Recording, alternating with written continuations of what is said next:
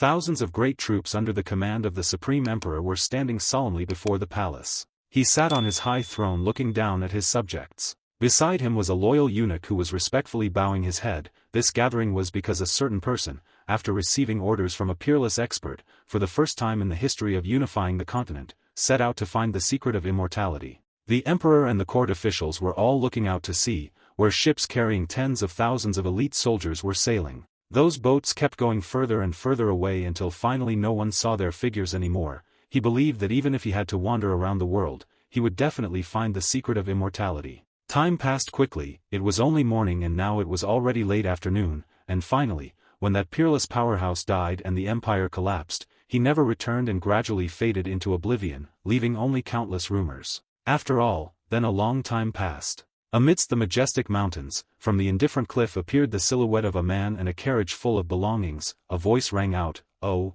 it's been so long." Sage Huang was sitting on the back of the old Asura and muttered, "Look, Asura, that place is the central continent." Sage Huang caressed his white mulberry hair, thinking back to his youthful past, where long ago he received orders from the emperor to set out in search of the secret of immortality. Asura looked into the distance, listening to the old man's thoughts. After a while, Asura spoke up, interrupting Sage Huang's train of thought. He was so hungry that he shouted, "Stop it, how often do I have the chance to reminisce like this?" Sek Sapyang tried his best to crawl up. She looked ahead, with difficulty uttering a sentence, run to the homepage. But the man's face was covered in blood. He tried to use his last breath to order Sek Sapyang, "Take the demon-faced divine sword quickly." She looked at the man in front of her and shouted, her two hands tightly gripping the pile of grass on the ground, "Chief Ha. Manager Ha is now just a mangled corpse, all that remains is his head and half of his upper body." Sek Sapyang turned his head to the side, where the battle was still going on between humans and the strange beasts.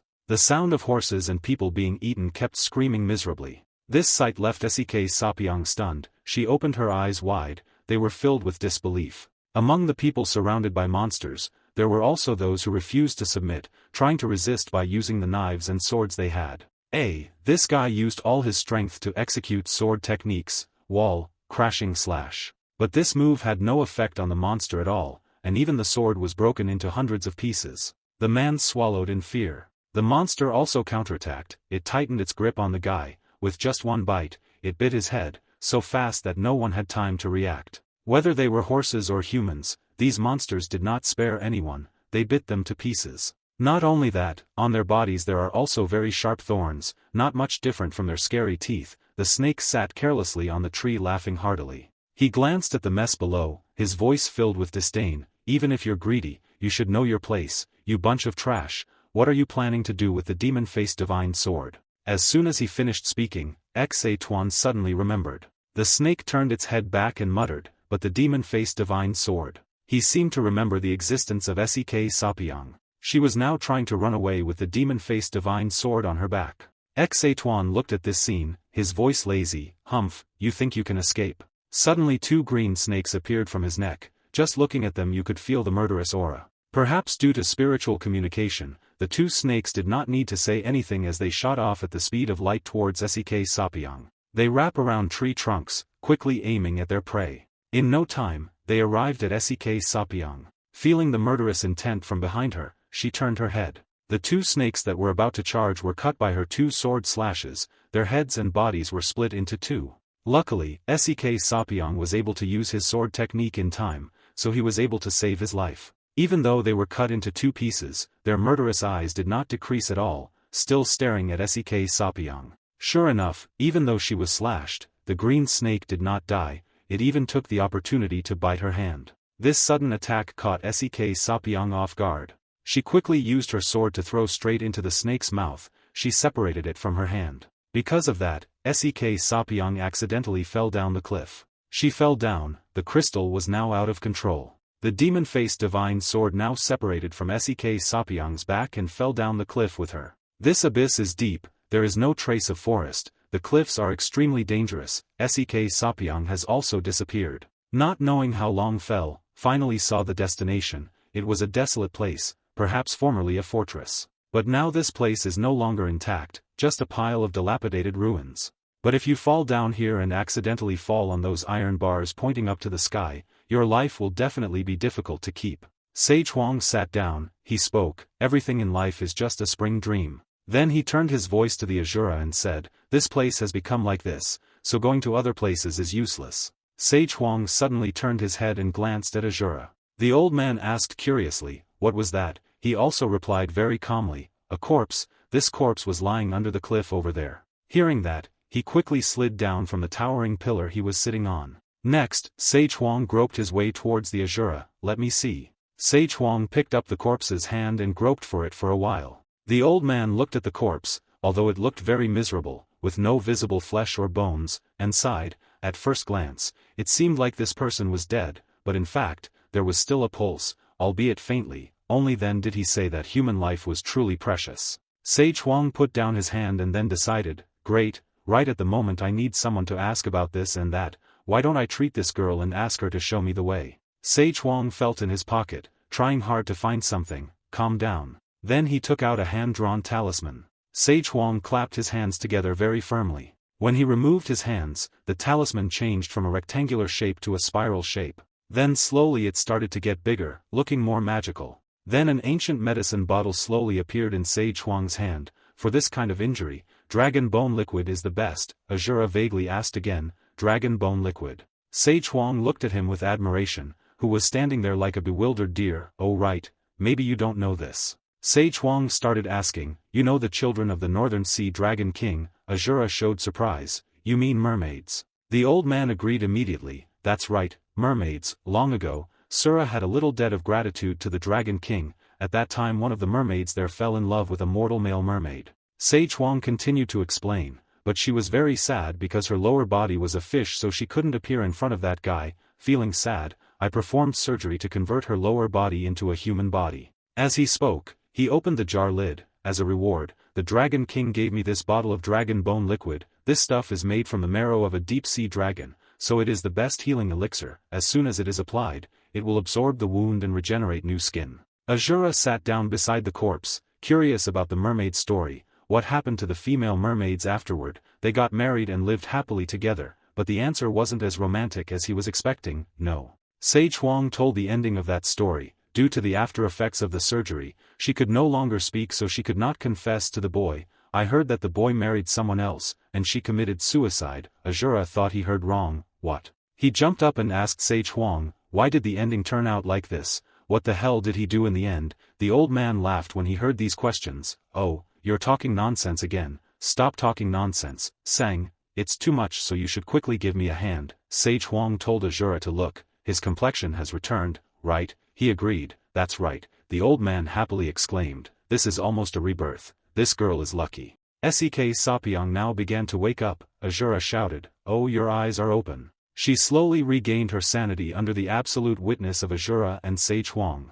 Suddenly Sek Sapyong sat up and shouted, ah. Sek Sapyong looked around, muttering to himself, divine sword. She searched every corner, even touched the carriage that Asura and Sage Huang used to transport goods, the demon-faced divine sword. Asura looked at her searching everywhere and wondered, the demon flame divine sword. Sage Huang added upon hearing that, it seemed like he was talking about some kind of sword. Saw Sek Sapyong suddenly look towards him. Sage Huang immediately raised his hand in a friendly greeting, his mouth curved up to reveal his sparse teeth, only 4 remaining. Ah, hello young lady. While Asura tried to find an excuse to leave, Lightspeed Sun come here and tie the reins. Sek Sapyong looked at them and sweat poured down like a shower. Sage Huang had good intentions and immediately began to advise her. It seemed like she had just had a nightmare, but now she needed to rest more. But what he received in return was not thanks, but Sek Sapyong pounced on him and rummaged through him, her mouth still cursing non-stop. You thieves, where did you hide my divine sword? Give it to me quickly, causing Sage Huang to shout in panic. Oh, and Asura hurriedly raised his voice, leader,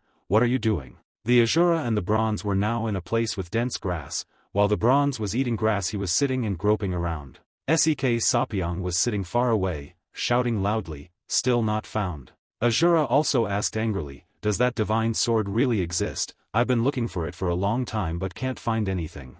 Sek Sapyong heard that and became furious. She used force to chain Sage Huang's neck tighter, her mouth continuously threatening, if you don't want to see your leader die, then stop talking nonsense and quickly go find him. He was suffocated by the chain around his neck. Sek Sapyong gave an ultimatum to Asura, from now on I will give you the other half. If you don't find it, this old man will lose his life, you know." He tried to struggle. Asura was scratching and stomping on the grass, angry. "Oh my god, this is so frustrating. Someone tried their best to save his life, but he still doesn't even show gratitude." Suddenly, a bronze spirit came forward, its mouth holding a tightly wrapped sword. Asura held it high in the sky and shouted towards Sek Sapyeong, "There is something that looks like this sword here, is it?" She saw what she was looking for and immediately hugged it, ignoring the Asura sitting behind her who was undressing Sage Huang. Sage Huang asked again to make sure, "Did you bring everything?" Asura immediately replied, "Yes." Getting the answer he wanted, he quickly waved his hand to signal, "Oh, I'm afraid I'll dream about her again, let's go quickly," Asura replied while controlling the bronze aura. "Yeah." Suddenly there was another person behind the cargo box, it was Sek Sapyeong. Sek Sapyeong naturally ordered to the astonishment of Sage Huang and Asura to please go towards the direction of the Valley of Heaven. He turned back to her, his eyes wide with surprise. Sek Sapyeong once again repeated what he wanted, the Valley of Heaven, he must go there. Sage Huang's eyes changed frighteningly, exuding murderous intent. What the hell? The old man began to vent his anger. If it weren't for the Asura holding him back, Sage Huang would have really used force. He was truly speechless. "Seeing that you were the first person we met in our homeland, I was only being lenient. Get off the carriage immediately before I kick you off the carriage." Suddenly from the sky came a barbaric laughter, unknown whose it was. "Ha ha ha. The snake-like creature looked down to see you." At this moment, Sek Sapyeong was still preoccupied with Sage Huang and the Asura was completely unaware of his presence. The snake hanging on the tree sighed, "You're still alive, which surprises me, but I really can't believe you're leisurely lazing around in a place like this, knowing that I, the Snake King, am looking for you." Sek Sapyeong was very scared when she knew he appeared in this place. She thought to herself, "Oh no, I thought I had escaped him." Asura looked at the strange figure falling in front of him and wondered, "Can a monkey talk?" Sage Huang sighed helplessly at this stupid word. "It's not a monkey but a human, he's wearing shoes." He doesn't know if the Snake King heard those words. He kept coughing. Asura asked, turning to Sage Huang, the leader, "Let me throw him a banana." This question gave him a headache. "What kind of banana is this? Stop talking nonsense and let's go. You two, get off the carriage. Just set foot down." The snake soldier spoke, the other two. It turns out he heard everything Sage Huang and Asura were saying about him. "What nonsense were you guys just saying? Let's see if you can still talk after being swallowed alive by the snake's mouth." When their names were mentioned, both of them froze. No one said anything, no one said anything. He decided to break this awkward atmosphere first. "It seems like he's cursing us, leader, let me teach him a lesson." Sage Huang agreed immediately, "Okay." However, Sek Sapyeong behind caught the attention of the old man and the Asura. She said in a voice that was neither loud nor soft, just enough for the three of them to hear, "I cannot let the common people get caught up in the affairs of the martial arts world. I will confront him to buy time. In the meantime you two should quickly run away from here as far as possible." Sek Sapyeong's words surprised Asura. Sek Sapyeong didn't pay attention to that. She stood up, one hand holding the demon-faced divine sword. Sek Sapyeong's other hand slowly grabbed the sword's banana. Although he didn't know how much longer he could last, he could only try to hold on at all costs, at least until the two of them could escape from here, if he could borrow the power of the divine sword right now. She was calculating how to fight when she was stopped by Asura. "Back off," he said with interest but still had a hint of reproach. "It's not often that I get permission from the leader. Who gave you permission to interrupt?" Sek Sapyeong saw the Asura's arrogant appearance and became angry. "I told you to run away from here. What are you doing?" That arrogant attitude. But then she fell silent, her grip on the sword tightening even more. Then Sek Sapyeong decided to use the demon face sword. Asura doesn't really care, huh? At this time, monsters began to appear around the snake. They advanced towards Aul la mouth non-stop, gossiping. He evaluated what the snake had said to him. It seemed like the story about the snake's mouth earlier wasn't a lie. He heard that and sneered, his voice filled with contempt. "I will make you die in agony like hell, for daring to open your mouth." The serpent commander pointed his hand forward and gave the order to attack. Those beasts immediately aimed at him. Asura looked at them and judged. Suddenly, something was thrown from behind and hit his head, causing the approaching monster to suddenly stop, because it was startled. Asura immediately fell to the ground, unconscious. Thud. Sage Huang was surprised to see that. The old man grabbed Sek Sapyeong's collar, extremely angry. "What are you doing, you naughty girl?" And she still kept a serious expression. But Sek Sapyeong immediately threw Sage Huang aside, turned towards the Asura and shouted, use that divine sword, other things can't pierce the scales of those snake monsters, and he was thrown back. Tuan could not hide his astonishment, that, the demon-faced divine sword. Asura rubbed the huge lump on his head and wondered. He held the sword in his hand and wondered, was this the thing she just called a divine sword or something? Seeing that, Tuan quickly ordered his subordinates, what else can we do, quickly kill that guy for me. The beast quickly opened its wide mouth, aiming at the still doubtful Asura. He slowly removed the bandages wrapped around the sword. This dazzling light was unbearable for the Asura. Sage Huang also peeked in to see. Sek Sapyong was surprised when he saw that, the demon-faced divine sword was a sword that chose its owner, and just now it reacted to him. Could it be? The snake soldier was equally surprised to see this. Asura did not say much, directly drew the sword from its sheath. The dazzling light still does not diminish. It shot straight towards the monster's mouth. The snake was extremely surprised to see that. Asura acted very quickly and neatly, without any hesitation. Sek Sapyong was so surprised that his mouth opened wide. With just one move, he cut the monster into many pieces. Sek Sapyong secretly exclaimed in his mind, "Ah, she is definitely naughty, the owner of the demon-faced divine sword."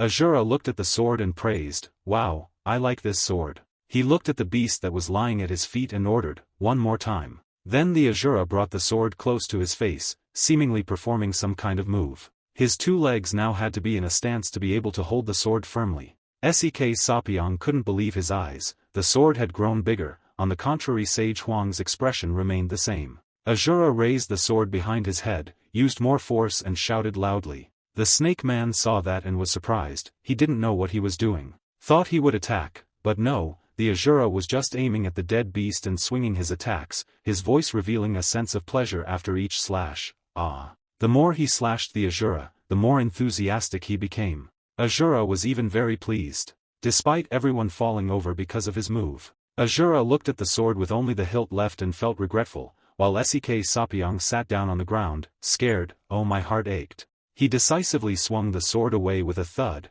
It turned out to be just a disposable sword. This scene immediately made her furious. "Hey, you idiot." Sek Sapyong's face turned red with anger. She kept shouting, "Do you know what kind of sword that is? I will kill you," causing Sage Huang to hastily pull her back, stopping her from killing. "Calm down, calm down." Tuan bowed his head slightly and let out a sigh of relief. But the next second, he burst out laughing, a mocking smile that could make people feel offended. "Ha ha ha." Pointing at Asura, Tuan laughed out loud. "I am alive. Because of your stupidity I am alive. Haha." Hearing that, he could not hide his anger. Then he ordered the monsters, "I'm sorry about the demon face sword, but the game ends here, go ahead." The snake said to him, "Avenge your brother who died tragically." Sek Sapyong suddenly jumped up. This was bad. She hit Sage Huang making him scream, then hurriedly pulled the rope. Sek Sapyong tried to control the copper gas, "If not, run away from here, cha-cha-cha." Sage Huang's well-intentioned reminder was useless, "That horse only listened to us." Sek Sapyong heard that and turned around to grab the old man's neck. "Then you quickly drive away." Sage Huang asked again what. The old man pushed her aside. "You are so useless that you can't see that my kid is fighting." But Sek Sapyong pinched Sage Huang's cheek and tried to explain, "We can come back and bury his body later, but if we don't leave soon, we'll all die." His cheek was pinched so hard that he cried in pain. She tried her best to hook Sage Huang's mouth to force him to agree with her. Suddenly Sek Sapyong felt something strange from behind and stopped. She widened her eyes, revealing a look of surprise as she glanced back. Asura was using his staff to hit the monster's head. With just one slash, its head was crushed, blood spraying everywhere. The snake saw it and couldn't believe it. It was impossible. Another beast charged forward, opening its mouth wide at the Asura. He quickly used his stick to poke its mouth, then jumped to kick it in the body. His attack sent the beast plummeting to the ground. It lay curled up on the ground, looking miserable. The force of its fall caused the heavens and earth to shake. The sound of the earth sinking was so loud that it shook the sky. Then the Asura turned to fight the remaining beast. His eyes became sharper than ever. This one was also resolved quickly, without any long-windedness. The snake looked so surprised, he opened his mouth. Blood from the monster began to spurt out, splattered everywhere. The wound got bigger, and blood gradually appeared in greater quantity. Asura is still fighting this monster with all his might. His figure gradually appeared mixed with blood. The more and more surprised the snake was, the more his eyes wavered. A sudden attack landed on the snake's body. The Asura move he used caused him to fall backwards, unable to counterattack. The broken beam was kicked against a tree and lay there flat. He even passed through the wood falling backwards. Several trees were knocked down by the passing of the snake. The battle now only left a few corpses of monsters and some twisted tree stumps, while the Asura still stood there intact. Your conclusions are just normal, you're just good at talking. Sek Sapyong, who had been witnessing this all this time, was covered in sweat. Next to him was Sage Huang, who was holding his face in pain. None of the monsters died intact. In some places bones, flesh and blood were mixed together and could not be seen. Even such old trees fall down. The car, and inside was a snake with white eyes, mouth still open, clearly showing surprise at being attacked. The broken sword suddenly moved. On the carriage, Sek Sapyong spoke first. "Little lady." She introduced herself while kneeling down to show respect. "I'm Sek Sapyong, the home page of Seka clan." Sek Sapyong's voice revealed a hint of remorse. "Please forgive this young lady for daring to be rude to you nobles." Sage Huang heard that and immediately continued, "All right, we'll let it go, so if you quickly get off the carriage, I'll be very grateful." However, Sek Sapyong ignored that statement and added, "If there is still a chance to make things right, then this young lady would like to accompany you two to Tianvu Kok." Hearing that, the old man immediately became angry, saying that it was not necessary. Not only did she not back down, but she became even more shameless. "Then I will consider it as your agreement." Sage Huang was stunned.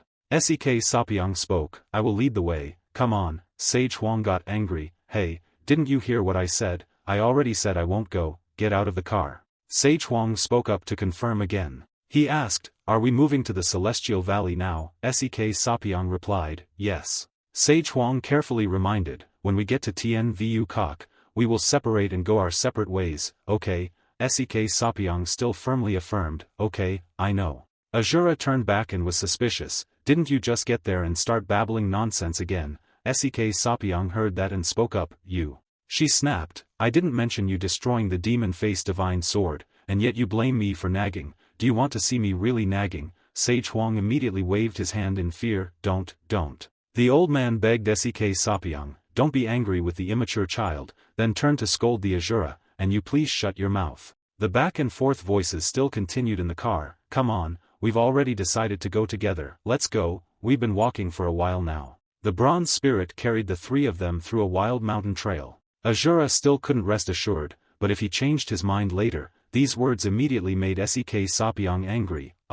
This guy is really. In the fierce battlefield just now, three strangers suddenly appeared. A voice rang out, "You said there was a skinny old man and a young man on the carriage." The white-haired masked man sitting on the rock asked again, "What turned you and the iron-armored men into this and destroyed the demon-faced divine sword?" The snake knelt on the ground, holding its heart. "Yes. Blood Brain held the broken sword hilt and sighed. They dare to destroy the world-famous treasure of the demon-faced divine sword, these idiots." The white-haired man continued to ask, "Were they comrades of the Seka clan's main site?" Sek Sapyong. Xatuan replied based on what he had witnessed. His subordinate had looked carefully. They were not accomplices. The white-haired man's voice was a bit pensive. "Is that so?" Then he suddenly stood up. "Okay." As he walked, he said in a low voice, "Let me deal with them." Xatuan tried to say, "I still remember those people's faces, let me find them." But Blood Brain has stopped. "No need, you rest." Xatuan wondered, why? He knelt before Blood Brain and begged, "This small wound is nothing,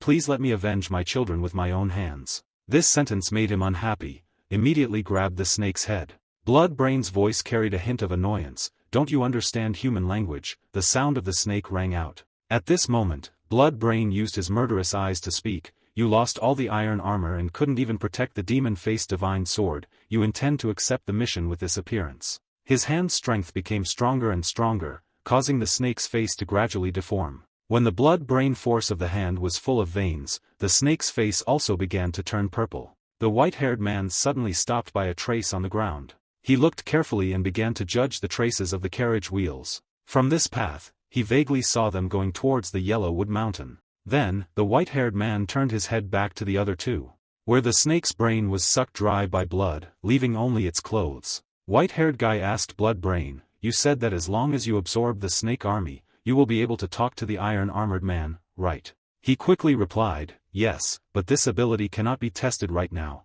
because most of the armored soldiers are already dead." After a second of silence, the white-haired man spoke up, "Anyway." Even though he was a little dissatisfied, he still gave the order. Things had already turned out like this, let's quickly go and deal with those suspicious people and then go back. Blood Brain obediently listened, yes sir. Deep in the forest suddenly appeared a small house, looked like a hiding place to rest. From afar came the sound of footsteps getting closer and closer to this place. All of them were tall and strong men, with a pile of swords and knives on their bodies. It seemed like they all knew martial arts. All moved towards the house, without a single wasted movement. They went deeper inside to the astonishment of the counter-manager inside. Seeing the crowd of them, Sek Sapyong quickly recognized the Seka clan Sek Sapyong homepage. Master Suk bowed slightly and asked softly, is the demon-faced divine sword in the hands of those people? It seemed like he and the counter-manager were acquainted. He immediately replied, since I entered, I have not seen them take it out. The counterman whispered his guess, perhaps it's hidden in the carriage. Master Suk said triumphantly, I'll find it soon. Then everyone went deeper inside, chose a table and sat down. Sage Huang sat at the last table in the shop and spoke about martial arts. The old man wondered while drinking tea, is that an independent organization not influenced by the royal family and the court? Asura held a dumpling in each hand. He was also curious, it sounded like the holy place.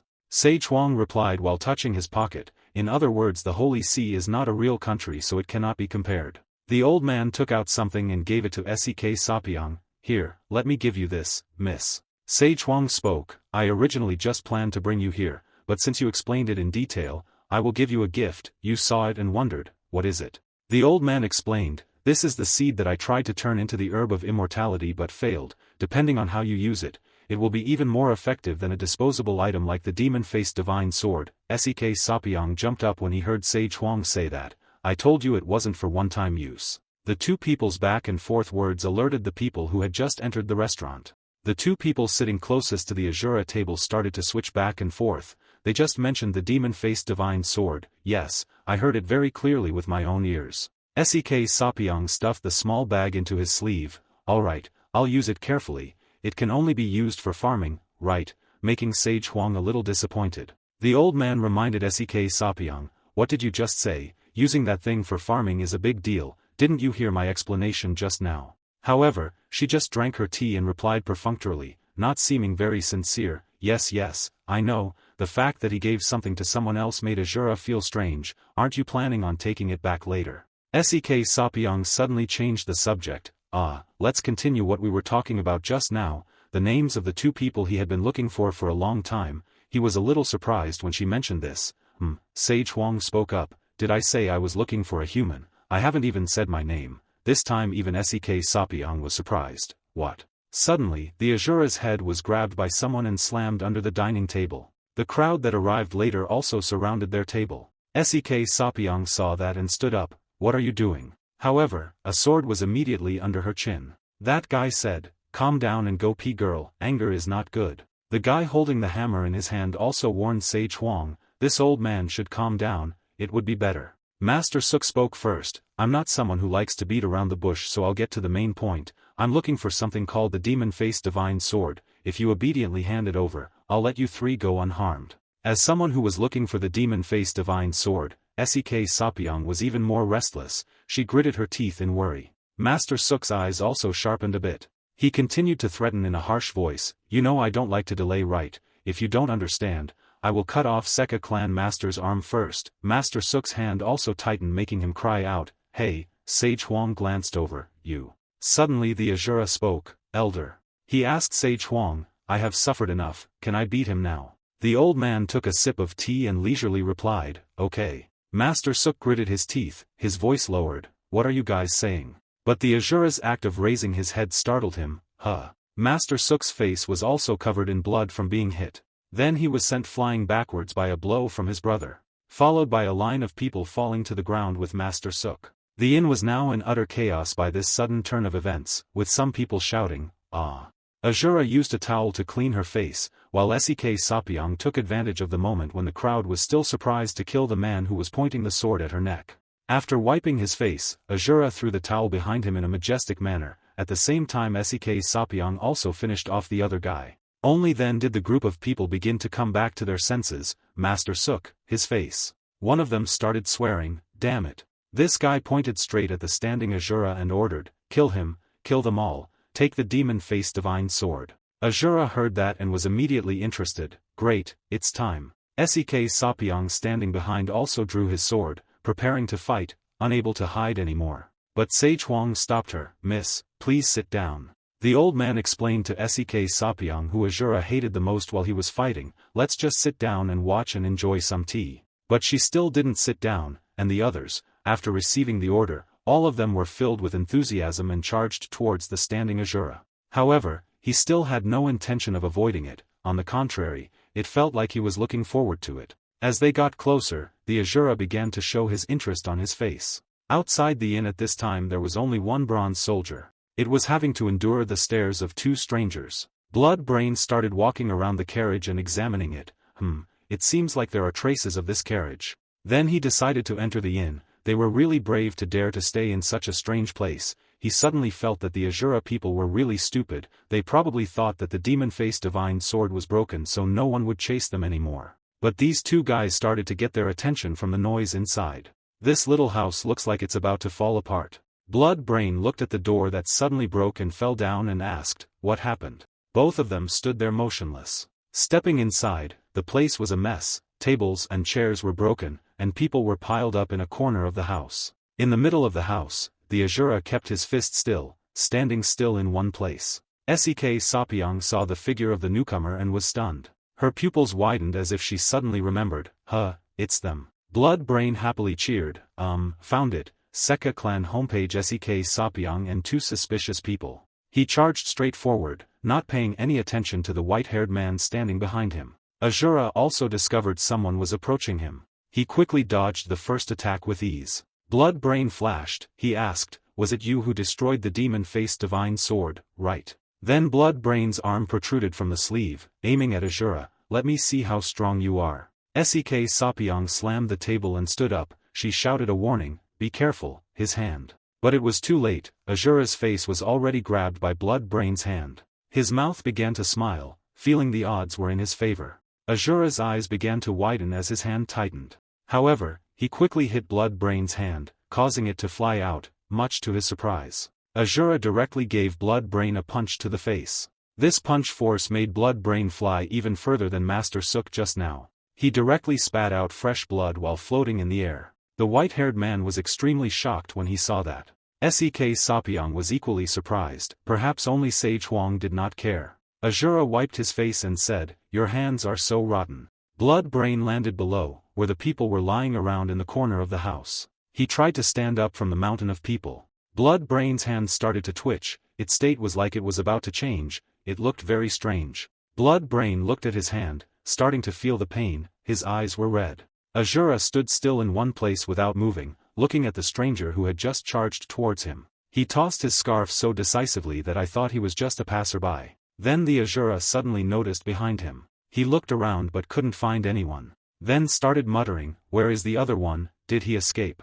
The group of people lying in the corner of the house, it seemed that a few of them were still conscious, and were starting to feel a little hazy. But before he could regain consciousness, this guy's eyes showed fear. His eyes were filled with bright red blood vessels. He tried to swallow his saliva. In just a few short seconds, from a strong, healthy man, he turned into a miserable skeleton. Following that, the people around also suffered the same. Small groans started to appear, revealing obvious pain. Everyone was sucked to the point of nothing but skeletons. The Asura began to pay attention to these groans. A mountain of people being absorbed by something. Just a short moment, and the men lying there were only clothes left. There gradually appeared a strange figure. It started to grow bigger, slowly stood up. The grotesque man with veiny arms. Asura started to notice him and turned his head to look. The red-haired monster slowly opened its tiny eyes. Asura began to judge. He grew up by merging with other people's bodies. He turned his head and called out to Sage Huang, the elder. Could it be that he?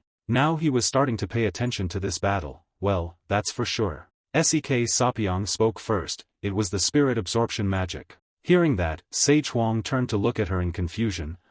What? Sek Sapyong repeated. His cultivation method is the spirit absorption magic. Sage Huang didn't hear clearly. Black Death Demon. So she had to shout loudly. Absorb spirit demon art. Sek Sapyong explained that this is a very terrifying technique that can absorb the opponent's internal energy even while they are still alive and turn it into their own strength. Looking back at the monster, Sage Huang couldn't believe what he heard. this was called martial arts, Sek Sapyang still enthusiastically explained. If one has trained to the realm of the spirit absorption demonic art, then no matter how much sword or knife one cuts, one cannot die, and the more internal energy one absorbs, the more immortal one becomes. Sage Huang turned away, his expression saying that he was immortal. The old man suddenly remembered something and shouted. After listening to their conversation for a while, Asura wondered, can a sword not kill him? On the other side, Sage Huang reached out his hand towards Sek Sapyang, demanding back the gift he had just given him, that seed that cannot create the herb of immortality. Quickly return it to me. Blood Brain's power was so strong right now, he was just standing and the ground was sinking deep below him. Blood Brain's body also grew to a terrifying size. This small house was no longer enough for him to stand. Asura picked up the sword at his feet. It's been a long time since he's seen his body swell this big. He started to show interest in the person standing in front of him. I thought it would be boring, but unexpectedly there were so many interesting things here. Blood Brain raised his fist behind him, his eyes were round and white, looking very strange. He looked at Asura and roared, I will crush you immediately. Asura is equally crazy, he laughed and exclaimed, very good, I like it like this. But before he could do anything, Sage Huang slapped him across the face, hey, get out of the way. The old man picked up the small bag and began to explain, now I will demonstrate how to use this, look closely. Sek Sapyang didn't care about what the old man said, her face showed fear. Right now you should get out of the way as quickly as possible. Sage Huang and Asura stood still watching the Blood Brain charging towards them to attack. The old man slowly took out a small seed from his pocket, like a sowing seed. Then directly shot towards the Blood Brain standing in front. The tiny seed immediately sank down before his massive body. But then from the place where the seed fell suddenly there was a clear change. They seemed to have received some kind of command and began to retreat deeper inside. Even Blood Brain was surprised. The speed at which the arm retracted was shockingly fast, and in no time, Blood Brain's arm was nowhere to be seen. The arms disappeared, they started pulling his face in. No matter how hard he tried he couldn't resist. Gradually, the Blood Brain body also mysteriously retracted. Next is all the parts of his body. They are like a tree slowly gathering itself together, then shooting up towards the sky. Sek Sapyang was extremely surprised when he saw that. The small house was initially only slightly dilapidated due to the strong impact. Now a tree began to rise, it broke through the roof. Without saying a word, he soared high into the sky and began to grow bigger and bigger. Its growth rate was too fast, the house could no longer contain it and was directly destroyed.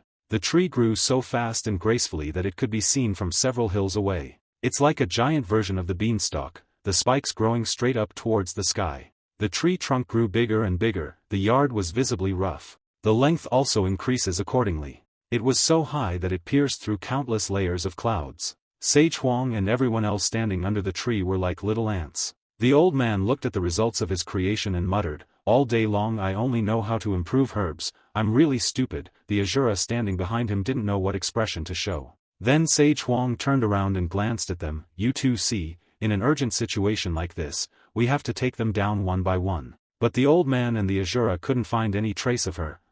Where did she go? We saw her just now. A call suddenly came from afar, you guys. It was the silver-haired guy holding Sek Sapyang in his arms. It seemed like she was knocked out, her whole body was limp, and she had no reaction at all. He left a message before leaving, I will remember your faces. However, as soon as he finished speaking, before he could do anything, a sword was stabbed straight through his head. It turned out that it was Asura who did it. The action was so fast and dangerous that Sage Huang was left gaping. Voices from below began to appear, I was wondering whether to capture them or crush them. I accidentally did it, I originally only intended to throw it at their clothes. Sage Huang, who was still grumbling by the collar, suddenly fell silent. The two of them simultaneously turned towards the tree branch. That's the voice of the white-haired guy, we will meet again. He gradually faded away, as if the person just now was just an illusion of Asura and Sage Huang. This made both of them a little surprised. The scene changes to the middle of the deep green mountains and forests, clear blue sky, floating clouds. After searching for a while, the Asura stood on a tree branch and loudly announced to Sage Huang, there was no. He deliberately emphasized, we searched very carefully, but there was no trace, we don't know where he went anymore. Asura looked towards the bronze and thought, I think our horse will find it faster. The bronze seemed to understand what he said, it started to smile. Sage Huang just stood to one side stroking his long beard. The tree that reached the sky was now laden with branches and leaves, but it was still not as important as the current incident. Sage Huang was annoyed. What a waste of effort. Inside the white-haired group's base was heavily guarded. This place is deep in the mountains, there are only 2 guards outside the gate. Sek Sapyong was thrown roughly into the dungeon. They quickly locked the prison, she cried out in pain. The white-haired man saw Sek Sapyong being thrown into prison with his own eyes before leaving with peace of mind. I'll be back soon, keep a close eye on him. The prison guard obediently followed orders. Yes. Sek Sapyong was tightly bound, no matter how much he struggled he could not escape. After locking people up, he walked out of the prison. In his eyes he seemed to be thinking about something. He stood facing a magnificent tower. In the majestic mountains suddenly echoed the sound of clicking tongues. Tsk tsk. Sage Huang cleared his throat. I'm tired of dealing with the aftermath, the rest is up to you. He said as he put his hand in his sleeve. There was no other way now. Sage Huang took out a bag, he held it towards the Kappa's nose. Hey, do you smell a child in here? It suddenly gasped, yes. Sage Huang and Asura were very satisfied when they saw the Kappa's reaction. They quickly ran onto the carriage. Okay, let's go. The bronze bell neighed, its posture looking very heroic. Then it rushed off, the Asura still holding the reins. The speed of the bronze horse at this moment was very fast, its mane kept flicking back continuously. It just kept looking straight ahead and rushing forward, not caring about anything. A small black hole began to appear at the terrifying speed of the copper gas. It got bigger and bigger as the car got closer and closer. Asura was very surprised when he saw it. It seemed like he never thought that this would happen. The copper gas rushed straight into that strange black hole without any hesitation. Inside this magnificent tower, as the only 2 people present, he stood respectfully in front of Baek Mi, son. He stood silently listening to him recount everything. They were the ones who deliberately destroyed the demonic sword, killed the snake army and the iron-armored soldiers and turned Blood Brain into a giant tree. This person is the leader of the assassination group, the white-browed Emperor Chu Hong, who directly leads the imperial city. Baek Mi, son propped her chin on her hand and asked softly, what I said just now was correct, right? Hearing that, he nodded slightly in confirmation. Yes, sir. Baek Mi, son lazily looked at him, but the captain of the assassin group's intelligence team, leaving his subordinates to fight suspicious people and escape alone with hostages in hand. The white-haired man made his point clear. Instead of continuing to fight a battle without being sure of victory, his subordinate prioritized returning to report the situation. These words immediately made Baek Mi's eyes darken, revealing obvious displeasure. The white-haired man's expression had not changed since a while ago. Thinking for a moment, Baek Mi, son spoke up, but I don't like it. You have to understand that this decision was made because your main duty is to prioritize reporting the situation of everything. He continued pouring tea, but I believe it. Holding a cup of tea in his hand, he asked with a serious face, isn't Sek Sapyong the master of the Seka clan in Tien Vu Kok a member of the Martial Arts Alliance? He immediately replied, yes, sir. Then he couldn't hide his curiosity and asked, the rumors about Sek Sapyong and those 2 suspicious people will soon spread and your subordinate will thoroughly investigate their relationship and why Tien Vu Kok is involved in this. But Baek Mi, son didn't answer, she made a firm decision, just kill her. The white-haired guy didn't believe that he would say that, did he? Baek Mi, son picked up the teacup, they had clearly destroyed the demon-faced divine sword, why waste any more time? He insisted on killing both Sek Sapyong and the other 2 suspicious people, and that Tien Vu Kok must take responsibility for this with blood and tears. The white-haired man was extremely shocked when he heard that. Baek Mi, son continues, and if those 2 suspicious people are really involved, they will appear if the heavenly valley is destroyed. The more he listened, the more panicked he became. He tried to say something more, but he tried to explain the current problem. The imperial city had ordered that there would be no forceful intervention in matters related to his martial arts forces, but before he could finish his words, he was interrupted by the man. This order. Baek Mi, son still calmly poured another cup of tea, not applicable in case there is someone who wants to rebel. There is a rumor that Tien Vu Kok is secretly collecting treasures of the martial arts world, and this time it is also related to the demon-faced divine sword. Doesn't this matter further prove that the rumor of rebellion is true? Before drinking the next cup of tea, Baek Mi, son concluded, we're just going to act quickly to stop the uprising, you should quickly deal with everything before our intentions are exposed. Then he called out again, is anyone outside? A voice came from outside the door, yes, sir, please speak. Baek Mi, son directly ordered, call Chong Ma and Chi Noyet for me. This guy immediately go execute, obey. The horseshoe of the bronze gas still has no intention of stopping. It still flies in the dark space.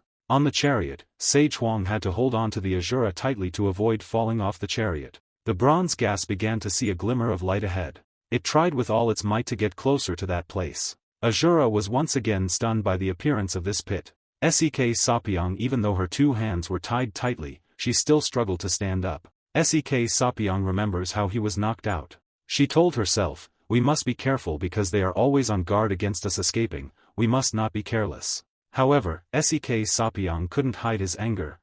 Open it quickly. As soon as she waved her hand, the string broke. The string was too light, making her a bit disappointed.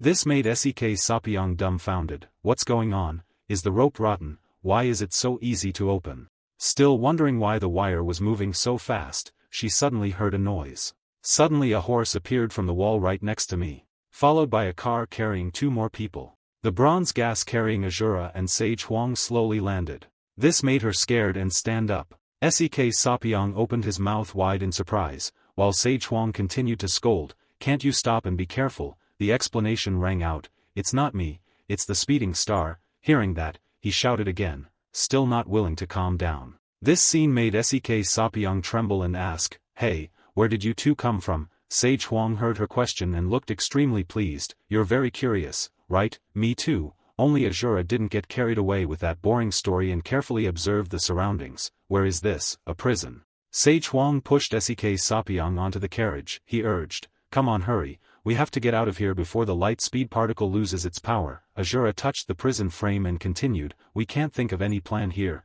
why don't we get out quickly? Outside, the guards were starting to pay attention. What was that noise inside? Let me check. But before he could enter, the prison was destroyed. From within the thick smoke, the Asura gradually emerged. He didn't care if there was anyone outside or not.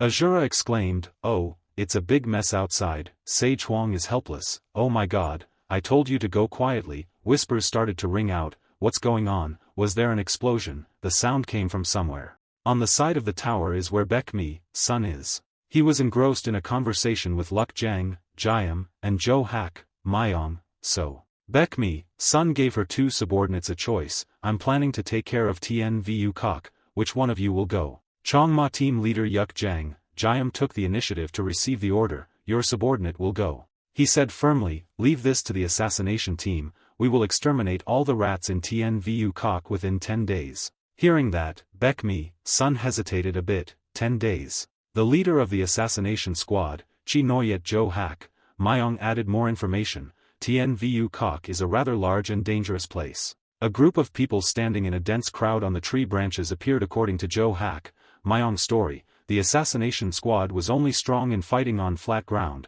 but the assassination squad of his subordinates was strong in fighting in such dangerous places. Then he resolutely declared, in just 3 days, his subordinate will level the entire Tien Vu Valley. Robbed of a good opportunity, Luk Jang, Jiam was visibly upset. This made Baekmi and Sun look satisfied. 3 days. However, the tower suddenly experienced an earthquake. It's so strong that it makes people confused. What? Outside where Asura was standing had turned into a pile of dirt that looked extremely unsightly. Perhaps the tremor just now was caused by him. The four of them immediately stepped out to observe the situation. Baekmi, Sun was stunned. What was the matter with them? His subordinates were equally surprised. The white-haired guy was the first to speak. It was them, the people who killed Iron Armor and Blood Brain. Immediately, Baekmi, Sun turned to look at him. What? In the distance Sage Huang called out loudly, let's go, but the Asura acted innocent. I also wanted to go, but they kept chasing me.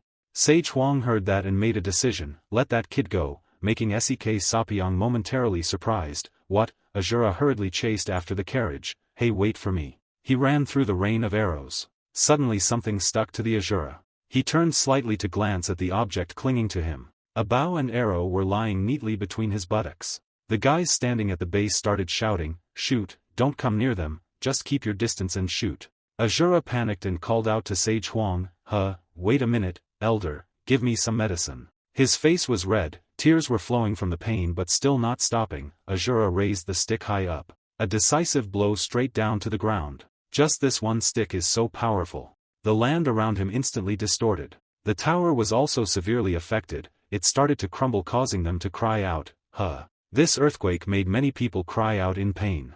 Plus the tower collapsing made more people scream.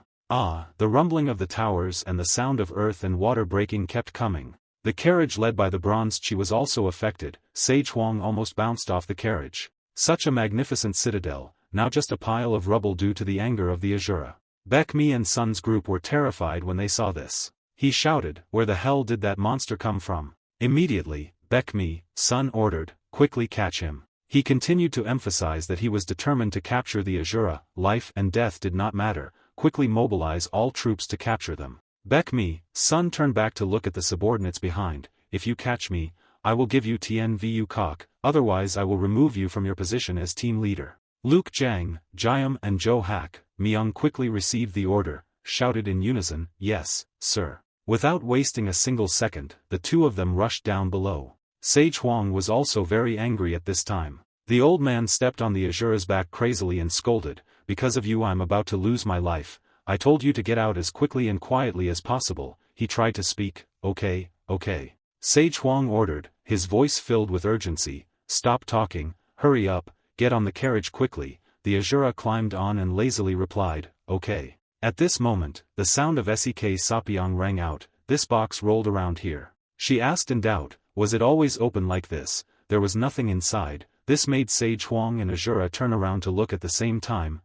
Box? What box? I also began to wonder, what is this? Do we know? A scream from the top of the car caught both of their attention. Seeing Sala appear, Asura shouted with joy, "Ah!" He shouted, making Sek Sapyong bewildered. It was the fire lizard. But unexpectedly, with a bang, Sala jumped down from the carriage, making Sage Huang shout, "Ah! It's hiding, catch it." This iguana quickly jumped down. Then it suddenly stopped when it touched the ground as if it saw something. Then Sala looked around when he felt the footsteps of the Asura. He was now creeping towards it. Asura trembled as he spoke, afraid that if he spoke loudly it would scare the creature away. "Salamander." But it still tilted its head, bewildered, its eyes watching him approaching. Asura was so nervous that he was sweating. He spoke softly, "Sala, do you miss me? Come home with me." Sala still had no reaction other than tilting her head. Asura has opened his arms to welcome it. "Come here." When he bent down, he saw that the Sala was being pressed by something.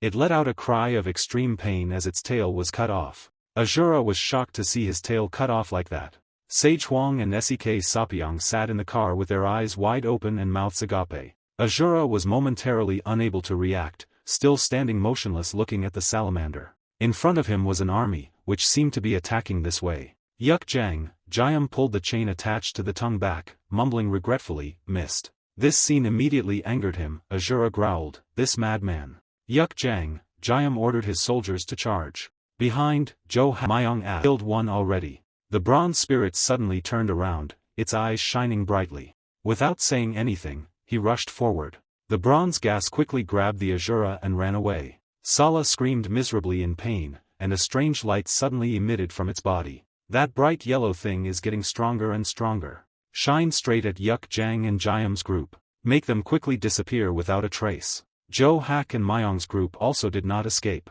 They were also slowly drawn into the energy source, then disappeared. Baek Mi, Sun and the white-haired guy standing above also had to cover their eyes from this light. The thing was coming straight for the tower, ready to engulf the two of them. A dazzling golden light covered the whole place. Then slowly spread outwards, looking as if it wanted to swallow the entire mountain. It was still as dazzling as ever, showing no signs of abating. Inside, every tree was engulfed in flames. A large-scale fire is going on. It was so big that the smoke was so thick that nothing could be seen. After a while, the light went out. Layers of smoke still covered this place, never going away. When it was no longer covered by smoke and fire, the mountain gradually began to appear. The place was completely burned down, leaving a huge hole. Inside still pulsating, looks like a volcano. It was huge and deadly hot. The three Asuras, Sage Huang and Sek Sapyong watched from afar. None of them could utter a word. Suddenly, Sek Sapyong was caught by the copper gas. It suddenly fell to the ground, causing her to panic. Asura quickly waved his hand towards Sek Sapyong. He was exhausted, so just leave him alone to sleep and regain his strength. Sage Huang hugged his head and started crying. Hoo, how did things come to this, elder?" Asura gently patted the elder's shoulder. "But instead of comforting me, he put an arrow in my ass and pulled it out for me." Asura also carefully reminded, his eyes filled with mockery, "Pull it out gently and painlessly, then apply the medicine right away for me. Asura exclaimed, not paying any attention to the old man's dark complexion. Luckily my bones are still fine. However, Sage Huang acted so forcefully that the Asura screamed in pain, "Ah, my bones." From the thick fog, suddenly a knife flew out. It crashed straight into the ground, blocking the carriage. A voice rang out, "Stop, this area is off limits to ordinary people. It seems like this person is reminding, if you try to go and you will be attacked, go back quickly." Asura heard that and was wondering, should I scold them? Sek Sapyong quickly stopped him, "Don't scold them." She put her hands in her mouth, making some kind of gesture. Then Sek Sapyong suddenly jumped out of the car. "Wait a moment." She said nothing more, running straight into the mist ahead. Asura looked on and spoke, "I guess they're only there for a few days to chase us away." Sage Huang also agreed, "They'll definitely have a big and noisy dinner party too, that's the tradition of this land." Asura cried out in annoyance, "I don't like that style at all, it doesn't suit my physique." Sage Huang added what he knew about this place, "The people here don't know moderation, they catch and throw ducks and chickens, kill them and then stir-fry and boil them." Asura listened to what the old man said and his mouth was full of saliva. "There must be a lot of leftovers, can we have a meal together?" Sage Huang beside him also couldn't hide his greed, "This dirty brat, take some and get out quickly." Suddenly realizing that they were being indecent, both of them quickly wiped their saliva away. At this moment, Sek Sapyong returned, "I had persuaded everyone at Tien Vu Kok to meet you too, so it took a while, but it was not possible." She waved her hand shyly, "She really wanted to invite you two to a meal, she kept her promise and will not bother you two again in the future." Sek Sapyong's words made Sage Huang and Asura stiffen their legs. Then she put her hands together and respectfully saluted, "If she has the chance to meet you two again, she must give her the opportunity to repay this favor, she can fulfill everything you two want." Then she turned to the bronze, not forgetting to caress it, thanking the speedy light. "You've worked hard too." After saying what needed to be said, Sek Sapyong quickly turned around and left, "Goodbye." Both of them watched her back gradually disappear. No one said anything yet. Asura and Sage Huang stood there frozen as if they were kicked out of their dreams. Both of their voices couldn't hide their anger. Should I scold them?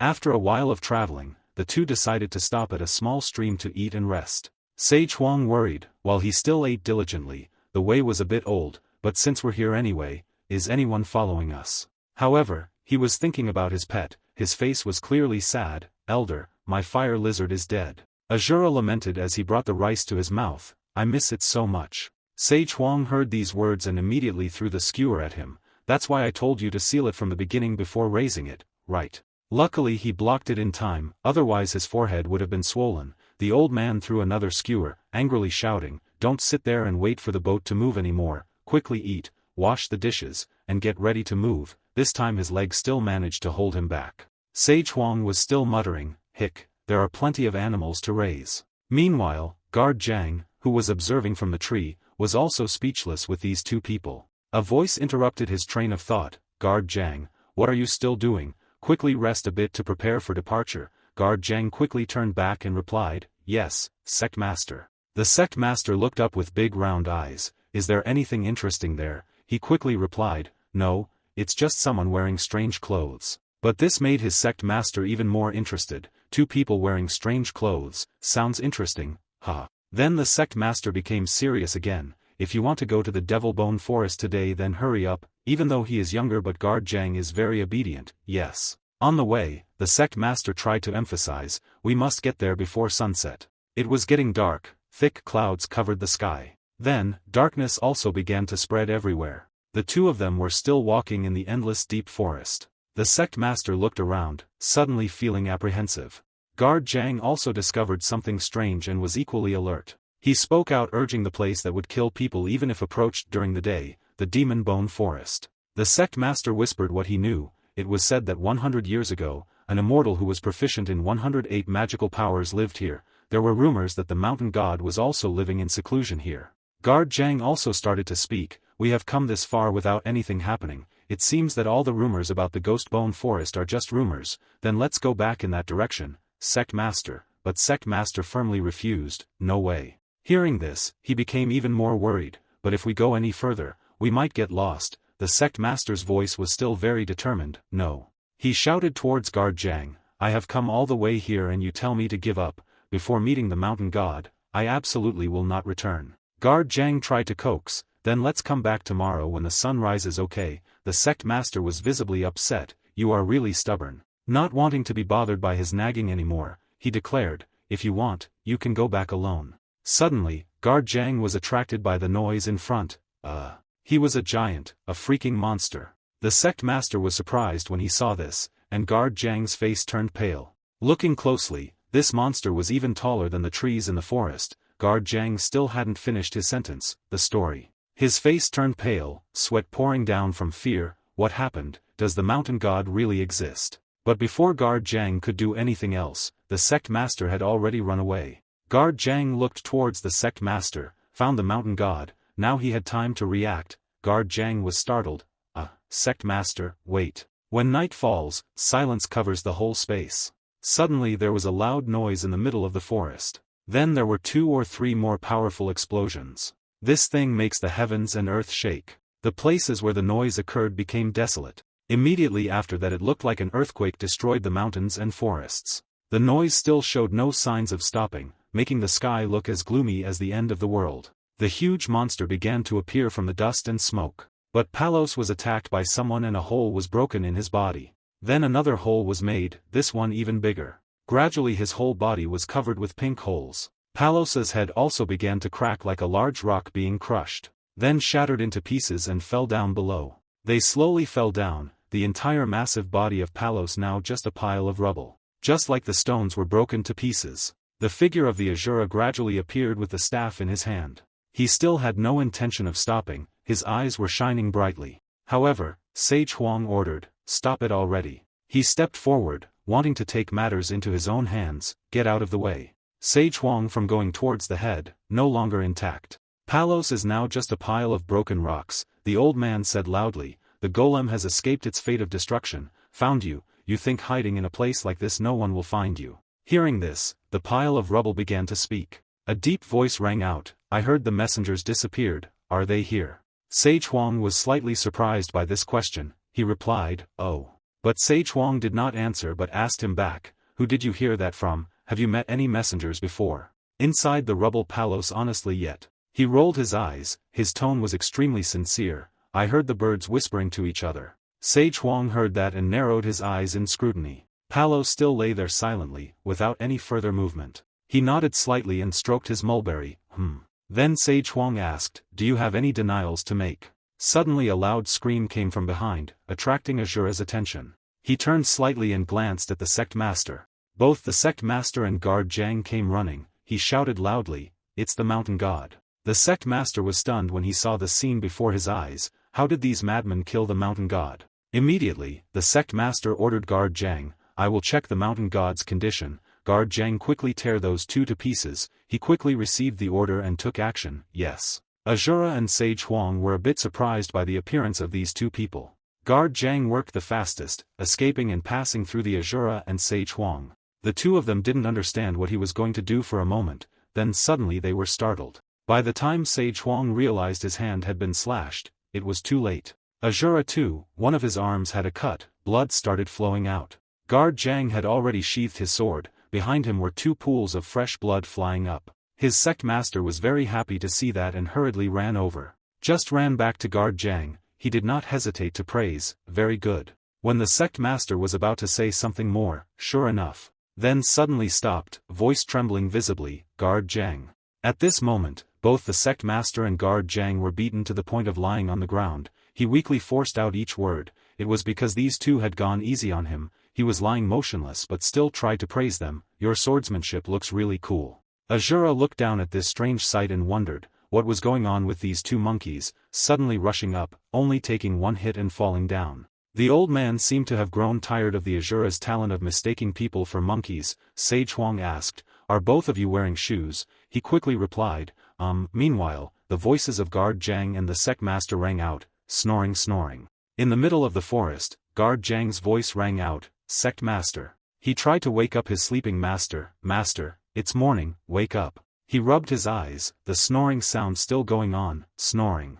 Guard Zhang saw that the sect master had woken up and quickly reminded him, if he wanted to go to the Ghost Bone Forest today, he had to hurry up. Sect master suddenly remembered what he needed to do, that's right. At this moment he began to pay attention to his surroundings. The sun is already so high up, why didn't you wake me up earlier?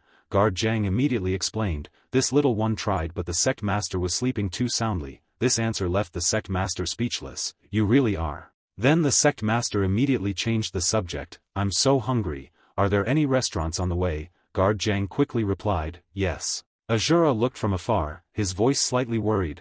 Are they okay? Seeing his doubtful look, Sage Huang quickly spoke up. I only erased yesterday's memories so it should be fine. He turned around and walked towards the carriage and called, let's go quickly now. The image of a stone ring, surrounded by meticulously engraved golden motifs, appeared, the ring of the guardian of the immortal world. He placed the ring in the middle of the table, displaying it clearly. This is the treasure our master received from the Blue-Eye Immortal. The more he listened, the more curious he became about this mysterious bracelet. If you wear it, it will give you extraordinary power. He further emphasized the terrible power of the ring, but it could cause a disaster that was difficult to bear. Then continuously mumble as if wanting to engrave these words into the other party's mind. Remember this well, unless it is perfect, otherwise you will have to pay with your life, so it is best not to use this treasure. Between the green mountains and forests, the misty clouds covered the steep cliffs. Two passers-by suddenly discovered a man seriously injured by a rock falling on him. This person looks like he is still alive, just very seriously injured.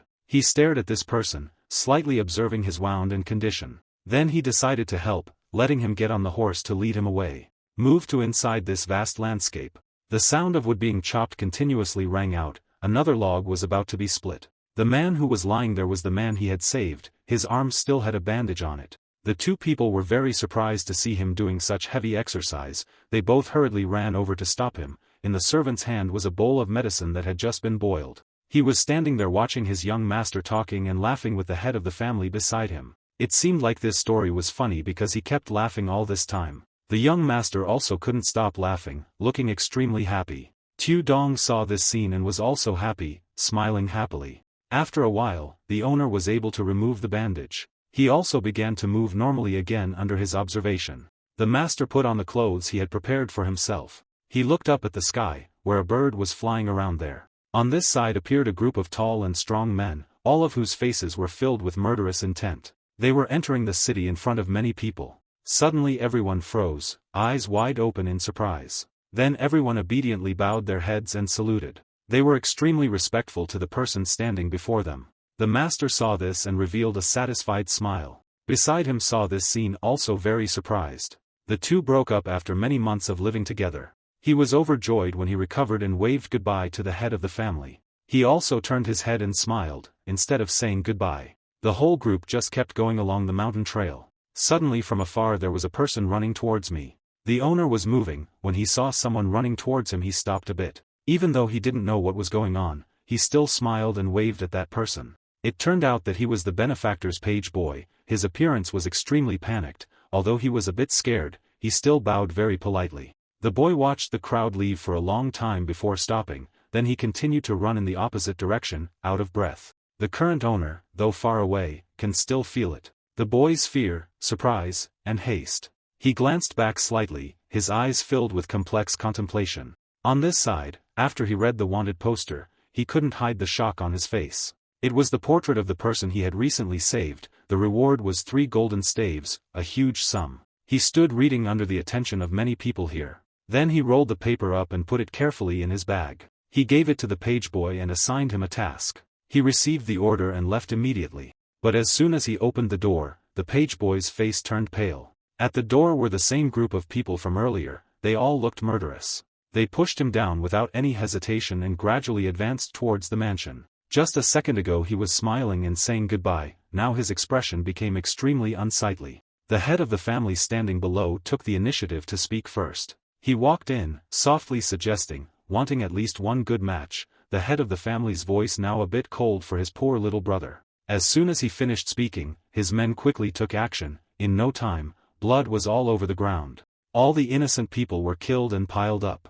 From inside to outside the estate, no one could keep their lives. Almost all the soldiers of this place were destroyed. This homeowner used all his strength to reach the secret room.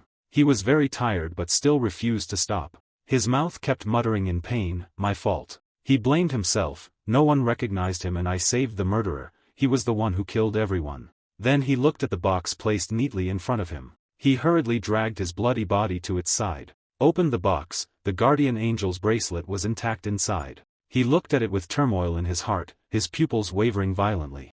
As he held it in his hand, he remembered the wise words, remember it well. He never forgot that advice, unless it was perfected you would have to pay with your life, so it was best not to use this treasure. But at this moment he still chose to wear it and make the trade-off. The necklace just put on the neck immediately tightened, It made him shiver with suffocation. The call from behind started to ring out, that kid is the cold-blooded boss, I know there is something inside.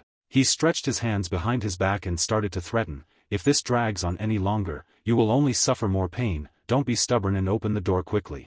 But waiting for a long time without seeing any movement made the owner a bit impatient. He immediately raised a finger and pointed at the door, giving orders to his men behind him. A man with a hammer started approaching the door, looking at the railings for a place to put the hammer. As he was about to swing the hammer to smash the door, then suddenly the door opened automatically. This made the hammer wielder very amused. You there, he shouted in a frenzy, not knowing if it was naivety or stupidity. But what he got was his own blood splattered everywhere. The master and his brothers were surprised to see that. His body was lying right at the door, but his head was nowhere to be seen. This made them start to be stunned, not daring to move.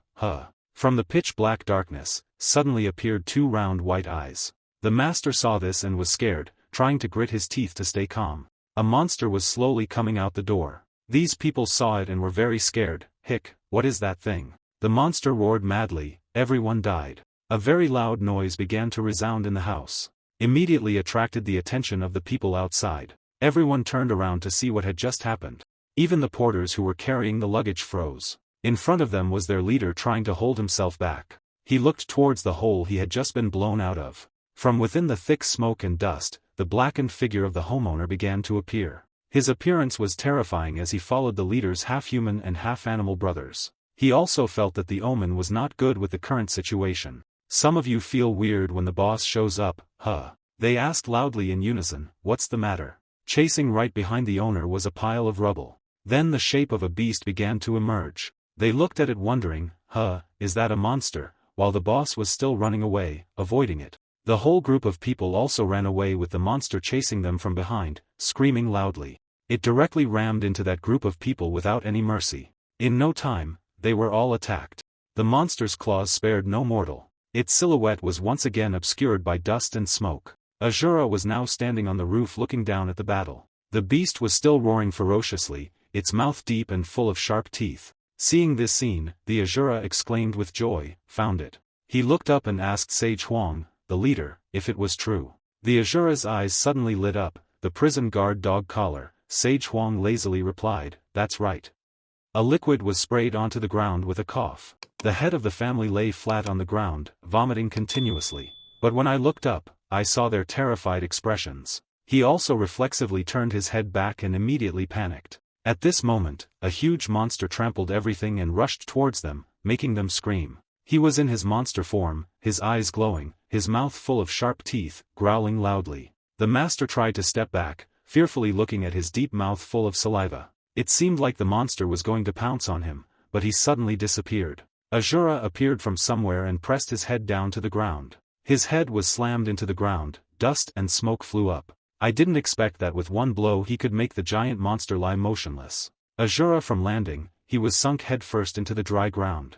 It seemed like that blow had completely defeated the monster, but he got up again. Standing before the angry giant, the Asura looked so small. He watched with wide eyes, but still did not show any fear. It seemed like he had not completely transformed yet. He went completely crazy, his pupils constricted and then dilated. He sat at the back, trembling non-stop as the Asura prepared to strike. If he didn't stop now, he wouldn't be able to turn back into a human. Then his eyes lit up as if he had a firm grasp of the prey's position. His huge body jumped up. The target was not the Asura but the person behind. The master was immediately startled and panicked, his expression showing fear when he saw him about to rush towards him. He covered his face with both hands, closed his eyes tightly, and let out a piercing scream. Right at that moment, a hand firmly punched him in the stomach. That's Asura, just one punch of his can send the monster flying through the wall. The massive figure flew through wall after wall, shattering everything. Gravel and sand flew up from the force of his punch. Asura stood silently observing ahead.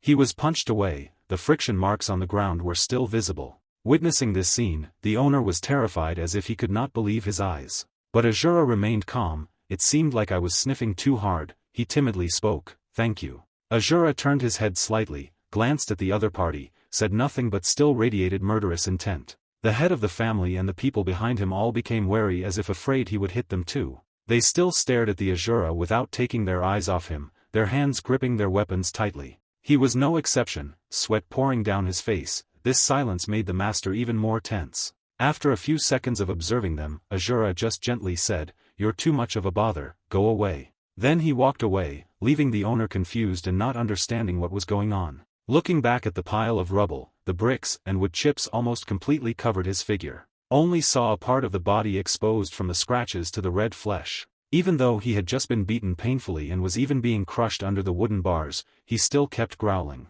The sound was not loud, but it still attracted the Asura's attention. In the end, he couldn't help but step closer to the pile of rubble. If he tried, he would lose his life, give up. While he was still muttering how to help him, Asura suddenly saw something. Now if he took off the necklace he would return to human form. Before his eyes was a pile of corpses lying on top of each other, because they had been outside for so long that the blood had gradually dried. Their eyes were still wide open as if they had just died an unjust death. Then the Asura glanced to the other side. If on the other side there were only the corpses of men, on this side there were those of women and children, the arms of mothers still holding their children tightly. Perhaps this was the after effect of the previous attack. Asura turned his attention to the other monster again. The necklace around his neck suddenly emitted a blinding light. One of his arms grew larger and turned blue. The green color slowly spread to his arm, and he seemed to have more strength to get up. His appearance now looked even more ferocious than before, with bloodshot eyes, sharp teeth full of saliva as he roared.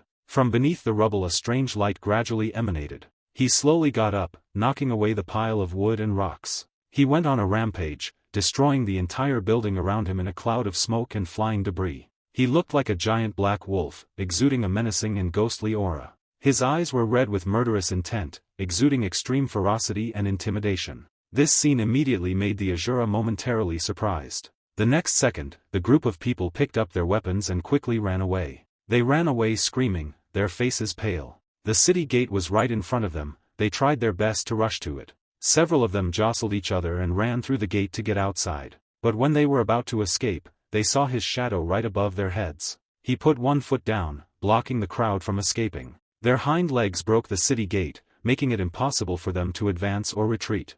His whole body was covered with jet black fur, his two eyes were shining with murderous intent. At this point they were cornered. Even with weapons it seemed they couldn't defeat the monster before them, because he can crush several people to death with just one leg. As his other leg swung up high, preparing to come down, two men rolled their eyes, screaming miserably, blood all over their bodies, but was quickly crushed in a sea of blood. The head of the family was so frightened by this scene that his face turned pale. He could only purse his lips and wait for death. He opened his eyes lifelessly. The blood of others splattered on the head of the family. At the monster's feet were dozens of crushed corpses. He stared at the trembling master. He was drenched in sweat, unable to fight and even less able to escape, feeling like he would die immediately. But when he saw that he had no reaction, the head of the family trembled and spoke, "Little brother, is that you?" He glared at him pleading, "I was wrong." Despite the miserable screams, he still opened his deep mouth full of sharp teeth, "Please save me." Then only saw a pool of fresh blood flying up. Maybe he was bitten off by him. On the ground now were dozens of bandits torn to pieces. Some had their legs cut off, some had their heads cut off. His mouth was full of blood, like a mad hound. Asura stood silently watching him as he threw his head back and let out a few satisfied cries. He was not afraid at all, slowly approached and said, "I have been waiting for you for a while, now let me take off the necklace." Seeing the Asura, he immediately turned around and changed his target towards him. Fresh blood was still flowing from his mouth. He looked at the Asura like he was looking at a delicious prey. However, he remained calm, his eyes unwavering. Seconds later, Asura spoke, "You can't turn back into a human anymore anyway." He reached behind him, grabbing his sword, not knowing if this was the right choice. He let out a ferocious roar, ready to pounce on the Asura. Asura turned cold, already felt the seriousness of the problem. "Now you can't understand human language anymore." At the top of the mansion, Sage Huang was quietly observing the chaotic scene below.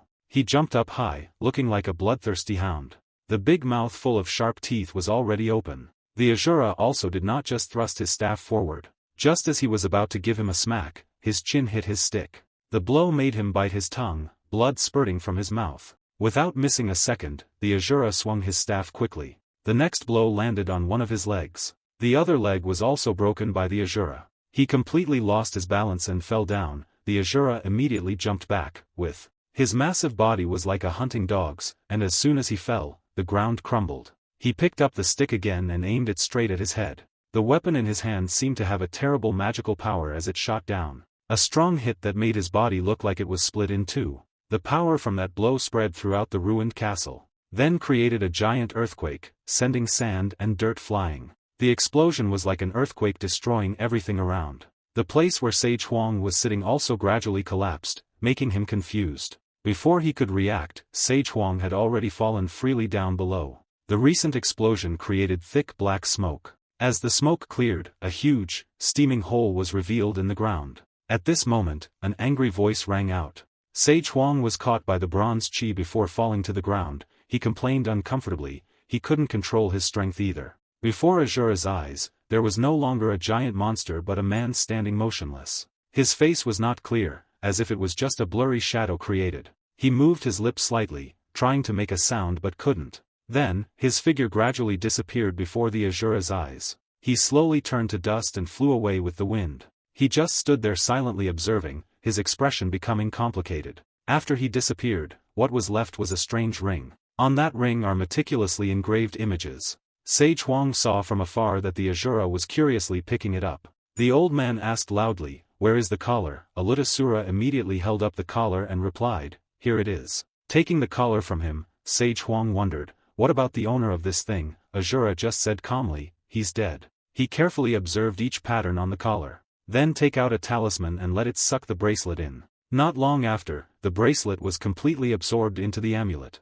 Sage Huang held the talisman in his hand and was silent. The guard dog of hell had 3 collars, but now there was only one left. On the other side, the pile of corpses lying across was engulfed in flames. The fire gradually spread everywhere, burning everything. Asura silently watched the palace being burned by a great fire. He and the old man sat on the carriage. Asura recounted, "He said thank you to me," which made Sage Huang curious. "Who?" His eyes looked vaguely forward. "This guy who just wore the collar. Luckily he doesn't have to live like a monster for the rest of his life." Blue sky, white clouds, the old man's doubtful voice echoed, The scene shifts to a dense forest near steep cliffs. There were 2 black crows devouring the carcass of something. Lu Zilin stood not far away, silently observing them. Around him were countless black crows flying to eat the corpses of giant snakes. On the ground was a torn purple cloth. There are also traces of friction that are unclear where they came from. Lu Zilin squatted down and gently touched the friction marks on the ground.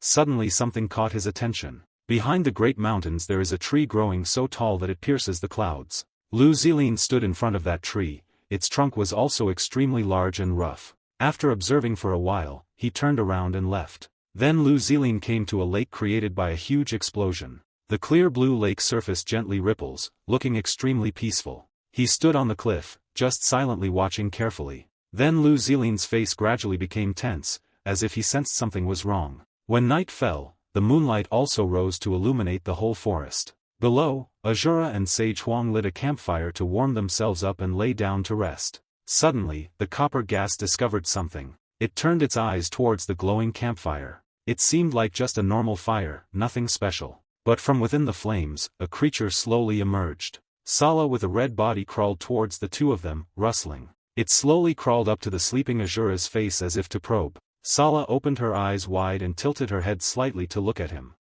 Then it hugged the Asura's cheek and closed its eyes in satisfaction. This feeling made him slightly uncomfortable. Sala laughed with pleasure, and Kai Dong tiredly continued to sleep. The story goes that the sky was covered in white snow. Under the pure white snow appeared bright red blood stains. Someone's bare feet walked near those blood stains. The man clenched the bloody sharp wooden stick in his hand. On the snow surface were countless corpses lying everywhere. The scene was extremely bloody. The man stood silently letting the wind blow, his back covered by the shadow of a spider. The spider is so realistic it looks like it's hiding inside the back and not like a tattoo. The person's eyelids fluttered in the snow. Noyet-on turned her head to reveal her red eyes. Under his eye is a big mole. In another place, Tan Zhang was sitting on top of a tile, staring at a piece of paper. One of his eyes was bloodshot. He cursed inwardly, damn it, almost 10 years have passed, but every time he remembers that incident, the wound on his body aches. The paper in Tan Zhang's hand had a drawing of a mountain scene. He crumpled the paper, trembling with indignation. I've been looking for this for so long, but it's stuck in this place. Meanwhile a voice called out, Chief. He stood below and reported briefly, it's over. In the middle of the quiet night, the palace was completely destroyed with countless corpses lying everywhere. Wherever you go you can see many dead bodies with their eyes wide open. There were people who were killed so miserably that their limbs were severed, blood and rot in the middle. The dragon slowly jumped down from the top of the tile. He walked towards the soldiers and said softly, you guys worked hard. He spoke a little timidly, but there was one thing. He said in a low voice, the work report had been sent to the main force by carrier pigeon,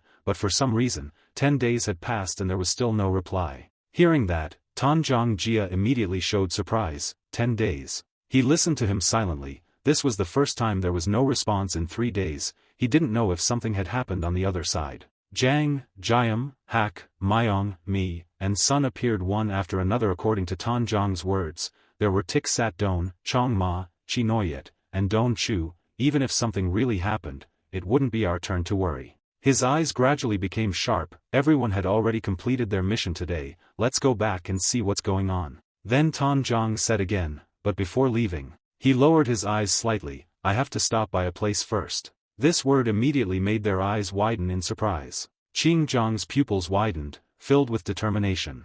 The person he wants to meet is Noyet An. I need to meet the benefactor who created me today. A blurry figure gradually appeared, the goddess of the moon. On the ground were countless corpses lying horizontally, insects and crows flying continuously. She was known as a mysterious woman who had once saved Hoa Kok village from a raging famine. Countless people were surrounding her, some kneeling, some holding out their hands to beg. According to what was learned, when she happened to pass by the village during the famine, she distributed food to everyone and also helped with many other things, especially treating those who were sick. A large palace was built, then people built her a temple, arranged servants and worshipped her as a goddess. Things didn't stop there. Rumors about Hoa Kok village quickly spread, so more and more refugees came, so the scale of that place was increasingly expanded. At this moment Tan Zhang and he were sitting comfortably on a big tree. He came to the land where Noyet An lived, stood high up and silently observed. Tan Zhang slightly curled his lips in satisfaction. That mysterious woman was the goddess of the moon.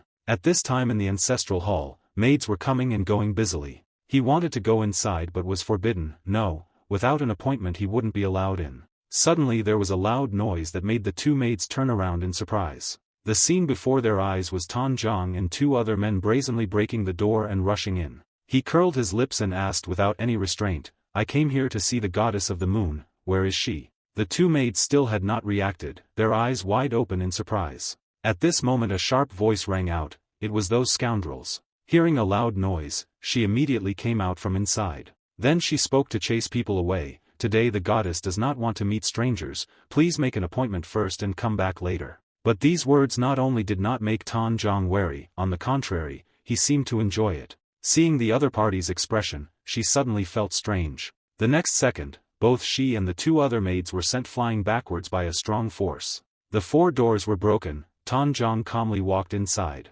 The maids could not hide their panic and hurriedly stood in front of Noyet An. He spoke, his words filled with defiance, "O goddess, you are here." Tan Zhang slowly walked in. The maids immediately shouted loudly, "What are you guys doing? Why don't you get out quickly?" But Noyet An gently said a sentence that made them surprised, silent and avoided. The maids had dispersed to both sides but were still in a very cautious position. Standing in front of Tan Zhang, he coldly asked, "Do I know you?" His eyes slightly lowered as if to examine the other person. Noyet An did not show any fear, looking straight at Tan Zhang. Suddenly she was slapped so hard that she bled. That slap made Noyet An fall backwards. The maids rushed to help him up. One of them shouted, "Are you kidding me?" Tan Zhang emitted a terrifying murderous aura. He growled, "You guys." Then Tan Zhang's eyes widened and he threatened them, whoever dared to interfere, he would kill without mercy. Hearing this, the maids could not hide their fear. He tried to hold on, "I'm fine, back off." 2 subordinates stood in front of the maids, letting him approach Noyet An who was lying on the ground. Tan Zhang forcefully pulled up her shirt, "Don't you remember me?" The next second, he used all his strength to tear the opponent's clothes. Noyet An's true male body was revealed. He would glance, a flash of surprise appearing in the depths of his eyes. As for the maids, they immediately covered their mouths in panic. Tanjong glanced at their reactions. Then he turned his eyes towards Noyet-on. Why so surprised? Don't you know he is a man? Tanjong stared at his back. His eyes widened, surprise evident on his face. Black spider tattoo is resting on Noyet-on's white back. Tanjong stared at that image without blinking. Then he grabbed a handful of hair on the other person's head. Tanjong forced him to look straight at her and asked, "Do you like being like this?" Noyet-on's lips were stained with blood, silently listening to every word he said. "I don't care if the goddess remembers me or not." Tanjong glared and roared, "If you don't remember, I will break everything until you remember, torture you and then kill you." With that, he threw Noyet-on forward. The maids immediately rushed to ask the goddess. When Tanjong left, the maids immediately started to make a fuss. "Oh my god, wake up quickly, quickly bring hot water and towels." At this time he still could not forget the terrifying image of that thing just now. The spider tattoo on his back kept appearing in Tanjong's mind. Then he thought of another man with a spider tattoo on his back. The tattoo he was thinking of was a spider with long legs, but the one on Noyet-on's back was a spider with short legs, not that tattoo. Tanjong's mind is currently in turmoil, isn't it you? Blood-red eyes and a large mole at the corner of the eye appeared. He frowned, his panic was obvious, there was no way that could be true, those eyes were clearly the eyes of the monster I knew. Thinking of Noyet-on being taken care of by the maid, Tanjong made up his mind, now I will personally peel off that mask. From the beginning until now, Noyet-on still bowed her head to let the maids wipe the blood from the corner of her mouth. His eyes were slightly downcast as if he was thinking about something. The spider shape on the moon's back gradually becomes clearer from its short legs, almost like the tattoo that Tanjong is thinking of. Behind its eyes glowed a mysterious red light. Noyet-on's face darkened, still silent, not saying a word. The scene changes to a forest with dense trees. There were 3 boys holding weapons walking inside the forest. The 2 guys behind kept nagging, "Senior brother, let's go back, the goddess said we can't go too far," making him frown uncomfortably. Geez. Then he couldn't stand it anymore and turned around and yelled at those 2 guys, "I said I would go alone, who told you to keep following me and nagging?"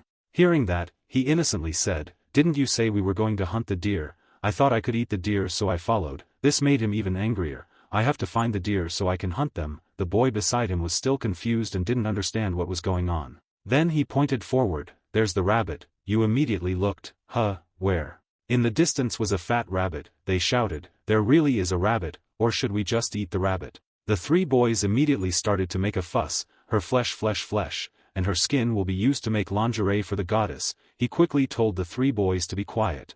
Because it detected the noise, the rabbit immediately ran away, making them panic. "Oh, it ran away, brother, go chase after it." He picked up his bow and arrow, trying to aim at the target, but missed. The rabbit quickly ran away. This scene made the boy pout and tease, and run away, but he always patted his chest proudly and said he was on target. He was so angry that he raised his voice, "Because you guys were making noise, I failed," making him confused. His little brothers also continued, just whispering. Then he raised his voice to teach, "When hunting you must not make any noise." Both of them immediately widened their eyes in surprise.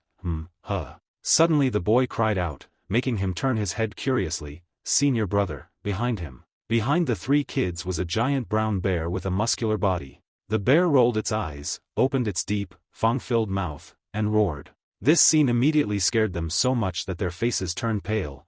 It seemed like the bear would immediately swallow about 3 children. Then it suddenly fell to the ground. The bear lay motionless in front of the 3 children. They were still in a state of panic, trembling as they looked forward. A pair of feet stepped on the bear's body and asked, "What is this?" "That's Asura." He picked up the weak arrow of the children and doubted, "You use this to kill it." The scene just now scared the children out of their wits. He replied tremblingly, "Yes, sir." Asura holding arrow in hand looked down at them. "Tsk, you think you can defeat it yourself?" Then he still decided to bring them back. "Where do your houses live? If divided into small pieces then the horse carriage can also pull them back."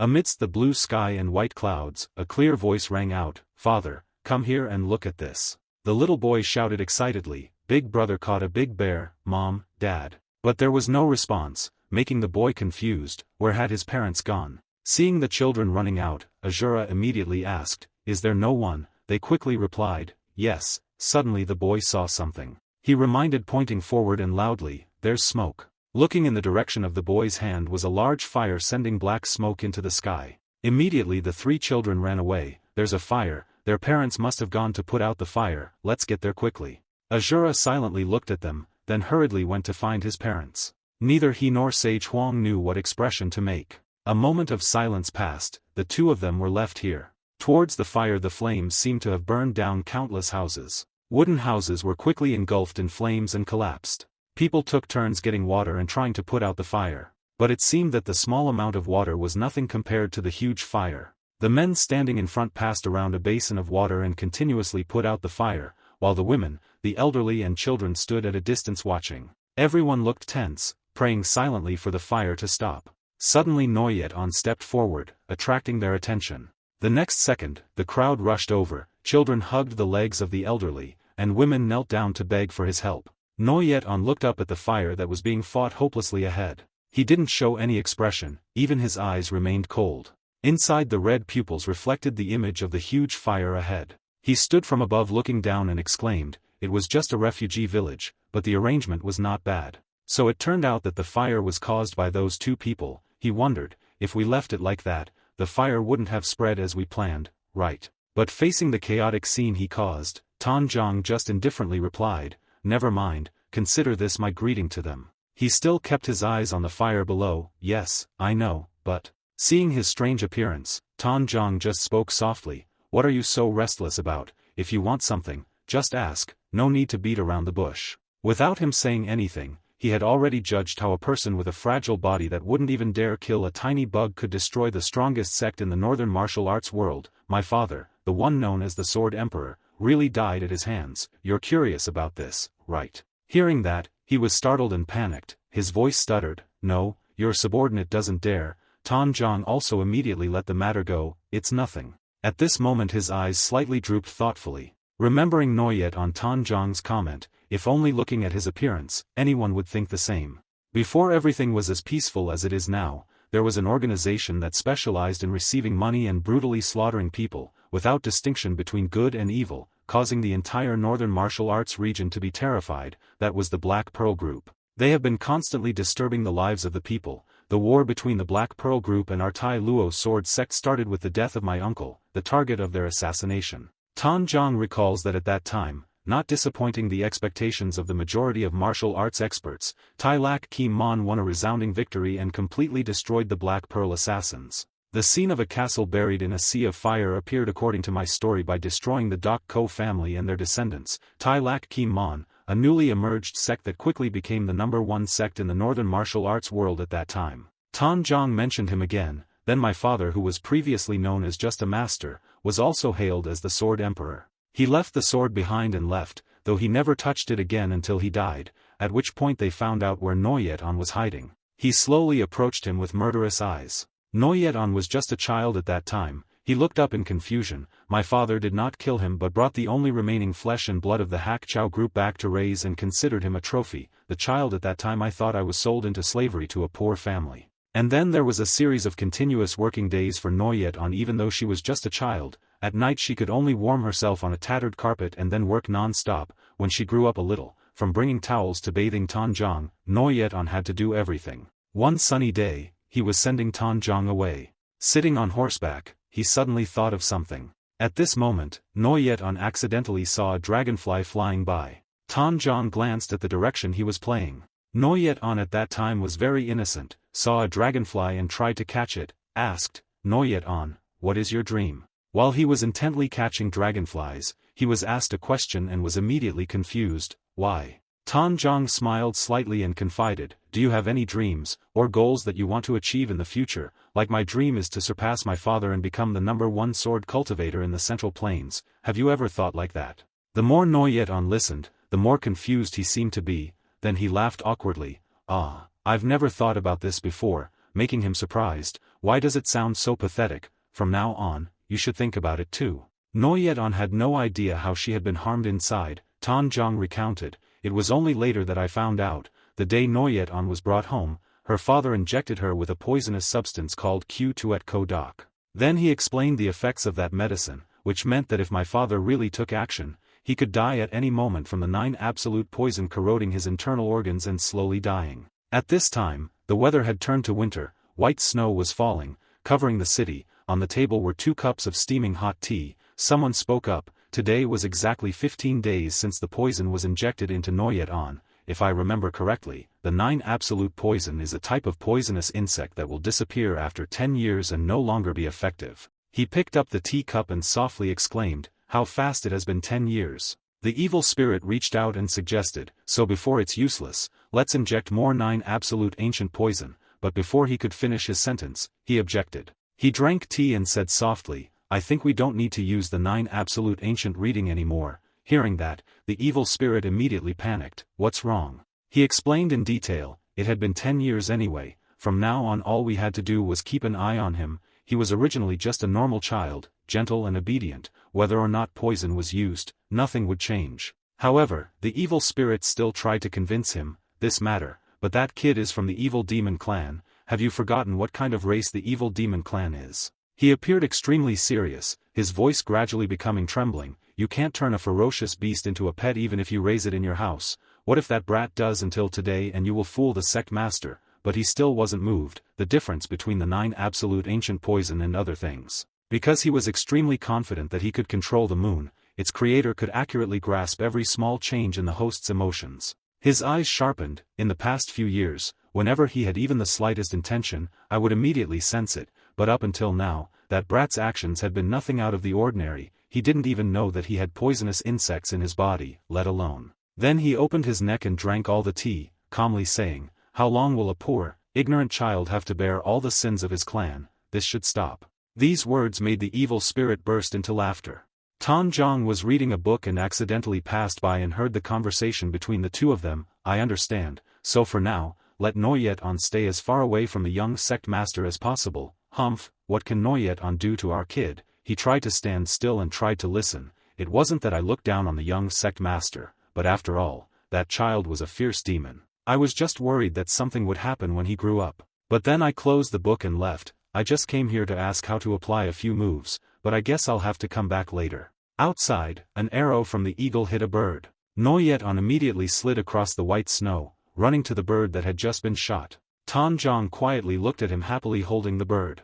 Noyet-on smiled, his whole body radiant as if blending with the white of the snow. He just silently observed, wanting to say something but couldn't. Then Tanjong decided to speak. "Have you ever heard of the 9 poisons of the poison field?" Hearing that, Noyet-on vaguely asked back, "Never, why?" He glanced at the other person as if to test whether he should tell the truth or not, his eyes still wide open, waiting for the extremely innocent face. At that time Noyet-jong thought to himself, "Even though I instinctively knew that I shouldn't say it. But he said that your body was injected with that poison." For Tanjong, even though he knew he shouldn't say it, but a strange urge mixed with curiosity and jealousy. He turned his back to Noyet-on and told the truth. "But Huang Protector said it would lose its effect after 10 years and needed to be re-injected, and my father had no intention of doing so." Right after that, Tanjong waved his hand again. "They also said a few things about you. I only heard it briefly. I didn't understand anything. They talked too much." Behind him he spoke, 10 years huh? His next words made Noyet-on stop. If 10 years then it would be today. Tanjong's pupils widened, he quickly turned his head back. Only seeing Noyet-on, he opened his eyes wide and stood still. Noyet-on's eyes became lifeless, her mouth mumbled, "So that's it." From the past Tanjong learned that the door should not be opened, then absolutely do not open it. He forced a smile, surrounded by a mysterious light. My dream seemed to have come true. He didn't understand what was happening but had a bad feeling. Immediately Noyet-on dropped her roll and rushed towards Tanjong. Just as he was about to draw his sword, he was taken away from him. Then the moon seemed to be opened and rushed forward. The sharp and decisive slashes he made. Not long after, the white snow was dyed red with blood. As if someone had been dragged away, creating a path, a bloody path leading back to the citadel. The gate was broken down violently. Inside were countless corpses lying scattered on the snowy ground. The remaining soldiers tried to rush forward at the same time to fight. But it seems like all of them are nothing compared to Noyet-on alone. In the cold snow he was bare-chested, revealing the spider on his back. The spider was incredibly realistic, jet black with 8 long, hairy legs. Then it seemed to come out from the back of the moon. Its eyes were shining brightly as it crawled quickly towards its prey. The wooden stick in his hand was broken, and Noyet-on's hands were also covered in blood. The spider covered Noyet-on's back as if it were a part of his body. Noyet-on stood tall in the face of the snowstorm. Below was a pile of bloody corpses. In a short time, he had defeated most of the castle's soldiers. Suddenly, Noyet-on's eyes glanced at a figure sitting in the distance. He turned his head back, momentarily curious. That was Tanjong. He was painfully leaning against the wall. Noyet-on also walked over. I didn't expect you to still crawl here even though I had pulled out all your joints. You are indeed the young master of Tai Lak Ki Mon. One of Tanjong's eyes was gouged out, the other eye still tried to glance at him. Now all your relatives are dead, you are no different from me. Noyet-on passed by him and said softly, I thought you were dead too. Before leaving, he said that now that I have you, my dream can come true, so I will spare your life. The sun had set behind the mountains, the color of the sunset dyed the sky red. Tanjong and he were still on the tree trunk until now. He spoke softly, He glanced at him and suggested, just find that guy and deal with him directly. But Tanjong objected, he closed his eyes, death was too easy for him. Slowly opened his eyes, his words filled with resentment, first had to make him hurt so much that he couldn't cry out. Tanjong remembered the time when his father was killed by Noyet-on and made up his mind, in pain both physically and mentally. Tanjong always remembered this fate in his heart, suffering until his last breath. Then he ordered him, when night fell, to begin the massacre. The Ama had to give them careful instructions beforehand so that they would understand their mission. Although he was a bit surprised, he still quickly obeyed. His subordinate understood. Tanjong smiled sinisterly, excitement clearly showing in the depths of his eyes, not knowing how the villagers would react when they saw that guy murdered, really looking forward to tomorrow's arrival. Suddenly there was a voice from below, reporting. A subordinate carefully reported that they discovered a suspicious place outside the forest edge. Perhaps the leader should go and check it out himself. Hearing that, he was a little suspicious. Where was the suspicious place? When night falls, the whole village is immersed in darkness. The remains of the terrible fire this afternoon were shattered houses. At the ancestral hall, the lights inside the rooms were still on. This place was used as accommodation for people who lost their homes after the fire. Noyet-on was gently wiping a little girl's face. His eyes were filled with fatigue and thought.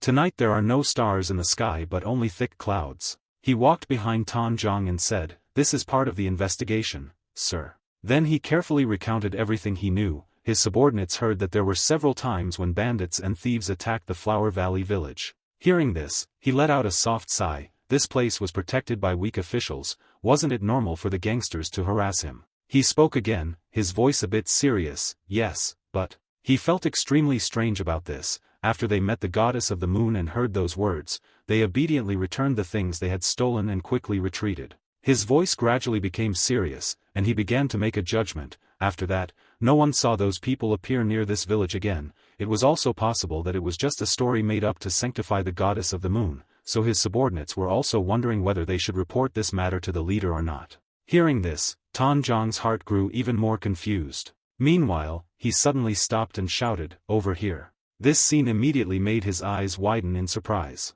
Night falls, the poor people are sleeping peacefully inside the ancestral temple. Perhaps because they were too tired today, they quickly fell asleep. The scene from the street also became quiet. The darkness and silence of the night covered the entire space. Suddenly a blurry figure slowly appeared. The figure gradually became clearer. That person stands tall on the roof tiles. Noyet-on quietly observed the scenery with majestic mountains. He was silent for a moment when his eyes caught something. In the distance, they found a dead body lying horizontally in the middle of the cliff. He was so thin that his bones were visible, and one of his arms had been cut off. After observing, Tanjong suddenly wondered, Isn't it just a human corpse? The subordinate also immediately replied, Yes. Then he asked again, This place has rugged mountainous terrain. What's so unusual about one or two corpses? He replied seriously, If there was only one corpse then his subordinates would think the same. Then two subordinates led Tanjong closer to the cliff. But leader, try to look down here.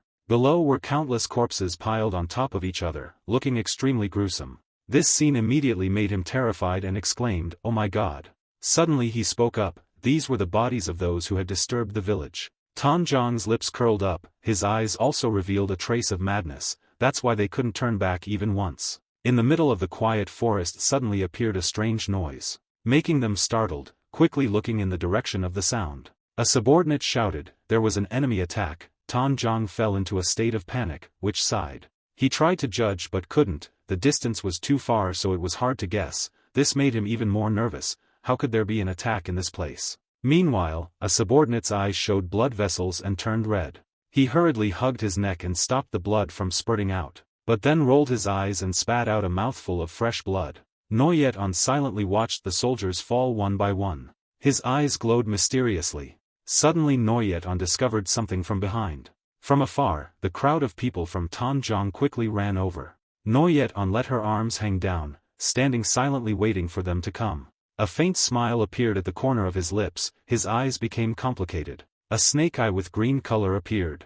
Sage Huang looked through the binoculars, muttering, "Here it comes, here it comes." He sat cross-legged, clearly pleased. I had been racking my brains trying to figure out how to seduce that sensitive and cautious guy, and now he just gave up. While Sage Huang was watching intently, the Asura beside him was sleeping, so what was the reason that guy appeared? His snoring immediately made the old man uncomfortable, snoring. A second later, Sage Huang kicked this Asura straight in the face, making him tremble and cover his face in pain, while the old man still focused intently. Seeing Noyet-on, Sage Huang asked, "That guy who looks like a spider, both cautious and sensitive, is very difficult to catch by normal means, right?" Making him startled, nodding his head like a chicken pecking rice. Then Sage Huang said, so to make sure to catch him, first must drag him out of the nest. I was still wondering what to do, then he appeared by himself. Asura was holding his red face, he was a bit confused, really. Seeing that Asura was still confused, the old man explained, "The first time I met those people in the village, I wondered if they were food for him, but now that I look closely, it seems they are not food but bait." This made Sage Huang suddenly think of the spider's way of hunting, prey. Other predators fall into the spider's trap. Then a big bee will fly over. It is attracted to the nectar on the spider web and gets trapped. In the end, Sage Huang concluded that what this guy was really aiming for were the predators out there. The old man helplessly glanced at the yawning Asura. Could it be that those predators? As soon as he asked, "Can I sleep a little longer?" Sage Huang threatened him, "Do you want a punch?" Towards Noyet-on, he stood silently with his bangs down like a ghost. Noyet-on's eyes rolled back, launching countless attacks. But he quickly jumped and dodged it. Suddenly he grabbed his head. Then Noyet-on grabbed his head and jumped over. His hand spun his opponent's head with a powerful force, causing him to immediately lose his balance and fall headfirst. Noyet-on gently touched the ground. From behind, two men with swords rushed over. The swords seemed to do nothing to him, because Noyet-on quickly moved in another direction, and he was hit by his own blow. Another guy also rushed forward with a weapon, but he just needed to slightly tilt his body to avoid it. As Noyet-on approached, he had the feeling that his best friend would die immediately. He gave him an elbow straight to the chin. The blow was so strong that it made him spit blood. Then lost all strength and dropped the sword and fell down. But Noyet-on still did not want to let go and grabbed his collar. He pulled him forward with a strong force. Immediately he transformed into a shield and gave it to Noyet-on. For sharp blades were stuck in his body, but he was still unharmed. This scene immediately terrified him, unable to believe his eyes. Only saw Noyet-on slightly curl her lips in a smug way. He still did not give up and tried to attack him. Tanjong and several other subordinates also quickly flew over. Standing from afar, he had to widen his eyes in horror. On the other side, Noyet-on was fighting alone with a group of subordinates. His eyes became sharp, the corners of his lips curled up in amusement. The more Tanjong witnessed, the more tense he became. No matter how fast they charged, Noyet-on just stood still. Sage Huang slightly lowered his eyes. "Well, it seems like," the old man said softly to the Asura. He was absorbed in hunting, so let's take it slow. He walked ahead and picked up a wooden stick on his shoulder and replied, At this time, all the soldiers were killed miserably. Some had their heads broken back, some had their arms cut off. In the middle of the forest, bloody corpses lay scattered on the ground. The Tanjong group had just arrived when they witnessed this horrifying scene. His pupils dilated, he was so shocked that he couldn't speak. They were equally terrified behind. It was impossible. Suddenly a ghostly sound rang out, making them jump. It was too late. When he turned around, he only saw the soldier standing at the end cough once. His eyes gradually showed blood vessels, and fresh blood also spurted out from the corner of his mouth. Immediately after, his throat was pierced by a hand. Both his front and back were spraying blood. The person who did it was Noyet-on. He raised his bloody hand, making them all panic. The moon's hands were stained red with blood. "I thought you had all run away, but it turns out you've returned." Seeing him with that arrogant look, Tanjong could not keep calm. But before he could do anything, two of his subordinates rushed forward. The two of them charged forward and fought as if they were fighting a ghost. His next word startled Tan Zhang. His subordinates would die with him to stop that evil demon bastard. Having finished speaking, the two of them simultaneously swung their swords and slashed down at the moon. He made up his mind and raised his voice, while the leader quickly ran away, ignoring the boy's advice from behind. No. As expected, the two of them immediately suffered the consequences. One lost his head, the other lost his arm. He calmly held up the heads and arms of both of them. Finally he could not stand by and decided to strike.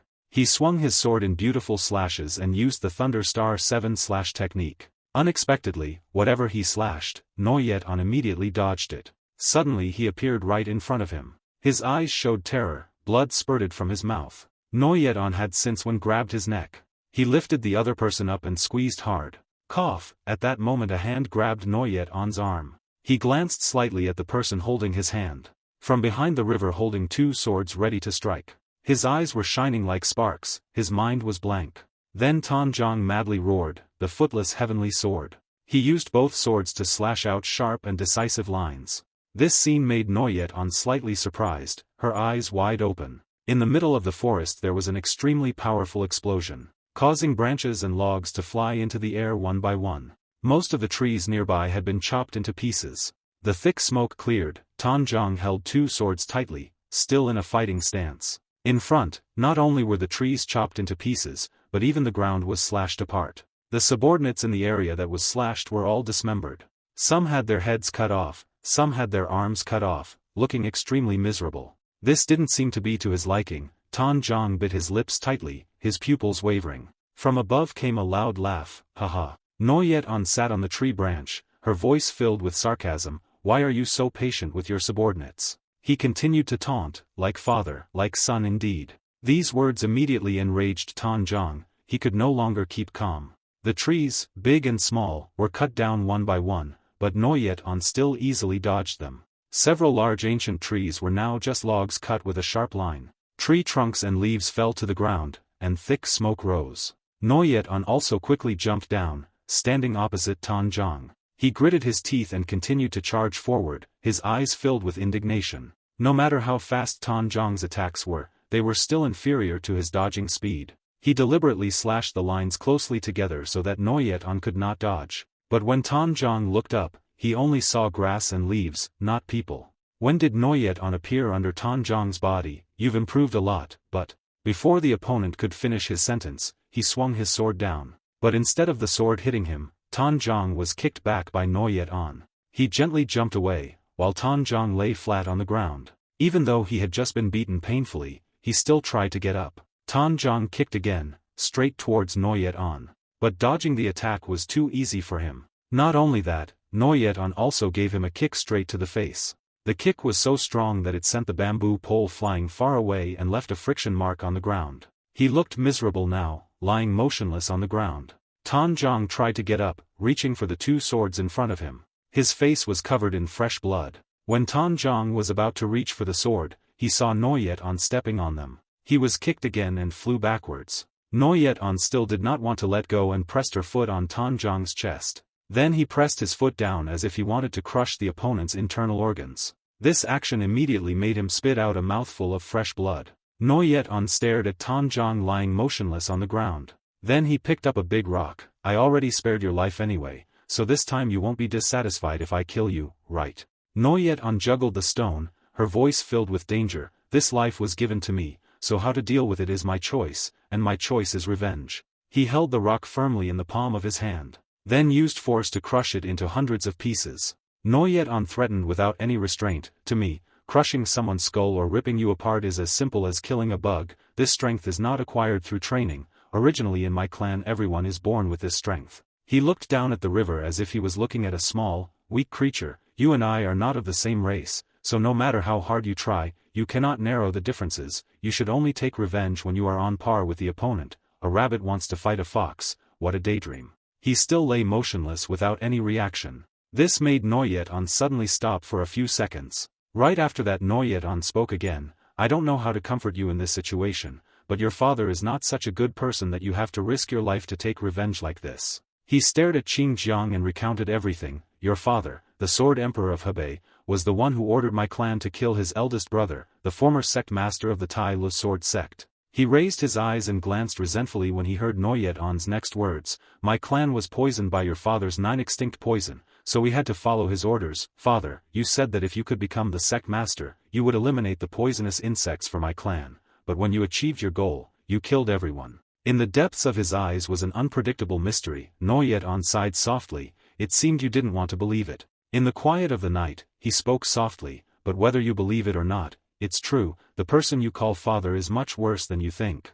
Noyet-on recounted everything she had suffered. He thought that because I was too young, I couldn't avenge my family, but still transmitted the 9 deadly ancient poison into me and controlled me. His greedy and despicable face made him feel disgusted. With his ability to control my emotions, every night he would play with and abuse me like a devil. The more he listened, the more the bloodshot eyes became more visible. The two of them faced each other, one standing, one slumped over. He moved slightly as if he wanted to raise his face, but he couldn't. Noyet-on just quietly observed Tan Zhang's every move. Only then did he speak, his voice trembling weakly. It turned out. Tan Zhang laughed smugly. My father knows. A trace of fluctuation appeared in the depths of his eyes, but there was still no reaction. It was clear. Then Tan Zhang raised his face, his eyes sharp. How to deal with a monster like you? Immediately, Noyet-on used one hand to cut off Tan Zhang's head. He always kills people without remorse and without remorse.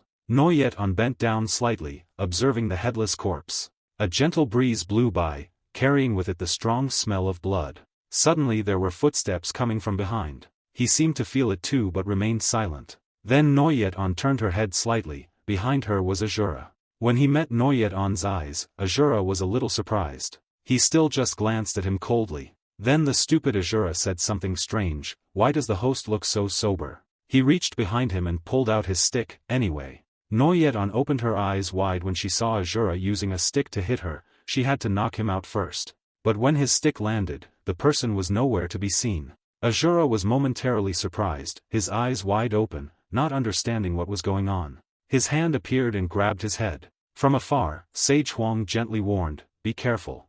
Noyet-on jumped up, preparing to twist Asura's head like he did to a soldier. Looking down from above, Noyet-on asked in a harsh voice, is that old man your accomplice? But not giving the other party time to reply, he twisted the Asura's head. Immediately after, his head was thrown backwards just like the soldiers. He released the Asura so he could fall freely to the ground. But when Noyet-on was about to leave, she was hit in the stomach by a force. Asura, even with his head turned upside down, was still able to strike accurately. He didn't react in time and was thrown into the rock. Noyet-on's whole body seemed to be buried in a large rock. Blood began to spurt out. The rock also shattered into small pieces under the pressure, crushing him. When the misty smoke clears, revealing the silhouette of an Asura holding a staff and a cloak fluttering in the wind. He just gently used his hand to twist his head back to its original direction, and a second later, his head was back in the correct position it should be in. Asura rubbed his chin, exhaled, and was startled. Besides the leader, there was someone else who could grab and twist my neck. After adjusting his head back to the correct position, he tore his stick and walked to Noyet-on's place. The impact just now caused smoke and dust to rise up, making it impossible to see anything clearly. Asura just stood there silently watching to see if the other person would make any movements. But looking for a long time still not seeing Noyet-on made Asura feel awkward. Did I go too far just now? I had no intention of killing him. Suddenly, from the middle of the chaos, an extremely powerful stream of air emanated. Noyet-on used her strength to push all the rocks away. Witnessing this scene, a flash of surprise appeared in the depths of Asura's eyes. His eyes were shining, trying to get up from this mess. Seeing that Noyet-on had escaped, Asura asked softly, still alive. But the next second, he rushed to attack him. Noyet-on's speed was as fast as lightning, trying to gain the upper hand. He used his foot to send the Asura flying straight up into the clouds. But when he looked back, he didn't see anyone, which made him a bit confused. At this moment, he appeared upside down from behind, making Noyet-on startled and panicked. Asura still maintained that upside-down position. Even though he had just been hit, he still honestly exclaimed, how fast. The attack's power was also not to be trifled with. He pulled out the stick from behind his back and said. But before Asura could finish his sentence, Noyet-on had already madly rushed over. The two of them jumped into the air. He continuously kicked. But whatever attack Noyet-on made, Asura quickly jumped and avoided it. Even though his speed is extremely fast, he is probably still one step behind you. Asura turned around and only avoided but did not attack Noyet-on. At this moment he thought he had a sure win. As the moon's fist rushed towards the Asura, he put all his strength into that fist and brought it down on his stomach. Luckily this blow hit, causing the Asura to close its mouth as if it was about to spit blood. The next scene made Noyet On's eyes widen in surprise. Instead of spitting blood and falling down like he imagined, Asura smirked smugly. It was a bit of a pity, but fighting up to here was enough. Then he immediately returned the favor with an identical blow, causing Noyet On to scream in pain and fly backwards. Seeing him holding his stomach and trembling, Asura said in a low voice, "I also want to play a little more, but if we drag on any longer, the leader will complain again." This time, that attack really worked on Noyet On. His eyes opened wide, blood vessels appeared on his face. Cough, impossible, could it be that this guy is like me? Looking back at Asura Noyet On, even though I didn't want to, I had to honestly evaluate that. No, he was even stronger than my tribe. Before he could react, he threw another palm strike, knocking Noyet On far away. This blow sent him flying through the vast forest. The places they passed through turned into a mess, trees were broken, and the ground showed strong friction marks. Trees, big and small, all fell down because of the Asura's blow. When the smoke and dust cleared, the figure of Noyet On lying flat on the ground looked extremely miserable. His shirt was torn to pieces and his whole body was in pain and he couldn't move. From afar, the Asura also gradually approached to observe the situation. After being defeated, in Noyet On's mind, she could only think of one dangerous thing. The figure of the Asura now scared him. He was too dangerous, if he didn't move quickly. Asura was about to step forward to see how the other party was doing when he suddenly saw something. Noyet On's whole body began to tremble. Then from his body appeared a silhouette of a giant monster. This scene immediately caused the Asura's pupils to widen, his lips curled up in delight, and then, now appearing is the image of a jet-black spider of gigantic size. Not only did the Asura not show any fear, it even seemed extremely excited. That's right, if he didn't want to die with his host, he should escape before the host weakened. He held the stick firmly in his hand, his eyes sharp. Come on, let's charge. The next second, the spider flew away, completely escaping from Noyet On's body. Just saw it jump from tree to tree and run away. This left Asura at a loss for what expression to make.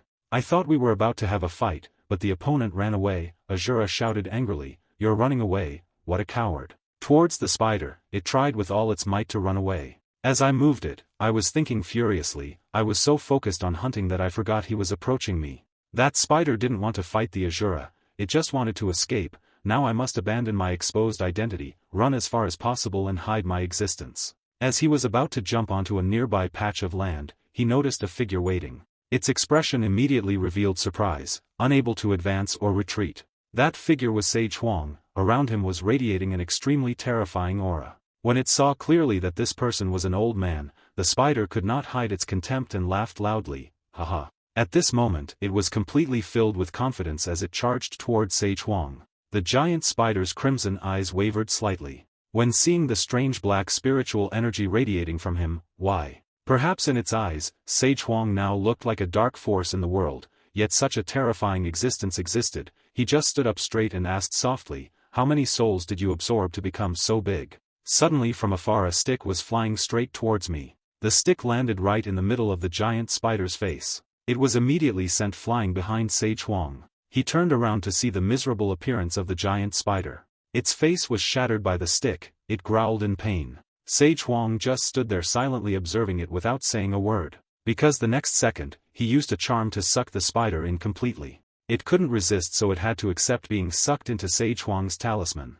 In just a moment, the talisman had completely absorbed a giant spider. Sage Huang glanced at the smoking talisman. When the Asura ran over, he spoke up. "You've worked hard," he replied, panting. "Yes." Suddenly, Asura seemed to remember something and said, "Oh, wait a minute." Sage Huang was a little surprised when he heard his next words. "Chief, take a look at the host that was parasitized by that spider. It seems that this host spirit is much more alert than the other hosts. Is this reasonable?" He raised his eyebrows slightly. Meanwhile, Noyet On was lying motionless on the ground, probably asleep. Sage Huang raised one of his hands and examined it carefully, saying, "Like this." Asura watched intently as the old man was checking Noyet On's physical strength. It seemed that this host had a special body. The bones and muscles were unusually sturdy. This was not like a human body but more like a ferocious beast's body. At this point, his eyes slightly lowered. This body resembled that of an ancient tribe, but there was no way he could have blood relations with them. Looking at Noyet-on's pale face again, the old man felt a bit heartbroken, but after all, this body had been born from the black cycle, it sucked blood and wanted to kill its host, this child must have lived a very miserable life all this time. Sage Huang continued to explain further, in fact, the nature of the black spiders did not usually store food around to use when hungry, so the reason the villagers here were protected from massacres was thanks to the will of this child. Then he gently stroked his mulberry, his face slightly passionate. Let me see. On the other side, the bronze spirit still stood silently observing. After all, it was fate to meet them. In the end, Sage Huang couldn't help but decide to help Noyet-on. Let's give this child a gift before leaving.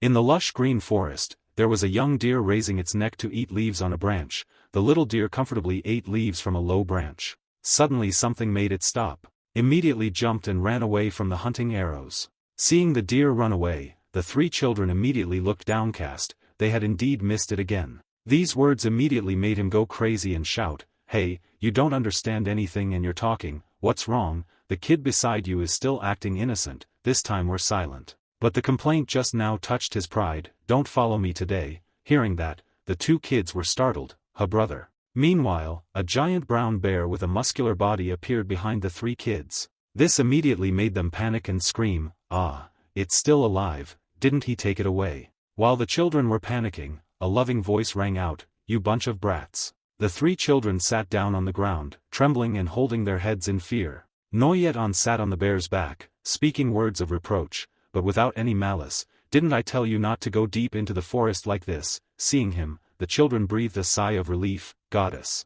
Noyet-on smiled softly, looking at them with gentle eyes. "Honestly, I know how to scold you to make you give up this bad habit." Then he and the three children sat on the bear's back and returned. When going down, Noyet-on did not forget to rub the bear's nose and pet it. The bear slowly walked deeper into the forest. The scene just now made the boy extremely surprised. Did the goddess raise that bear? Noyet-on still watched the bear and laughed. "Haha, I didn't raise it. It's just that I saved its life when it was young, so it's close to me." He lifted up the smallest child. "Come on, stop playing around, go home or else we'll worry." He glanced at Noyet-on, his eyes filled with scrutiny. Even though he still acted normally, even letting the boy sit on his shoulder. Looking at Noyet-on's gentle smile, he still couldn't help but doubt in his heart. Ever since the village burned down, there was something very strange about the goddess. He had a very strange feeling towards Noyet-on. Before, the goddess was very friendly to everyone, but for some reason, now it was very difficult to talk to the goddess, and he even felt scared. Then he remembered the days when Noyet-on took care of him so much when he was little. From childhood until now, the goddess has always accompanied the children like a big sister. Then remembered the devastation caused by the terrible fire. The ruins were quickly replaced by houses that were more solid than he had expected, but ever since the goddess changed, everything in the village had gradually changed as well. The more he thought about it, the more strange it seemed to him. Later, the burned houses were rebuilt and the former ancestral hall was converted into a school. At the ancestral hall, the learned old men were discussing. The elders consulted with each other and chose a teacher to teach at the school. The ancestral temple is now like the official light of the whole village. In the morning it is children, in the afternoon it is adults, everyone can go to school. While he was demonstrating how to plant trees, the three of them were constantly observing and taking notes, while she was teaching the teachers. Not only that, he also explained to them in detail about mushrooms. In nature, Ewing also taught them how to perform acupuncture on people. Then, even how to make wooden objects. Noyet-on also gave meticulous instructions. All the young men in the village were taught martial arts by him wholeheartedly, from farming to learning about herbs, medicine, carpentry, hunting, martial arts. There was nothing that the goddess did not know and could not do. After a while, the peaceful village at the foot of the mountain no longer existed. Instead, larger structures, even waterways for boats, were built. This village has changed so much that it can no longer be recognized as it was before. As time passed, Huagu village gradually became known as the most livable place in Hebei, and more people migrated here, so the scale of the village gradually expanded. Meanwhile, Noyet-on was standing on a cliff letting the wind blow through her hair. Also at the cliff, he was nowhere to be seen, but one day, the goddess suddenly disappeared. At that time, everyone in the village was bustling to find the goddess, and the village chief calmed everyone down and told them not to make a big deal out of it. The old man smoked and muttered, perhaps the goddess just returned to where she originally belonged. Then he continued to judge, perhaps the goddess was a gift from heaven because he saw that the people of Hoakok village were too miserable. Now that the goddess had completed her mission, she should return to heaven. When the night falls, silence covers the whole space. In the middle of the yard there is a figure standing silently. The water boy looked up at the sky, his heart filled with countless doubts. Tonight, the moon is bright and full, illuminating the quiet night. Above the beautiful moon seemed to reflect a silhouette. The boy remained standing there silently, staring up at the moon. After thinking for a while, the boy shouted, saying all kinds of nonsense, "Do you think I'm an idiot?" Scene changes to another place. Asura and Sage Huang are moving inside the forest. It seemed like he was still not awake yet as he yawned loudly, looking like an extremely tired Asura. He didn't want to do anything. Suddenly a loud sound rang out, causing the Asura to open his eyes and stop. From the opposite side, the massive figure of the crown was slowly approaching. Even though he hadn't done anything, just looking at his gruff face and body, one could feel his overwhelming aura. But Asura and Sage Huang didn't have any special reaction, just sprayed glue and looked. Unexpectedly, the bronze spirit stopped at the words of a stranger. The old man ordered it to continue, speeding up. The bronze gas immediately emitted a few soft sounds and continued moving. As if realizing something, the Asura spoke again, stopping. The sharp eyes of the king stared at every move of the two of them. Then he calmly ordered, "Both of you get off your horses and come here." Having encountered bad luck so early in the morning, Asura and Sage Huang were too bored to say anything. He pointed at the guy, turned his head to look at the old man as if asking for his opinion, only to see the old man sigh and close his eyes, nodding. With Sage Huang's consent, the Asura quickly took his staff and got off the carriage. He held the stick in his hand and resolutely walked towards the royal palace. It must be a group of bandits again. At this time, Asura was not in the mood to fight. He spoke softly, "You all go away now, I will pretend nothing happened." This made the king feel despised and frown. He curled his lips, his face was extremely fierce. This arrogant guy. Asura's eyes became sharp, he confirmed it once more, but his voice carried a threatening tone, "I said so, but you absolutely won't go, right?"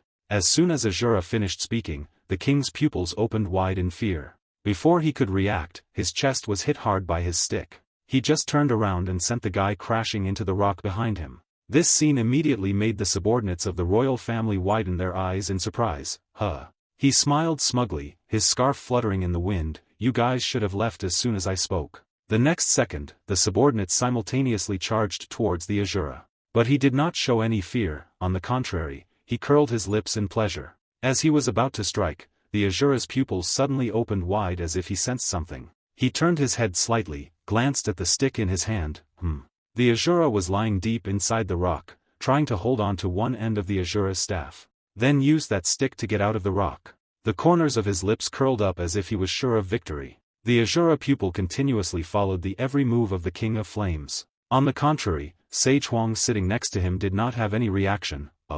While Asura was not paying attention, several soldiers immediately rushed to attack. A voice rang out in the air, "Wait a minute." The three soldiers' swords came close to him, but they stopped. Asura remained calm, even with a sword placed at his neck. Lu Zilin appeared from somewhere and spoke, "You all back off." Hearing that, the soldiers immediately left him. Lu Zilin passed by the Asura and walked straight towards Sage Huang. Standing before him, he raised his hands respectfully, "I am a servant of the imperial city's Black Assassin Palace, I hope you will forgive these rude subordinates." Seeing this, Sage Huang still did not reveal any expression, just quietly observing. Then, Lu Zilin honestly said, "The Vice Master wants to see you too, if you two agree then let me lead the way." Hearing that, the old man asked him back, "Even though it was an invitation, it seems you can still force us by force, what if I refuse?" Immediately, Lu Zilin bowed his head, lowering his demeanor a notch. "Of course he had to let the two of you go, he was truly sorry for making you two uncomfortable." In Sage Huang's eyes was an unpredictable mystery. The old man glanced at him, still bowing politely. In the end, Sage Huang did not continue to make things difficult for him and agreed, "You have apologized so sincerely, I cannot ask any more questions. Anyway, I have already resolved the urgent matter, it is fine to meet each other for a bit." Lu Zilin immediately breathed a sigh of relief. "Yes, thank you, I will try my best to not upset you too." On this side, the king ordered his three subordinates to bring the horses here, and they all said in unison, "Yes." Suddenly the Asura's staff appeared on his shoulder. The subordinates could not hide their indignation and surprise. Sensing something was wrong, Lu Zilin immediately turned around. "Asura's appearance is now extremely dangerous," he spoke, "you are the strongest." The King of Flame glanced at the person behind him with bloodshot eyes. "Perhaps the Asura was in the mood to fight and provoked me, let's see." The gentle yet dangerous voice of the Asura rang out, "You are the strongest." Then he grabbed the Asura's staff. Wang Yan frowned indignantly when a voice reminded him, "Wang Yan." Lu Zilin stood behind and quickly warned before he made his move, not to be rude to the honored guest. Just looking at it, one could tell that the king had been provoked to madness by the Asura. But he could only let out a breath and drop the stick. Then turned to ask his subordinates, "Where did you leave the horses?" They still didn't react in time. "Oh yes, this way." Now he really wanted to chop the crown into 100 pieces, but Sage Huang called out to the Asura. Seeing the Asura's back still pondering there, the old man said, "You should also stop and turn back." Sage Huang's eyes opened slightly, ready to strike if he didn't listen. Sitting on the carriage, he called again, "Can't you hear me?" causing the Asura to rush over. "Can you hear me?" Sage Huang glanced at him thoughtfully. Then he spoke up and asked, "Asura, I thought you now know how to control your power." But Sage Huang's next words immediately made him blush and sweat profusely. Could it be that the other party was even stronger? Not wanting to lose face, Asura quickly explained, "Of course I have to restrain my strength." Hearing this, Sage Huang was a little suspicious. "Well, but I don't want to continue to tail this kid, so what?" On the other side of Lu Zilin, he was already on his horse. "Let's start moving, it's not too far away." The Asura sitting in front darkened his face as he felt Sage Huang's cold gaze from behind. Then the king took the lead, escorting the Asura and Sage Huang forward. Not long after, they came to a cliff, just need to cross the bridge to get there. They kept moving, the sound of horse hooves ringing regularly. Asura curiously observed the scene ahead. Finally they arrived at a place where before their eyes was a magnificent castle. Then they rode into the grounds of the castle. Asura and Sage Huang couldn't help but glance to the side.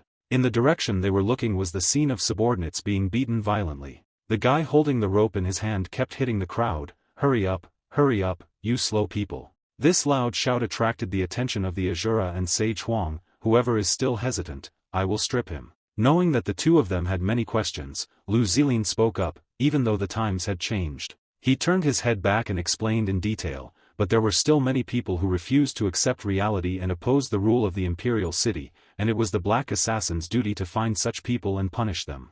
Lu Zilin stopped on his horse, his voice was a bit hesitant. "That's why those people were dragged away like that. It's really shameful for you two to witness this unpleasant scene, but I hope you understand our position." Hearing that, he remained silent and said nothing, looking as bored as ever. Then they ignored the people who were being beaten and went inside the castle. This citadel was built elaborately and meticulously with beautiful motifs. When they entered inside, the bronze Chi was able to bend down to rest a bit. Asura and Sage Huang sat across from the stream of life. While he kept tilting it around, the old man just quietly drank tea. To break the silence, he took the initiative to speak first. "Sir, I don't know." Lu Zilin asked, "Sage Huang, have you ever heard of something called poison spirit technique?" The old man put down his teacup and replied indifferently, "This is the first time I've heard this name." He thought that Sage Huang didn't understand clearly, so he explained. To put it simply, this was a secret technique that could read the memories of objects with the naked eye. Lu Zilin's voice still rang out evenly. "It was a secret technique that was only passed down within our family."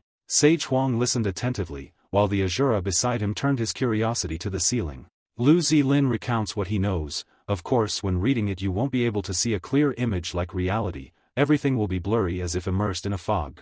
This kind of content is not Asura's taste. The more he listens the more sleepy he gets and he yawns loudly." This yawn made Lu Zilin's legs stiffen and stop. But very quickly he continued, "But anyway, recently I have also investigated a mysterious disappearance of an organization in the imperial city." Lu Zilin recalled the scene of the monsters lying dead everywhere, "And I wanted to tell you too about the strange sights I saw thanks to the poison spirit technique." As he watched the crows fly to eat the corpses of the monsters, doubts arose in his heart. Lu Zilin's eyes were shining brightly like a hypnotic circle. He can look back in time. Lu Zilin saw Asura fighting 3 monsters at once. Just one strike from him was enough to make that monster fall. Even when surrounded by them, the Asura was still not at a disadvantage. In Lu Zilin's eyes, he was like a god from another world. He saw the Asura's crazy smile when the monster's blood shot up. Lu Zilin's pupils would waver, ending his look back at the past. At this moment, the ancient tree continued to grow taller, piercing through the clouds. Lu Zilin gently touched the rough tree trunk to look back at the past. Asura and Sage Huang appeared once more. He learned that the two of them were the ones who created this giant tree. Their blood brain had been transformed into a giant ancient tree trunk. The tree grew very quickly and pierced through the small guest. The house could no longer contain it and burst open. This scene immediately made Lu Zilin even more surprised. As he walked towards the great lake in the middle of this land, Lu Zilin stared at the clear blue water. The scene from the past appeared again. Only saw from afar a big explosion with blinding light. The source of energy was so bright that nothing could be seen, as if the fire was devouring everything it passed through. Lu Zilin still quietly observed down at the lake. After the recent earthquake, the flat land was dented by a large lake. Now, he was even more determined to meet Asura and Sage Huang. There was a sound coming from behind him, causing Lu Zilin to glance over. That was the scene of Asura and Sek Sapiang helping Sage Huang down from the carriage. This is a very normal scene, but through Lu Zilin's eyes, it is not like that. He had witnessed the two of them creating huge earthquakes one after another, so he couldn't help but sweat profusely. In Lu Zilin's eyes, Asura and Sage Huang were not simple people. Back to reality, he sat across from the two of them. A long silence passed. Asura also did not understand what was happening, just sat quietly. From the beginning until now, Lu Zilin has been constantly staring at the two people opposite. At this moment, the old man gave a thumbs up and praised, "This thing's ability to read memories is quite useful, huh?" The Asura sitting next to him also spoke in agreement, "That's right." Hearing that, Lu Zilin immediately opened his eyes wide, unable to hide his surprise. "What?" Sage Huang looked at him seriously and said, "Yes, we were the ones who caused the events you saw, that's what you wanted to hear, right?" As if being hit in the heart, Lu Zilin's appearance was extremely tense. "Ah." Then he hurriedly waved his hand. Even though he was the one who went to arrest them, his tone was extremely timid. "If it really was you two who did it, we have no other choice but to arrest you two and force you to take responsibility for this matter, so I hope you think carefully before speaking." Seeing the two of them becoming even more brazen, he even challenged them, "Let's try it." Sage Huang looked at him with a slightly disdainful gaze. "You guys approached us with a purpose from the beginning. Did you think I didn't realize it and foolishly followed you guys?" His words made Lu Zilin even more frightened. Sage Huang then continued, "I also feel very sorry for what happened, even though I didn't mean it, but anyway things are like that, but there are some cases where I have no other choice, because there will be many more conflicts like that in the future." His eyes were cold and his voice was extremely sharp. "All I do is to avoid conflict as much as possible. If you started it, then get it over with." As if to challenge him, Sage Huang said again, "Mobilize all the forces in this place and do whatever you want, whether it's capturing me or killing me." Witnessing this tone, Lu Zilin couldn't help but be surprised. "Wasn't that your original purpose in bringing us here?" On the Asura side, he remained silent until now, not uttering a word. Then suddenly he seemed to be enlightened and exclaimed, "Aha, so that's it."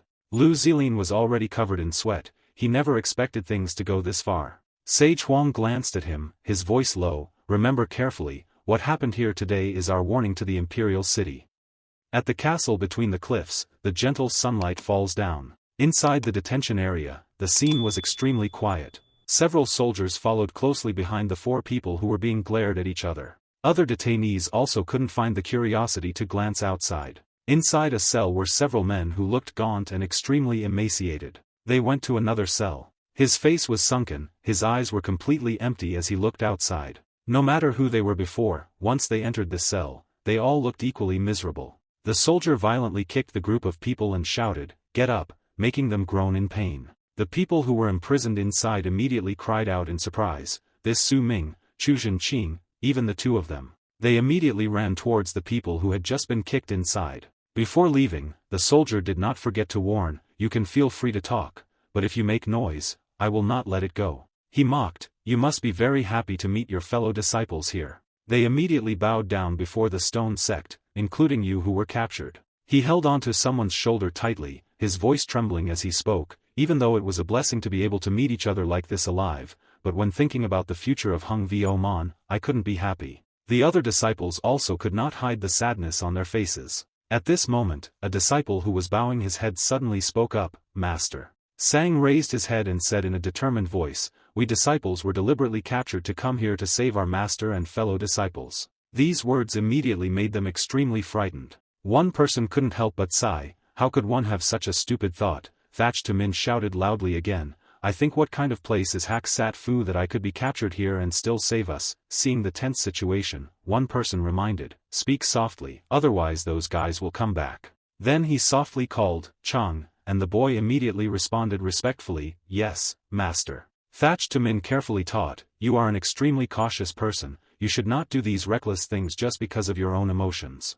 He immediately bowed and replied, yes. Then sang, I told him, I actually went to Tianvu Kok and presented my plan to seek help. Hearing that, they were immediately surprised, Tianvu Kok. He bowed low and reported back, and of course the result he received was that Tianvu Kok would not interfere in this plan because it would affect the imperial city. Sang's eyes gradually became sharp, his voice lowered, but they still gave him a token of the Tianvu Kok and hoped we would succeed. You have brought too many shocks since just now, they vaguely repeated, token. Then Sang opened his shirt to reveal a small object that was carefully hidden. His hands quickly removed the thread of the cloth. In Sang's hand was a small wooden object. He once again split the wooden box in two. Finally, pour out a tiny seed into your hand. Sang, I brought the seed forward and recounted that this token was a strange seed, something they had received from an unknown immortal. The crowd couldn't find anything but curiously gathered around to watch. Looking at the seed, Thatch to Min could not help but be confused, a plant seed. Meanwhile, in the main room, Sage Huang's voice rang out, you guys from the Black Assassins invited us here, but you refused to start. With sharp words, he kept asking, are you waiting for a signal from reinforcements somewhere nearby? Hearing this, Lu Zilin was momentarily speechless. He held out his hand, still trying to explain, it wasn't like that. Then Lu Zilin stood up, bowed slightly to make peace, it was because we had behaved inappropriately. He clasped his hands together, his voice resolute, I respectfully introduce myself again, I am Lu Zilin, deputy head of the Black Assassin's Palace. This made Sage Huang and Asura even more flustered. Having reached the end of the road, Lu Zilin had no choice but to reveal his identity. The reason I did not clearly reveal my identity was because I did not want to cause further misunderstandings. If this makes you two feel uncomfortable, I hope you will forgive me. The old man stroked his beard, still calmly asking again, although a bit surprised, but so what changed? Sage Huang's next words made Lu Zilin even more afraid. Even if you are the deputy mansion master, there is an unchangeable fact that one of your allied organizations has been destroyed by us. Aren't you now trying to confirm that in order to capture and punish us? Didn't you say at the beginning that this place was originally for doing such things? On this side, the Asuras also add salt and pepper. Yes, I have heard it all. He was confused by the two of them, quickly waved his hand and forced a smile. So embarrassing. Now, Lu Zilin has completely given in to the two of them. Actually, these two people are only indirectly causing that result. I don't want to make more enemies. Then he sat down on the chair, so I have a suggestion. Lu Zilin couldn't let go of the opportunity to have two such talented people. He asked, do you two want to officially become people of the Imperial City through my proposal? Hearing that, he was immediately surprised. Was he officially a person from the Imperial City? Lu Zilin continued to explain in more detail. Based on the details we have investigated, you two are outsiders who have just arrived in the Central Plains. You probably haven't joined any sect or organization yet, so if you become people of the Imperial City, no matter where you go or what you do in the future, you will receive our support. Wouldn't that be more convenient? He tried to convince the two of them. I know that even though you two have caused great damage, you two never had any ill intentions towards the Imperial City from the beginning. This was just the result of a misunderstanding. Then Lu Zilin offered a very valuable deal. If you two agree to join the Imperial City, I will use my power to end this matter here. Seeing that Sage Huang did not say anything, the Asura glanced slightly. But he just said softly, I refused. He bit his lip, eyes widening at Sage Huang's words, you have no idea what we want to do. Finally, the old man and the Asura bowed their heads slightly as a thank you. I appreciate your offer, but please mind your own business. We will also do what is within our reach. At this moment, Lu Zilin was completely rendered speechless. His face darkened, and he let out a small, disappointed sigh. Knowing that he could no longer persuade the two of them, Lu Zilin had no choice but to stop. I understand, then this time I will let you two go. Hearing that, Sage Huang suddenly wondered, are we going to go? Lu Zilin smiled as he said, I don't want more enmity, so I will find a way to handle this in the most peaceful way. But he just listened silently. Then he spoke again, the two of you don't have to leave right away, just stay here as long as you like. But Sage Huang immediately refused, no. The old man and the Asura stood up, the negotiation ended, I have no reason to stay, let's go. As the two of them were about to leave, Lu Zilin suddenly called out, wait. This made him and Sage Huang a little confused, please stop. Before the two of them could react, an iron cage fell from somewhere. The iron cage was stabbed into the ground, causing it to shatter, swallowing the two of them. From the bottom of the sturdy iron frame was also quickly formed. Asura couldn't help but look up at this iron cage curiously. Lu Zilin, from the moment you arrive, I have a few words to say again. He closed his eyes and spoke softly. Until now, no outsider had ever entered the Black Assassination Palace and returned alive, so letting the two of them leave was just a lie. On the other side, the Asura tried to punch the iron cage with force. After examining it carefully, he pointed at it and commented, "This thing looks sturdy." Lu Zilin revealed a smug smile, "That is 10,000 years of cold iron, a rotten biography, so don't waste your effort, you won't be able to escape." Hearing this, Asura and Sage Huang were stunned, not understanding what was going on, and not knowing what expression to make. Even though he was locked in an iron cage, he noticed something else. Well, he flipped his face in an instant, "But I like this kind of person." The king and his soldiers pushed open the door and entered. He walked towards the iron cage, surrounded by countless other soldiers. The royal flame radiates a deadly aura, just a glance can make the opponent afraid. The soldiers also tightened their grip on their weapons, glaring at Asura and Sage Huang. Meanwhile, in a cell, a small object came up from underground. They immediately gathered around to observe. The object gradually emerged from the ground. A giant thorny monster emerged, startling the crowd. Oh, it was growing at a rapid rate. It was constantly emerging from the ground, almost taking shape. This scene made them so terrified that they couldn't speak. This thing. Then, the monster struck so hard that the entire cell shattered, and a scream rang out. On Sage Huang's side, he calmly stroked his beard. Sage Huang glanced at Lu Zilin indifferently. I had already predicted that things would turn out like this, so it wasn't surprising at all. He was still arrogant, the corner of his lips curled into a smug smile. My invitation to you to join the Imperial City was sincere, but you guys rejected your only chance to live. Then he turned his voice towards the soldiers holding spears. They looked like a group of demons. Their spears contained a deadly poison similar to that of poisonous snakes. Just a single graze would be enough to kill someone. Lu Zilin narrowed his eyes, his voice filled with amusement. Let's see how long you can last. Then he loudly ordered the soldiers to charge. As soon as they received the order, they immediately took their weapons and stabbed the two people inside the iron cage. In the room, the sound of stabbing and slashing kept ringing. Lu Zilin stared, his face showing indignation. The soldiers kept stabbing poisoned spears inside. When the king was about to strike, he saw something. Asura and Sage Huang also looked forward with wide eyes in surprise. Outside the castle, a giant thorny earth tremor appeared, piercing through the entire prison area. It gradually spread out, penetrating the grey cliff and destroying the city wall. The monster thrashed so hard that the earth and rocks shattered. The people in the cell immediately panicked and called out to each other, "Master, are you okay?"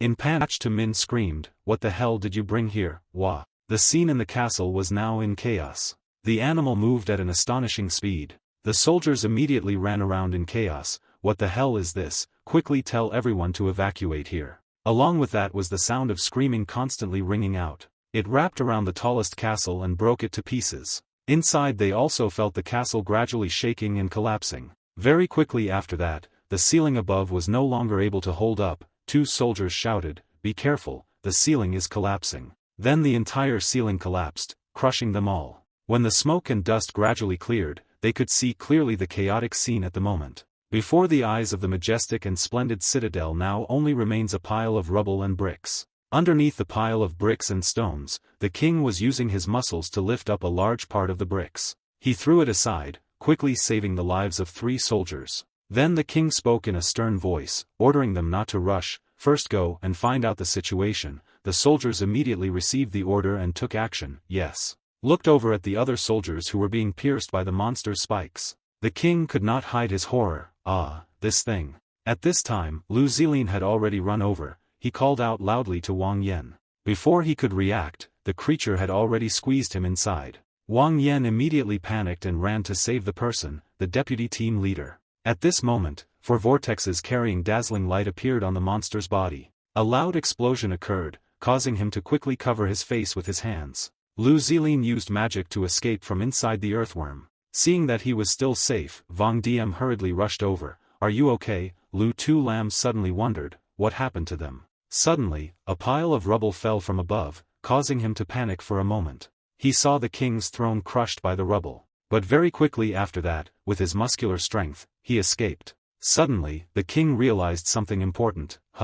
He looked at the empty iron bars and wondered. The bars were made of 10,000-year cold iron. At the same time, a faint laugh rang out. Ho ho. Sage Huang was stroking the monster. "Look, is this the seed I gave to that brat?" the Asura standing beside him also agreed, it looks very similar. The more he thought about its appearance in this place, the more suspicious he became, but why did it appear here? Was that brat here too? Before the Asura could finish his sentence, a hand grabbed his head, whether he came here or not. Sage Huang turned around and saw him being lifted up. The King of the Flames chopped off the Asura's head and pressed it hard against the floor. In the depths of his eyes appeared a clear ray of indignation. Alta's head was buried in the shattered floor. However, Sage Huang didn't feel worried at all and just exclaimed, "Caught it." Lu Zilin stood nearby and shouted loudly, "Kill him, kill that old man too." He immediately ordered the soldiers, "You guys hurry up and do it." Hearing that, they immediately took up their weapons and charged forward, obeying orders. Those men aimed their poisoned spears at Sage Huang, but he just stood there, his face looking like he was witnessing a child's play. Right at the moment the soldiers were about to skewer Sage Huang to death with their spears. Then all of them were attacked by that monster at the same time. Some were pierced by thorns, some were squeezed so hard that they bled, screaming loudly. The old man seemed to be too familiar with this scene. Blood and bricks kept flying up with the screams.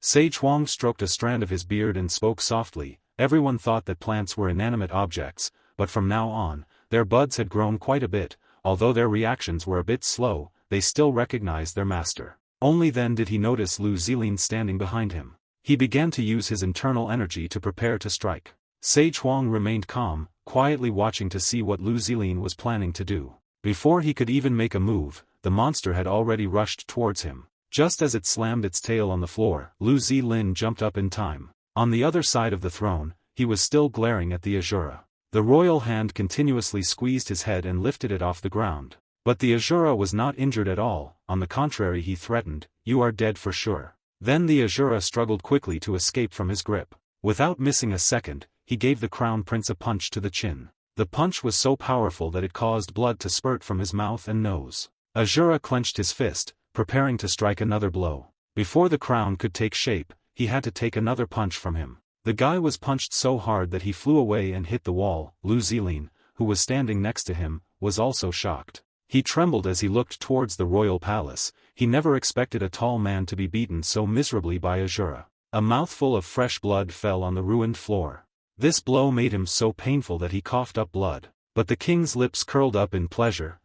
Interesting, to this extent then. Lu Zilin didn't face Asura, saw him holding something in his hand. On the Asura's hand is the lower body of the King of Flames. Asura dropped his lower body down. At this moment, Vang Diem realized that the guy's pupils were wide open, unable to believe his eyes. Then the king's eyes glanced down to confirm again. Indeed, now he only had his upper body and internal organs left. This scene immediately made Wang Yan's eyes roll, blood continuously flowing from his mouth. No, impossible. Lu Zilin witnessed this scene and was so terrified that he was speechless. He looked at Sage Huang who was complaining, "If you can't stabilize your emotions then you won't be able to control your power." The old man sighed and angrily scolded, "You did it again," causing Asura to hastily explain, "This time I didn't do it on purpose." Suddenly there was a loud noise, causing the two of them to stop arguing. Lu Zilin was so scared that he decided to jump out of the window.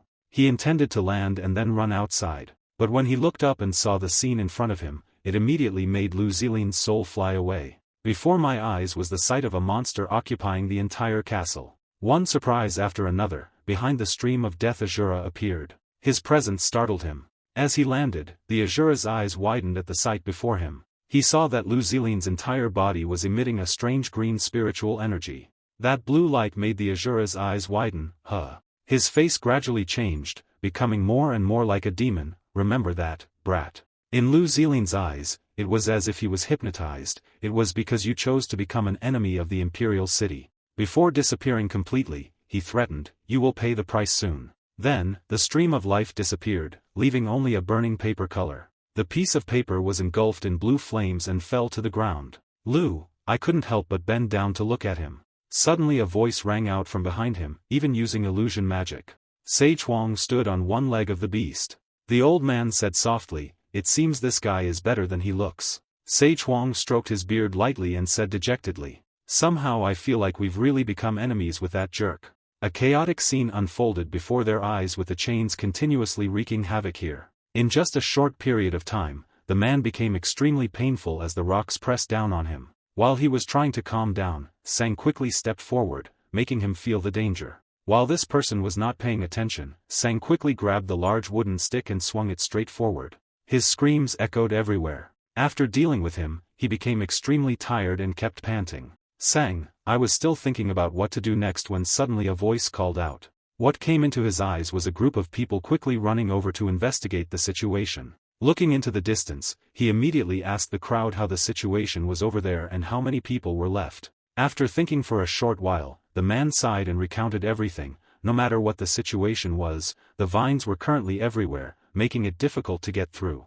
He didn't forget to point at his teammates who were gradually appearing here, but with this situation we should be safe, they will be crushed to death by the vines. Hearing these words, Sang's face was extremely determined. He loudly announced, but knowing the exact situation was still better, otherwise burn that place down to erase the existence of the Black Assassin's mansion.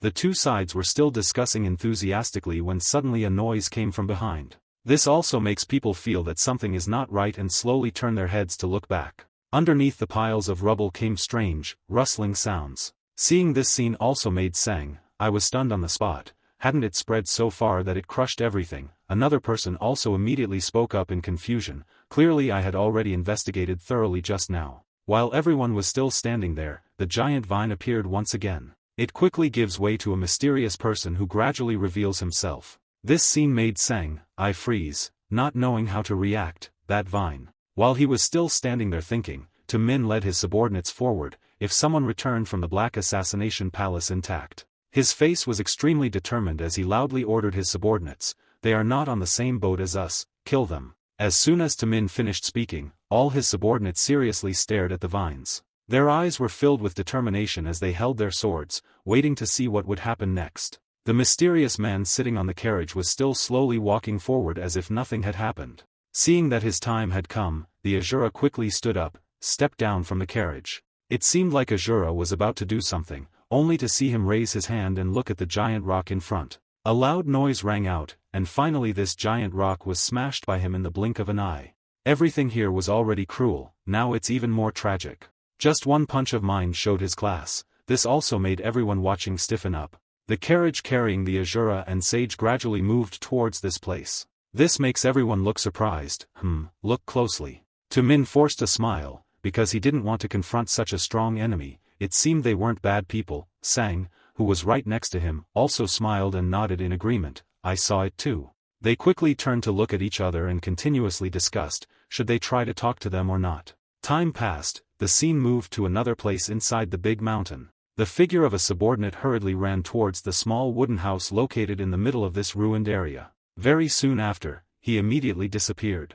Less than a few minutes later, he quickly returned, waving his hand to signal everyone. Seeing that everything was safe, a subordinate waved his hand and announced, found it. This time they glanced towards Min and Sang, who were on the side. Let's go, master. Just like that, the group of people quickly ran away into the interior of this seemingly dilapidated wooden house.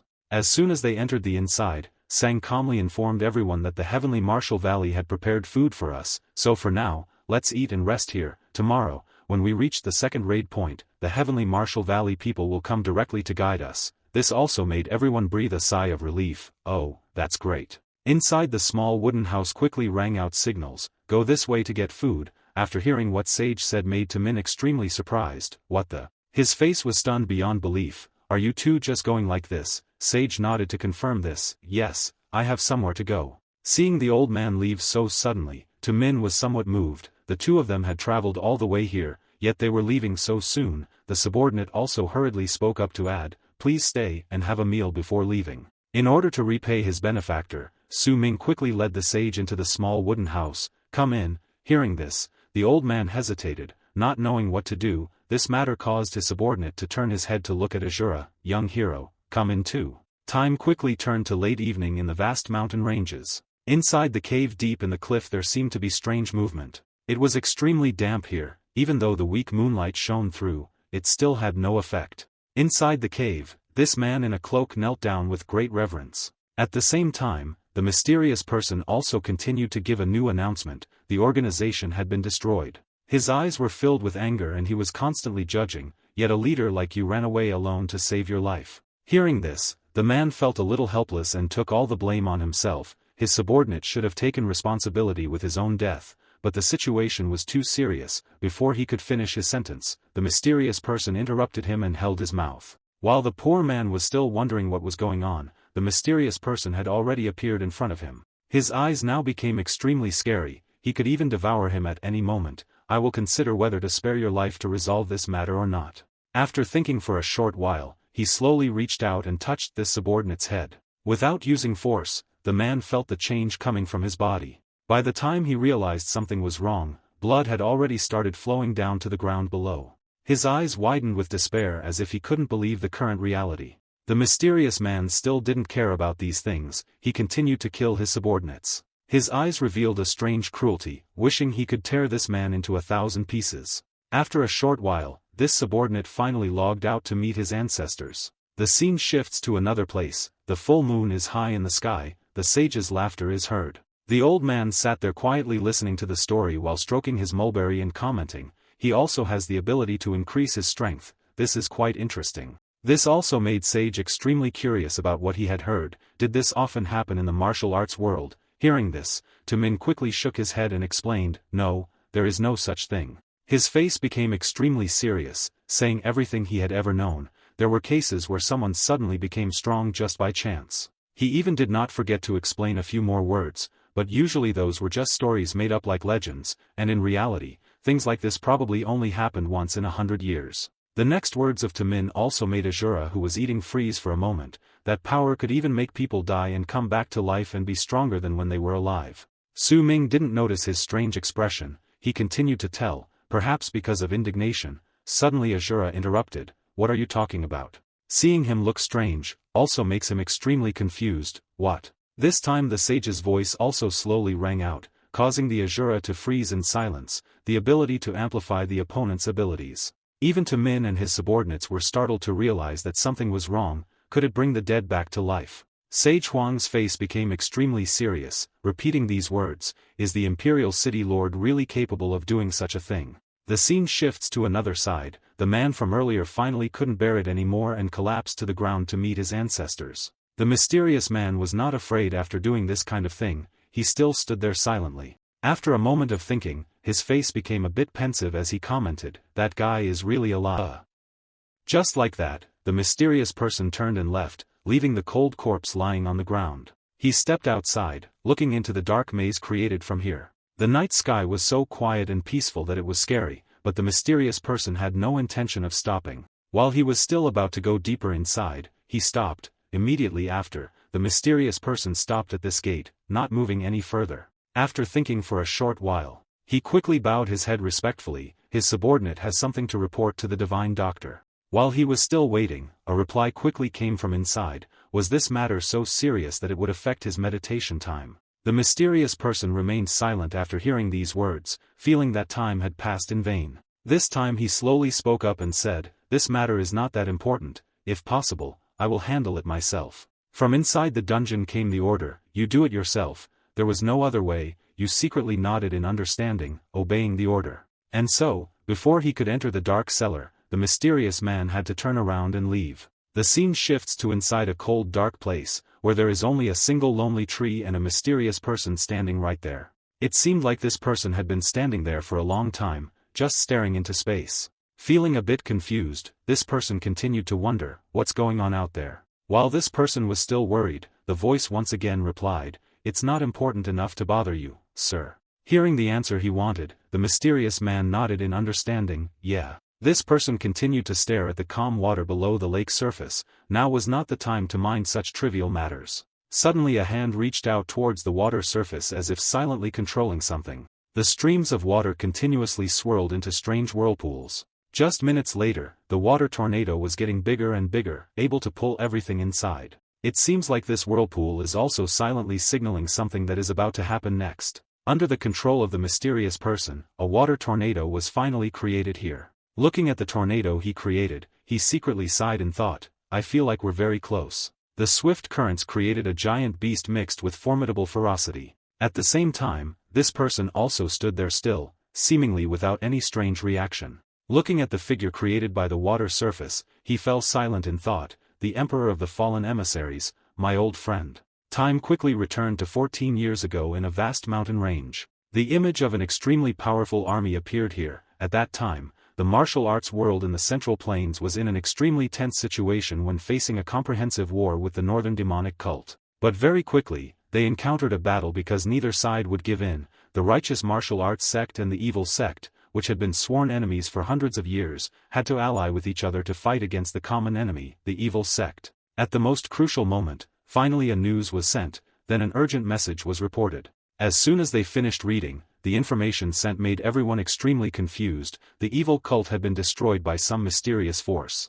Feeling that they could not sit still any longer, the group immediately rode out to spread the news. The Alliance immediately mobilized all intelligence organizations to investigate and confirm this unbelievable information. What greeted everyone was a place of utter devastation, with everything horribly destroyed. The group of people in the Alliance were stunned by the scene of devastation before their eyes. They didn't know how to describe this scene. Realizing that time was of the essence, they quickly returned to report everything. After confirming the truth, everyone couldn't help but cheer. This also caused a lot of controversy from different people. There were some concerns about the force that destroyed the evil cult, but it was drowned out by the cheers of gratitude towards the unknown savior. In the midst of the turmoil, an important piece of information finally emerged. A few days later, the so-called unknown saviors appeared. The mysterious man walked inside to everyone's surprise. The mandarins just silently watched attentively to see what would happen next. A smug smile appeared on the corner of the mysterious man's mouth as he relayed the information word by word. Our master conveyed that he wanted an answer within 10 days. After completing his mission, the mysterious man just turned around and left, leaving everyone astonished. At the same time, when everyone curiously opened the coffin, what was inside made everyone freeze in place in disbelief. They left behind the body of the iron-blooded demon emperor, the leader of the demonic cult, who terrified the entire martial arts world. The allied man hurriedly opened the scroll to see if he could glean anything, and it contained a document demanding surrender with a series of humiliating conditions that could not be met. It seemed that for a long time, both sides had fallen into darkness. The alliance of good and evil had fallen into complete chaos. But that was not the end. The high-ranking officials continuously met to discuss countermeasures. Some wanted to fight, others wanted to make peace. There were even those who were so afraid of that force that they wanted to withdraw from the alliance, because after all, the opponent was no longer the demonic sect. Time passed very quickly. The mysterious people appeared once again. 10 days passed, but there was still no final decision. Those people came again. The people of the good and evil alliance just stood there silently waiting to see what would happen. The mysterious group of people continued to walk forward cautiously.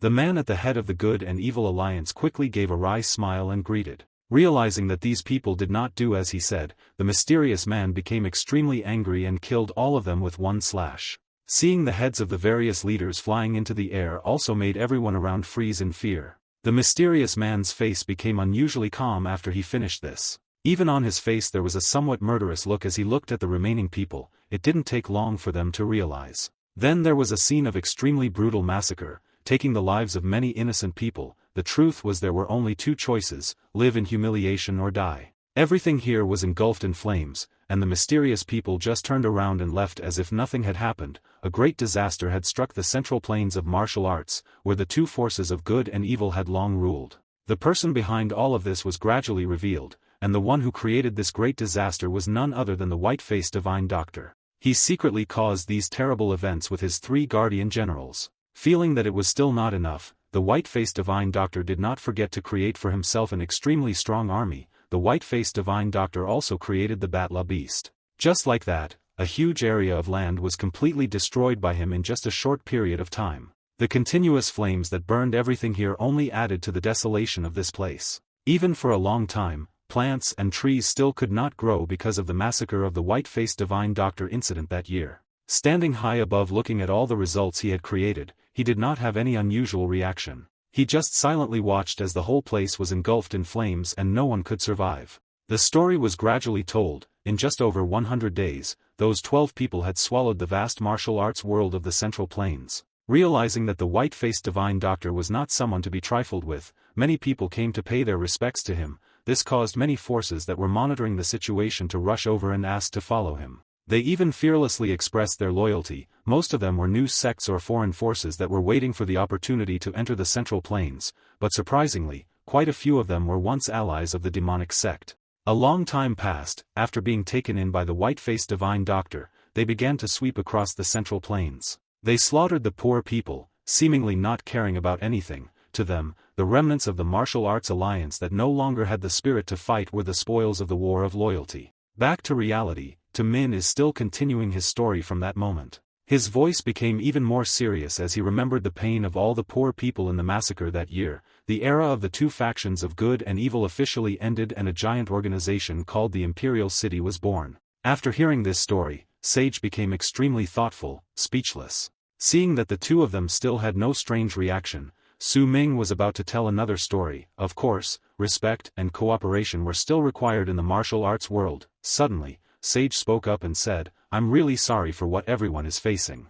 The old man continued to look at everyone present and spoke his thoughts, "But what I want to know is whether or not anyone has ever witnessed the city's Emperor City Lord performing the ability to bring people back to life." Hearing him say that made the martial arts alliance extremely confused. A subordinate quickly added to this, "This was something that every martial artist in the martial arts alliance knew." Sage's eyes became strangely serious again. The truth was known to everyone. While he was still thinking about the previous story, Min continued to explain that the Batla beast was created this way. This made the sage feel confused. What if it was something they made up? Was everything really created by the Emperor's City Lord? He heard this and didn't know how to reasonably explain this matter. But the only thing is that the eyes of the Min are more determined than ever as they speak out their plan. No matter what they say, everything can be guessed. I don't know all of the Batla beasts, but the martial artists of the Vo Lam Min all know at least 3 of them. After collecting this information, he thought of the dangerous people behind everything: the Golden Law Beast Tru Ka, the Red Law Beast Go Huang, the Blood Law Beast Tu Tan Chi. They were previously martial artists of the Evil Alliance and were known as the Three Devils. Even their strength could easily defeat anyone who stood in their way. The martial arts strength of all 3 were ordinary, but they were famous for their vicious methods that made the martial artists of the evil sects fear and stay away from them. Moreover, Tru Ka had once confronted the sect leader's son and brutally killed him, causing the martial arts world to be turned upside down. This also made Min hesitate when he remembered the mysterious person who had personally destroyed 3 people who had once made waves in the martial arts world. The leader of the Evil Alliance was afraid that the alliance would crack before the battle, so he personally beheaded Tru Ka in front of the martial artists of the righteous and evil martial arts world to calm the situation. As for Go Huang and Tu Tan Chi, their veins were also abolished, meaning they lost all their martial arts and were exiled to the border. While he was still pondering, the sage continued to ask, "But the beheaded man came back to life?" These words made Min a little surprised, but he still nodded to confirm, yes. He glanced at his subordinates who were still in deep sleep and quietly lowered his voice. Furthermore, people whose meridians had been destroyed could not recover their martial arts skills because they could not use their internal energy. If they tried to use their internal energy, they might fall into a state of internal energy deviation and lose their lives. Speaking of this, he once again remembered the assassins who were once notorious, yet even though Go Huang and Tu Tan Chi could not recover their martial arts, they became monsters stronger than overlords of the same realm. It was clearly an unbelievable result. That was why martial artists did not use the word increase but called it amplification when talking about their martial arts.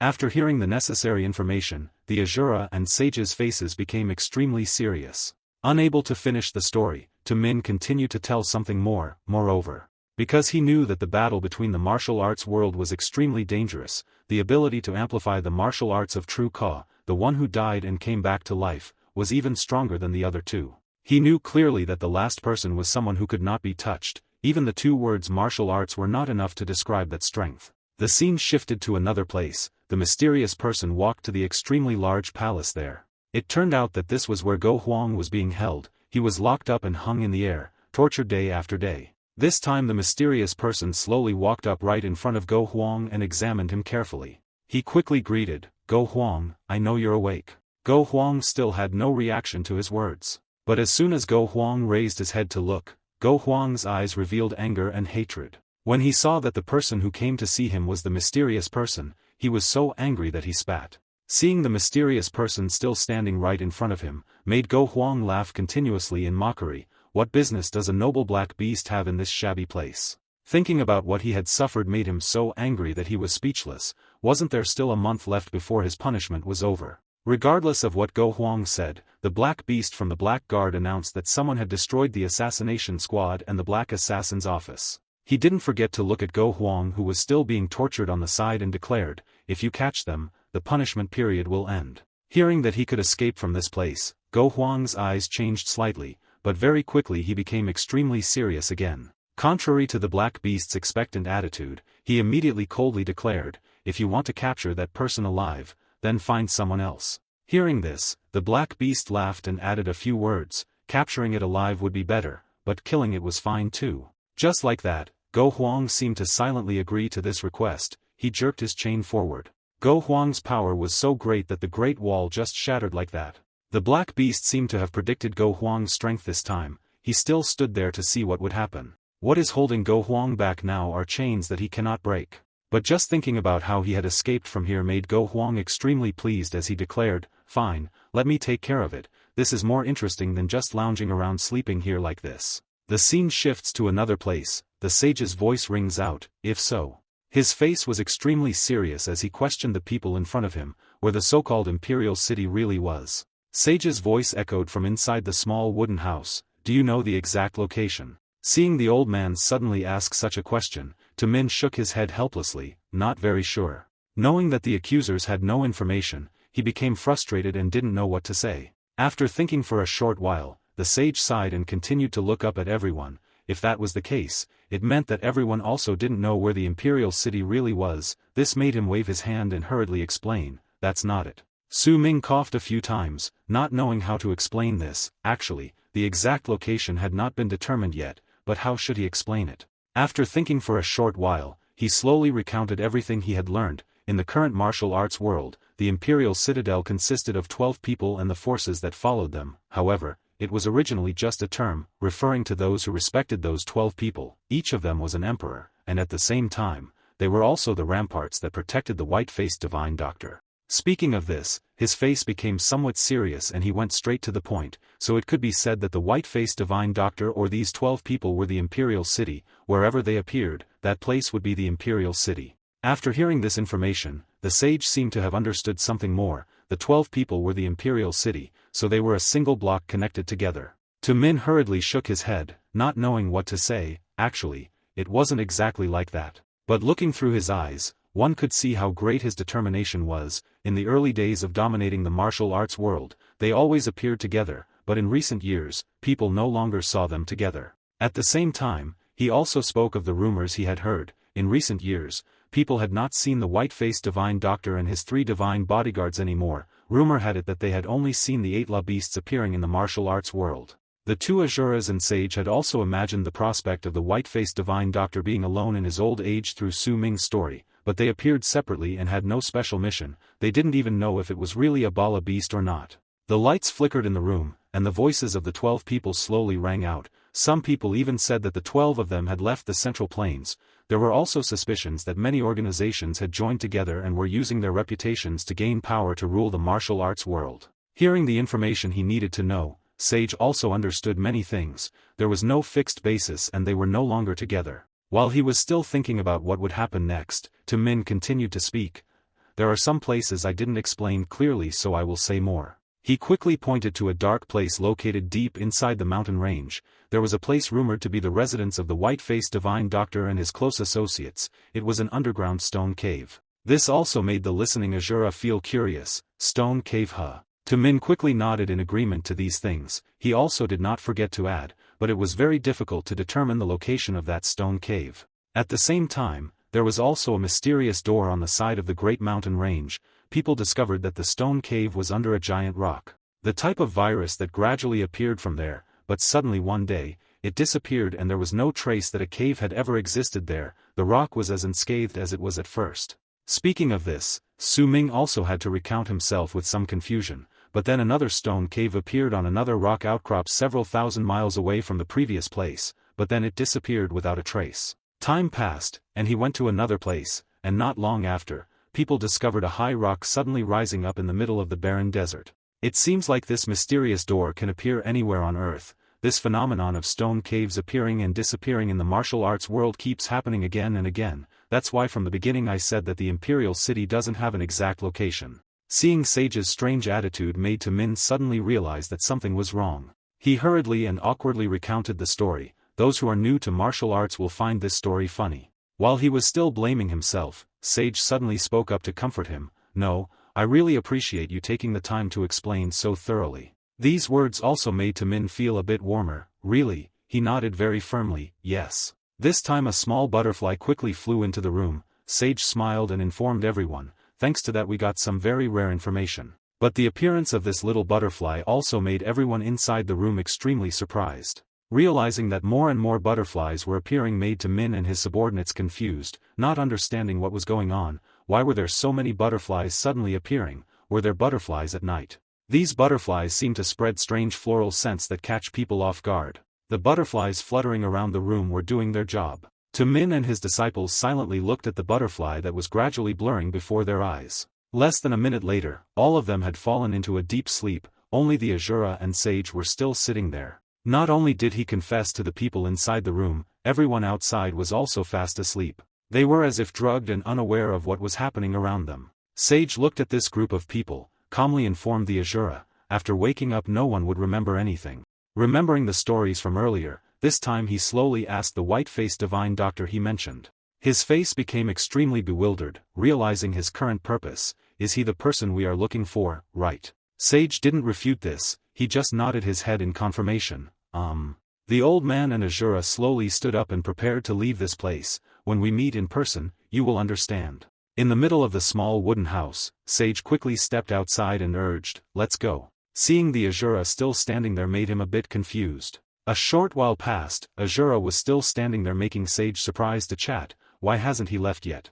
After looking at the group of people who were still sleeping soundly right in front of him, he didn't know what to do next. It seemed like they were all decent people. If he just took the information and left like this, it would be a bit of a shame to them. His words also left Sage speechless before his natural kindness. Seeing that time was running out, Sage sighed and quickly asked, what else do you want? Time is slowly turning towards morning. A voice in the cruel space rang out. They wrapped so tightly that we could not squeeze through. The subordinate anxiously reported everything he had spied to the commander. I think that inside, whether it's a house or a person, it can't be safe. Go Huang heard that and just kept silent, thinking, unable to say anything. While he was still thinking about finding traces, another subordinate hurriedly came forward to report that many corpses of black assassins were found around. Go Huang realized that things were not as easy as he thought and became so angry that he trembled. Unable to sit still any longer, he deliberately struck straight towards the vine that was still moving behind his subordinates. A blinding light quickly dispelled the annoying, dirty vines that were lingering there. With just a single punch from Go Huang, it seemed like these huge things were completely destroyed with ease. Even the vines here had completely disintegrated into small pieces that fell everywhere. This scene also made Go Huang's subordinates even more respectful towards their boss.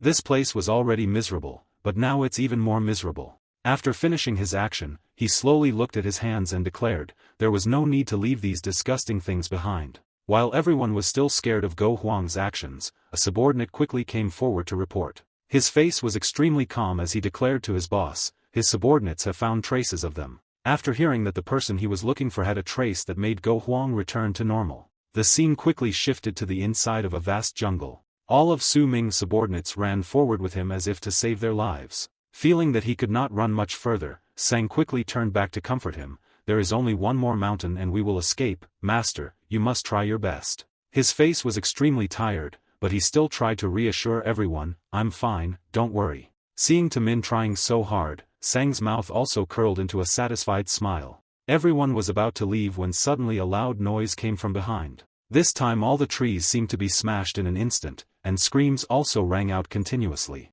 The power just now also made everyone stunned, unable to believe that in the world there was such a domineering power. When they looked back once more, the path ahead had been completely destroyed in just a single attack. In front of them right now was Go Huang. It seemed like he had chased here. His eyes were still scary and full of murderous intent. Seeing Go Huang suddenly appear here, made everyone froze in disbelief. He curled his lips to reveal his extremely evil face. In such a short time you cowardly rats can run far, Tamin knew this man better than anyone. He was thinking worriedly, the red beast Go Huang. It wasn't just him, it seemed like many of his subordinates had become extremely frightened by this scene. They were about to run away when Go Huang's subordinates blocked them from behind. It seems that Go Huang and his army have completely surrounded the alliance along with Sang. With victory firmly in hand, he laughed smugly and continued to ask the crowd, do you think you can escape and survive? I know with Sang that the chance of being able to live is 0, 1, only. Seeing the fear on everyone's faces, This increased their excitement even more. Having hope is good, should I give you guys a way to live? He continued to glance at the crowd and then went straight to the main topic. Surely on the way out of the Black Assassination Mansion, you met an old man and a young man traveling in the same carriage. If you tell me where they are, today I will give you a way to live. After hearing this, all the subordinates turned their heads to look at Tamin, waiting to see what he would do next. His face had become unusually calm. He directly declared to Go Huang, I don't know what your purpose in asking this is, but we have never met such a person. Obviously this answer made Go Huang not satisfied. His face became extremely angry. Only thing is, he didn't regret his answer at all, he was still steadfast like that. His determined gaze also made him somewhat uncomfortable with this attitude. Go Huang let out a soft sigh, he said in surprise, really? But very quickly after that, his eyes completely changed, then die. The group of whistleblowers had completely angered Go Huang, he couldn't let him live any longer. This scene also made everyone very scared but still had to gather around him to protect him. At the same time, the carriage made some very strange noises. Go Huang, after hearing this noise, became silent and thoughtful. Even the accusers were startled, not understanding what was happening here. It turns out that Asura and Sage did not leave here. He quickly jumped down from the carriage to chat. Look leader, I said it right. As soon as they saw him appear, the surrounding assassins were startled and froze. Perhaps the most surprised person in this story was the Scarface man. Even if he died, he would never forget this familiar figure, the short old man and the boy riding the carriage. Seeing Go Huang had appeared before his eyes, the sage was not afraid at all, and did not forget to signal. Anyway, it was impossible to find the location of the imperial city right away, so wouldn't it be better to follow these people and help them? Asura heard this and nodded in understanding. He held his sword and walked straight towards Go Huang along with the assassins. Even his face was somewhat frustrated, he just wanted to win quickly. Hey, come here, I heard you were looking for me. Seeing the Asura behaving so strangely, also made Go Huang on the side feel puzzled. After a short moment of thinking, he suddenly called out, boy, I have a question. This time he turned his head and pointed at Sang, who was standing with Tamin on the side. Why do you want to save these people? Is it because you know each other? This didn't make Asura care much. He coldly declared to him, the first time we met, we couldn't save them. Stop talking nonsense and charge. After hearing his answer, Go Huang was a bit silent and thought. Only then did he laugh in response, as if he felt things were getting more and more interesting. Aha, is that so? Seeing his strange attitude, also made Sage suddenly realize something was wrong. Without any hesitation or delay, Go Huang quickly charged forward without any delay. While Asura was not paying attention, a loud scream rang out. A beam of light with destructive power quickly appeared before everyone's eyes. Everyone held their breath after witnessing this scene. It turns out that the attack Go Huang just gave was not for the Asura but for the accusers. Seeing him suddenly attack so many poor people right there like that made him unable to bear it anymore. In less than 10 seconds, blood and pieces of flesh quickly flew into the air. The scene here was completely destroyed by Go Huang's punch just now. Seeing all the people who had nothing to do with this matter die made Asura's eyes widen in shock. Before his action this time, Go Huang was not afraid but on the contrary became extremely excited. His eyes revealed a vicious look, wishing he could tear the Asura into 1,000 pieces. The corpses of the poor people lay scattered on the ground, all of their bodies were not intact. Go Huang stood there looking at the result of his own creation. After confirming that there were no survivors, his face immediately sighed and complained, I've told you many times, why don't you just go away, you bunch of idiots. His actions this time also made the sage sitting on the side unable to bear it anymore. It was the first time he had met such a madman in his life. Seeing that the Asura was still standing there thinking, he called out to the Asura. To this call of the sage, the Asura did not react at all but just stood there. The death of everyone made him so angry that he was speechless. Even Sage couldn't have expected Go Huang's actions to be so crazy. This matter. After everyone's death, Go Huang became extremely interested in looking at the corpses lying all over the ground. He turned his head to look back to see if there was anything strange about my movements. His reflexes were extremely quick when he saw him decisively strike straight towards him. Realizing that he had attacked him, this made him even more smug and he laughed out loud, haha, indeed. The ground under our fighting also created a large watermark in the middle. The aftermath of this punch also left Go Huang stunned for a moment in disbelief. He looked in confusion at the ground that was gradually closing in before his eyes. As soon as the Asura turned his head to look back, his face was unusually calm.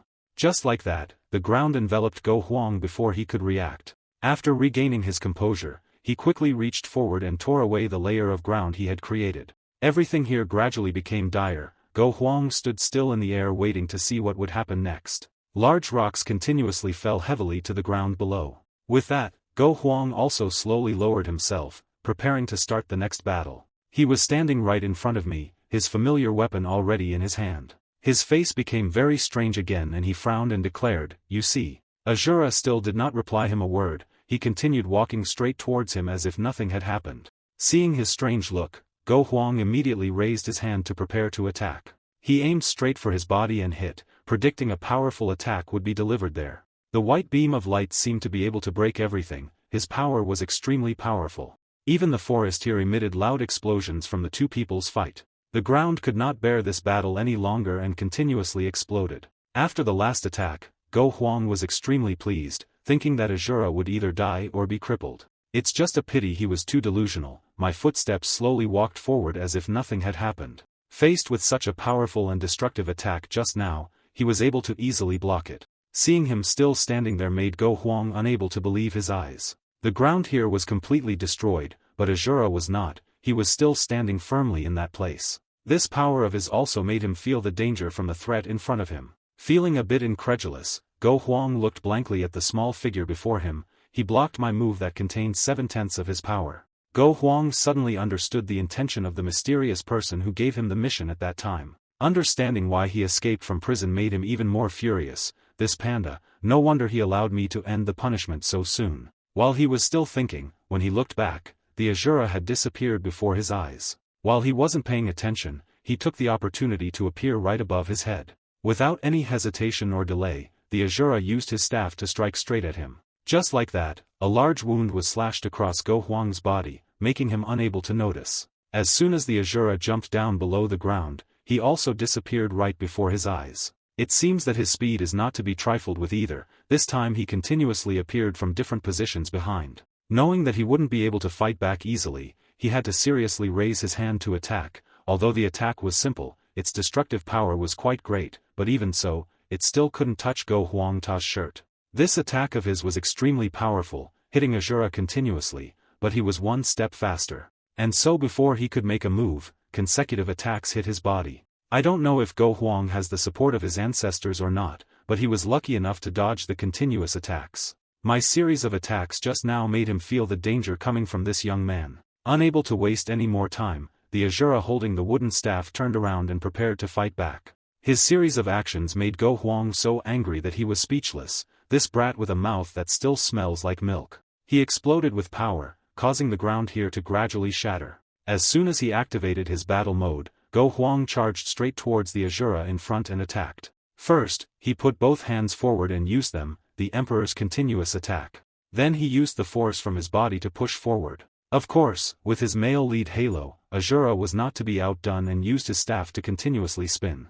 A loud bang appeared. The scene before the two people's battle increasingly increased. It seemed that the strength of the two people was evenly matched. In this match, neither he nor he would give in, extremely stubborn. But it seems that Asura is still somewhat overwhelming against Go Huang's current strength. He dodged, I hit, he jumped into the air, like that for a long time. Go Huang continuously endured my attacks from the stick in his hand. A lot of attacks along with the combined punches make this fight so powerful that no one wants to face it. Even the speed of the two people gradually improved because of this. The two people kept hitting from one side to the other. After a long period of continuous beating, the wound on the Asura's face also appeared. In order to calm himself down, he jumped down to the ground below to safety. His eyes still held that determination. Seeing that the Asura was not as easy to eat as he had imagined, this also made Go Huang have to praise him. Brat, you are just as strong as this red-haired beast Go Huang. It's just that his face had turned crazy before the last match as he declared, I can't just treat you like a brat for now, from now on I will use my ultimate technique to fight you. After he finished speaking, he turned on his strongest mode and prepared for battle. Go Huang's eyes were now filled with hatred, he opened his mouth wide and shouted blood-red thunder righteous attack. Seeing him continuously exploding his power right before his eyes, Asura remained calm as if nothing had happened. Inside this vast forest appeared a ball of light that looked like an atomic bomb. As it approached, this ball of light gradually grew larger as if it wanted to swallow everything inside. I don't understand what level Go Huang cultivated to that he could create such a terrifying white ball of light. While still watching this sphere, Go Huang suddenly used his sword to slash his own sphere away. It turns out that his original purpose was to make this ball explode, destroying everything around this place. The explosion was so loud that rocks and soil around it flew into the air, flying for kilometers. Even the effects of this explosion left the surrounding lands devastated. The sky was slowly turning gray before the battle of the two nature destroyers before their eyes. This land, which was once beautiful, has now turned into a huge hole due to Go Huang's recent attack. The smoke and dust gradually cleared away and the place was returning to normal. The scene quickly shifts to below this bottomless pit that Go Huang just created. After using all his strength, Go Huang became extremely tired, sitting there without any reaction. Because he was too exhausted, he helplessly vomited a large mouthful of blood onto the ground. Seeing that his opponent was still alive, he struggled to stand up and continue the match. Asura gradually lost his composure before this match of his. On the contrary, he felt a bit tired. He quickly walked straight in front of Go Huang, making him realize that something was wrong. The explosion he created just now caused Go Huang to lose a lot of his power. Realizing that Asura still didn't do anything, he froze for a moment. He looked at him with his body still, seemingly unresponsive. Now do you give up? He couldn't believe that he used a few parts of his power to create an explosion and his opponent was still safe, leaving Go Huang a bit speechless. It was clear that Go Huang was not willing to accept these things. He clenched his teeth in anger. Now he has changed his mind. Even if he dies, Go Huang must still drag Asura along. He used all his remaining power to strike straight at him as if to deliver a finishing blow.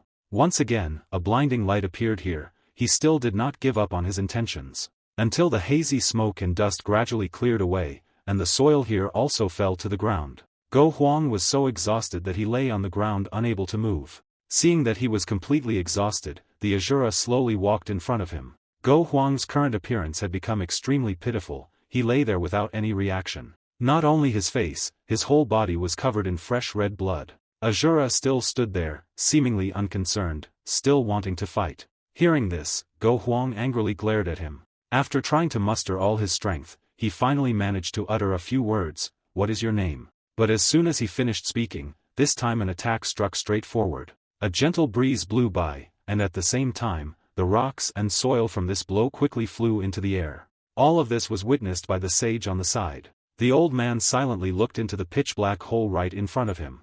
I don't know what he was thinking, but he became strangely thoughtful.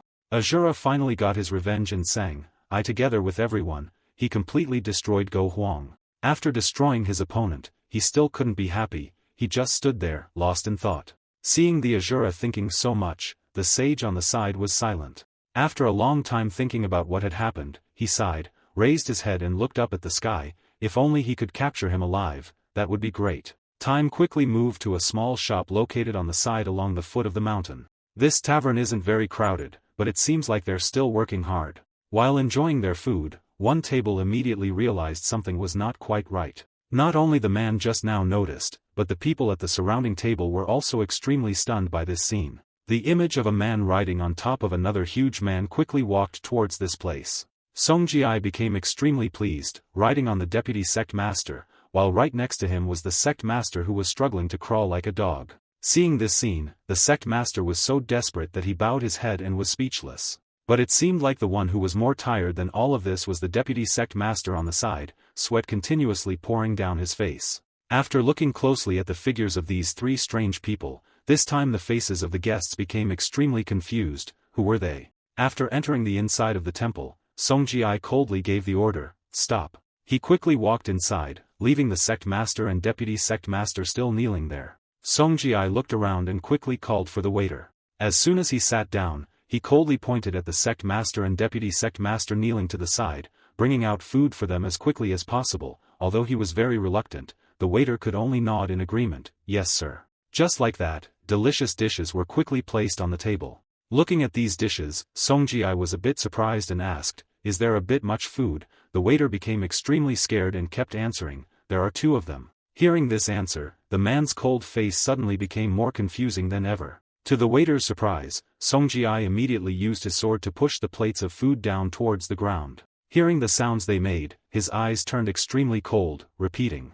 Songjie became extremely annoyed by the sounds just now, which also made the sect master on the side become scared. He quickly walked towards the 2 people, who were still kneeling on the ground, and commented, "I thought they were humans." After he finished speaking, he used his hand to decisively hit the sect master's face. The screams continued to ring out, which also made the surrounding guests extremely scared. They kept holding their breath at these scenes, accompanied by loud arguments. "Why are you barking like that? What the hell?" Some time later, the waiter stood still, trembling as he watched Song Ji-I beat the two of them to a miserable state.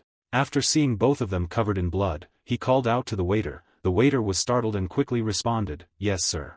Song Ji-I's cold eyes looked back and declared, "Can dogs or horses sit at the dining table?" Just like that, the broken bowls of food and leftovers were quickly placed on the ground. He held up the wine cup in his hand and informed the two people who were still kneeling in front of him to start eating. He even took a big gulp of wine and added a few words, "You have to eat to have the strength to run, no matter how good or bad you should eat a little." This series of actions of his left both of them speechless, not knowing how to behave. Seeing the two of them still standing still made Song Ji-I even more upset. "I told you to eat." Even though he hated it to the core, the sect master had no choice but to obey. The deputy sect master right next to him also became silent to the point of contemplation. Just like that, both of them had to bow their heads and lick at the leftover food, the sounds continuously echoing. The scene just now also scared the owner so much that he turned his head to look inside. The waiter did not dare to face this scene.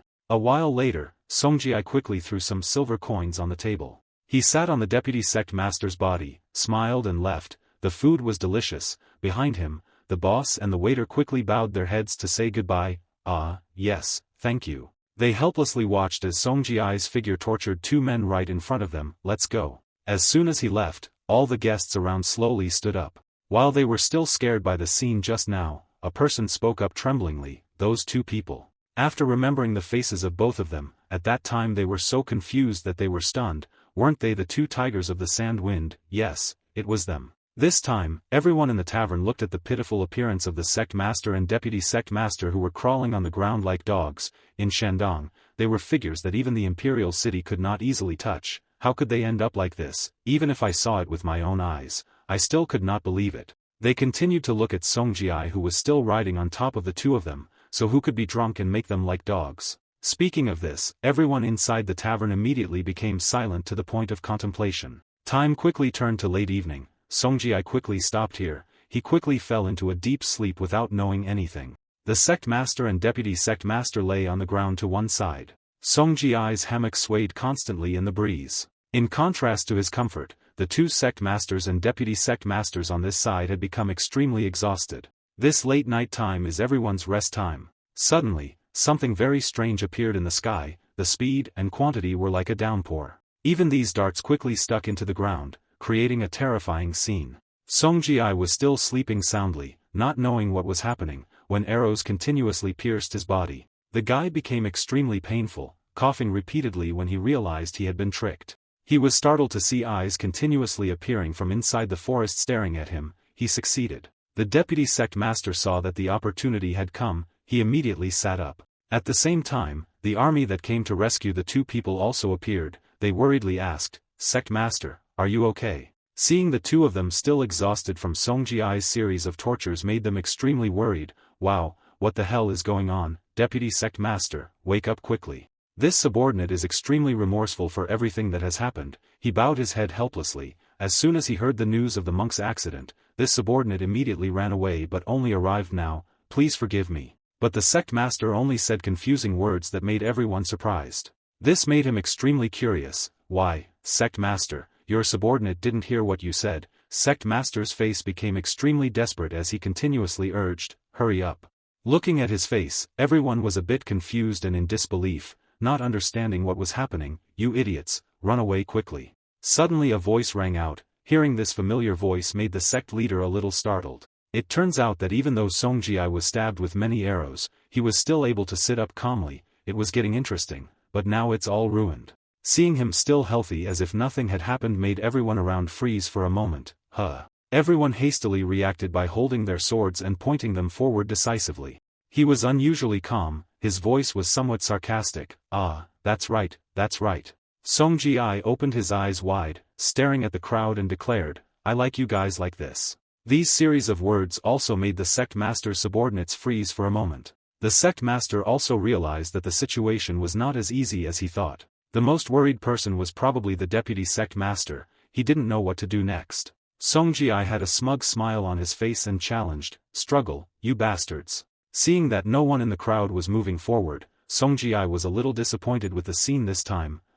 Don't you want to try? The sect master also felt the danger from this assassin. Seeing everything from start to finish made Ji extremely interested. Just seeing the smile on his face made the sect master so scared that he was speechless. Even the deputy sect master realized the seriousness of the problem. The face of the sect leader unconsciously bowed his head down, accepting his fate. Seeing that no one was attacking made Ji a little disappointed. His eyes became extremely cold as he repeated, "Why not take action?" Realizing that he was a madman, this time a subordinate quickly grabbed the sword and instructed the other two subordinates, Keishaoing Ziyungu. His voice was extremely resolute as he spoke, protecting the sect master and vice sect master. The two also nodded in agreement. Yes, the rest will be left for everyone to work together to deal with. As soon as he finished speaking, Ji used his power to end his life in a flash. Feeling that it was still not enough, he continued to destroy several more subordinates in the blink of an eye. The series of actions just now also made everyone around witnessing it become extremely scared and scream.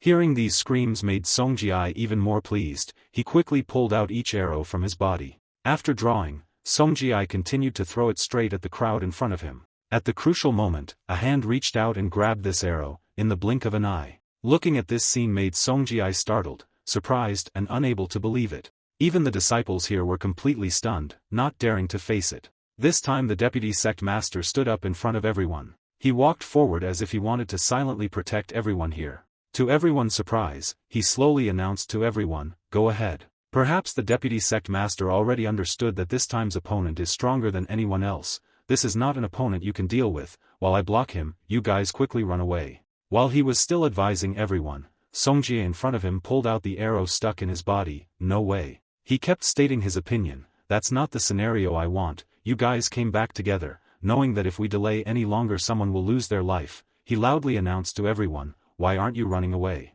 His appearance had become extremely scary. I told him to run quickly. Although he was very reluctant, these subordinates could only nod their heads in understanding and obediently listen. "Ah, yes, sir." The recent series of actions of the deputy sect master also made Ji extremely annoyed. This time he aimed straight at him and attacked. Before he could understand what was happening, blood was already splattered into the air. It turned out he was hit by the arrow the guy threw at him. Seeing their leader injured right before their eyes made all the surrounding subordinates scream helplessly. The deputy sect master. Just thinking about all the things the deputy sect master did made Ji even angrier. This arrogant bastard. Unable to bear this anger any longer, he threw the arrows straight forward. At the same time, the deputy sect master's body was continuously attacked and gradually destroyed. Those who stubbornly stayed were also slowly taken down one by one quickly. The more he attacked these people, the more excited Ji became about their actions. And just like that, one by one, everyone in this place was completely defeated.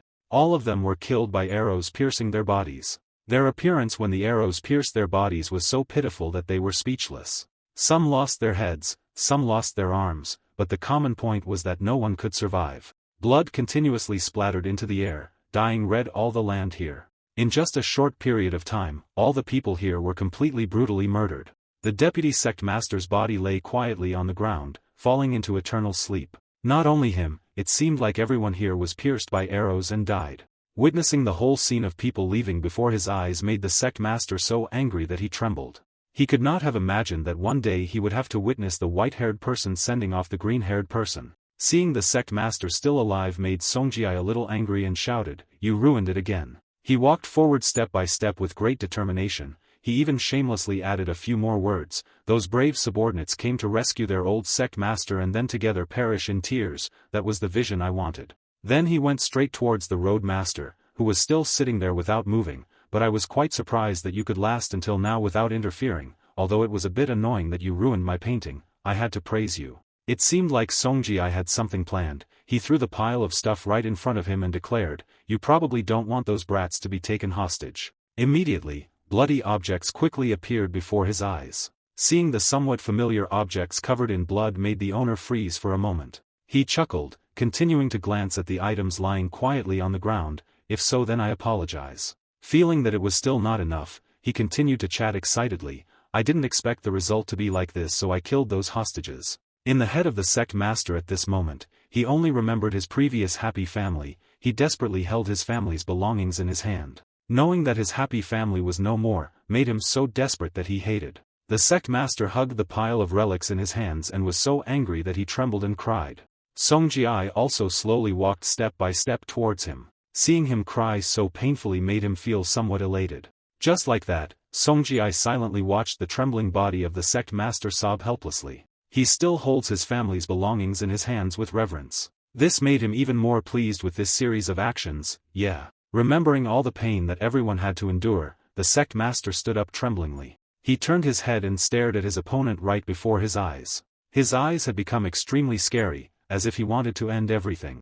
It seems like the sect master is no longer himself. His eyes are filled with hatred. I will tear you apart so that the children can leave in peace. This also made Song Ji-ai, after witnessing it, exclaim in surprise, "Oh, when anger reaches its peak, people will often achieve unimaginable strength, so this is how it is." He stood there waiting to see what would happen to him. Even his face became extremely smug after seeing the old man's revenge. A loud noise quickly resounded from inside the forest. Song Ji-ai's hands were now covered in blood, drops of blood continuously flowing down to the ground below. He looked at the body of the sect master that he had torn into 2 pieces with some complacency. Song Ji-ai laughed out loud looking at the bloody things lying on the ground. I was indeed a fool to still have hope. Seeing that this act was over, Song Ji-ai sighed, turned around and walked in another direction. Feeling that something was wrong, he felt a little uncomfortable and angrily asked, "Hey, you colorless rats, what's the matter?" As soon as he finished speaking, his subordinates immediately appeared behind him.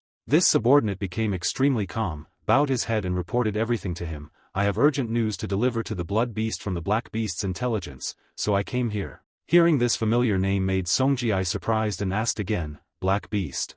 After confirming these things, he coldly declared, "From now on I will prepare to slaughter you. Quickly leave before I kill you all." Hearing this made the subordinates become afraid. But there was no other way. One of the subordinates could only bow his head and report, "The red-haired beast Go Huang had lost his life in a fight with strangers." Song Ji-ai heard that and was silent, thinking, unable to say anything. Remembering the words just now made him extremely surprised, wanting to turn back to confirm everything. "What did you say?" Drops of blood continuously flowed down below the water surface. Asura was washing his face when he noticed drops of blood continuously flowing down. He realized that his nosebleed had started to flow continuously out again. Seeing this, he was not worried at all and continuously turned his face back. This was also witnessed by the sage on the side. After a moment of silent contemplation, he asked in surprise, "It's starting again." This time he sighed a little helplessly, "So I said." Sage looked up at the clear blue sky ahead. "If you continue to be stubborn and lose control of your power like this,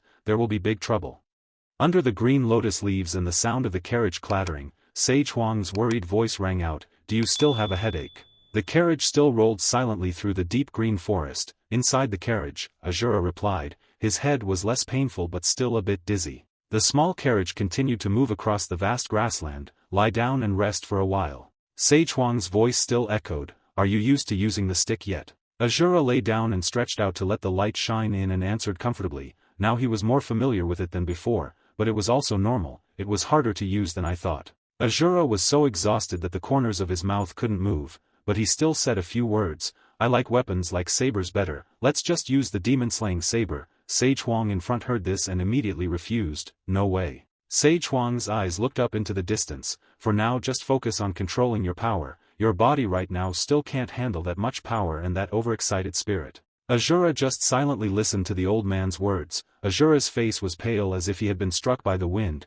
If he kept swinging his staff foolishly like when using a sword, it would only add more burden to his body. Gradually accumulating it would cause it to explode and bring about many side effects like now. Sage Huang's voice resounded up to the high sky. As long as one grasped the characteristics of the staff, one could use it well. It was useful in distributing strength and controlling the speed of weapon handling. Amidst the mountains and forests, a village appeared in the distance. The villagers standing in the village also seemed to have seen Sage Huang and Asura's carriage. "Let's see, it seems like we've seen that carriage before." Another person wondered, "Where?" A farmer immediately raised his index finger and pointed at the fading shadow of the carriage. "Look, is that the carriage?" The farmer who was pointing earlier was also seen by the search party. The carriage was built with a large crate and a variety of belongings tied on top. Sitting in front controlling the horse was Sage Huang and the person behind was none other than Asura. His eyebrows drew together as if in surprise. The search party tied a piece of paper to the eagle's leg. He made every movement quickly and smoothly, without missing a beat. As soon as he finished, he released the bird and let it fly away. In the deep jungle someone spoke, hid the wheel and disappeared. The frightened troops clasped their hands and reported to Song Ji. They seemed timid to admit, yes, the nearby troops had searched very thoroughly, but absolutely could not find any tire tracks. Song Ji lay cross-legged on the bed, looking very calm, more like an irresponsible person than a leader. Who are they that every time I want them, their traces disappear, their carriages, not dead bugs? He had just finished speaking, and not long after he continued speaking, could it be? Although Song Ji's eyes were not open, his mouth was still moving. Did he do that on purpose to provoke me? A soldier who looked older than him was stunned. What? Suddenly from above there was the sound of an eagle flapping its wings. A short while later, it landed on the hand of a random soldier. The rest gathered around to watch. At this moment, the corner of Song Ji's eyes opened slightly because he heard someone's voice. Found them. Scarred Rosia opened the letter and hurriedly read it aloud. They found them in a village at the foot of the mountain. They are currently moving towards Wanyu Valley. Our army is still following them closely. Song Ji still maintained his comfortable position on the large bed, but this time he lost sight of him. Song Ji's voice was threatening but clear and loud enough to spread throughout the forest. You're finished. Everyone heard that and quickly replied in unison, yes sir. On the Asura side, they moved to a bridge that was perched between two mountains, and they just needed to cross it to get to the other mountain. Where the two people's carriage stopped, there was a narrow and steep road leading down. Sage Huang stopped on horseback and got off the carriage. Asura immediately raised his head to look at Sage Huang's back. He only gave a few instructions and then left him alone. You should rest a bit more, I can go here alone. Asura hurriedly got up and wanted to follow. I'm fine. Sage Huang walked away but didn't look back, just rest. Asura watched Sage Huang's shadow gradually getting smaller and smaller. It was not a simple mountain path, below was a deep valley. Asura was still in a daze, his face red like a drunkard. A moment later, the Asura lay down on the bed placed in the carriage. Even though he was about to fall asleep, Asura's mouth still muttered a few things. Lightning speed, I missed the salamander. The horse seemed to have a human-like intuition, it realized something. The forest was silent, not even the sound of a breeze. Suddenly a small figure appeared behind a nearby tree. Asura seemed to recognize a familiar figure. He suddenly woke up. The little animal lurking behind the tree branch looked very much like the pet he missed day and night. The Asura jumped up in excitement. He shouted loudly calling it, salamander. The creature, frightened by the agitation, quickly fled. Asura also quickly jumped up from the carriage. He rushed towards it without hesitation, waiting for me. Even the horse saw that scene and sighed in dismay. The nature here is so magnificent. One place is a vast green forest full of life. This place is covered by thick fog, very gloomy and lonely. The soldiers under Song Ji's command, in addition to their duties, also had to serve by carrying him on the palanquin. Everyone was exhausted but did not dare to complain. He wondered, what was wrong? The messenger from earlier appeared with the eagle blocking their way. Song Ji was impatient. He asked, lost again? The eagle landed on his shoulder, and the person who sent the letter earlier reported the situation. It was true that they had indeed found traces of them nearby, but the words that just passed through Song Ji's ears made him freeze. He sighed helplessly, but still tried to smile. Song Ji took his staff and hit the soldier on the head and ordered him to put it down. The palanquin was lowered by 4 soldiers. Song Ji stood on the ground with his arms crossed, while the soldiers were panting. Song Ji asked while holding the staff in his hand, you say? He turned back to the soldiers, the Black Law Beast sent you to find the ones who killed the Red Law Beast. They carried fear, hurriedly replied in unison, yes, that's right. Song Ji propped his cane up against his chin and calculated, he was someone who would never bother me over such trivial matters. If so, then that guy's strength was indeed not bad. Song Ji kept talking intermittently, scaring the soldiers, so. He pointed his staff at the soldiers and made a request, urgency, yes, that's it, your problem is that you can't rush the task. Not stopping there, Song Ji started to preach, those who don't know how to value time are no different from pigs. That's what I've learned after accompanying you guys for the past few days. The innocent soldiers who were reprimanded could only bow their heads and admit their mistakes, even though they did nothing wrong. Please forgive me. Song Ji waved his cane again, no. Song Ji spoke with a bored tone, just knowing how to fix mistakes is enough, anyway. Before he finished speaking, he curled his lips schemingly, to let you guys know what urgency is, I'm planning to become a hunter and hunt down you pigs. Song Ji's scarred face gradually changed, I will spare the life of any pig that runs away from my sight within an hour. Song Ji did not let them resist but immediately made them act. If you survive, you will know what urgency is, let's go. The soldiers seemed a little hesitant with the order that Mr. Song Ji had just given. He wondered stupidly, making Song Ji frustrated, so what should we do? He did not respond to the soldier with words but immediately gave him a sword slash. In the blink of an eye, everyone witnessed a horrifying scene. His head was separated from his neck. The soldier's blood sprayed out, causing the men behind to stiffen. Everyone was scared and stepped back to look at the person who had just been slashed. They were all bewildered, not understanding what had happened. Only Song Ji didn't react. He was like a cold-blooded devil. Song Ji couldn't control the anger in his body. He glared, "You pigs, I told you to go." Everyone screamed in fear, then ran in all directions, each one going in a different direction. Song Ji watched his prey run away in panic. He glanced back to see if the other guy had escaped yet. As soon as the other guy flew away, Song Ji's eyes followed his back closely. Only when everyone was out of sight did Song Ji stand still, breathing deeply to let the air penetrate every cell. His senses searched everywhere. No matter how far he was, he could still hear and see. This place does not have to move to another place. Everything went on like that until I saw the shadow of a soldier. The soldier also quickly discovered a noise behind him. Song Ji caught up with that guy. He killed him decisively.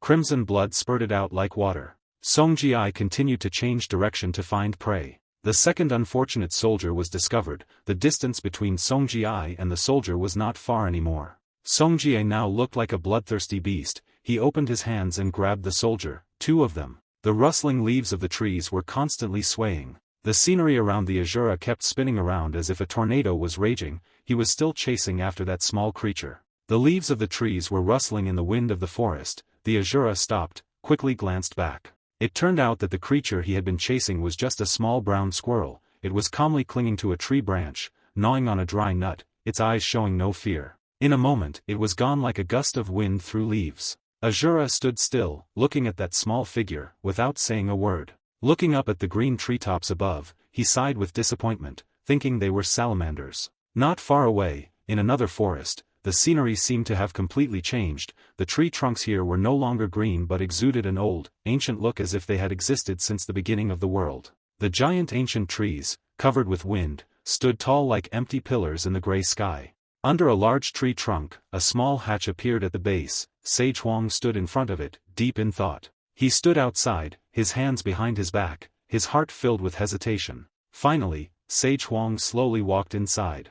The air inside was humid and quiet, as if even time had stopped. Before him was an old tree trunk shaped like an old man with a long beard and a pair of thin, curved horns growing from his forehead. It was the fake forest guardian. The old man looked at Sage Huang, his voice hoarse as if coming from old tree bark. "Is he the messenger?" The forest keeper hesitated and then continued speaking. "I have created many mazes everywhere, yet you still managed to find your way here." Sage Huang did not say anything, just stood there silently. After a while, he slowly put his hand into his sleeve to search for something. Then Sage Huang took out an old-looking compass, his voice full of regret. This thing seemed to have almost reached the end of its lifespan and couldn't function anymore, but sometimes it was still useful, so I couldn't bear to throw it away. The forest keeper was surprised and stammered, "The time compass." Hearing this, Sage Huang carefully put the item back in his sleeve and said, "It's true that only a forest god would recognize this thing." The voice of the forest keeper was weak, but it was too late now. My spiritual energy had already merged with the mountains and forests. Now only an empty body remained. Sage Huang's eyes stopped at the moss-covered dry branches on the forest keeper's prosthetic limb, and he confirmed, "That's true." Then, as if suddenly remembering something, he spoke thoughtfully, "But that empty body had enough power to revive an entire forest." As soon as he finished speaking, the forest keeper sighed and spoke in a weak voice, "Ever since I arrived, this place has had no contact with humans and has only been taking care of the forest, but this will soon end. There will be nothing left of my body." Sage Huang was silent, his eyes as deep as the abyss, his hand gently stroking his long beard, as if calculating something in his heart. Then he took a step forward, clasped his hands behind his back, and lowered his voice, "Actually, if you offer me a cup of tea, I will not hesitate to enjoy it, and if you give me useful information, I will consider it further." Sage Huang stood up straight in front of the fake forest keeper and asked, "I know that the forest has told you everything in this world, so have you ever heard of resurrecting the dead?" The forest keeper was silent for a few seconds, thinking. Then he said what he knew: the emperor's master, the royal city, the magician who had performed the messenger's mission. Sage Huang's eyes suddenly became sharp and determined. On the other side of the forest, the sound of swords piercing flesh, blood splattered on the rock. The blood of one of the unfortunate soldiers captured by Song Ji. Internal organs were severely damaged, the soldier vomited blood, gradually collapsed from exhaustion. Until the last moment, Song Ji did not hold back, he directly cut off half of the soldier's body, blood splattered. Just finished killing someone, but Song Ji did not feel guilty at all, his face was still calm as if nothing had happened, his voice was cold, still knowing how to hide in the crevice of the rock. You are smarter than the 2 pigs that just ran away and were killed. Looking at the corpse on the ground, he didn't feel any remorse, instead he blamed the victim, his voice mocking, but to hide his presence, you should have calmly controlled your erratic heartbeat and trembling breath, you idiot. Suddenly, Song Ji stopped, raised his head, and his eyes swept to the edge of the forest, where something had just moved. Without hesitation, he quickly turned and walked towards that place. Song Ji was full of excitement, his eyes flashed with murderous intent, his face was fierce, the corners of his mouth curved up violently as he said, "There's still one left in the tea here." From above, the lush green forest looks like a giant carpet hiding all kinds of death. Song Ji closed his eyes and listened attentively. The wind gently blew through the grass, the dry rocks were silent. Song Ji continued to listen attentively. It was indeed the sound of footsteps tiptoeing on the ground. He glared fiercely, more than with excitement. Song Ji quickly jumped over the soldier's body that was still cold and ran away. He leaped over the towering trees, then used speed to dash over the cliffs, so fast that people couldn't keep up with the movement. Not a single branch escaped his sharp eyes and senses. Song Ji weaved gracefully, not missing any corner. He finally stopped when he saw a shadowy figure. Song Ji laughed and said, "Found it." The person in front appeared to be an Asura. He quickly turned around. Seeing the person in front of him, Song Ji stopped, his eyes filled with panic. He immediately slid to the brakes, creating friction that sent rocks and dirt flying into the air. Song Ji stopped, his eyes filled with surprise at mistaking him. Asura also silently stared back at him. The 2 people faced each other in the silent space, their eyes locked like 2 intersecting swords in silent thoughts. Song Ji was full of disappointment. Turned away and sighed, he seemed different. Asura heard that and spoke up, "Hey." He did not hesitate to ask for a little silence, and Song Ji glanced over in surprise. Asura did not stop and continued to scold, "It was because of you that I could not find my iguana." Hearing that, Song Ji was filled with shock. He was surprised at the disrespect and muttered curses. Song Ji said in a gloomy tone, "Do you have anything to say to me?" Asura didn't want to pay attention to the man in front of him, his eyes coldly glanced, his voice low, "I told you to be quiet, don't you understand? If you're still noisy then don't blame me." Song Ji stood still as if his acupoints had been hit, unable to say a word. Suddenly a beam of light shot across his face like lightning. A bird flew by, and Song Ji suddenly shouted loudly. The eagle's talons, which had just flown by, were still stained with his blood. Song Ji painfully covered his face, screamed, and vomited blood from the wound that soaked his hand. His pupils constricted in pain, he could see every vein of blood. A figure from behind stabbed Song Ji straight through with a sword, he didn't have time to resist, blood splattered everywhere. The other person's face was covered in darkness, but murderous intent was still surging out. It turned out that he was the postman, and the eagle just now was also his. The scene just now surprised the Asura. Song Ji was stabbed and vomited blood. The postman was secretly happy, his eyes were angry, his voice was gritted, "Ah, right." But suddenly a force hit him, he was thrown back, only had time to scream. Song Ji suddenly pulled out the sword that was stabbing into his body, and in a flash he kowtowed and begged for mercy. When Song Ji completely held the sword in his hand, the soldier's body trembled even more, his voice trembling, "I really didn't mean to stab you." The wound that Song Ji had been scratched by the eagle was now crawling with maggots. He smiled with satisfaction and said in a gloomy voice, "You did well, from today on, you will be the loyal dog of the blood la beast, you should be happy." The soldier was a little surprised. Why? Asura was filled with doubts. Who was he? Even though he was stabbed in the heart, he was still normal as if nothing happened. The soldier's face changed color, his eyes widened. He shouted in panic. Song Ji thought the soldier was wondering about the wound, so he explained, "Don't be surprised, it's a parasite that helps me become immortal." The wound on his face was gradually closing. The maggots began to regenerate. Song Ji was arrogant, "If you want to be my dog then get used to it." He still stunned pointed at Asura hesitantly said, "No, that guy over there." The soldier shouted loudly, "It was the one who killed the red-haired beast Go Huang." Song-ji was surprised. What? He turned his head back with murderous intent. Asura didn't understand anything, he was still confused. The red beast Go Huang.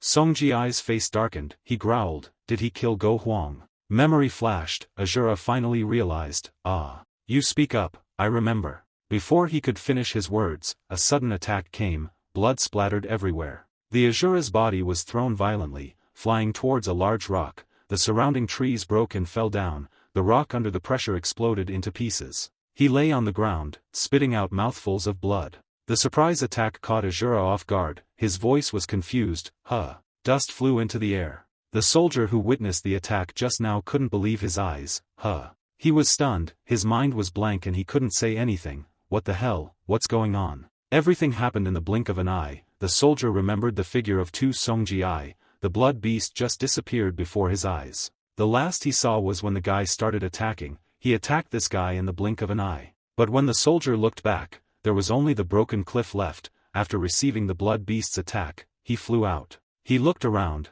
there was only a pile of rubble and a few drops of blood. The black soldier stood in the middle of the forest, all directions were deserted, but where was the blood beast? Suddenly a noise attracted him. The scene before his eyes was unbelievable. Song-ji was being attacked, his body was thrown into a tree trunk so that it was about to break, the soldier was panicking. After a while, the tree trunk finally broke in half. Song-ji remained motionless. The impact made him vomit blood. Song-ji showed his anger and wiped the blood with his hand. He remembered the start of the match, when he placed his hand on the Asura's chest trying to push him away. But the Asura's body remained completely motionless. He threw a punch straight at Song-ji's face. Both of them were thrown away, which took him by surprise. Song-ji pondered and analyzed, he still didn't react even though the opponent had attacked, yet he was still able to counterattack as soon as his palm touched his body. Suddenly there was a sound in the rubble. Asura was using force to separate two rocks to stand up. Feeling someone approaching, he looked up. The person coming is Song-ji, Asura muttered, this guy seems to know about that Go Huang guy, should I attack him first? Suddenly, the space around him became blurry, but the man's figure was getting closer and closer. Asura's headache struck again at this moment. He held his head and became so distracted that he didn't notice a black shadow rushing towards him. Damn it. The sword slashed right in front of the Asura. But with the quickness he had to avoid the attack, the rock behind him also shattered. Song-ji saw the defense starting to realize his movements were no different from a wild beast's. But before Asura could calm down, the guy started attacking him repeatedly. Then Song-ji need him. Luckily Asura promptly used his hand to block in defense. He jumped up and pushed him hard against the cliff.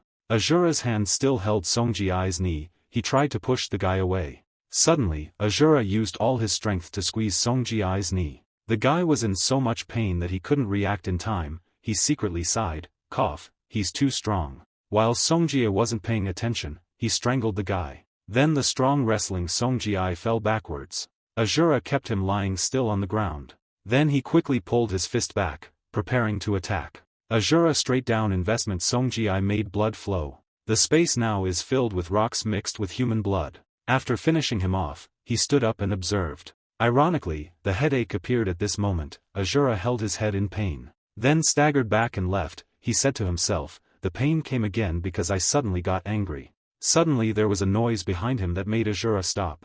He glanced back, where he had just knocked down Tu Song-ji, who was slowly getting up. From the wound appeared tentacles preparing to regenerate the body. Looking at Song-ji now, he looks no different from a zombie. One side of his face began to form.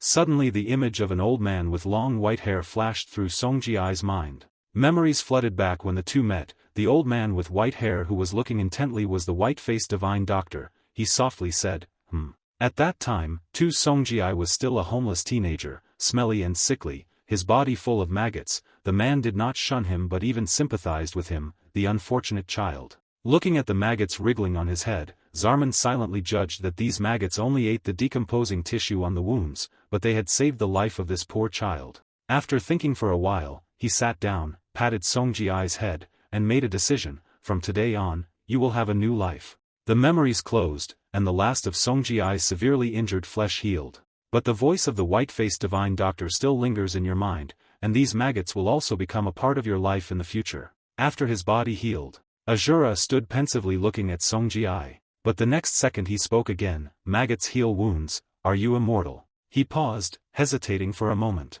Then Songjie replied, "What do you think?" Not letting the opponent reply, he rushed to attack. Asura was still bewildered and had not yet entered a defensive position. Until he got hit, he realized, Asura was sent flying several meters away. The rising smoke and dust obscured his figure. A few seconds later, as the smoke cleared, the Asura slowly appeared. He was kneeling on the ground, groaning in pain. Songjie's blurry figure gradually approached. "It seems your body is quite sturdy." Asura said nothing but silently glanced. He started to praise, but hidden inside was a threat, proving that a normal person's head would be blown off with just one kick from me. The tentacle on Songjie's hand gradually crawled back into his body, and he began to speak contemptuous words. If he had known from the beginning that his opponent was only this level, Go Huang would not have suffered such injustice. He calmly stood up, brushed the dust off his clothes. "It turned out you had turned those bugs into a whip."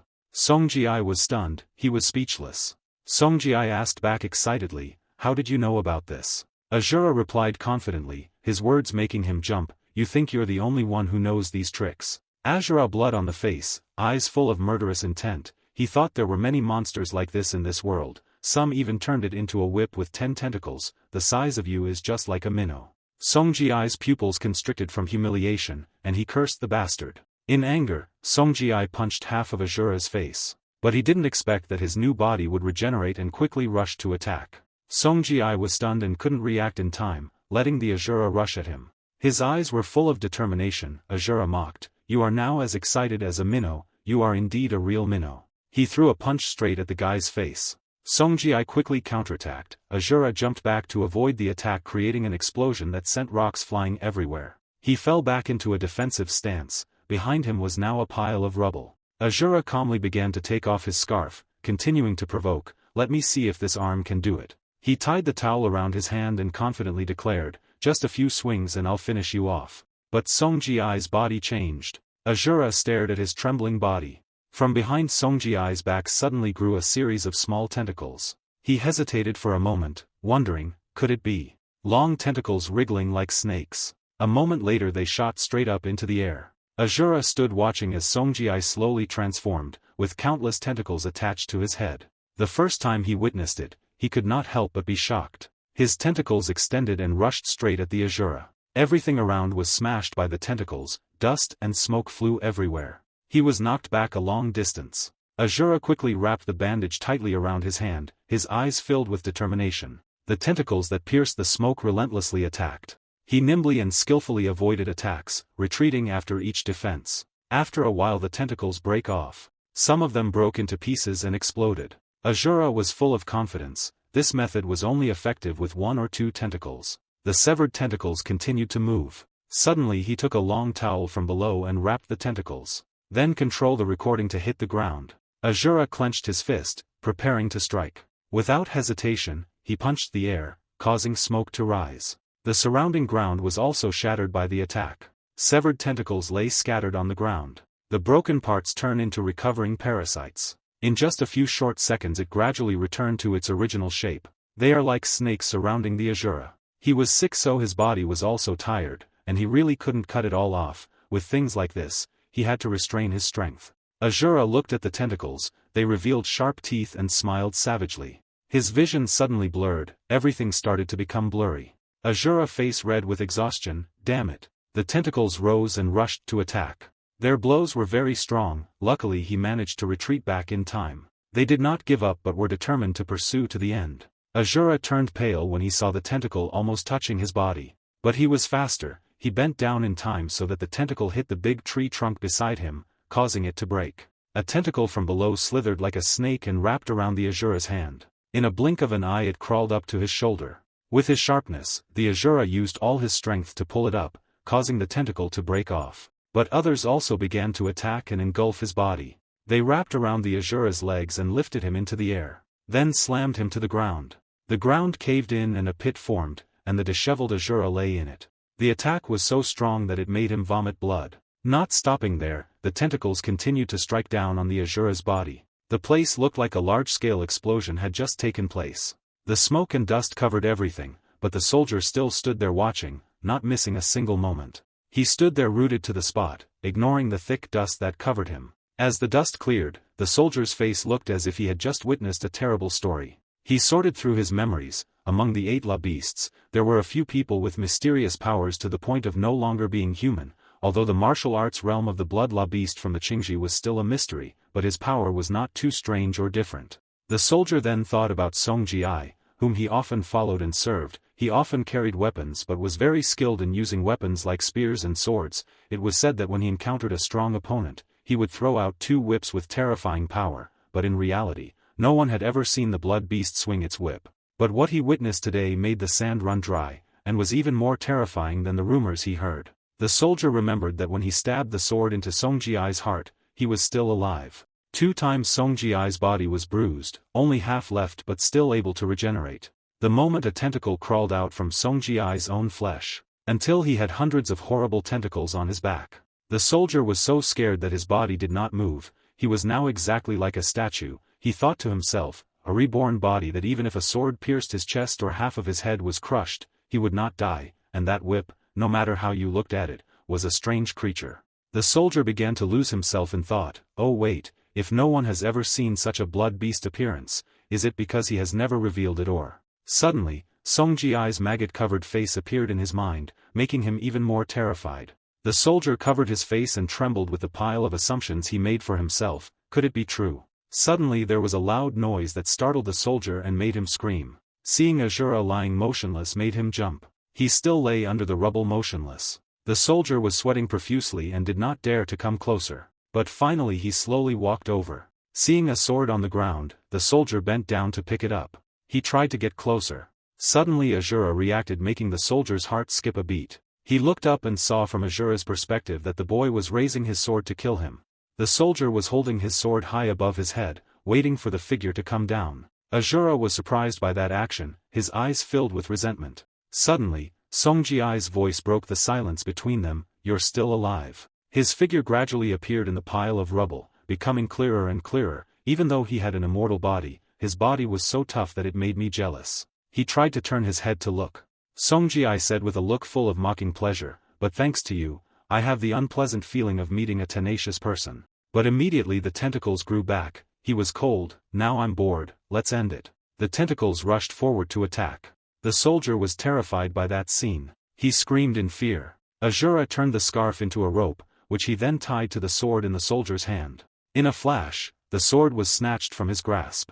Asura did not hesitate, he charged forward strongly. While only the fierce sounds of the battle remained, the slashes of the Allah seemed to tear the atmosphere apart. The tentacle also couldn't escape being severed by just one of his slashes. The sword strokes of the Asura lotus alternate perfectly. The tentacles also broke off along the sword's path. The scarf wrapped around the sword moved flexibly with him. Asura just threw the towel but was able to completely cut the incoming tentacle into pieces. Song Ji was stunned, he was speechless. Song Ji's tentacles fell left on the ground. The soldier was so scared that his legs went weak and he had no strength to stand up. Asura withdrew his handkerchief, holding the sword in his other hand. Song Ji was stunned. He stood looking at his opponent helplessly. Because the Asura's body was almost intact after all the attacks he received. Asura holding sword standing in the dusty smoke. His eyes were full of determination as he stared at the sword. Then looking towards Song Ji, Asura confidently declared, now it's your turn to die. The recent threat had greatly agitated him. Song Ji's tentacles were cut off by the Asura's sword several times, lying sprawled on the ground. But a second later, the tentacle quickly recovered. Then they took the momentum and dived straight down into the ground. The tentacles around the Asura and the soldier also started to burrow down at the same time. When he witnessed that scene with his own eyes, he couldn't help but panic. The tentacles gradually disappeared, leaving only hazy smoke and dust.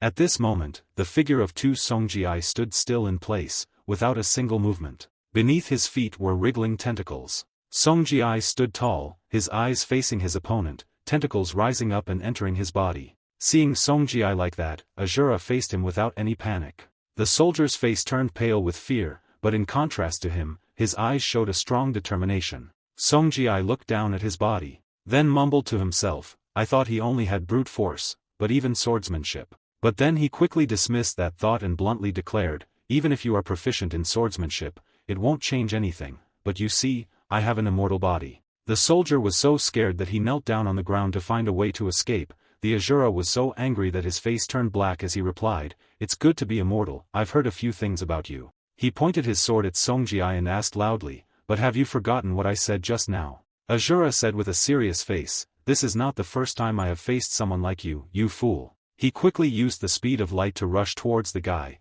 In a split second only a faint figure could be seen following the wind. Songjia was suddenly attacked and immediately tried to defend himself. He tried to swing his arm to make a counterattack. But the next second, the tentacles were cut into many pieces. Asura with the sharp sword acted quickly. Dark red blood splattered onto Songjiai's body. He also accidentally got stuck in the back of his head. His Asura eyes were full of determination. One more shot. He flew out behind him. Asura swung 2 fatal blows at Songjiai, making his face darken. Just as he was about to land, Songjiai's broad shoulders gradually broke off. Inside the long, streaked wound on his shoulder were crimson cells. Then the black cells appear to do the job of healing the wound. Songjiai smiled smugly. Then he glared, turned his face back, looked at Asura and shouted, "No matter how many times you slash, it's useless." He was not controlled but held the sword in his hand and responded strongly, "I don't care." Asura glared, his voice hissed firmly, "I only cut it so it can't grow any more for a moment." As soon as he finished speaking, he continued to swing his sword. The Asura's powerful move made the sword spin like a storm. The iron sword was so fast that it formed a drill shape and rushed straight towards the opponent. Songjiai's face turned pale when he saw what was coming. He stabbed through the man's stomach in an instant, and Songjiai's internal organs evaporated in an instant. The severely injured crimson cells struggled to revive their master's body. He grimaced in pain, grunting. Asura's steadfast gaze remained the same. He advanced no matter how tough his opponent was. Asura Surag's powerful attack sent the real Songjiai flying, his mangled body falling freely to his eye level.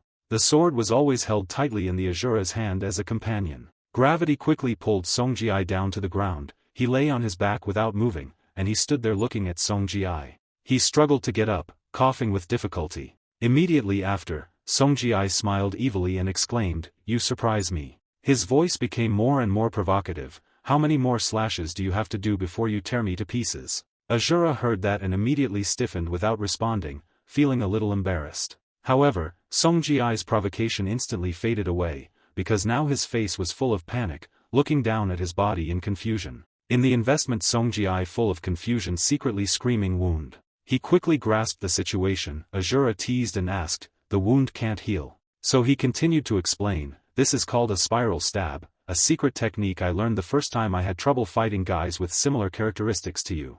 The scene of the Asura swinging his sword to kill other monsters appeared. He explained, "The stronger the vortex, the greater the heat generated at the punctured area, the bugs will lose the ability to regenerate because the heat has burned the wound. The leader taught us that." Asura stood there and lowered his voice, "I originally only learned to practice with a staff, but using a sword is also quite effective, you can feel it, right?" Quickly regaining his dignity, he reaffirmed the reality to the man, "So your immortality is officially over." Hearing that, Songjiai's face turned red with anger. He tried to force himself to reply, "You." He tried to get his body, which was terribly punctured, up, tentacles growing around Songjiai's body. Asura saw that the guy was about to counterattack, so he took precautions and picked up his sharp sword, preparing to make a move. He continued to use the sword spin move from earlier to create a huge stream of power towards Songjiai. His tentacles rushed forward in unison to fight. But no matter how powerful it is, it can't be a match for the powerful moves of the Asura. This clash created a terrifying flow of power.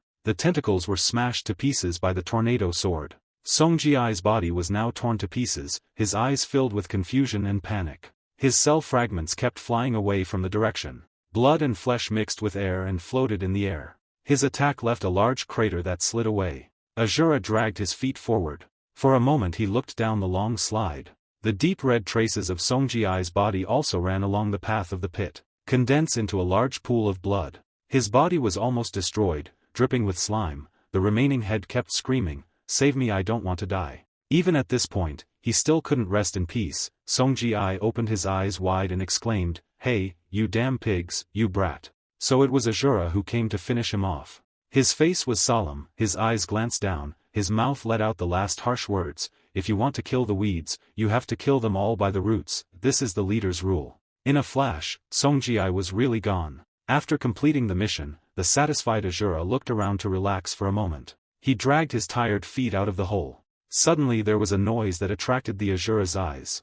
He looked over and saw the soldier running away. He seemed to know that Asura was looking at him and tried to run away. He watched the soldier act funny for a while longer. Then the Asura continued walking through the lush green forest. Suddenly he stopped. Seconds later the Asura's figure disappeared. It turned out that he was so tired that he had been lying flat on the grassy ground for a long time. Perhaps sleep had quickly come. The Asura lay motionless. A moment later his snoring was heard. Not long after, the sound of horse hooves came close to the lying Asura. The big horse brought its nose close to him and sniffed a few times. At that moment, on the back of the cart, an old man with white hair appeared and asked, "Found it?" Sage Huang climbed down to go see what the Asura was like. The old man looked at him still unconscious and snoring, and helplessly grumbled, "I told you to rest in the carriage, why is this brat sleeping here?" An eagle soars over the vast mountains and forests, the green canopy of trees swaying in the wind. On its leg it had a secret letter tied tightly. The bird's wings glided quickly in the vast sky, flying through the distant white clouds. At the foot of a foggy mountain, the forest was quiet. A man reverently presented the letter to the man in black gloves. The black beast was covered in a black cloak, sitting on a wooden chair, its eyes glued to each line of the letter. In front of it was its subordinate and an eagle perched on its shoulder. It remained silent, not saying a word. Suddenly the black beast's eyes flashed with panic. He held the letter and pondered. First it was Go Huang, now it was from Tan Tri. Then, as if realizing something, the black beast widened its eyes. As memories flooded back, the image of Go Huang laughing arrogantly appeared in the black law beast's mind. He thought to himself, perhaps the red law beast Go Huang's arrogant personality that looked down on his opponents was a factor that led to his defeat. Next was the figure of Songjia in the windy sky, standing tall like an indomitable general. The black beast thought again. However, the blood beast was a very vicious person from the beginning. He would never make such mistakes. Memories kept flooding back. The scene of Songjia going crazy, his eyes filled with murderous intent, waves of evil power surging from his body so intensely that the black beast secretly confirmed. Moreover, his body had been given the power to recover almost immortally by the divine doctor. Memories grew more and more. Lu Zilin's figure was grabbed by a strange hand, appearing beside his bloodshot eyes. And finally the Asura was slamming the iron staff in his hand on the ground, sending rocks flying everywhere. Then the scene of fierce battle between him and the evil dragon appeared before his eyes. Memories gradually fade away. However, the Asura's brilliant smile still appeared clearly in his mind. The black beast's heart was filled with unease, lost in deep thought. The Black Slaughter Palace's Lu Zilin used his poison spirit technique to look at that person. His destructive power and movements were indeed cautious, but he only fought randomly and had never practiced martial arts before. How could he end up like this? The room was empty, the two people were deep in thought. The black beast was screaming in their heads, "Did I miss something?" Suddenly he clenched his fist, crushed the letter and said to himself, "Now is not the time to worry about this." The black beast's eyes flashed with coldness, its mind was cold and calculating. The people from the assassination group, the Black Assassin's mansion and the 2-8 beasts were all dead. This matter had gone beyond my control. I must end it. His face gradually sank into darkness. He thought to himself, now I must report everything to the divine physician immediately and follow his instructions. Then the black beast spoke, "Lord Divine Physician." The subordinate heard that and was startled. "What?" He raised his hand to signal, his eyes flashing with anger as he said, "In my name, you were appointed by the divine doctor as the leader of the 8 law beasts. I command you to immediately train all the 8 law beasts." The subordinate bowed and obeyed. With that, he left with the eagle on his shoulder. The black beast was sweating profusely, its eyes wide open and bloodshot. After a long while, it muttered to itself, "Damn it." In the eerie, blurry scene, the surrounding scenery seemed to disappear. A human figure appeared in the dark night. In the endless darkness, a figure dressed in white appeared. So that was the white-faced divine doctor. He walked heavily towards a man sitting still on the cold ground. His back was as steady as a mountain, unwavering. Zarman paused, his deep eyes filled with thought. The other person sat there silently. His footsteps got closer and closer. The person in front seemed to have noticed the movement, his ears listening attentively. It was Sage Huang. He quickly turned around, his eyes flashing with vigilance. Sage Huang's face was shrouded in darkness, but his eyes were still extremely sharp. The surrounding scenery seemed to become blurry and gloomy. He quickly jumped forward. Zarman woke up, his eyes wide open in panic. He rested his arms on the chair, breathing heavily. Zarman was sitting in the center of a dark cave. A faint light appeared beside the stone pillar. He looked towards the light and wondered, "Have we found it yet?" Zarman bowed his head, his messy white hair hanging down. He pondered softly. His eyes were sharp, his voice was deep and tired. I still couldn't determine the exact location. Sage Huang's figure appeared in his mind once again. His eyes seemed to be able to see through the darkness. Made Zarman use himself to say, he still felt that we were existing in a space that could not intersect, so I had to hastily retreat like this. Red fire glowed in the sky. Each flame surged as if wanting to burn everything. A figure appeared in the midst of the sea of fire. Zarman's eyes were filled with contemplation. The other one was engulfed in flames but still stood tall and fearless. He thought to himself, the one who made all living creatures tremble was no more, now only a ghost of the past remained. That was Sage Huang when he was young. His extraordinary bravery made Zarman ponder. Just like I was no longer the me of before, he was no longer the person I knew in the past. The thought made him stiffen, sweat pouring down his forehead. From the abyss, a glimmer of light, the heart is shaken, but instinctively I am still afraid of approaching the old man. At this moment, Sage Huang turned his head and looked behind him in doubt. Asura saw that and quickly asked, why did the leader suddenly look back? The old man remained silent and did not respond to him. After a while, Sage Huang calmly replied, it's nothing, I feel like there's something behind me. Hearing this, the Asura who was driving the carriage was filled with questions.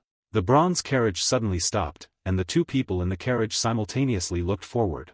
In the middle of the rugged mountain road, a person was lying on the ground. The other person's body was covered in dust, his green hair covered his face, his clothes were torn and his shape was unknown. He and the old man looked forward in surprise. The person who was saved was Ba Kun Kwang. When he was put on the car, he jumped up like a man who had been hungry and thirsty for a long time and grabbed the bucket of water and drank it all. Then Ba Kun Kwang grabbed the cake and stuffed it into his mouth, eating noisily as if he had been starved for a long time. After eating and drinking to his heart's content, he took a deep breath. Asura and Sage Huang just looked on silently without saying a word. Suddenly, Ba Kun Kwang knelt down, his voice respectful, you two are my saviors. The carriage continued to pass through the vast mountains and forests. Bai Xian Gang spoke softly, because I am on a secret mission, I cannot repay you two right now, but if I have the chance, I will definitely repay this favor. The sky is deep blue, the wind blows through the leaves. The second time, the gas stopped because there was an unconscious person in the middle of the mountain road. In the middle of the dry mountain road, the other person's clothes were tattered, his face was on the ground, his light blue hair was tied behind his neck. No one seemed surprised by the all too familiar scene. Ba Kun Kwang sat silently and blankly behind. The other person, when saved, immediately hugged the water barrel and drank a long drink. Then grabbed the cake and stuffed it full of pieces. After finishing eating, they clearly said and the other three people fell silent. Then, as if repeating the ritual, you in front kneel down solemnly, how should I repay you too? He covered his mouth, his expression became mysterious as he spoke softly, actually, I'm still busy with a secret mission so I don't have time yet, one day, I will definitely repay you too. The dialogue was exactly the same as before, no one said anything, only an eerie silence covered the carriage. After a while, the car continued to roll through the mountainous area. Sage Huang then slowly asked, do you two know each other? Bai Xian Gang immediately denied with a contemptuous tone, what, he looks like a swindler, I don't know many swindlers. Hearing that, the green-haired man was angry, you bastard, who are you calling a swindler, who are you? The sky was still high and blue, the treetops formed a large canopy like a net covering the trail. The third time the bronze chi stopped, this time it was a red-haired man, his clothes torn, lying unconscious beside a clear stream. The red-haired girl was Baek Jie, who was rescued and put into the car. She grabbed the food and ate it ravenously. After finishing, just like the two people before, Baek Jie took a deep breath. The four people who saw that scene fell silent again. The little girl also knelt down and raised her voice, how should I thank my benefactor? This time Sage Huang took the initiative to ask again, are you also on a secret mission? Baek Jie raised his head in confusion, what? Her eyes were hazy. The little girl whispered, what secret mission? I can't remember anything now. Baek Ga's voice rang out evenly, from the moment I looked back at my face under the water, I couldn't even remember if I was a human or a grasshopper anymore. The old man interrupted, it wasn't amnesia, it seemed like I had lost consciousness. On the other side, the white-haired man and the blue-haired man had already started whispering and arguing as they looked at the two of you, one a beggar, one a swindler, you two are a couple, right? Both of them shouted at the same time, the beggar and the swindler. Hearing that, Baek Jie's eyes widened in wonder, a couple. The little girl said nothing, seeming to be trying to think of something. After a while, while the other two were still fighting. Baek Ga opened his shirt, looked down, and shouted loudly. The little girl's scream echoed throughout the forest. I'm a woman, is it good, is it bad or is it not good? Everyone just listened in silence. In the midst of the clear blue sky, Baek Ga turned to the other two and asked, Hey brat, if it's a woman, is it good or bad? Hearing that, they immediately shouted, Why do you call me brat? Sage Huang could only ask back in frustration, You two really don't know each other. Asura then spoke up, Hey light speed boy, next time if you see someone fall, just step on them and go, okay. The carriage passed through the dense green forest. Inside the car, the group of people sitting cross-legged in silence suddenly heard a voice, but Sage Huang asked with a disinterested expression, Where are you guys going? That seemingly simple question immediately made the remaining three people simultaneously alert. Ba Quinquang's face was serious and his voice was low, a bit impolite, but why does Senior keep asking so many questions? The old man calmly replied, I have to know where you are going to give you a ride. The other guys then relaxed their faces and laughed, Ah, that's right, huh. However, he still kept his voice low, almost like a whisper, I'm currently on a secret mission so I can't tell you yet, Senior, I hope you understand. The light blue-haired guy behind me also chimed in, and so did I. Sage Huang looked at them silently, his eyes unwavering. After a while, the carriage passed through the woods. The old man spoke, Alright, you guys look busy, I will find a suitable place and let you guys go your own way. Bai Xian Gang scratched his head in embarrassment and said, I didn't mean to make you uncomfortable. Sage Huang quickly replied, It's okay. The old man waved his hand and said softly, You and I both have our own things to do, so it's best to split up. After all, you don't have any intention of accompanying me. He hesitantly replied, but I still feel uncomfortable if I leave without repaying the favor, but Sage Huang calmly said, No need. Suddenly Asura seemed to see something in front of him and stopped in surprise. He quickly spoke up, Leader, making the old man quickly turn his head back. In front of them now was a large group of people, everyone holding swords, their iron armor shining, their aura was filled with energy. Their eyes were like spears shooting straight at the group of people in the car. Seeing that scene, Asura lowered his voice, It seems we are their target, what should we do? Sage Huang stroked his beard, pondering, Before he could say anything, the white-haired man behind him had already stood up and quickly said, Wait, Senior, please wait a moment. He raised his hands respectfully, It seems the opportunity to repay the favor has come sooner than I thought. At first glance it seems they are targeting the benefactor, let me wipe them out. The old man quickly said, No need, but before he could stop him, the white-black sword had already shot away like the wind. His figure jumped into the air between the trees and quickly rushed into the crowd like a gust of wind. The leader saw that and shouted orders. Immediately the other people drew their swords and rushed to attack. The white-black sword stretched out its two hands and rushed forward as if tearing through the wind. His eyes flashed with coldness, he shouted loudly, with great clarity and skill. In the blink of an eye, the enemy was defeated. The sound of collision was loud, the white mysterious steel rushed to the center and burst out with power. Huge waves of power were emitted from his body, pushing the group of people away, causing rocks and dirt to shoot up. Someone was sent flying straight into the tree trunk, breaking it in half. Others were thrown off the ground, falling like sandbags. In the end, the whole forest was left with only a desolate ruin like the traces of a fierce battle that had just happened. The group of people lay unconscious on the ground, sand and dust flying everywhere. Every single one of them looked unconscious, their clothes were tattered, their hair was messy, lying next to several broken swords. Ba Quinquang stood with his hands clasped in the middle of the battlefield, his posture was steady, smoke and dust filled the air, his green hair flew, his eyes were sharp as knives. The incident happened so quickly that Asura's eyes widened in shock. Sage Huang nodded and stroked his beard in praise, Ho ho, this young man really isn't exaggerating. Baek Ga and the blue-haired guy still sat quietly in the car. Bai Xian Gang slowly turned his head towards the carriage. He bowed slightly, too flattering. Sage Huang quickly replied, I didn't say anything. At that moment a trembling voice rang out, You. The leader was beaten until he coughed up blood, trying to get up, weakly threatening, Don't think it will end here. He tried to say, The blood gang members will come looking for you. Before he could finish his sentence, Ba Quinquang rushed forward and kicked him into the sky. Finished, he raised his hand, cut the bush and rolled it up again. The other four people stood there in silence. The scene was quiet, the white-black diamond still stood there majestically. He turned back to the carriage and bowed, You flatter me too much, Sage Huang quickly replied, I told you I haven't said anything yet. After a while, he looked around the ruins and said in a low voice, but those people seem to be looking for you guys, not us, right? Ba Qin Kwang still kept his hunched posture, sweat rolling down his forehead, hair flying in the wind. Amidst the tranquil green forest scene, he said again, "You flatter me. At the foot of a mountain, the trees are green, the fog is thick." In the stone cave echoed a scream, "What?" The black beast slammed the table. "You say no one is coming." The subordinate standing opposite hesitated. "This matter." He respectfully clasped his hands and reported, it wasn't that they didn't come, it was that his subordinates couldn't contact them. All the places where the bala beasts lived were empty, except for one place. Moreover, many subordinates had been sent to deliver messages, but until now no one had returned. He gritted his teeth, his eyes filled with anger. The image of a white-haired man reading a letter, with a slain eagle in front of him, gradually appeared in his mind. The black beast thought to itself, "You didn't return with the message." Then, the cold eyes of each man in black seemed clear before his eyes.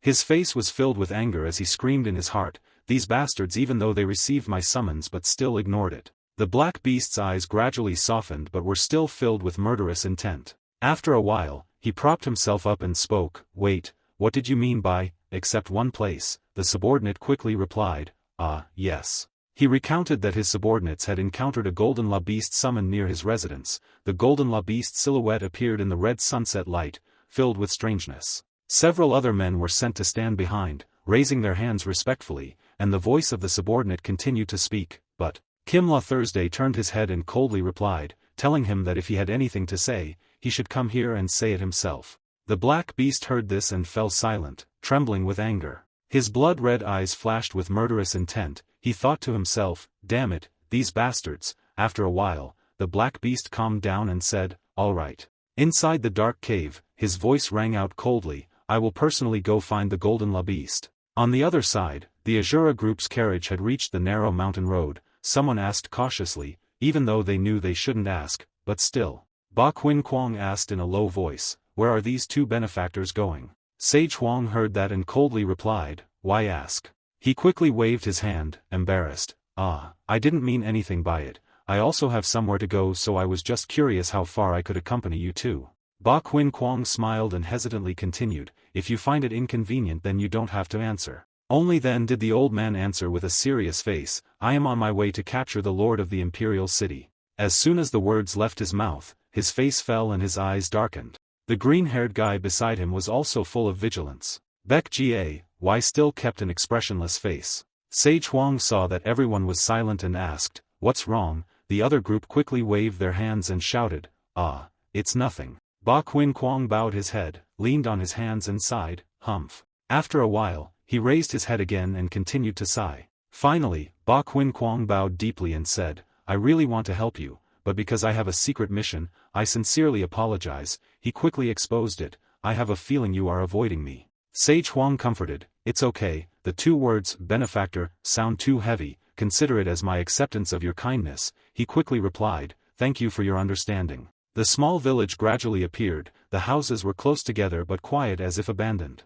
The carriage stopped at the fork in the road. The two Sage Huangs said goodbye. "You guys go." The group of people got off the carriage and said one by one, "Next time I will definitely repay the favor. After completing the secret mission, I will go find you." The two Sage Huangs sitting on the carriage replied, "Okay, if it is fate, we will meet again." Ba Qin Kwang stood there silently watching the carriage gradually disappear into the distance. He chuckled lightly, his voice cold as he spoke, his expression not changing as he said he would go capture the city lord of the imperial city. In the distance, the Asura and Sage Huang and the bronze Chi were still rapidly moving forward. Ba Qin Kwang remembered the two people and whispered, "But that matter." His eyes flashed with panic, his voice was serious, "Too dangerous, much more dangerous than I thought." The more Ba Qin Kwang thought about those two people, the more he thought, "I will keep my distance and observe more. I can't just watch if things continue like this." A voice rang out in the air, "So dangerous." The white shadow of the black diamond looked at the moving object from afar on the deserted road.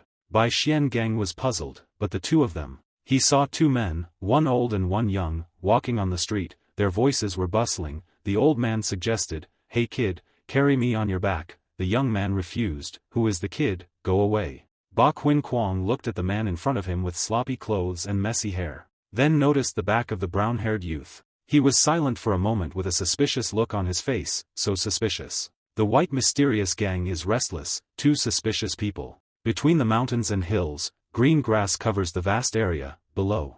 In the majestic mountain scenery, the house stands alone, lonely and desolate. In that shabby house, two men sat facing each other. The man in the cloak exclaimed, "I really can't understand." He judged that this place was not completely isolated, but life was not easy either. A famous golden law beast living alone in this place. Was this really the life he wanted?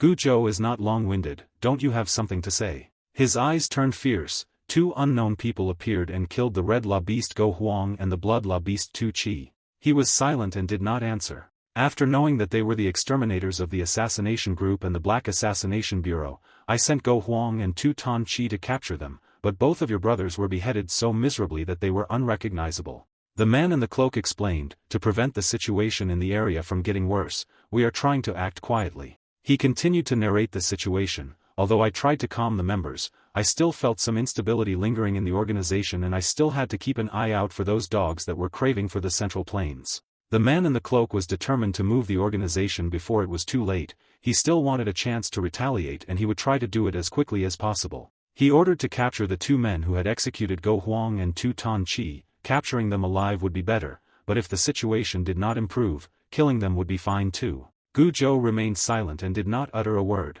In the end he did not agree. I refused this offer. Gujo's words startled him. What? He looked at him with deep eyes. The white-faced divine doctor had allowed me to live my life freely. Why should I avenge Go Huang and his pure will? He couldn't keep calm and shouted harshly. The three of you must be sworn brothers who swore to live and die together. Are you going to let the enemy who killed your two brothers go? Gujo was silent for a moment, then exhaled, sworn brothers. The happy images from before came back. He did not hide it, even though I still had some vague memories. Gujo said it all in one breath after that, but I don't know if those two sworn brothers still have the same mindset as me now or not. In the end he concluded, why should I be responsible for that relationship? He widened his eyes, not knowing how to respond, then continued. Gujo concluded, unless the white-haired divine doctor directly hints, otherwise I have no intention of leaving this place, so let's go back. He angrily slammed his hand on the table, spilling the tea. He held his mouth. The masked man in the cloak could no longer keep his composure.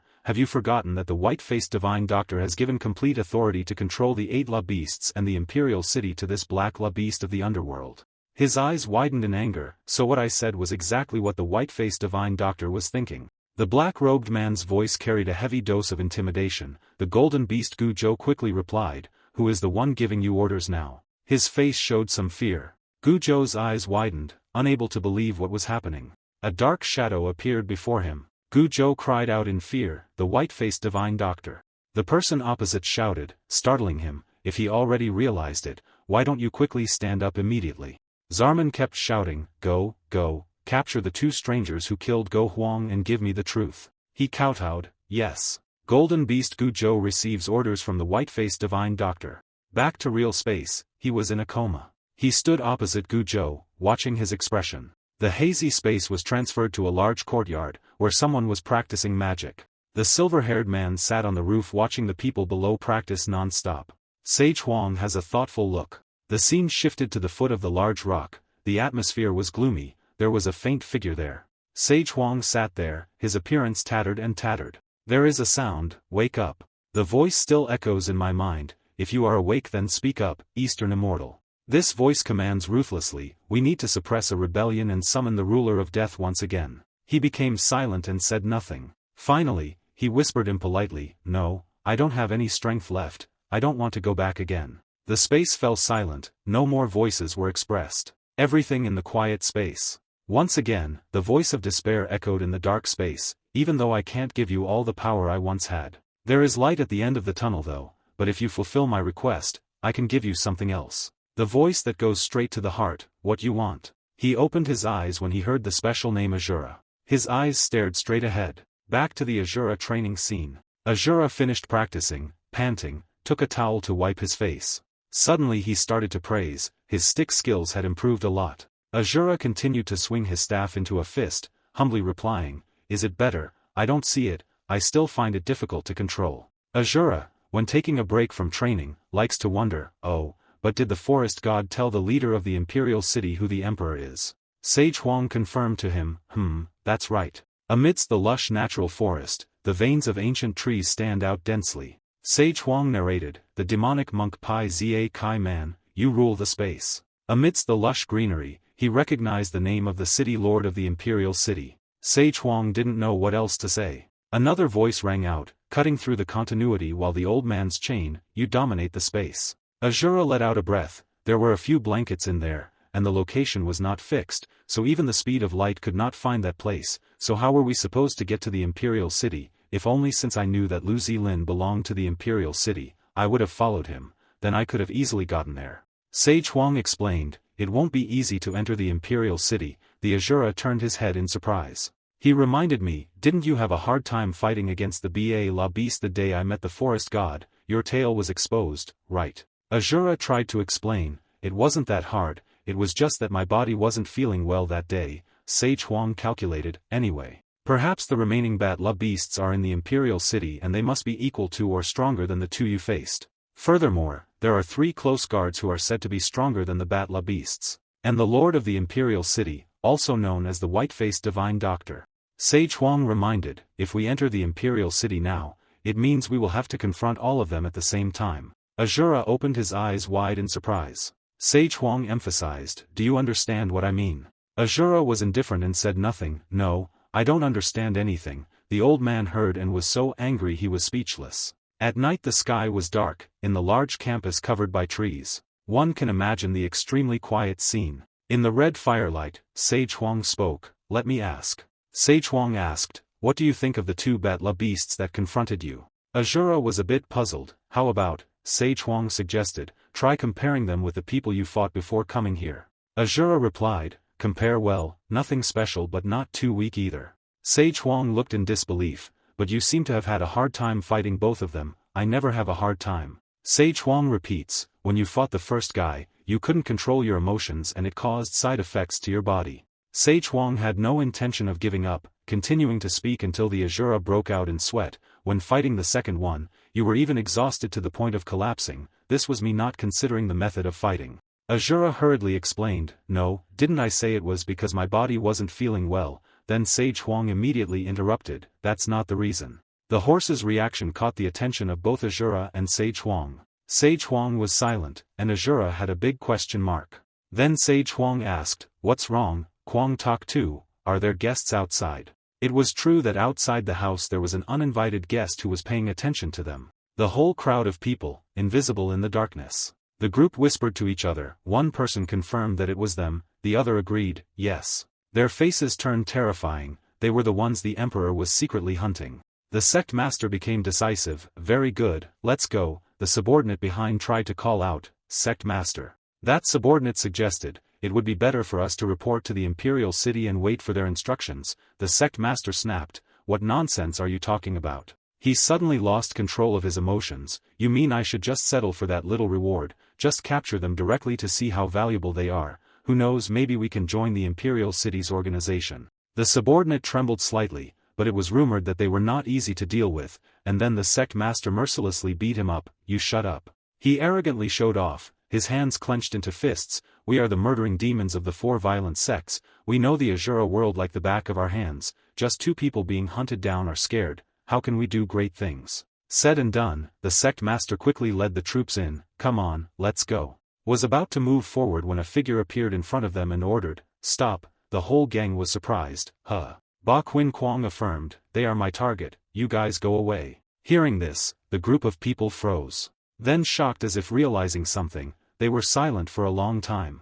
The master smiled and said, yes, then we will take our leave. He changed his attitude, got angry. Did you think I would say that, crazy guy? Asura and Sage Huang stood at the door. Asura and Sage Huang carefully observed everything around them, looking at the group of people struggling with each other in the dark. The leader swung his attack, and the remaining men flew into the air. Then the whole group fell into the puddle, splashing. Looking at the battle, it seemed they also understood the situation somewhat. Asura thinks it looks like they are just fighting and not our guests. A tall figure appeared from the mist and wind. Sage Huang was silent, not showing any obvious attitude. The white-black gauntlet fiercely stared at them. Then he flew over, seemingly with intent. Sage Huang's call caught the Asura's attention. Asura. Sage Huang confirmed that he is indeed our guest. An object from afar is falling towards the place of Asura and Sage Huang. The white-black sword somersaulted in midair, then officially landed violently. When the person fell to the ground, it created a very large hole. Asura was shocked, his eyes widened as he looked at Baek Hyen. Bai Xian Gang wore a mask, not intending to reveal his identity. Asura went into attack mode, ready to fight. Asura asked, "Are you also a Bala beast?" Sage Huang carefully instructed, "Don't kill him this time, capture him alive for me." Asura obediently listened, "Yes, I understand." Asura threw himself into the dusty pit. Both of them are now standing facing each other. Sage Huang just stood above and watched the situation. Time passed in the hazy sky, because when it rose up it knocked down old trees. Then it crashed to the ground, breaking in two. The mighty Asura swung his staff. White-black feet landed on the ground. Baek Hyen, slowly approaching. Asura did not say anything in a hurry, just stared straight ahead. In his heart, Ba Qin Kwang thought, why does he look so uncomfortable? Baek Hyen looked at the Asura holding the wooden stick and pondered, his speed wasn't too fast, but my stick couldn't hit him. What kind of trick is he using? Let me try again. Asura took the staff and attacked the white-black barrier again. Asura held a stick and pointed it straight at Baek Hyen's face. Very quickly, Ba Qin Kwang raised his head to avoid the attack. Baek Hyen's whole body was tilted at a 90-degree angle backwards. The powerful Asura charged forward, his hands clenched into fists. The two fought until the ground shook. Asura's eyes widened, staring at Baek Hyen. Ba Qin Kwang does not take off his mask, does not reveal his emotions. Another blow was swung by the Asura. The white-black sword jumped high to avoid, the Asura charged forward with his staff. While jumping up, something happened to the white-black sword that made it cry out. Bai Xian Gang was then stunned. Bai Xian Gang was forced to the tree root, his heart was shaken. Asura frowned, caught it. Asura pressed against the white-black diamond. Ba Qin Kwang stood there with his face blank, as if he had no way out. Time still passes behind the trees, the sky has dawned. The stick poked the vortex. Asura appeared before the white mysterious gate. You were forced to the tree root. Asura's face was surprisingly calm. All the energy was concentrated on the white mysterious body. Ba Qin Kwang saw this scene and judged, you still don't seem to know how to use internal energy, huh? Ba Qin Kwang knew and was extremely pleased, then today you are dead for sure. Asura's eyes were bloodshot, refusing to give up. Ba Qin Kwang commented, you still don't seem to know how to use internal energy, huh? Ba Qin Kwang confidently said, then today you will surely die. Asura did not understand. The wooden stick was still radiating energy towards the white mysterious ring. That stream of energy turned into a brilliant light controlled by the white-black ring in the palm of his hand. Asura felt something was wrong. Both that are on opposite sides. Asura's eyes widened, one eye closed, feeling uneasy. Bai Xian Gang warned, if you don't put down the stick soon, don't blame me for crippling your arm. Not listening to the white mysterious rod, the wooden stick was controlled by the Asura, held tightly in his hand. Asura slightly raised his head into the air, still not letting go of his staff. Ba Qin Kwang was startled to discover something. The white jade foot was sinking deep into the ground, then lost momentum, was moved into the air. With just one hand, the white-black sword was lifted up by the Asura's staff. Ba Qin Kwang did not believe the truth, impossible. Asura eyes looked at him seriously. Then the Asura used a great force to deal with it. This caused the white mysterious pillar to slam heavily into the ground. Asura's expression didn't show anything special. The stick just made a deep hole. White-black steel bounced back. Then the white-black diamond landed perfectly. White-black diamond exhaled, puff. Ba Qin Kwang thought to himself, with just that hand he can lift my heavy body, he is stronger than I think. Asura swung his staff and looked at the white-black sword. I thought you had caught me, but I escaped. Then your body became heavy again. You want to kill me, go all out, and it turns out you can only do these nonsense. Hearing Asura's mockery, Bai Xian Gang appeared a little angry. Nonsense. Asura didn't care about Ba Qin Kwang's expression. Anyway, he had to capture him alive, so he couldn't be too strong. Going easy on him really made him uncomfortable. Probably with a few more hits he would be able to capture him. White-black face diamond, this brat. Asura became serious looking at him, then. With extreme speed, the Asura disappeared before the white mysterious gang's eyes. Asura suddenly appeared close to Ba Qin Kwang, making him startled and unable to react. Asura swung his wooden staff to attack the white-black sword, while using his eyes full of murderous intent. I will increase the speed and intensity a bit. The white-black metal reacted, but it was too late. The Asura swung his staff with terrifying force. A terrible noise came all around. The blow caused the white-black leg to touch the ground. Asura opened his eyes wide, surprised to see something unimaginable. The white mysterious sword used its body to receive the Asura's attack without being sent flying. Both of their bodies froze without any other movements. Asura still stared at the blocked attack without getting out of his surprised state. The white-black body was still trembling, blood was flowing from his mouth, but he was still strong-willed. It was so itchy, this brat. Asura reacted in time and swung his staff straight at Ba Qin Kwang's head, while Ba Qin Kwang still stood there and spoke with no intention of dodging. First, if you can't control your internal energy. The powerful chop was once again swung down from above. This time the power of the swing was so strong that it destroyed the surrounding area. The shockwave of the swing did not stop but continued to spread around, destroying everything in its path. The earth and rocks were shattered into pieces, a terrible sight of destruction. Everything was left in ruins. In the middle of that desolate area, two figures still stood there. Asura once again opened his eyes wide, surprised and unable to imagine everything happening before his eyes. The Asura's staff was once again blocked by the strong hands of the white-black sword. Asura's face was now filled with nothing but astonishment. Bai Xiangang slowly exhaled, lowering the Asura's staff. Dealing with you is too simple for me. Bai Xiangang's face also became gloomy. After all, I have already reached the indestructible diamond realm. The white-black sword quickly pushed away the Asura's staff. Under the somewhat dangerous gaze of Asura La, the white mysterious sword used its speed to create an afterimage and rushed towards Asura. Asura's eyes still stared at every movement of the white-black rod without leaving. Asura's hand slowly raised the staff, preparing for an attack. No matter how you looked at it, it still felt slow. Without hesitation, the Asura attacked the white mysterious barrier. The attack was aimed straight at the head of the white-black sword. But the white mysterious sword easily dodged, making Asura unable to understand. Even though he almost touched him, he still missed, as if he had a protective membrane on his body. But then Asura thought of a plan, using his hand to hold the corner of the white-black robe tightly. Asura's hand pinned the white mysterious chain, his eyes still staring at the white mysterious chain. So let's just make him submit. But once again, the Asura opened his eyes wide. Only to see at this moment, one finger of the white-black sword was pointing straight at the Asura's chest. White mysterious gang used Asura's one-finger lightning attack skill. The Asura's body took a powerful blow to the chest. The attack sent the Asura flying backwards. The aftershocks that followed shattered everything in their path. Seeing Asura being thrown so far away, Ba Qin Kwang was also a bit surprised. Ba Qin Kwang slowly explained the effectiveness of his skill to Asura. Not Chi Tian Loi was a move that used the opponent's own internal energy to fight against the opponent. The stronger the opponent, the greater its effectiveness. Looking at the distance and the area destroyed when the Asura was sent flying, Bai Xiangang still couldn't understand. Even if he was a great master, flying 10 zhang away was not normal at all. If he could fly that far, then exactly how great was the internal energy inside him? Ba Qin Kwang still said while Asura was lying in the rubble, I still don't understand why he has such great internal energy, but doesn't know how to use it. Ba Qin Kwang slowly walked towards Asura La, while speculating about the origin, where Asura's enormous internal energy came from, whether the internal energy he had was from previous battles or was it because the old man accompanying him was a great master. Asura stood up from the rubble with a stick. Ba Qin Kwang saw this and advised, no need to try to stand up. Before the trembling of the Asura's white-black hands, the winner and loser were clear.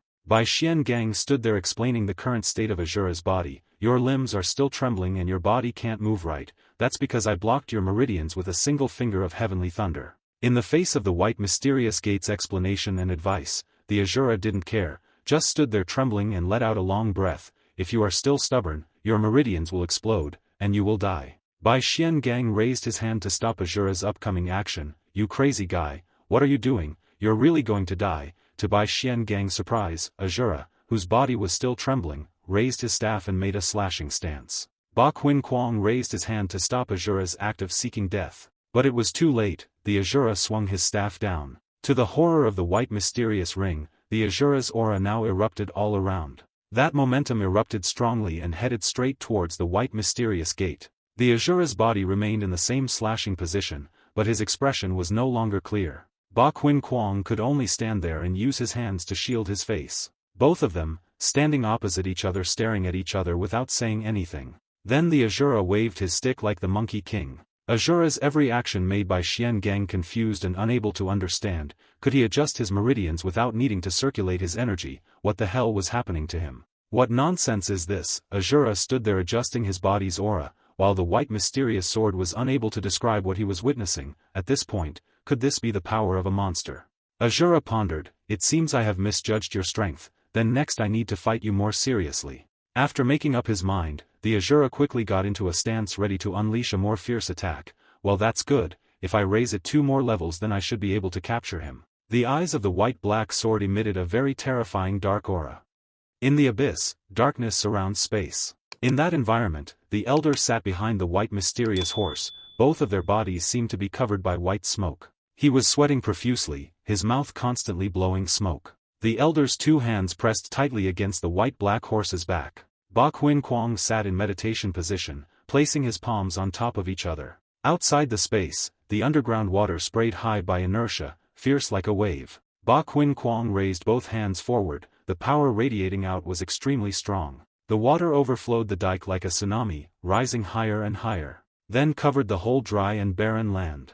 After a while, the water surface returned to its original calm, with only a few weak ripples remaining. Bai Xiangang stretched out his hand, satisfied with the performance. It was indeed the Purple River Fairy's flower-destroying blade technique. Bai Xiangang looked at the poetic scene of love characters, and noticed that the way he circulated his energy was somewhat similar to the Bai Yun Lotus of the Kunlun, but the connection before releasing the move seemed a bit different. Suddenly, a call came from afar. Xiangang, the elder standing on the big rock reminded, still standing there, Bai Xiangang awkwardly replied, "Ah yes, I will set off now." In the cave, 5 elders sat in front of the white mysterious gate, surrounded by only 2 candles casting flickering light. The silver-haired elder spoke up, the immortal traveling realm is a place where people who wish to escape the bonds of the human world through the pinnacle of martial arts gather to reach the immortal realm. While he was speaking, Bai Xiangang listened attentively. The ambitious struggles of secular martial artists obsessed with power were not something that happened overnight, so no matter what the outcome was, how they were was none of our concern. The elder affirmed that we only have one thing in common with them, which is martial arts. He instructed the white mysterious gate, whether it be one secular force destroying the other 2, or all 3 falling, as long as it is the result of martial arts, we do not need to interfere. After the people's sincere words, the elder asked, but how is the martial arts world now? Those who were considered unknown foreign scholars from the West, through their evil magic, had created many followers. The main forces of good and evil, and demons had all been heavily attacked, and most of the martial arts world in the Central Plains was under the control of those followers. The elder asserted that martial arts were subdued by evil magic and chivalry would gradually disappear, although we know that this is a matter of the secular martial arts world. As those who follow the path of martial arts, we cannot ignore it forever. The elders also talked about choices. However, the most ideal solution right now is for the martial arts powerhouses to rise up and overthrow the city lord and the traitors, taking back their rightful positions.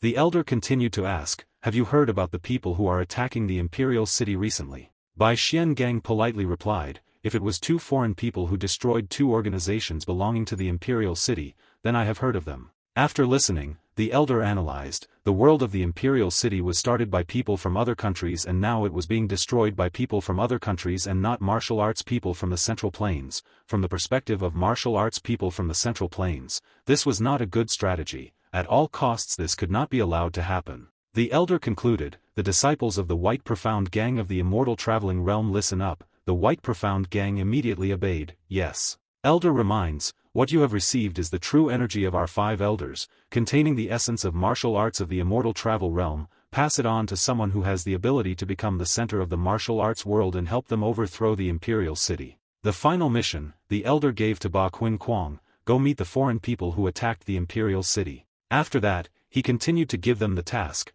after finding out their identity and purpose, to convince them to withdraw from the war with the imperial city and leave it to the martial arts people of the Central Plains to handle. Ba Qin Kwang remembered, if they refuse then just kill them. Bai Xiangang's expression became extremely gloomy, without much words or extravagance. The white-black sword stood before the Asura, both still in a state of tooth and nail. The landscape is no longer green, only a few yellow, smoky patches of land remain. Ba Qin Kwang looked to the other side, so that kid. Asura holding the staff entered a state of contemplation. If he increased his speed a little then he would definitely catch it. Bai Xiangang realized he was muttering to himself then suddenly increased his speed and attack power greatly. Ba Qin Kwang felt danger. If this continued, it would not be able to end. I wanted to end it while still keeping his life, but perhaps even the move One Finger Thunder would not work. Ba Qin Kwang saw Asura was about to do something. Ba Qin Kwang was startled. What's wrong? What is this guy mumbling again? Asura's eyes were determined. Okay, it's decided like this. Bai Xiangang was confused. What did it decide? Asura rushed towards the white-black man like he was carrying a suicide bomb. Asura shows his terrible power. Asura's powerful attacks left the white mysterious gang unable to react. Asura ran after the white-robed man. Ba Qin Kwang felt unbelievable. Why was he faster? The white-black sword jumped up, and the Asura still rushed forward. Both of them got into a position of fighting head-on. The Asura responded without mercy, the wind blowing around them. The red cloth of the white-black diamond was torn and slowly tore apart. Asura's pants were also torn apart by this fight. The white mysterious gang was confused. Even though I was using the soft and hard body technique to deflect the attack, he broke it with the invisible body technique. Ba Qin Kwang thinks this brat is a real monster. Ba Qin Kwang tried to use his energy to deal with Asura. The white-black ring controls a red vortex between his two hands. Bai Xiangang thought, he must first use his soul-capturing skill to control the situation, but a variable happened. Asura poked that place with his stick. The Asura's staff spins around at super speed. Bai Xiangang was stunned. He twisted his stick. The force that flew over made the white mysterious metal unable to react in time, and its entire body was blown back by the light. The mask of the white-black diamond shattered into pieces. The Asura's robe was also torn open, fluttering in the air. Asura stood before the white-black ring, both hands waving the staff. Suddenly Asura realized something surprising. Faced with the murderous look on Ba Qin Kwang's face, Asura asked, "Are you the person I met during the day?" Asura wondered, that is. Before he could finish his sentence, the white mysterious sword's two huge hands had already touched the Asura. White profound sword roars, infinite heavenly art, black dragon stretches the sky. The whole forest was still silent, but the smoke had cleared. Suddenly, a fierce stream of smoke blocked the way, thick as if forming a pipe. After that stream of air, there was a large gap left. The ruins flew all over the sky, pale and suffocating. The scene was really gloomy. The debris in space like meteorites were slowly falling down. The dent from that earthquake was streaked in a very long line. The space above the Asura's head and the pitch-black white diamond. Asura raised his hand to his chest. Bai Xiangang's expression turned gloomy. Blood suddenly flowed down from his forehead. In that situation, the white-black eyes became even colder. Before he could do anything, Asura slowly fell down again. The white mysterious pillar could only cry out, "Oh."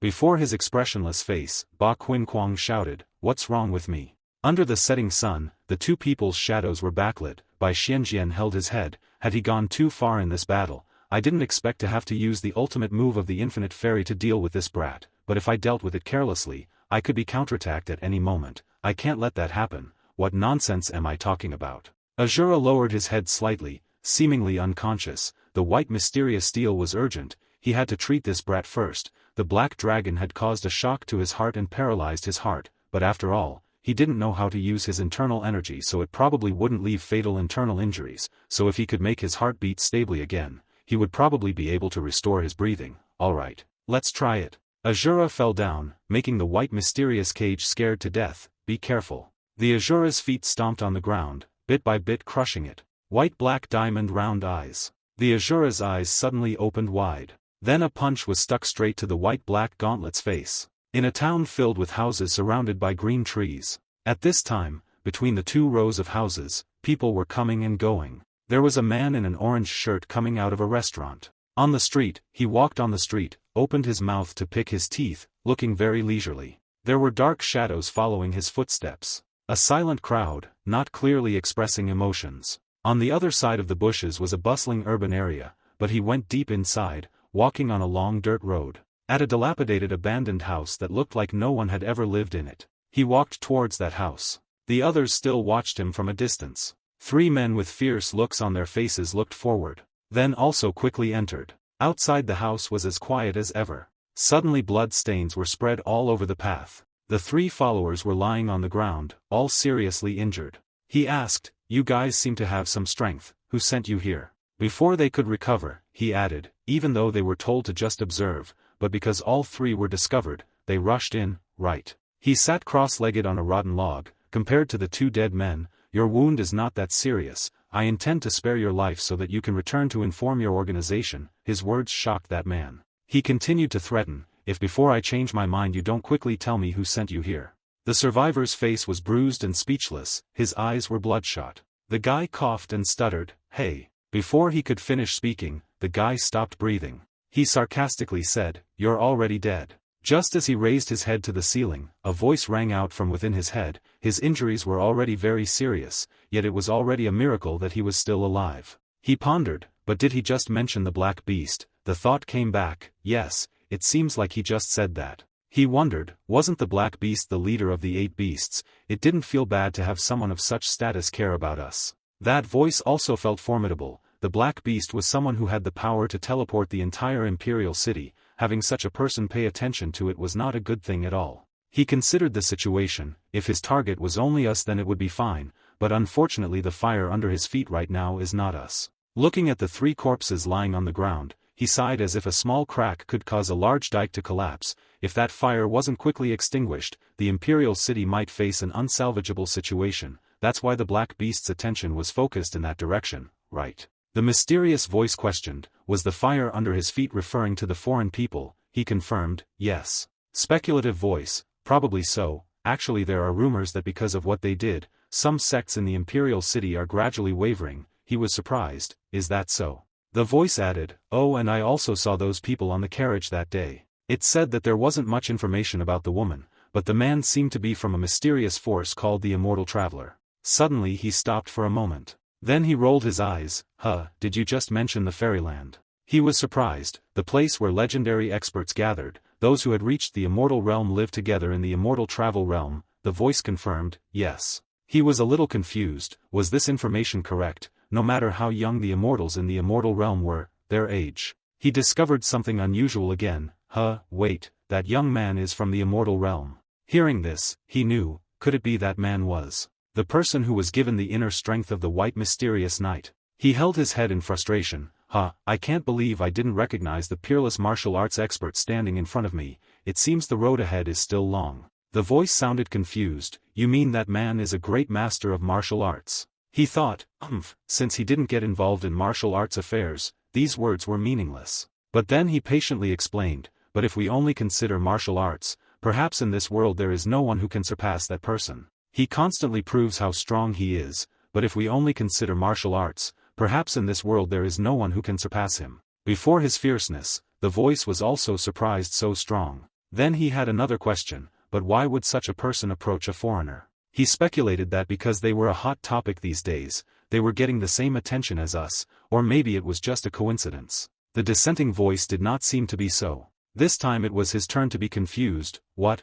happened? The voice continued to announce other news. I was going to tell you something. Last night there was news that the person named Ba Qin Kwang had come to find the people of the other side. That person appeared with a mask covering his face and there was a battle, a rather fierce battle between him and that foreigner. After listening, he didn't know what to say. He tried to think again. It must be because of a previous favor. I think he intends to repay the favor by teaching his junior a few moves, just for a meal, and yet he is so grateful. His personality is quite similar to mine. The voice analyzed the abnormality, but the battle was very fierce. It didn't seem like a martial arts lesson. After a while, the voice guessed that the white mysterious gang was hiding its identity and was constantly provoking the other party and trying to make the other party reveal its strength. The voice spoke of an Asura, but the opponent was the one who had killed 2 of the Bala beasts and destroyed 2 organizations belonging to the imperial city. No matter how strong the white mysterious gang was, they could not ignore such an opponent. The voice continued to narrate. According to the report, it was all about dangerous attacks that could take someone's life instantly.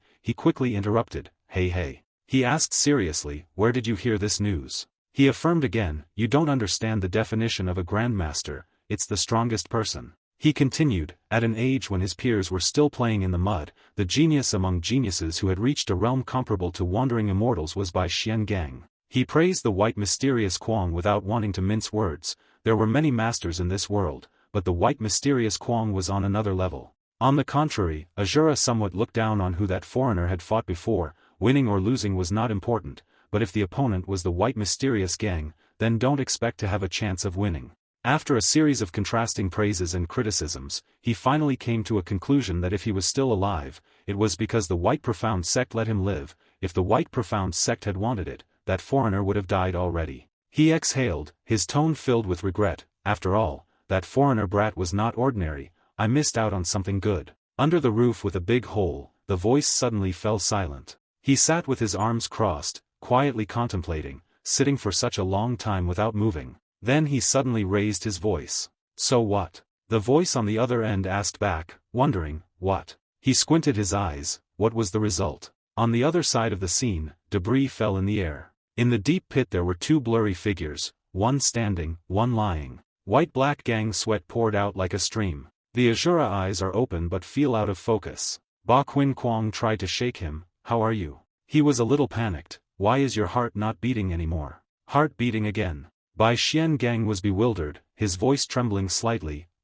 Sorry, boy. Ba Qin Kwang bowed his head and cried. In the space, only his crying was left. The white mysterious sword was trembling. Sorry, brat. Witnessing that scene, Sage Huang and Asura were speechless. Bai Xian Gang kept on repenting. I thought you were dead. Sage Huang is helpless. Even in dreams you still fight. Asura guessed. It seems like he was dreaming that he killed me. Someone holding a dagger pointing at the finger. Immediately after that, the sharp blade lightly swiped a line on the little finger creating a wound. Blood dripped onto a yellow piece of paper. It turned out to be Sage Huang. He sucked his finger and picked up the bloody yellow paper. Then Sage Huang threw it forward. The yellow paper just happened to be stuck to the white-black ring's mouth. Bai Xian Gang was sitting slumped in front of a wooden pillar. Sage Huang and Asura were watching him. Bai Xian Gang still hasn't woken up. The color on the yellow paper has begun to fade. Then it thinned to the point of printing out the plump lips of the white-black diamond. Sage Huang ordered, seal his mouth and tell me who he is. Ba Qin Kwang was still unconscious, not saying anything. Then the lips on the yellow paper began to speak. The name is Ba Qin Kwang, age 28, a young immortal sent to the mortal world by the elders of the immortal world to carry out a secret mission, doesn't care about food, is still single and is quite a kind person, hobbies are sewing. Sage Huang was surprised. Immortal travel scene his lips on the tape replied, yes, it is a mysterious sect that gathers martial artists who no longer care about the martial arts world. Sage Huang looked at him, finally sure, if so then you were not sent by the Imperial City. Bai Xian Gang confirmed, yes, my purpose in coming here is to destroy the Imperial City. Sage Huang seemed to have caught the key point, wanting to destroy the Imperial City. Bai Xian Gang firmly affirmed, that's right. Sage Huang stroked his beard thoughtfully, The voice from the white mysterious body continued to ring out, not only did I receive the transmission of internal energy. Then the white mysterious manual revealed and also instructed the application of internal energy that was transmitted, martial arts techniques that were decoded by immortals of the immortal realm along with all kinds of qigong, medical techniques and immortal arts.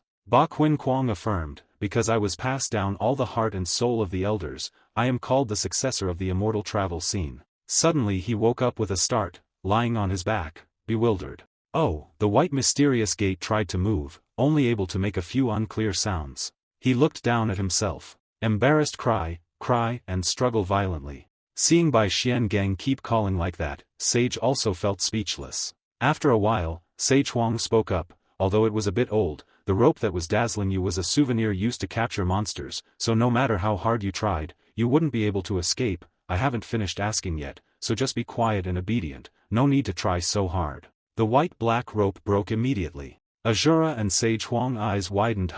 At this moment, Ba Qin Kwang just noticed the yellow paper on his mouth. The white mysterious gang tried its best to remove it, but still failed. Suddenly, a stick hit the white-black sword on the head. The white-black sword fell face down, its butt up in the air, a lump appeared on its head. Asura commented, even I would have a hard time escaping that demonic rope, how formidable. Sage Huang conjectured, it seemed like he was not only using strength but also internal energy. Asura looked at the donkey and commented, although this guy's attacks are excellent, he can't defend against traditional attacks, his weak points are his head and face.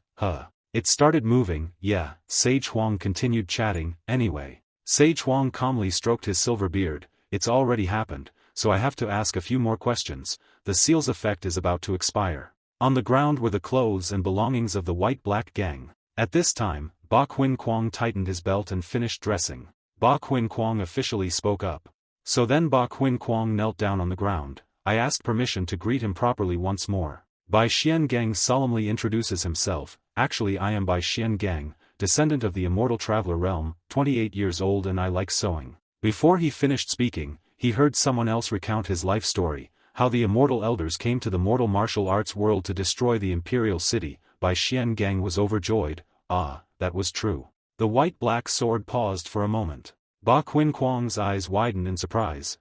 How did you two know? Sage Huang said calmly, it's written on your face. Bai Xiangang covered his face in shame. Bai Xiangang is narcissistic. I am a pretty good person, but was betrayed mercilessly. I feel stupid. He is helpless. In the dense forest, the sunlight was shining brightly. There was a figure walking on the road. Gu Zhou wore a hat that covered his face and walked steadily on the road.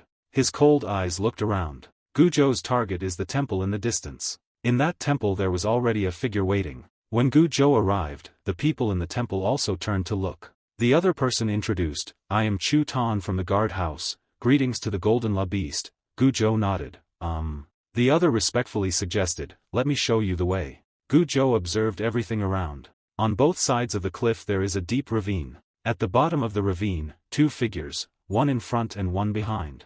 The other person went ahead to lead the way for Gu Zhou. After walking a certain distance, his footsteps suddenly stopped. He raised his head and exclaimed, wow. Then he took off his hood and coat. Having come all the way here, this must be the right place for me to ask you a question. Is the guide in front of you from the imperial city? Gu Zhou was surprised. Why do you ask that? He did not hide it. I was the one who killed that Chu Tan guy and now I will kill you too. Gu Zhou is so quiet. He curled his lips in mockery. I don't know if you're confident in yourself or if it's because you've died before that your face is emotionless like the rumors say, but you really don't react at all. Then he turned his face to challenge, to see if he could still maintain that expression when his life was threatened. Suddenly, the rocks on the wall broke and fell down. Gu Zhou looked up at the rocks that were about to fall on us, shaking us a bit. He gets ferocious. I like battles in bad conditions, especially muddy ones. How does the golden la beast feel? Gu Zhou's cold eyes gradually filled with murderous intent. In the pile of falling rocks and wood, he rushed towards Gu Zhou. Above the green hilly area, a fault line appeared. At the hollow of the crevice, the ground began to shake. Then a big hole was made. The surrounding trees were covered with dust. This hole is getting bigger and deeper. In no time the hole was dyed red like lava. At this moment in that scene was smoke and fire. Gu Zhou's figure appeared and disappeared in the dust and smoke. The smoke slowly cleared. Gu Zhou still stood there calmly. After the aftermath of the war, the ground became as rough as frozen lava. Gu Zhou still stood there looking, silent without saying a word. After seeing no more movement, Gu Zhou turned around and left. Gu Zhou gradually walked out of the chaos just now. At this moment on the cliff,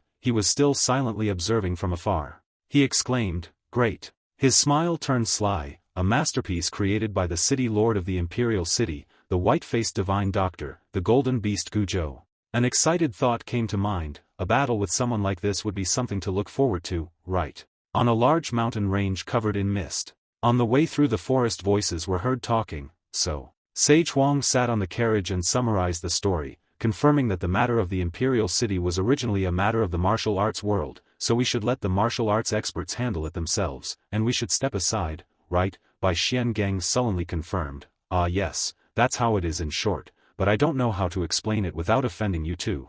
Sage Huang calmly replied, I refuse. I understand your situation, but I also have my own situation. Ba Qinquang heard that. His face was extremely shocked. But then suddenly Sage Huang calmly spoke up, so now you will listen to your master and take our lives. Ba Qinquang was stunned for a long time before he reacted. Oh, does it really have to be like this? Bai Xiangang awkwardly smiled at the pressuring gaze from behind Sage Huang. Ah, it's not like that.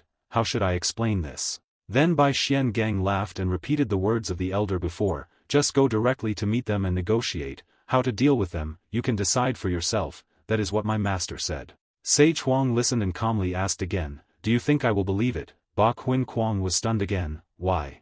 Ba Qinquang looked at Sage Huang stupidly as he repeated, how could I dare believe the words of the person sent to take my life? After a while, Ba Qinquang hesitated slightly, that matter. But the next second, Ba Qinquang smiled again. What I said is all the truth. If I wanted to do something to you too, I would have done it a long time ago.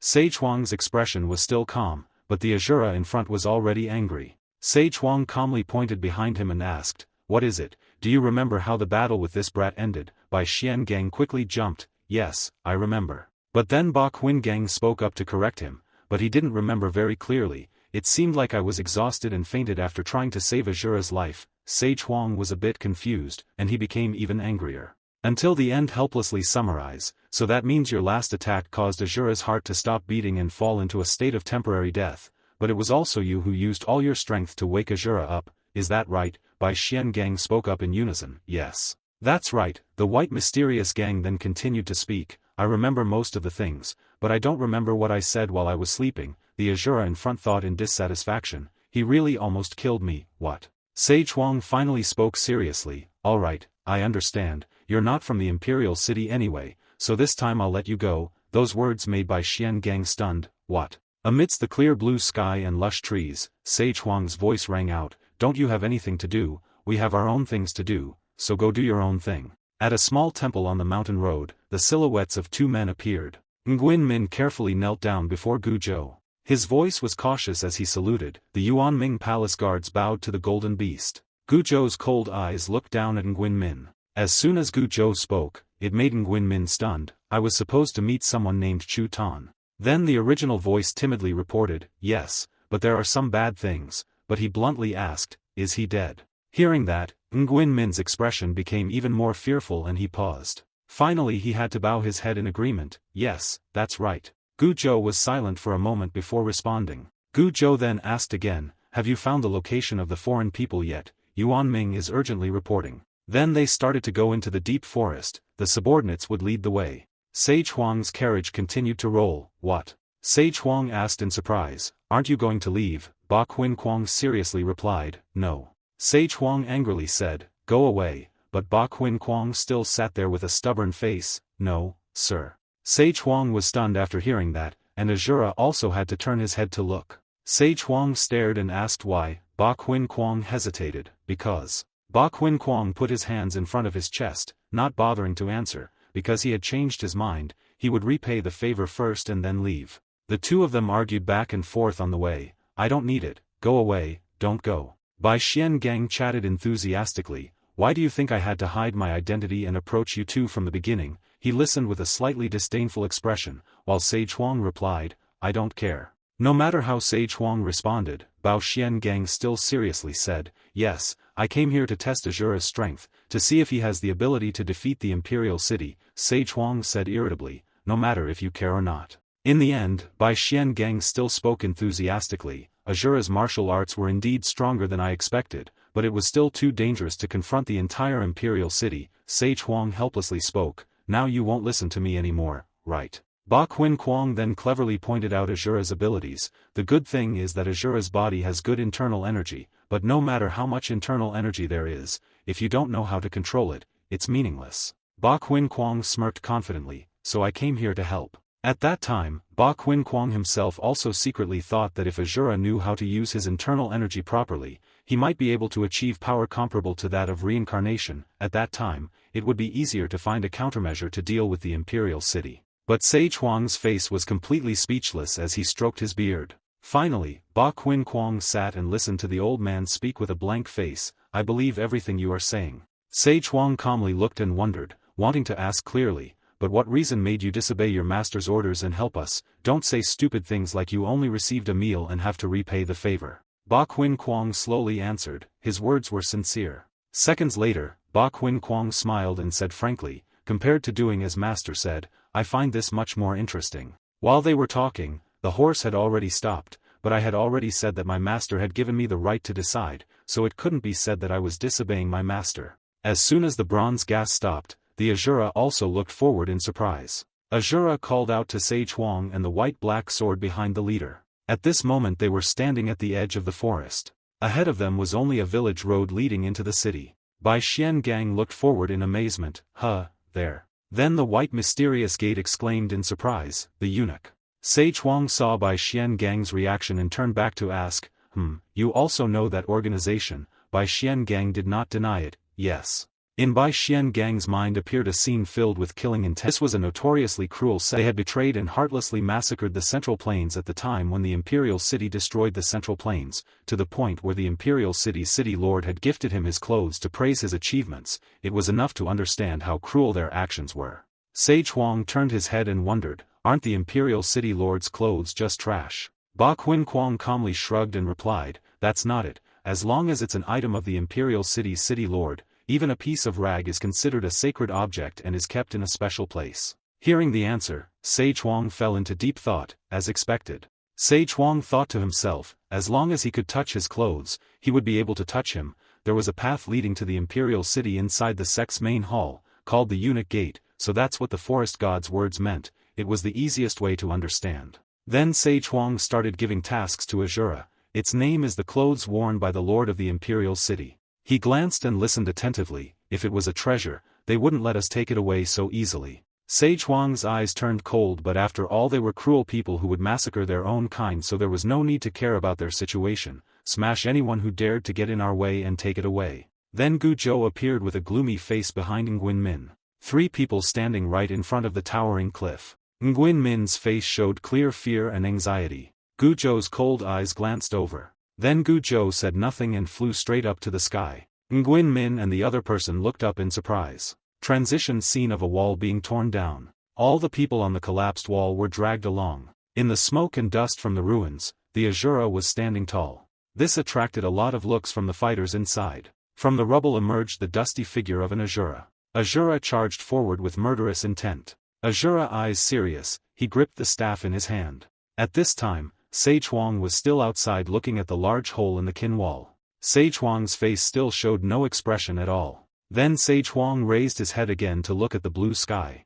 At the same time, inside a cave, a man was sitting alone at a tea table. Zarman was silent, his face dark, not moving. A moment later, Zarman said in a gloomy voice, "Who are you?" Zarman's eyes slowly opened, his expression cold. How did he get here? A tall, elegant black figure stood not far away. At this moment, G.A.Y. was staring at Zarman, his face expressionless. Zarman saw G.A.Y. was a bit surprised. You are. In the Eunuch Gate, the wall was swept into a big hole by the Asura. The scene before my eyes was devastated. Everywhere was filled with dust and smoke. From house to ground were all destroyed. Corpses were now lying scattered on the ground. On a still stable roof, Bai Xian Gang calmly squatted and observed. From above, Ba Quinquang softly praised, "That kid is really amazing. His strength is so amazing, does he really not know how to use his internal energy?" But then Ba Quinquang also realized a few things when observing Atua. Occasionally there were still a few attacks using internal force, like the time he broke down the Imperial Gate.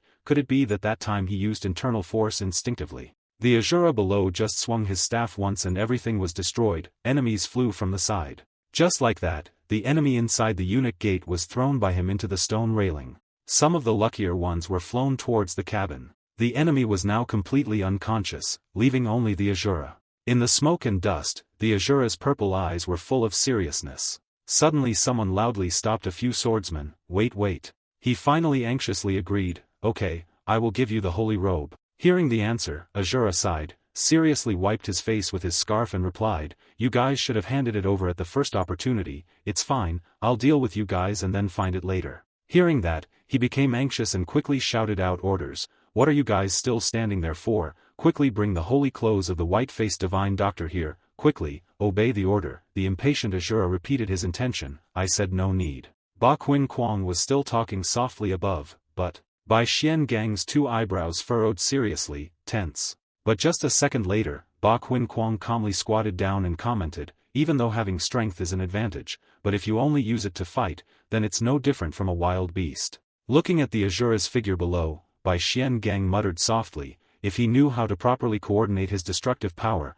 fighting skills, and internal energy, then he would definitely become the strongest peerless expert in history. However, Ba Quinquang still continued to stare and monitor the situation. The white-black ring's gray-blue pupils did not move at all. From the city gate, Ba Quinquang saw a figure flying towards him. From above, the body slowly descended onto the roof of a house. It was a man with brown hair and a hat on his head. He landed lightly. Gu Zhou looked straight at the Asura who was standing alone. At this time, the Asura, with only his staff, still stood still and waited courageously. As soon as he saw Asura La, Gu Zhou's expression turned murderous. From inside the house, a confused figure came. Here it is. A swordsman carefully held the item in his hand, opening it to reveal a set of clothes. He immediately introduced himself and walked towards the Asura. This was the holy robe that the young hero wanted. Asura's purple eyes turned black, and he exhaled with some dissatisfaction. That reaction of the Asura immediately made the crowd afraid. But at this moment, the white mysterious gate loudly called out to the Asura. Asura turned his head to look at the white mysterious ring in the distance, trying to remind. Bai Xian's face was fierce and he loudly reminded, "Be careful." Asura just glanced over his shoulder, not responding. Suddenly that person jumped down from above in front of the Asura. As soon as Guzhou landed, he attracted the curious crowd standing there watching. But Guzhou's eyes were fixed sharply on the Asura. Asura's purple eyes also looked back in slight surprise. The man holding the treasure box instantly felt the tense atmosphere. Even the three guards behind felt uneasy. Suddenly a blinding light radiated from Guzhou's body. The clouds in the sky are still drifting peacefully. At the same time, a little light still crept into the cave in the mountain. Gay's figure slowly walked towards Zarman's tea table. Gay carefully bowed his head and raised his hands in salute. Guardian God Beck Gay stood at a distance from the tea table, respectfully looked at Zarman, and paid his respects to the white-faced divine doctor. Zarman sat on the chair, his cold, haggard eyes looking at Gay. Then he asked softly, "Are you ready to appear again?" Hearing this, Gay immediately smiled. "What's wrong?" No way." Gay put his hands behind his back, smiling happily and revealing, "All this time I had forgotten about this, I just suddenly remembered the miracle doctor so I came." Then Gay laughed and said, Actually that was a lie. A few days ago I met someone who looked like a miracle doctor, so I came to ask about him." With that, Zarman spoke in a curious, clear voice, "A young man." Gay still confidently posed and chatted, Maybe people don't know, they are foreign people traveling in a carriage, recently they are the topic of discussion of the world, the old man looks quite similar to a divine doctor traveling with a young man." Zarman's facial expression instantly turned to surprise. Then he asked Gay, was standing in front of him, "Where did you meet him?" Gay innocently raised his head and thought, "I met them in the village near Noyet Lin Tai, I don't know where they are now." Although Zarman remained silent, his eyes wavered slightly. Gay immediately smiled and hugged his face, but he was quite impressed with the handsome young man, even though he looked a bit like a wild beast. Upon hearing that, Zarman was even more surprised. His name was Asura, so his real appearance was just like his name. Zarman's face darkened. "What did you say?" Seeing that, Gay and also stopped and looked around, confused. Zarman was surprised and did not respond. "His name is Asura." On the Asura side there was only smoke and fire at this time. With just that one move, the surrounding radius burned into a circle. In the middle of the move, Guzhou still stood there circulating his energy. Guzhou's eyes flashed with murderous intent. The Asura was still able to stand with his staff. Guzhou's eyes when he saw Asura couldn't help but be surprised. Asura's eyes were dazed but his hands still held the staff tightly in front. The Asura's purple eyes did not waver, staring straight ahead. All the houses in front of the Asura were now completely reduced to rubble. Looking at the charred corpses, Asura wondered how he did that. Finally, Asura realized that Guzhou was no longer in sight. Asura stared ahead in amazement.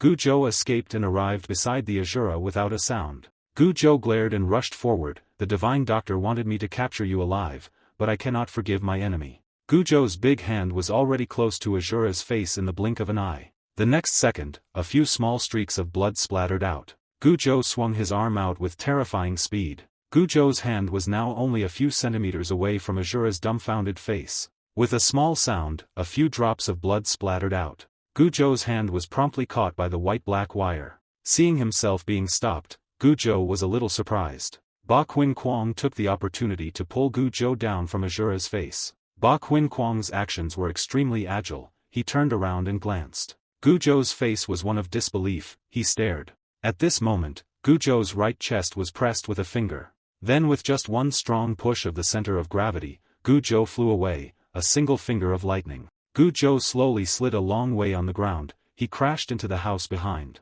Guzhou's whole body slammed into the pile of rubble behind him. Ba Qinquang stood there proudly, pointing to the sky. "Oh, internal energy really can't be joked with." When Ba Qinquang turned his head, he saw Asura staring blankly ahead. Seeing this, Ba Qinquang clapped his hands and tried to call, "Asura, Asura, wake up." Then Asura muttered softly, "Clothes." White-black chain waved hand in reply, "Yes, clothes, all burned." Hearing that, Asura turned to look, but Bai Xian Geng shook his finger. "No, it wasn't my doing, don't look at me like that."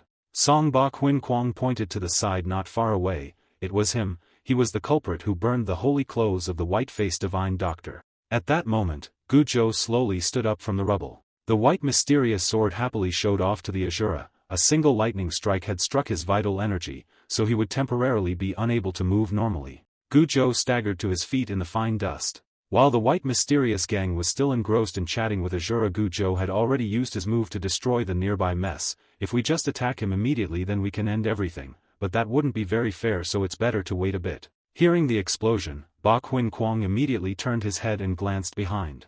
Gujo then exploded, sending wood splinters flying. Even though he had escaped from the rubble, Gujo's whole body was still trembling. Gujo's eyes flashed with cold anger. Seeing this, Ba Qin Kwang commented, "You escaped just now. Well, it seems like the one-finger lightning strike is just a normal move these days." Then Ba Qin Kwang ignored it and turned to look at Asura La. Anyway, everything was fine. Looking at Asura walking away, the white mysterious gang asked, Hey, where are you going?" Before the two could do anything, the rubble exploded again. Ba Qin Kwang immediately turned his head to look. Suddenly from above a black shadow jumped away. Luckily, it was just a harmless dummy. Ba Qin Kwang immediately breathed a sigh of relief. Phew, what a killing machine. But suddenly, Ba Qin Kwang looked at Asura with a bewildered expression. Bai Xian Gang urgently shouted a warning, "This Asura, wake up and come here." But at that moment, a flash bomb exploded right at the Asura. Gujo did not blink once, looking at the blood droplets splattered in the air. Asura remained motionless. This made Ba Qin Kwang even more surprised. Taking the opportunity, Gujo rushed to attack, but was blocked by the white-black sword. Ba Qin Kwang proudly smiled provocatively, "This uncle, I think you chose the wrong opponent." Gujo looked back at Ba Qin Kwang with cold, murderous eyes. The other person was an old man. It seemed that the information was wrong.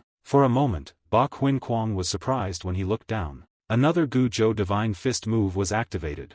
Gujo's eyes turned white. He shouted loudly to release his internal energy. Fire Dragon Destroys the Heavens move. 4 rays of light immediately appeared, slashing towards the back of the white mysterious ring. Smoke and fire suddenly rose up fiercely, wood chips burned to ashes, flying everywhere. The 4 rays of light emitted by Gujo dyed the color of fire. The entire body of the white-black sword was now enveloped in red flames, and Gujo had retreated to the back, standing and observing. Inside the fire, the white mysterious sword did not struggle and only shouted loudly, "Ah!" Then, the flames that had just enveloped the white-black diamond split into rows and spun in the air. As soon as the white-black sword opened its hand, those flames also began to be blown away. That move of the white-black sword made Gujo blink in surprise. After safely escaping the fire, Ba Qin Kwang calmly breathed a sigh of relief and brushed his clothes. It felt similar to the third master's fire will chi, but the martial arts were somehow different. Bai Xian Gang calmly smiled lightly. "Let's see how the martial artist of the Imperial City uses the fire flame martial art.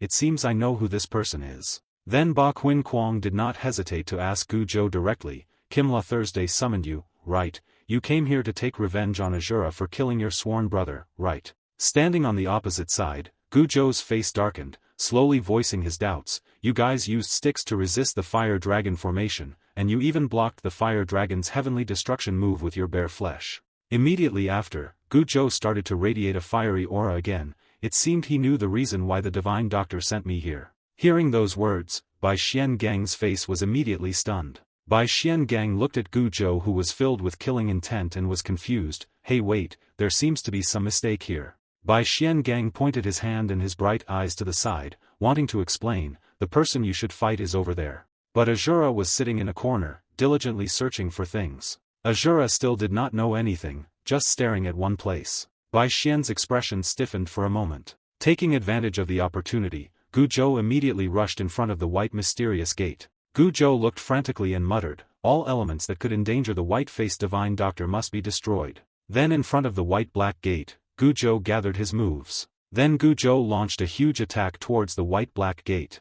The cool Gujo stood there controlling the air and fire to mix together. But when the move ended, Ba Qin Kwang was already standing outside, feeling a bit annoyed. Bai Xian Gang sighed, looking at the Asura who was squatting nearby. He was truly a perfect opponent for the Asura to realize the importance of internal energy, but this brat didn't care at all. Seeing that the white-black sword dodged his attack, Gujo was angered. Taking advantage of the opportunity, Bai Xian Gang stood with his back turned. Gujo rushed over. There was really no other way. As soon as Gujo attacked, he was blocked by the white-black hand. The collision of the two internal forces made the earth and rocks resonate again. Then Guzhou was forced back by the white-black sword. The recent shock left Guzhou's entire body severely injured. Small streaks of blood shot out from Guzhou's body. Ba Qinquang looked at him with an annoyed look. In this situation I have to help him. Seeing Bai Xiangang's expression, Guzhou was surprised again. Guzhou was finally beaten to the point of bleeding by a chapter of the white-black sword. The figures were blurry and could not be seen clearly, but one could only tell that there were many people, hundreds, even thousands. A thought flashed through his mind, carrying with it a sense of fear and indomitability as he saw a figure raising a sword into the air. No. The figure slashed forward with a fatal blow, and a thought appeared in his mind, wait. Blood splattered against the blue sky. Blood flowed more and more, the images of people's figures became more and more blurred, unable to bear it any longer. Guzhou lay scattered on the ground, his long blue-white hair partially covering his face, his eyes lost all emotion, in his head still echoed the thought, I don't want to die. Guzhou tried to open his eyes, but could only see the figures standing around him vaguely. Guzhou secretly complained, who are you bastards to treat me like this? In Guzhou's mind there were only 3 words left, really, unpleasant. A question rang out, do you recognize me? Before his eyes was a strange white mist, a face appeared, it seemed very old, white hair and beard. Zarman appeared in front of Guzhou, his eyes wide open as he spoke, his soul seemed to have long since disappeared, what remained was resentment. Guzhou could only wonder in his heart, who? He stared at the person in front of him and asked, do you want to live? Zarman's eyes widened, he laughed loudly, his reaction was quite intense. Perhaps this was not a haunting of life but simply because he no longer had any memories of his previous life, perhaps the rage had made him forget the purpose of living so that now only resentment remained clinging to this rotten flesh. Holding up Guzhou's severed head and making an interesting comment. Zarman continued to glare, I will give you a new life, although I cannot revive the destroyed parts but I will revive you into another life and still be the same as before. Zarman's mouth made a sound, the fire dragon will save your life and will also be your strength. Zarman finished speaking. If you use the power of the fire dragon, no creature born in human form can defeat your strength. Guzhou's pupils dilated to the maximum, as if he had encountered some kind of shock. He was hit in the stomach and flew backwards, causing the whole building to collapse. Saw the building was even more miserable than Guzhou, it was in ruins. The building was no longer a building, more like a pile of rubble. Another strike with terrible force, the roof broke apart. The white mysterious gate stood several kilometers away from that building. He saw something that was a yellow-orange swirl. Guzhou was still able to stand, throwing the debris away. Ba Qinquang stood silently observing, his face expressionless. Guzhou shouted, the dragon flame broke. The flash of light appeared, but the white-black metal still did not move. He made the hand movements skillfully and quickly. In the hand of the white mysterious ring, a destructive fire will power is emitted. That source of power was no less dazzling than Guzhou's power. The light swirled and gathered in the white-black ring's hand. The white-black line spreads a light blue line. Guzhou struggled to withstand the force. The already broken pieces were now even more broken by this attack from the white-black metal. Dust everywhere, nothing to see but dust and wood chips. The scene of the battle was devastated, like a large lake that had just been built on by people. Guzhou coughed out a mouthful of blood, which splattered all over the ground. Guzhou had no strength left, bent down to cough. From within the smoke and dust, the white mysterious sword was walking towards him. Bai Xiangang stood there looking at Guzhou's struggle. He spoke up, martial arts created through the process of cultivation are truly very important. Bai Xiangang's face remained cold and indifferent, not changing color. He said, power obtained through evil methods can never surpass martial arts that have been refined and developed over thousands of years. Guzhou was now in a terrible state, trying to stand up, his voice trembling, you. He began to gather power in his red hands. Guzhou jumped up and flew straight towards the white-black gate with overwhelming speed. The white-black sword easily dodged that attack. Guzhou stared in bewilderment, he could not have expected this. Guzhou feels the world turning upside down, you spin around. The white-black sword gently threw Guzhou backwards. Guzhou fell to the ground with a thud, the white-black sword stood tall and dusted off his hands. Guzhou's head hit the ground, blood started to spurt from his mouth again.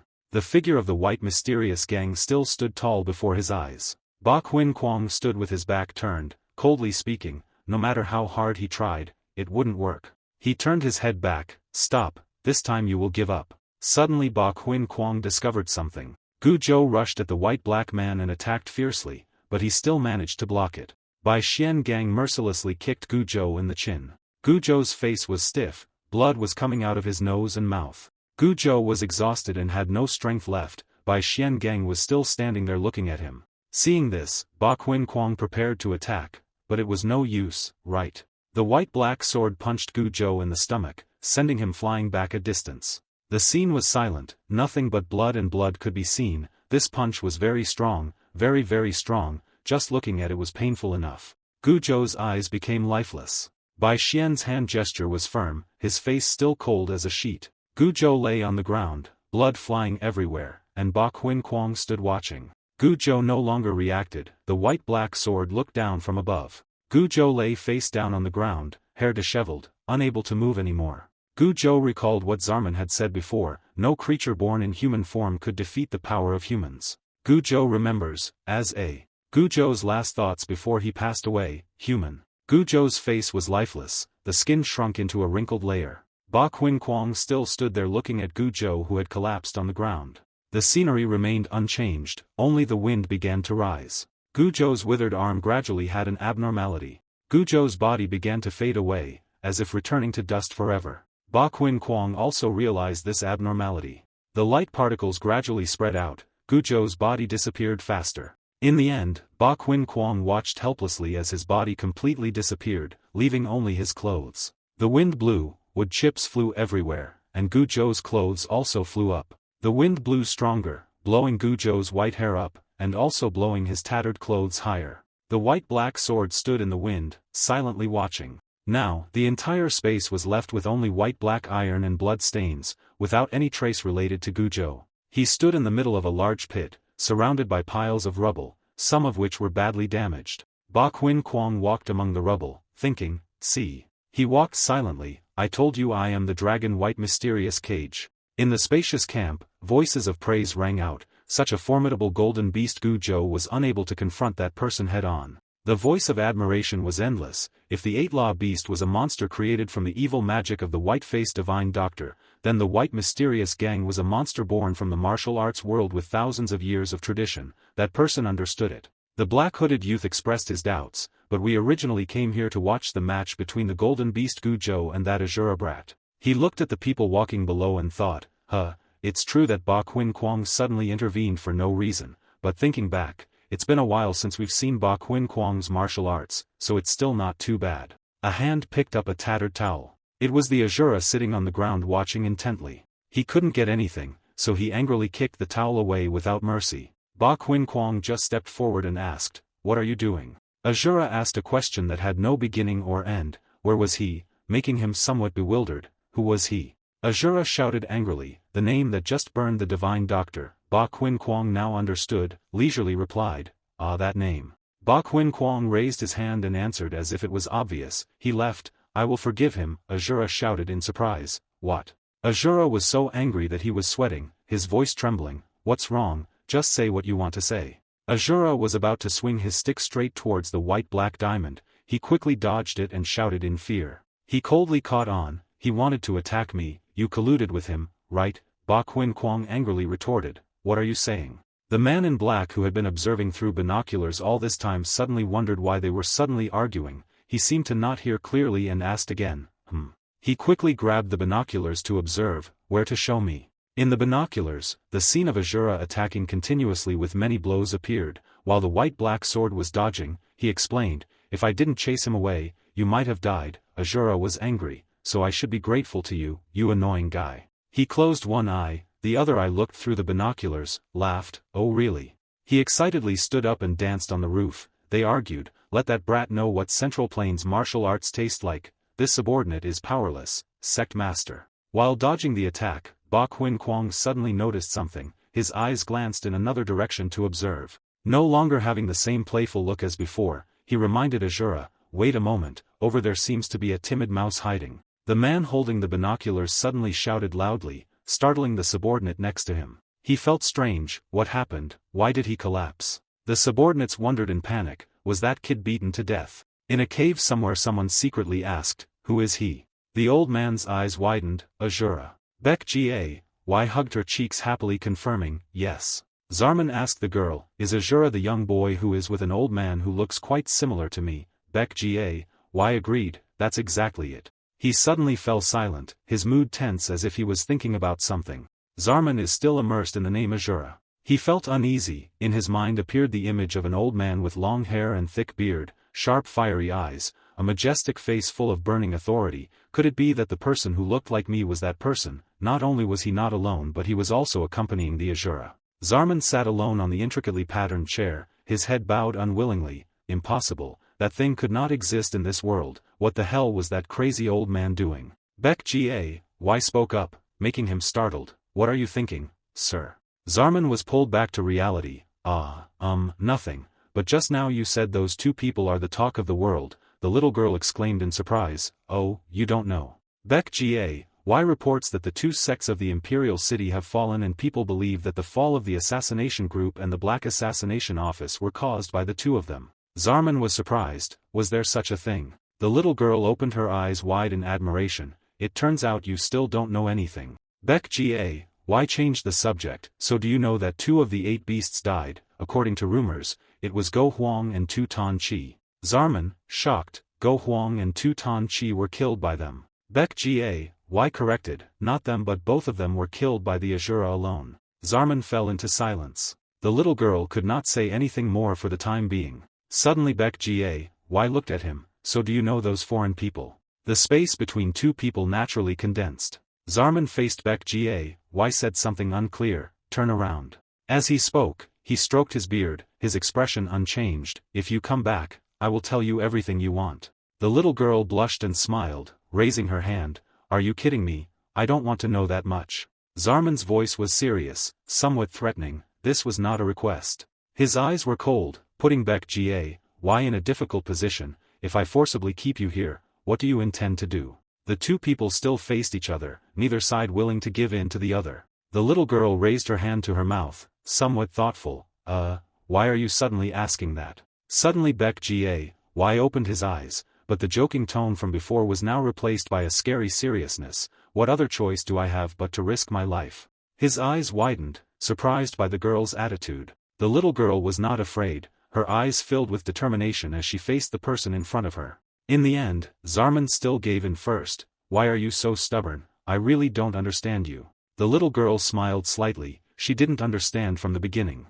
Zarman shouted loudly, raising his hand as if to chase the girl away. Go away. He warned, this is the only time I am being generous. Next time I will not forgive you. Baek Ga, with both hands open, respectfully bowed to Zarman. He looked at her intently. Then Baek Ga quickly disappeared, leaving only a hazy smoke. In that vast space, he sat alone. Zarman called the tyrant's name. A voice came from afar. Yes, sir, please speak. He gave the order, quickly call the black beast here. On the other side, the black beast was holding a piece of paper and reading it attentively. His eyes widened in surprise. The black beast felt confused. Even the golden beast was killed. Impossible. The more he thought about it, the stranger it became. The Imperial Gate was destroyed. What was going on? The more I read about the Black Law Beast, the more I don't believe it. The young foreigner destroyed the Imperial Gate and took the life of the Golden Law Beast. Could he be the mysterious warrior? How could he do this? Very soon after, he was there to greet Zarman.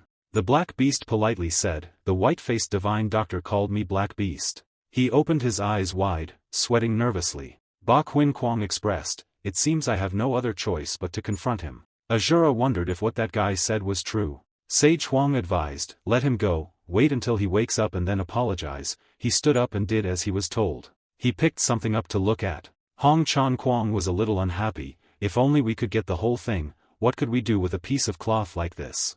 A voice echoed from the crevice of the rock and asked loudly, like the assassin group and the dark assassin, Go Huang from the blue sky and now even Gu Zhou. Zarman was angry and shouted, when did you plan to tell me this? He kowtowed guiltily and remained silent. He was still very angry. Zarman's face wrinkled, his eyes full of anger. He gripped the chair so tightly that he was shaking. This guy. Zarman growled, can you recreate their appearance? He kept kowtowing to show that he could do it. Yes, his subordinates had already memorized the appearance of the Black Assassin Lord and those who had resigned from the palace. Come closer and show me, he demanded. He did not dare to raise his head, step by step approaching Zarman. The black beast's trembling hands reached out. Zarman quickly put his hand on it. His eyes widened, angry to the point of blood vessels appearing. A beam of light radiated out, covering everything. Like a storm just swept through, a figure was thrown out. The impact is not small. Asura holding a sword, standing in a monochrome scene, before his eyes was an unidentified,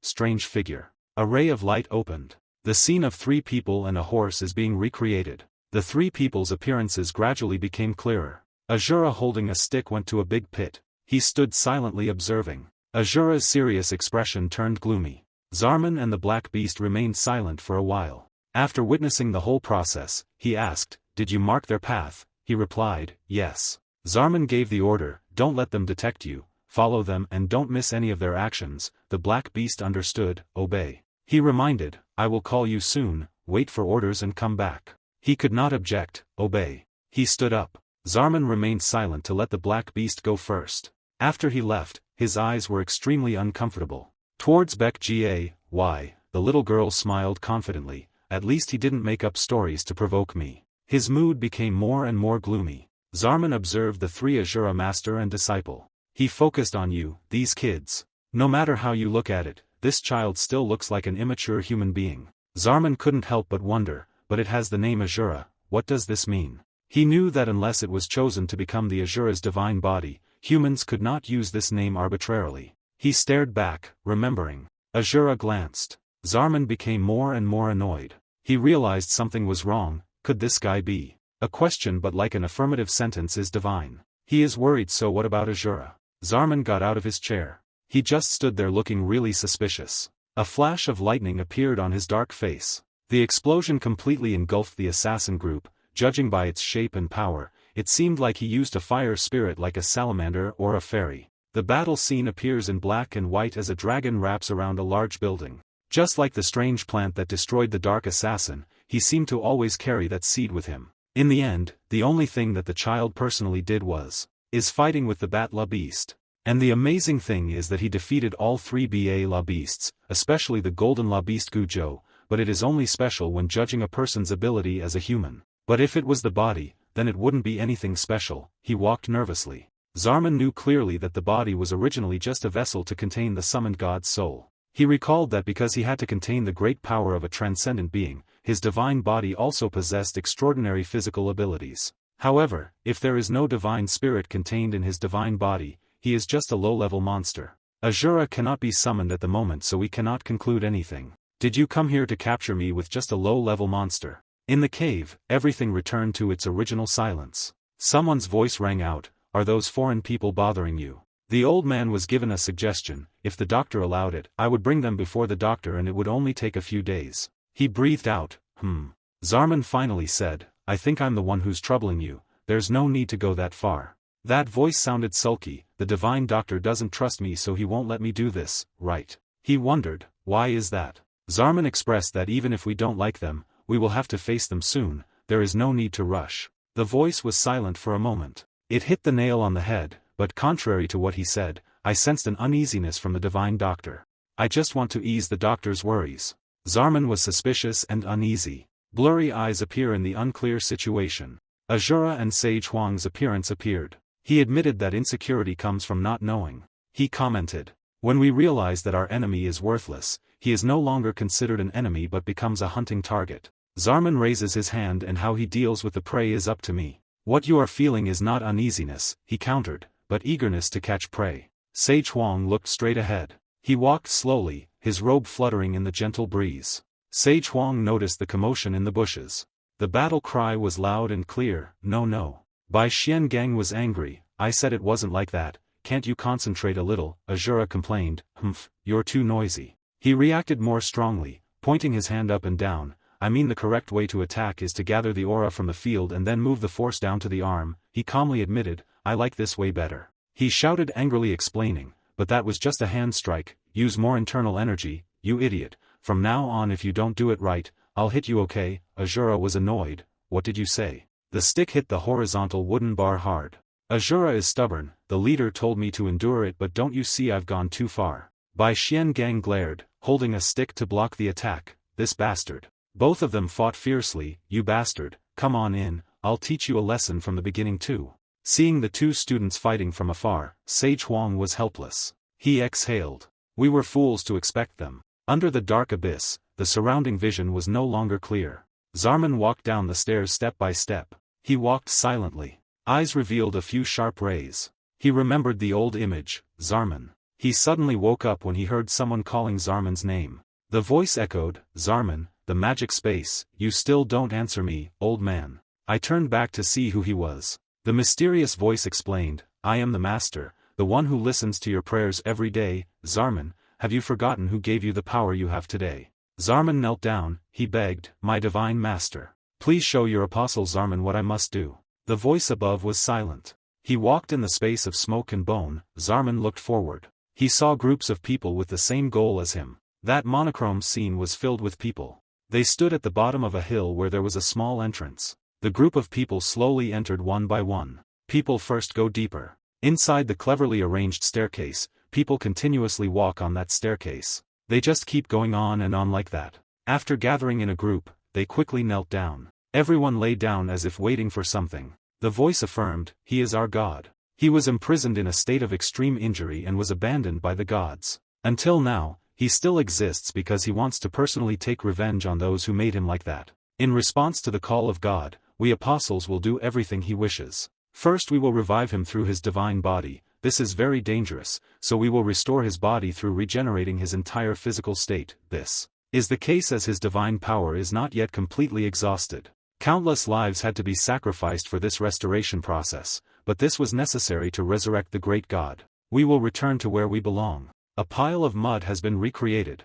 The two sides of the canyon slowly narrowed the distance, increasingly closing in. The liquid solution rose higher and higher, more and more encroaching. It ripples gently. The person's body had a web-like connection to the liquid underneath, closer and closer to the edge of the liquid. Finally a white skeleton on the ground. From there a shoot emerged. Finally a big tree grew up there. Meter of earth packed tightly. Changes are constantly occurring. That towering figure appeared again. That air seeps through the dark hideouts. The twin peaks shook violently. Then from broken. After a while it exploded violently. Everything seemed to go dark in that shocking explosion. Everyone is still there waiting for a miracle. The voice continued to ring out, we will return to where we belong. They rejoiced, our God has finally been perfectly resurrected, he will lead us on a sacred journey of revenge. The huge figure began to walk. Many have appeared on our path. It roared with unending power, and wherever we went there was constant resistance. The closer to paradise, the more frantic the resistance becomes. It was reborn strongly, the smoke and fire were so thick that its shape was unclear. Everything is getting more and more blurry. But nothing can stop our progress. The final battle has finally come to the paradise where the dissident gods are held. Our God incarnated into an omnipotent being to confront them. The very gods who rule over heaven possess such transcendent power that we cannot even imagine how strong they are. But with rage after being reborn and hatred for what they had done to our God, he fought overwhelmingly and defeated all of them. At last the gods of heaven were defeated and fled. Let us celebrate together the great victory of our master. But that joy was extremely short-lived. When everything seemed to be over, that thing appeared. It was an extremely powerful existence summoned from the east by the fleeing heavenly masters. He is called the Asura god of destruction, the one who takes the lives of the gods. Our God, after driving away the masters of heaven, declared himself the strongest. But the lords of heaven, the exiled gods, summoned the destructive guardian god of the east, Asura. From there, a battle broke out between two extremely powerful existences. The overflowing energy stream was shining so brightly that everything in the void was hazy and its shape was unclear.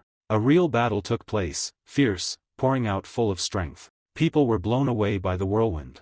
Earth and rocks, everything was destroyed beyond recognition. The scene was truly tragic. The aftershocks from the power of both of them continuously surged out, destroying everything until nothing was left. The two continued to fight fiercely in the center. He roared, revealing his sharp, ferocious teeth. Asura's eyes widened, and he attacked without fear. The battle was getting more and more intense, showing no signs of stopping. His fallen wings suffered powerful attacks and were riddled with holes. One horn was also cut off. One of the opponent's legs was also cut off. The Asura god was not left intact when the opponent slashed him across the eye, leaving a deep wound. One arm was also severed. The two fought each other continuously and then separated. The strong Asura god faced everything. Even though he had one arm cut off and one eye cut off, he still stood firm. The severed arms suddenly grew two new arms, the image of the powerful Asura god with two new arms, even more mighty than the original. As for him, things weren't going so well. one of his broken legs had yet to heal, his horn was severed,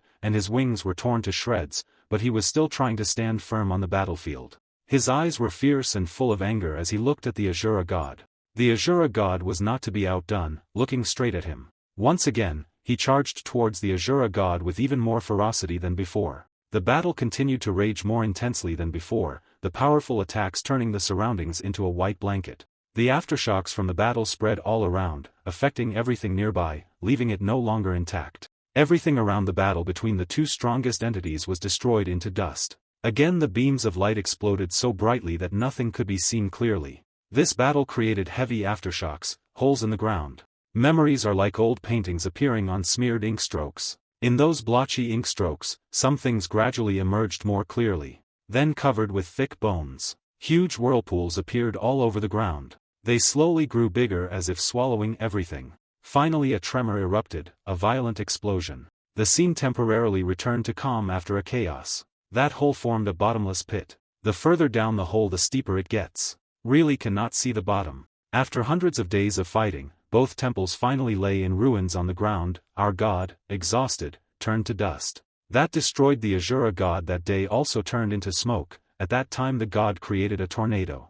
The Asura fell down, before him were long footprints. Spears stabbed and crisscrossed each other. The order of this world was restored after the masters of heaven returned. Everything was revived, back to the way it was. With their return, our apostles were also brought to trial. Your sin is to dare to awaken the existence, to be forbidden and then follow him to go against the power of the gods. You will be punished with eternal suffering that will make you want to die but cannot live. And so time passed. Stop right there. If anyone wants to live in this place, they must receive permission from the owner, otherwise they will be turned to dust. If you have received permission from the master, then show me the proof. Why do you talk like a gatekeeper? That guy said when we get down here someone will guide us, so what is this now? It makes me think your master doesn't respect me and is testing my patience. Get out of my way quickly. If you still hinder me, don't blame me. This name you do not know where this is. How dare you? It's true that it's difficult to chisel through that layer of rock and soil. Listen everyone, I am the one who has been given the power to hold your life and death. Although I do not know what happened to you. But can you promise to forget all this and promise to only obey my orders? If you do that, I will take you out of here. And then we return to earth. But this place has changed so much. The masters of heaven, who were revered as gods by mortals, lost their power and were on the verge of decline. They almost disappeared from the world, almost no longer interested in worldly matters. For us at that time the potential danger that had frightened us was no longer there. They claim that we have followed the teachings of the Eastern sages. He is the one who frees us from the hell of suffering that seems to never end. He is the general who leads us. He is nothing less than a god who has blessed us. It must be admitted that until then everyone believed so. Because at that time we had no idea that we would be used by him, abandoned, and eventually massacred.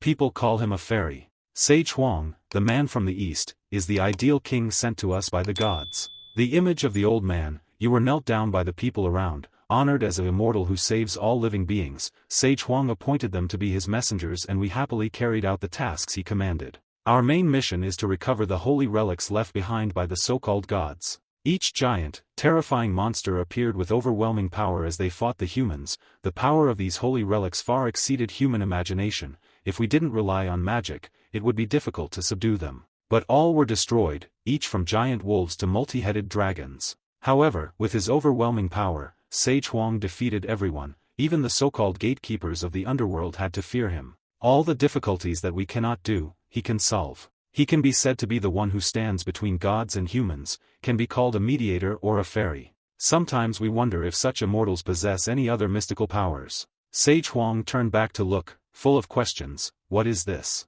The old man stroked his beard and smiled gently. It could be said that not everyone was like me. In truth, my current strength was not obtained through hard training but was borrowed from an old friend. Sage Huang added, until we meet that person again, we will transfer this power. Standing in front of everyone, he slowly explained, now that I think back, the purpose of this trip was to find that person again. I didn't think that on the way I would have the chance to meet you all. He looked at Zarman and asked, now do you have any other questions? He mumbled yes. He looked at him with sharp, questioning eyes. So what is your real purpose in collecting the holy relics? If you don't want to say it, you don't need to say it. Time seemed to freeze in an instant. Sage Huang looked straight at Zarman and his men. Everyone solemnly waited in silence for Sage Huang's answer. Sage Huang frowned slightly as he looked at him. Zarman also looked back fearlessly. He stroked his beard again, thinking quietly, let's see. Sage Huang rearranged his words and replied to everyone, if I can collect all those relics, then I will have power far surpassing the gods.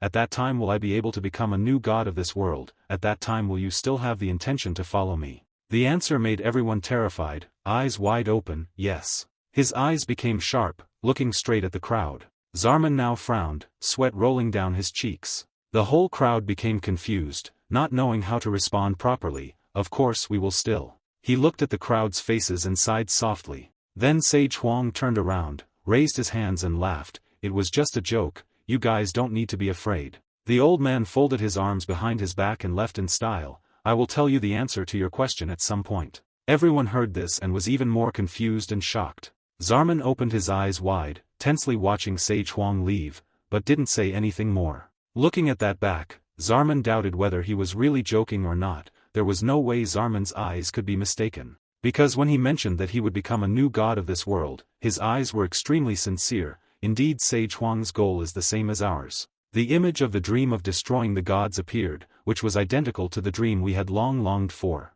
He recalled that sometimes Sage Huang played the role of a perfect leader, but sometimes he fights with us to the death. In private, he is very sociable with everyone. With Sage Huang, we seem to see our old dreams again. We thought everything would go smoothly. The bottomless pit became fierce again. Then one day, the people reminded him, that's right there, Zarman, come here quickly. A deep hole people found here, maybe a hole with a giant body. Zarman was shocked when he saw this. The answer is obvious, Asura. Everyone was discussing excitedly. As soon as they saw this thing, people felt like they were shrinking. If I recognize this thing, there's no way you wouldn't know. Come on, who wouldn't have guessed? Seeing it from such a close angle, I already felt too scared. The voices of the people around grew louder and louder. They saw a giant figure with an extra eye on its forehead below. As soon as we saw it, we used poison and incantations to completely destroy it, but we didn't expect it to stimulate its regeneration ability. After that, we used many methods, but they were useless. It was currently regenerating our bodies. We knew it, but we didn't know how to stop it. Amidst the chatter, Zarman spoke up, wait a minute, this situation isn't as bad as we thought. Huh, what are you saying?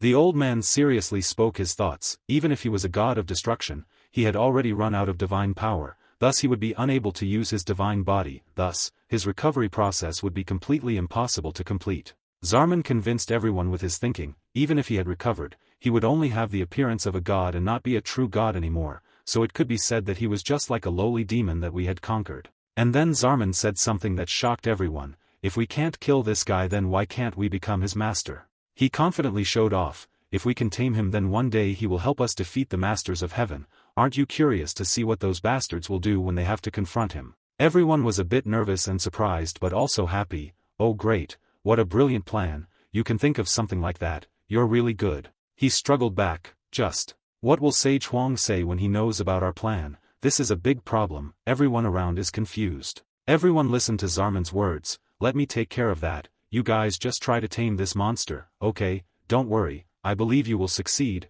Zarman. He looked down with a cunning look in his eyes. Looking into the wide-open eyes, Asura was also the one who took the lives of the gods. Zarman's face turned gloomy. Our god was also destroyed by you, so now your life will belong to us. Looking into the giant eyes in the pit, he thought, so you stay there, a once revered god like you. I will make sure you are forever remembered as an evil god with this ugly body. In the hiding place at this moment, a wondering voice rang out, ah. Sage Huang stepped forward. Sorry Zarman, I've been busy lately, so I didn't pay attention to what you said, but where were you? You said there was something you wanted to show me, right? The old man respectfully replied, yes, Sage, I think it would be better for you to go there and see for yourself than for me to explain. In his heart he reassured himself, that's right, there's nothing I need to be nervous about. Looking back and forth, Sage Huang's goals are the same as ours. Even though the masters of heaven have been repelled, we still need his strength to overcome them. If we can convince Sage Huang with reasonable arguments, then he will definitely agree.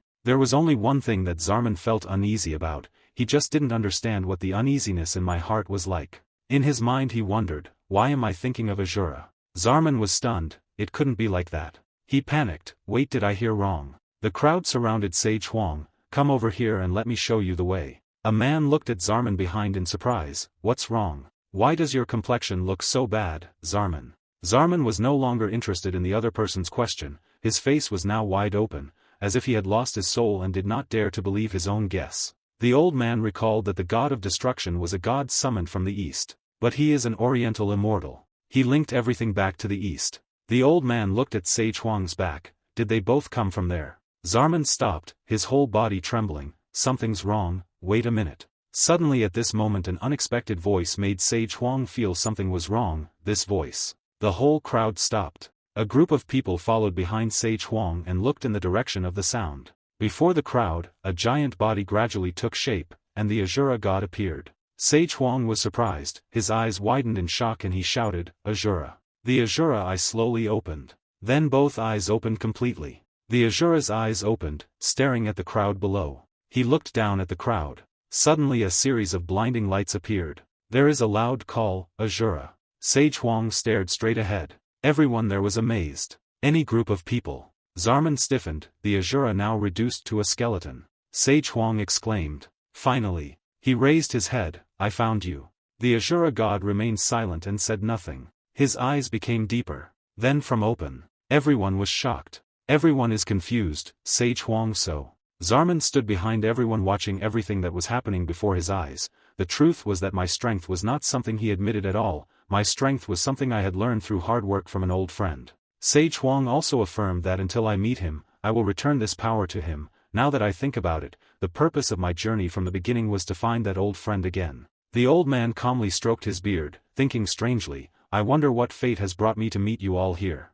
Zarman heard those words and opened his eyes even wider in fear. The old man thought to himself, so that strange thing is his friend. One of the group asked, has Sage seen this thing before? The Asura god now opened one eye wide and stared down. Sage Huang now approached the giant body of the Asura god. His eyes stared straight down at the old man. Sage Huang also looked up and looked straight at him. Zarman felt a bad omen, his whole body trembled as he raised his hand to warn everyone. Something's wrong, he stuttered, stop. Zarman shouted a warning. Everyone back off. Everyone turned to look. What are you saying, Zarman? The Asura god groaned softly a few times. He grabbed it, Sage Huang still leisurely raised his hand to catch it. Everyone still glanced at Zarman, not paying attention to the scene ahead. Suddenly power radiated as the Asura's hand touched Sage Huang. A bright light. The power erupted violently and then the same power and violence spread everywhere in the cave. Everywhere that power radiated was destroyed and turned into ruins.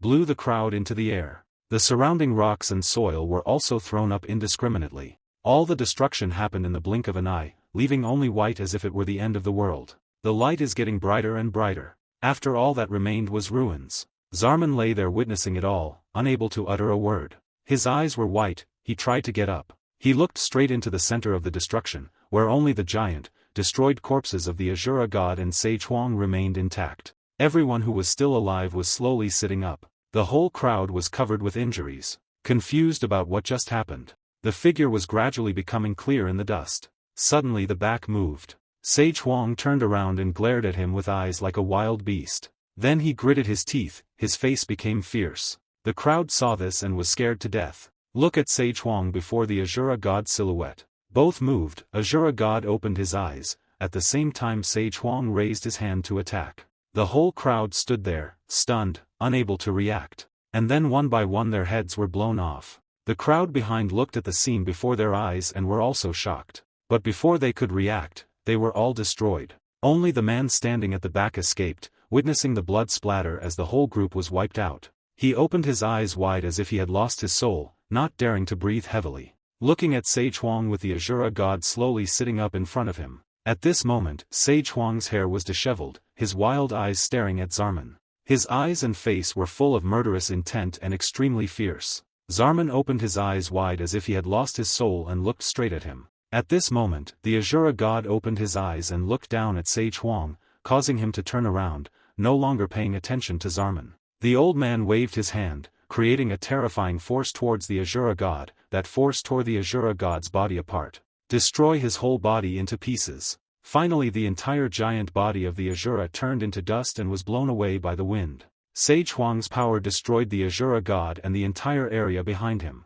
The image of him standing motionless in the ruins was the last image that appeared in Zarman's mind. He thought as he walked, he was a very unpredictable person, Sage Huang. That cruel image appeared again. From that day on I always wondered why he trampled on all his friends. Maybe he was angry when he knew we were treated badly with that thing of his that he acted like that. Zarman's eyes were so scared. At that time the only reason I could think of in my head was this one reason. The withered figure was still imprinted in my mind, but at that time I couldn't understand why he killed the thing I called a friend with my own hands. The Asura face appeared, making him angry and scolding. Now he is trying to find me and bring a boy named Asura that he killed back then. He was alone in the dark. Zarman said slowly, "It was my mistake to try to understand the thoughts of a madman like you from the beginning. This might be my pointless work." He stepped forward to the cloaked man standing in front of the cave entrance. The man in the cloak saw him coming and raised his hands respectfully. He came closer. The image transforms both of them going to a balcony. They both looked at a giant egg in the distance in the water.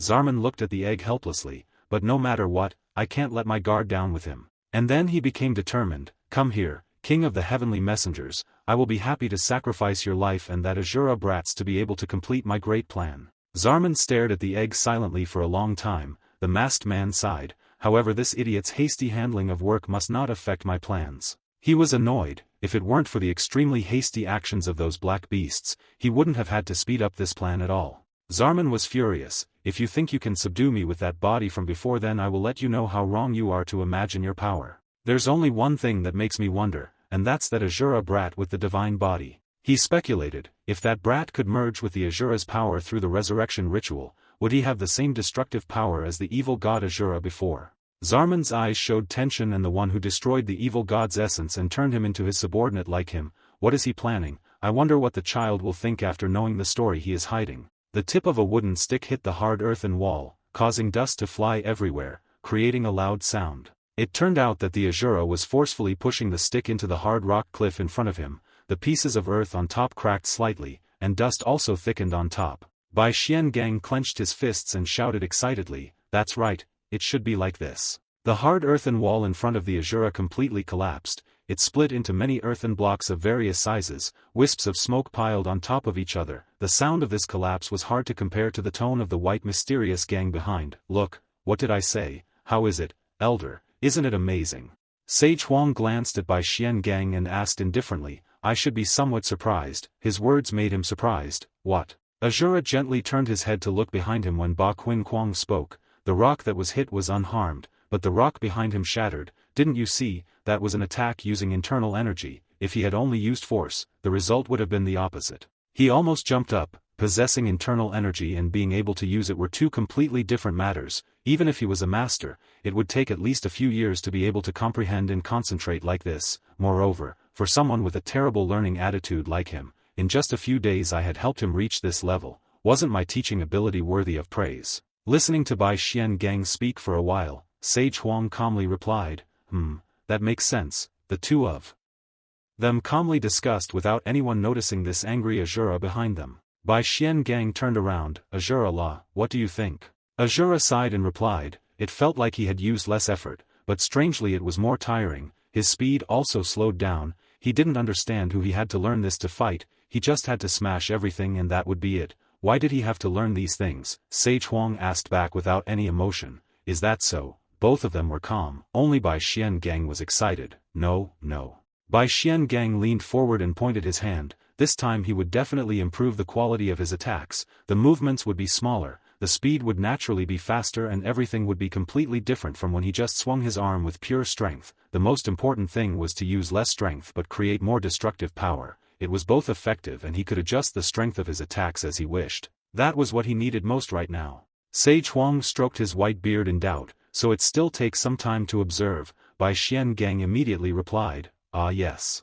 The next moment, Sage Huang was like a stiff stone statue who saw through the red dust and explained, "Normally more than 20 years would be enough, but with my poor teaching ability and the Asura's rapid development, I will try to adjust it accordingly." Asura frowned slightly, his face stubborn as he walked toward Sage Huang. "What? Why do I have to learn this for 20 years? I'm fine now." He completely ignored the angry expression of Bai Xiangang beside him who was pretending to cough. Asura's face darkened, gritted his teeth and clenched his chest through his clothes. He didn't know if it was some kind of breathing method, but after he finished, his lower abdomen kept getting hotter and hotter. It felt like something was running through his body, tickling him to the point of going crazy. It was amazing. Bai Xian Gang reacted strongly, took a step forward and shouted loudly at Asura's face, that was called Qi. If one could control it properly, not only would one's physical body be strengthened but also one's spirit would be stronger, one could even become immune to hypnosis or evil magic of evil sects. Asura was stunned for a moment then spoke, huh.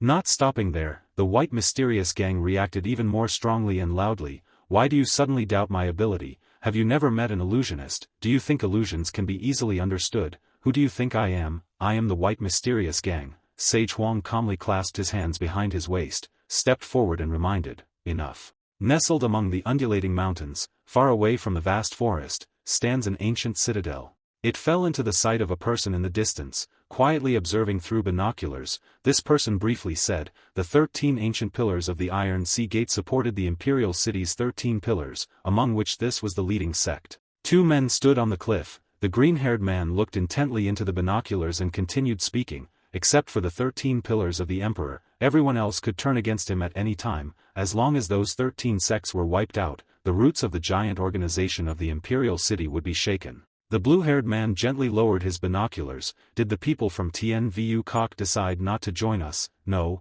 The man in black clothes beside him suddenly panicked. Probably not.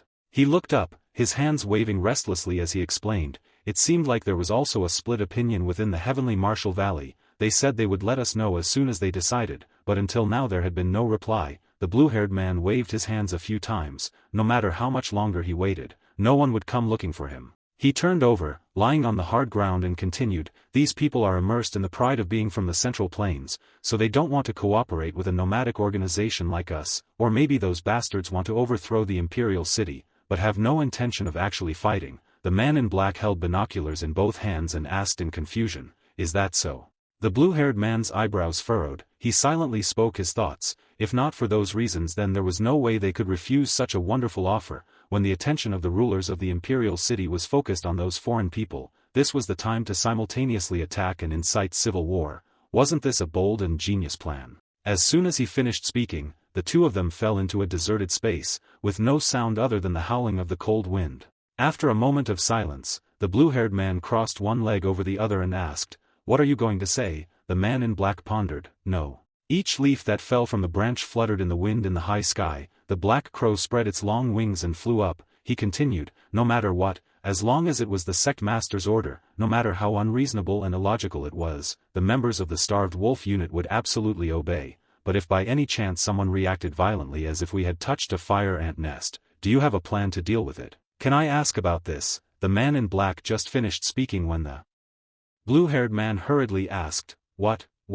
The man in black raised his binoculars and looked forward, silently listening to the green-haired man speak. Then let's just retreat quietly and return to the border. What's the point of worrying? Returning to the Central Plains isn't a big deal in the first place. If there's any trouble, just make a big mess and retreat into the deep forest. We didn't come here to be heroes or anything. Wait until he finished speaking. The man in black clothes replied, yes, your subordinate knows. From behind, a voice rang out, attracting the attention of both of them, sect master. A group of people approached from the forest. One of them stepped forward, knelt down respectfully and reported urgent news from the Green Wolf team and the Red Wolf team. The blue-haired man gritted his teeth and growled, what's wrong? Didn't I tell you to hide there and wait for the right time? Is something wrong? His angry expression frightened his subordinates and he replied in a low voice, that won't do.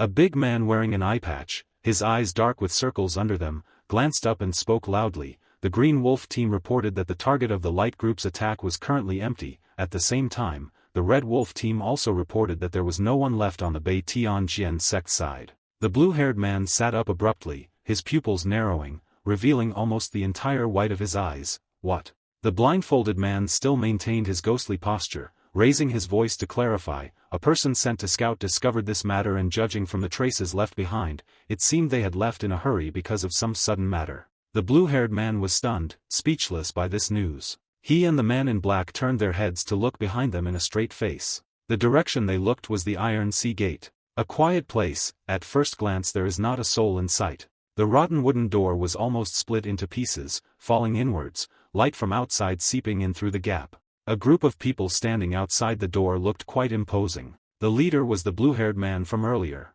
He did not enter, but hurriedly itched to look straight inside. Moments later, the group of people attacked inside, spreading out to explore. A series of announcements rang out, no one, not even one person. This situation caused the blue-haired man and the man in black to not have time to react, their faces turned red. Suddenly he shouted loudly, echoing to the sky, "What the hell?" On the other hand, in the crevices between the mountains where the fog was thick, the air was gloomy. People followed each other on that trail. They kept walking, carefully moving on the rough terrain. Not knowing how long it took, they finally stopped at a cave entrance. A man dressed in jet black robes loomed inside the cave, attracting attention. He covered his head, not revealing even a single gap in his body. This was a black beast in the underworld.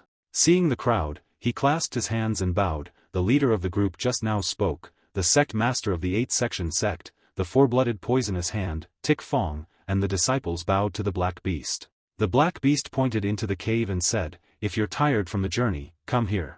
The next second, the group of people went deep into the cave. Although this place is severely lacking in light, it is not difficult to see the underground stairs, yet this place is dug deep, creating comfortable space for many people. The people in the group kept looking around and admiring. They lined up in line following the footsteps of the black beast in the underworld. The old man was surprised by this architecture. This was the third time he had entered the imperial city, but he did not know of the existence of this passage. The black beast in front heard him say that and said, "It's true that the imperial city doesn't have a specific location." He said clearly that the imperial city was everywhere and nowhere after today. The entrance you just entered would also disappear. The black beast asked in surprise, "You still don't know about this?" Lu Shifeng leaned forward and opened his mouth. "Yes, of course I know. Every time I come here, I am very surprised." As he walked, he spoke little, but compared to the other sects of the 13 pillars of the emperor, the black beast Vu can interrupted La Tik Fong. The 8-star sect was the sect that arrived the latest among the 13 sections. As soon as he finished speaking, Lu Shifeng was already trembling in fear as he explained, "We actually tried to come as soon as possible, even if it wasn't obvious." His tone was enough for the black beast to understand. He reassured him, "I didn't mean anything by it, don't worry." Then the whole group fell silent, making the atmosphere quiet. Only the sound of footsteps could be heard. In the thick fog, a voice rang out, but. So that was the voice that came from the doubt of La Tik Fong. Why did the white-faced divine doctor call us the 13 pillars of the emperor? Is it because of the promise 12 years ago? The black beast in the martial arts scene growled, "You are nosy." La Tik Fong's face was sweating. He hesitantly asked, "What?" The black beast quickly replied, "You will know soon enough." Then his next words made Lu Tik Fong frown nervously. The divine doctor intended to temporarily leave the central plains. He quietly listened to the black beast continue speaking. He had gathered everyone to bless everyone before leaving. As he spoke, Lu Shifeng's mind flashed with the image of a naked man lying on the platform, while Zarman's hair was disheveled, pressing his 2 hands on his chest and abdomen. When the blessing ceremony ended, the leaders of the 13 sects would have strength on par with us Baluo beasts, or even stronger. In addition, the other martial artists would also receive similar strength to the previous generation, based on each person's ability. Thinking of this, La Tik Fong could not hide his desire. His greed was evident on his face. Was it really like this? The black beast turned its head, its eyes with red pupils looking quite strange. "Right, didn't the white-faced divine doctor promise that?"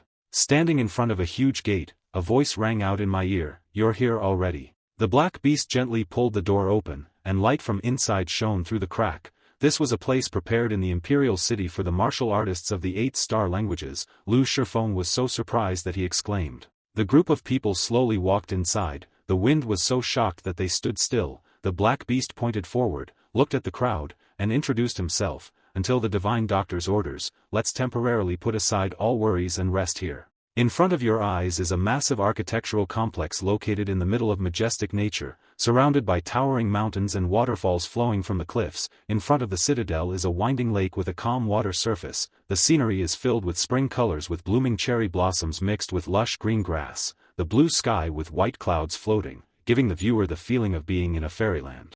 The crowd was opened to the world by the fans. The scenery here was so beautiful that it made them wonder. Just under a small tree, but there is a whole space like this. They gradually spread out, carefully walking on the green grass. Everyone was so immersed in the beauty of this place that they didn't notice the black beast behind the door quietly closing. The door slowly closed just enough to see his cold, emotionless eyes. Finally it slammed shut accidentally. On the other side, Asura was sitting upright on a carriage. Sage Huang slowly climbed into the carriage. "Even though I know what you said is not a lie because I heard you recount it yourself, but even so, we cannot just hesitate and ignore this matter here. It is a bit regrettable that Asura cannot master the way to use internal energy, but perhaps it is better to just go. If only the time limit had been clearly stated from the beginning. The white mysterious gate below looked at him and softly replied in confusion, yes. He wondered, where are you going, where are you going?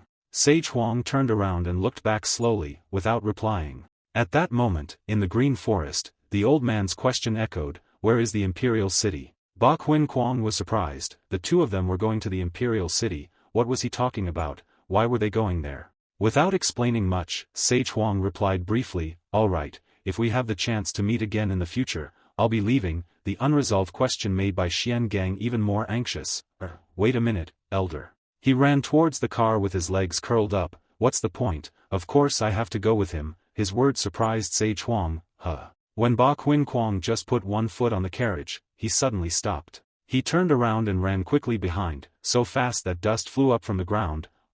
Wait, I forgot my backpack. Wait for me a moment. Asura glanced at Sage Huang. How is it, leader? Do we need to leave now? Leaving the wooden house, Ba Quang hurriedly ran to the car. As soon as he arrived, he saw Asura urging his horse to run away. Bai Xian Gang could do nothing but gasp and get angry. Humph, I told you to wait, seriously. He took a deep breath, but Bai Xuanjian's face darkened. He leaned forward. He affirmed that the two of them could not abandon me so easily. With that, he flew forward with the wind.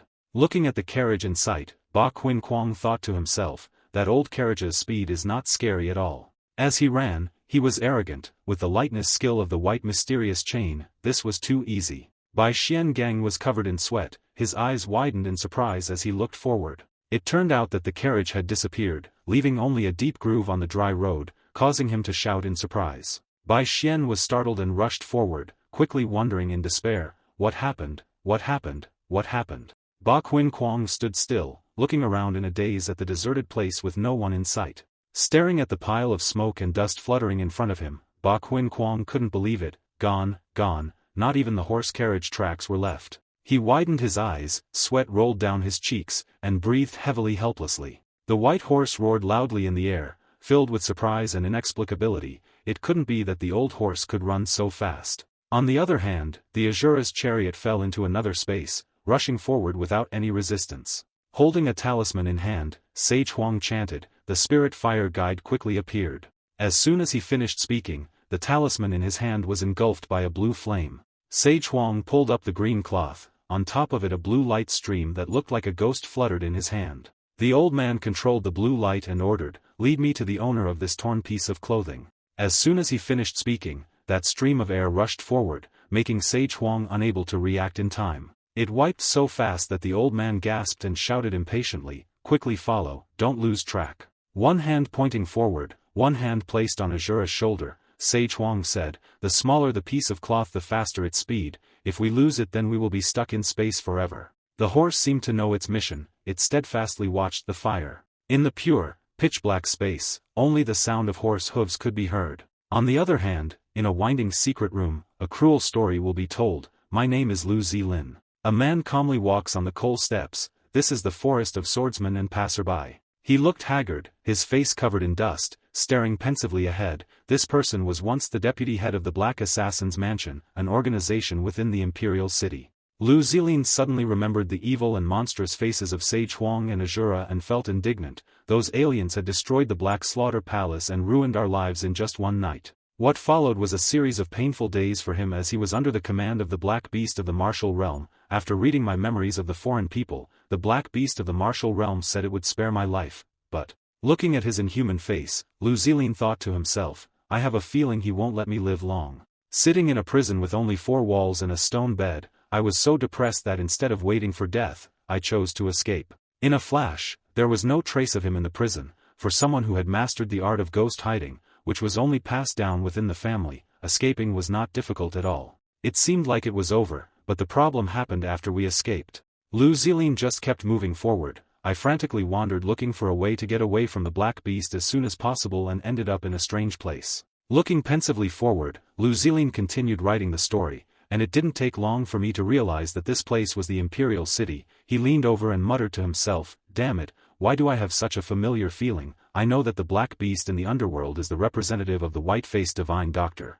but I didn't expect that his residence would be related to the imperial city. Lu Zilin trembled and turned to look behind him. Among the martial artists in the imperial city, only the leaders, including the 13 pillars of the imperial city, were allowed to enter the imperial city. This had only happened once or twice. The group of people entered this place following the footsteps of the black beast in the underworld, but that was also the moment Lu Zilin realized that no matter what he did, he could not escape from here. At the exact moment, all the martial artists of the 13 pillars for Fire Sword Emperor had gathered. It was like an endless loop, as if something had happened in the imperial city that was unprecedented. The layer of earth sticking out from the wall is a lump of earth that looks like a human figure. That's right, Lu Zilin was trying to hold his breath, keeping calm in front of the crowd. His face was covered in sweat. He thought to himself, if he saw the black beast now, his heart would probably stop beating. He was truly grateful to his ancestors for passing down the art of ghost invisibility. Finally the danger passed when the group gradually disappeared. Lu Zilin continued. Not only was there a group of people led by the black beast of the martial realm, but after the 4 fire swords and the blood-profound tower, the Soul Gate, the Spirit Valley, and other sects belonging to the 13 pillars of the Emperor's slaughter entered the imperial city one after another. At that time, Lu Zilin could not contain his curiosity, so I sneaked out to follow them. Looking at the pale pink cherry blossoms blooming in front of me. Seen from above, the crowded crowd spread out like ants returning to their nest. They gathered in groups at the bridge across the clear stream. Others held parties and drank in the water pavilion. Not only that, there are also men who do not hesitate to bathe in hot springs with many people passing by. Lost among strangers, Lu Zilin was silent. His face was covered in sweat. He thought nervously, this place. In Lu Zilin's eyes, there was no paradise, but a deserted basement, with sects standing crowded together, so crowded that there was almost no distance between two strangers. Lu Zilin wondered, was this the scene they were seeing? Especially the people here are all in a lethargic, lifeless state. Even the leader of a gang has a hard time staying sober. Faced with this scene, Lu Zilin could not hide his fear. Drops of sweat continuously ran down his cheeks. He began to piece together the events. After following the black beast, what he saw was nothing more than an illusion. The eyes of the enchanted people almost had no pupils, only blank whites remained, causing Lu Zilin to be shocked. He didn't expect them to be so strong. Hiding against the wall, Lu Zilin was filled with anxiety. When a human's mind suffers such a shock, even if it escapes from the illusion, it is difficult to return to normal. What the hell is the black beast thinking? Why is it so cruel to those who are loyal to it? The forest wandered through every cave from small to large. I don't remember exactly how many days I had to wander. While hiding in a cliff, some gossip caught his ear and caught his attention. He overheard a reason from an unexpected place. Lu Zilin carefully listened to every word. Did you really want to hear my thoughts? That's right, I was wondering whether it was right to release hunting dogs into the forest when the prey had not yet been caught. A person wearing a suit stepped forward. If they were hunters then they were just prey in the hunt. It turned out that this conversation came from Zarman and the black beast in the underworld. Zarman said as he walked, it would be much more valuable if we used them as sacrifices. The old man calmly said, don't worry too much about it. The black beast in the scene respectfully replied, yes. The two of them didn't know that Lu Zilin was hiding behind them and recognized the white-faced divine doctor. He was full of doubts, muttering in his mind, but what did he say? Sacrifice? Was he implying that the 13 pillars of the emperor were sacrifices? Looking at the back of Zarman and the black beast leaving, Lu Zilin was full of doubts about what the imperial object was. Suddenly Zarman turned his head to look back. Looking at the rock in front of him, he asked the black beast what was in this realm. At that very moment, Lu Zilin knew that he was exposed. Then suddenly a shadow jumped out from inside the stone wall. Asura decisively controlled the bronze energy and stomped his hooves to rush out. Asura held the reins tightly. Although he was discovered, his eyes showed no fear. The black beast witnessed this scene and was stunned on the spot. Behind Asura, Sage Huang was already waiting.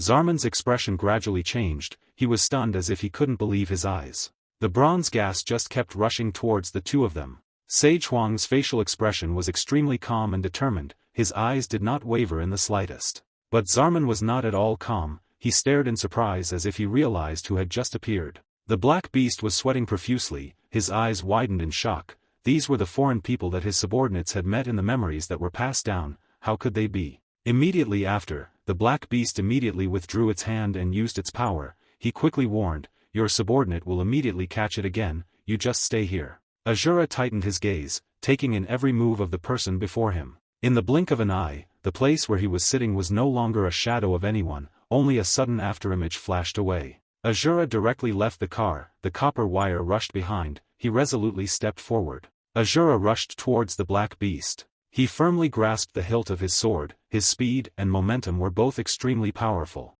The black beast was startled and widened its eyes, trying to catch up with the situation before its eyes. Immediately after, the two streams of power collided, creating a powerful aftershock. The ground instantly turned into rubble, and in the middle appeared two figures that were fiercely fighting. Dust and smoke from the broken rocks flew everywhere, everything gradually fell into chaos. The entire carriage was blown away by the shock wave, the frightened Chi screamed, it hung upside down in the midst of the broken rocks. Zarman was now also struggling to fall back. His eyes were wide open with horror, and there were even bloodshot veins. It took a while for the copper gas to stabilize, it was breathing heavily. In the end, the copper still couldn't take it anymore and collapsed to the ground. Sage Huang quickly got out of the car and reminded him, Guang Siz, please wait in a suitable place. Seeing no reaction from the copper, Sage Huang angrily kicked it a few times, don't sleep, speed up.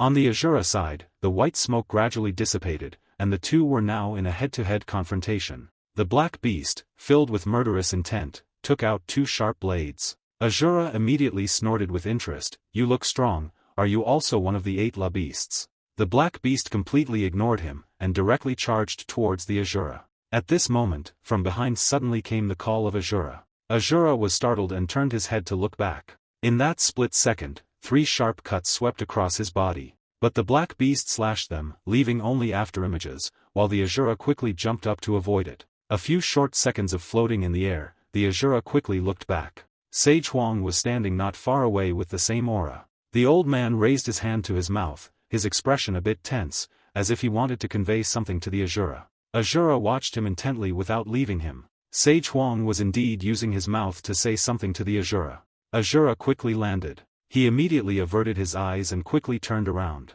The black beast just glanced back and saw the Asura's attack was right before his eyes. The black beast crossed its 2 blades and braced itself to block the Asura's incoming sword. Asura immediately used his strength to gently knock away the black beast. The powerful slash swept across the ground like a whirlwind, blowing away all obstacles in its path. The black beast was pinned to the cliff, its eyes wide open in terror. Asura still calmly stood there observing the situation. He quickly turned his head around. Asura turned his eyes towards the bronze chariot searching for the figure of Sage Huang. But now the person was nowhere to be seen, all around there was only silence. Asura was pensive for a moment as if thinking about something. On the other side, inside the cold, bleak cliffs, Zarman walked silently between the ravines. He walked slowly, his face a little tense. Suddenly at this moment from behind suddenly rang out the voice of the space mage Zarman. A dark shadow loomed behind Zarman and questioned, we finally meet at this point in time, how long do you plan to delay? Sage Huang lowered his voice and exposed the family, you originally wanted to separate me from Asura, so you lured me here, right? At this moment, strange cracks suddenly appeared from under Sage Huang's feet. The next second, a monster flower with sharp teeth suddenly emerged from the ground. It opened its mouth wide and directly grabbed Sage Huang. Zarman silently watched the monster swallow the man in front of him. He said indifferently, truly an incomprehensible person. Zarman was momentarily lost in thought. Surprisingly, he was able to break through my space and time barrier. The monster flower quickly stopped moving. Zarman sneered in confusion, that guy who had long lost his power, what was he so confident in that he still jumped in even though he was being lured? His expression suddenly darkened, and his eyes tightened coldly. Ending it so easily wasn't what I had planned, but if the plan created a loophole, it would be better for me to end it early. This was the difference between you and me. But the monster suddenly shook violently. Zarman immediately looked up, startled. Immediately after that, strange rays of light flashed from inside the monster. Then it suddenly exploded, revealing Sage Huang inside, still safe and sound.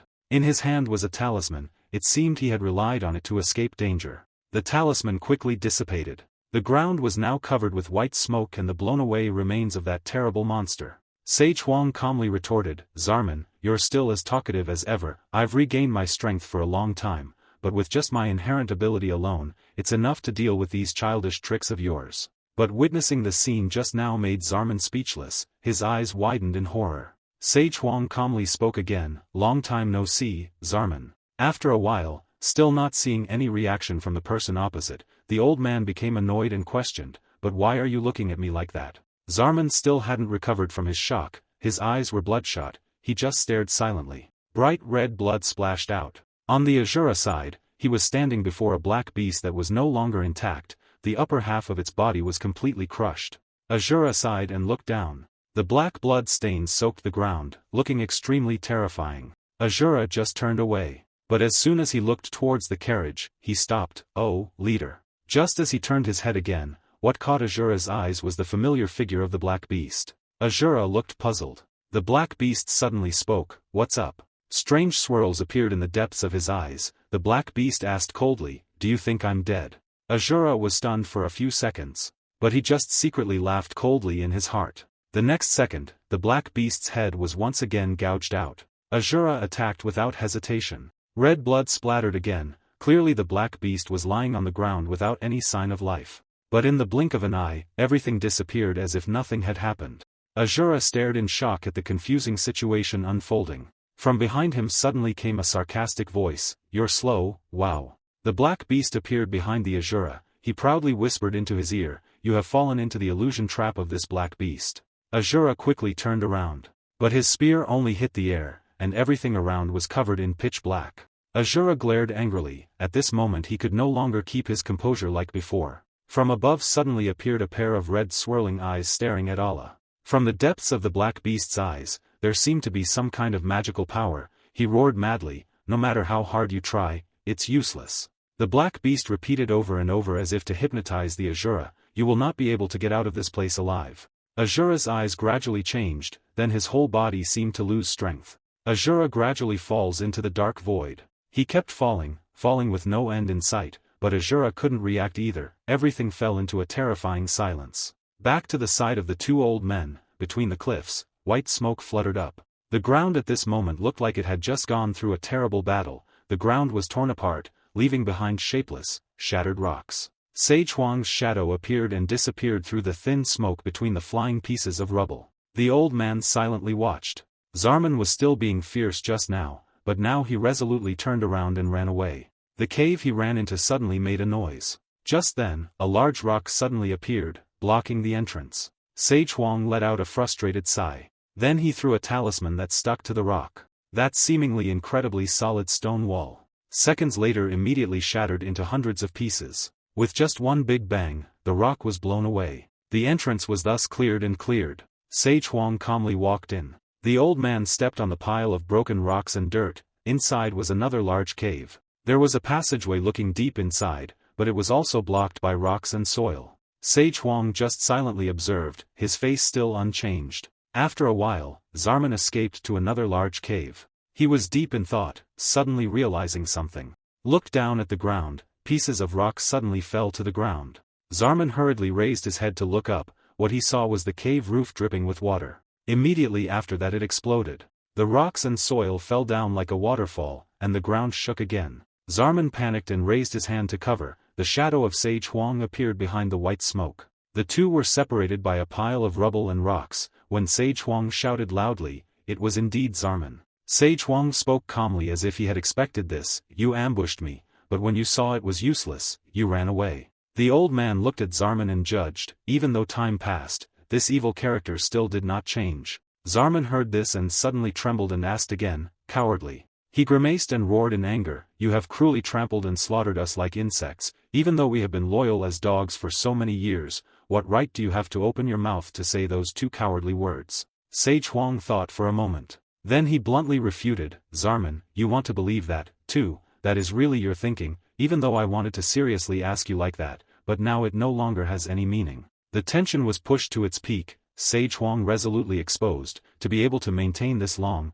your heart must be filled with hatred to the bone marrow, right?" Speaking up to hear, his eyes suddenly became gloomy. Sage Huang questioned in a low voice, "But more than that, what I want to know right now is that I really don't understand what you are plotting to do by hiding in this place." Sage Huang calmly reconciled, "After all we were colleagues, so I still want to give you one last chance to explain." Zarman was silent for a long time, then he opened his mouth and said, "This matter." His face turned stern, his eyes tightened. Zarman gritted his teeth and replied, "You speak as if you want to force me into a corner." Sage Huang heard that and was confused. "Is it that bad? Then do you have anything else to say?" But Zarman immediately went mad. He angrily shouted, "Guanpo!" The rock under Sage Huang's feet was originally very ordinary, but in the blink of an eye, it suddenly dissolved into a liquid vortex like clay. Sage Huang then startled and looked down. Drops of blood suddenly splattered. The ground instantly turned into a deadly trap. Dozens of sharp thorns pierced through Sage Huang's body.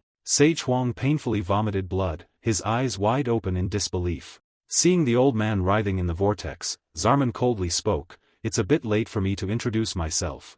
He calmly explained, "Guanpo is one of the divine generals that I painstakingly created. Instead of keeping its human body, I merged it with Aractam's body, living as part of the stone cave in this place, while the rest is a creature with a humanoid shape, able to freely adjust both its hardness and shape." Zarman immediately showed his cards. "Up until now, what you destroyed was a part of that child, and this was just to test the level of your spell casting." Sage Huang's entire body was controlled by the sharp thorns, making Zarman even more sturdy. With such a body, even if he tried to use a spell, it would be difficult. He proudly declared, "Even if you use a spell, with your current destructive power you still won't be able to destroy Guanpo's body." Zarman just stood there watching the vortex swallowing Sage Huang. Then suddenly many other vortexes appeared around.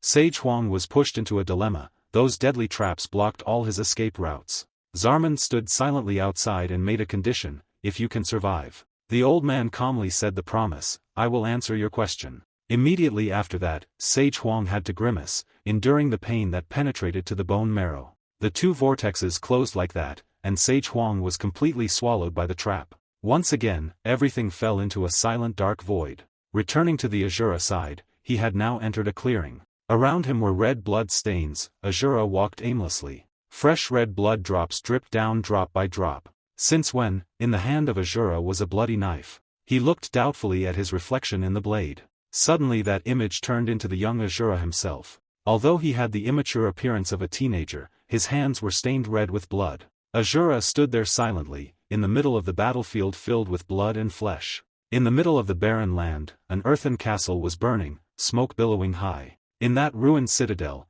countless people unfortunately died and lay scattered on the ground. The number of people who had to lie down on the cold ground was countless. A fiery citadel in the burning desert. The desert is so vast and desolate, but it is all sand and sand. In the middle of the desert, a long line of someone's footprints appeared. On the path of the mysterious footprints appeared a sword stained with red blood. Those footprints kept going on across the vast desert. The long footprints were broken when they reached a body lying on the sand. Someone gently walked up to the fallen figure. The mysterious person stood silently observing the body that was unconscious and lying still as a statue.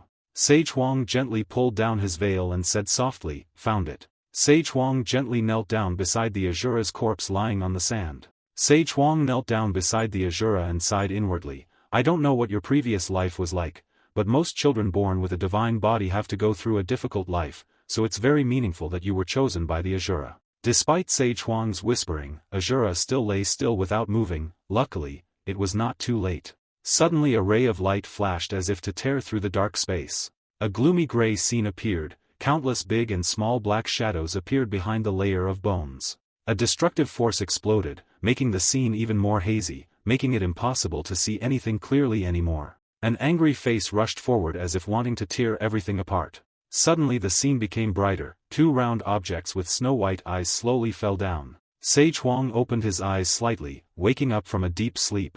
Sage Huang and Asura had just taken a nap in the forest. Asura sat up, trying to stay awake. Sage Huang asked as if he had guessed it, "Are you dreaming again?" Asura replied in a nasal voice, Sage Huang turned slightly to the other side, not forgetting to ask Asura, "Was it the dream of fighting that evil demon king again?" Asura replied listlessly, "Yes." He added slowly, "And there was another dream." Asura kept recounting the things he had just experienced in his dream, regardless of whether Sage Huang was listening or not knowing if he was alive or dead, "But I saw myself lying in the middle of the desert, and the leader was looking at me." Asura slightly bowed his head, his appearance not very awake, as if still trying to recall the dream just now to recount it. "The leader looked at me and muttered something, I also don't remember what he said." Suddenly Sage Huang spoke from before. Sage Huang sat up slightly, tilted his head to look at Asura, and slowly suggested, "Have you ever had such dreams, dreams like now when you met me in the desert, or dreams about your childhood?" Asura turned to look at the old man.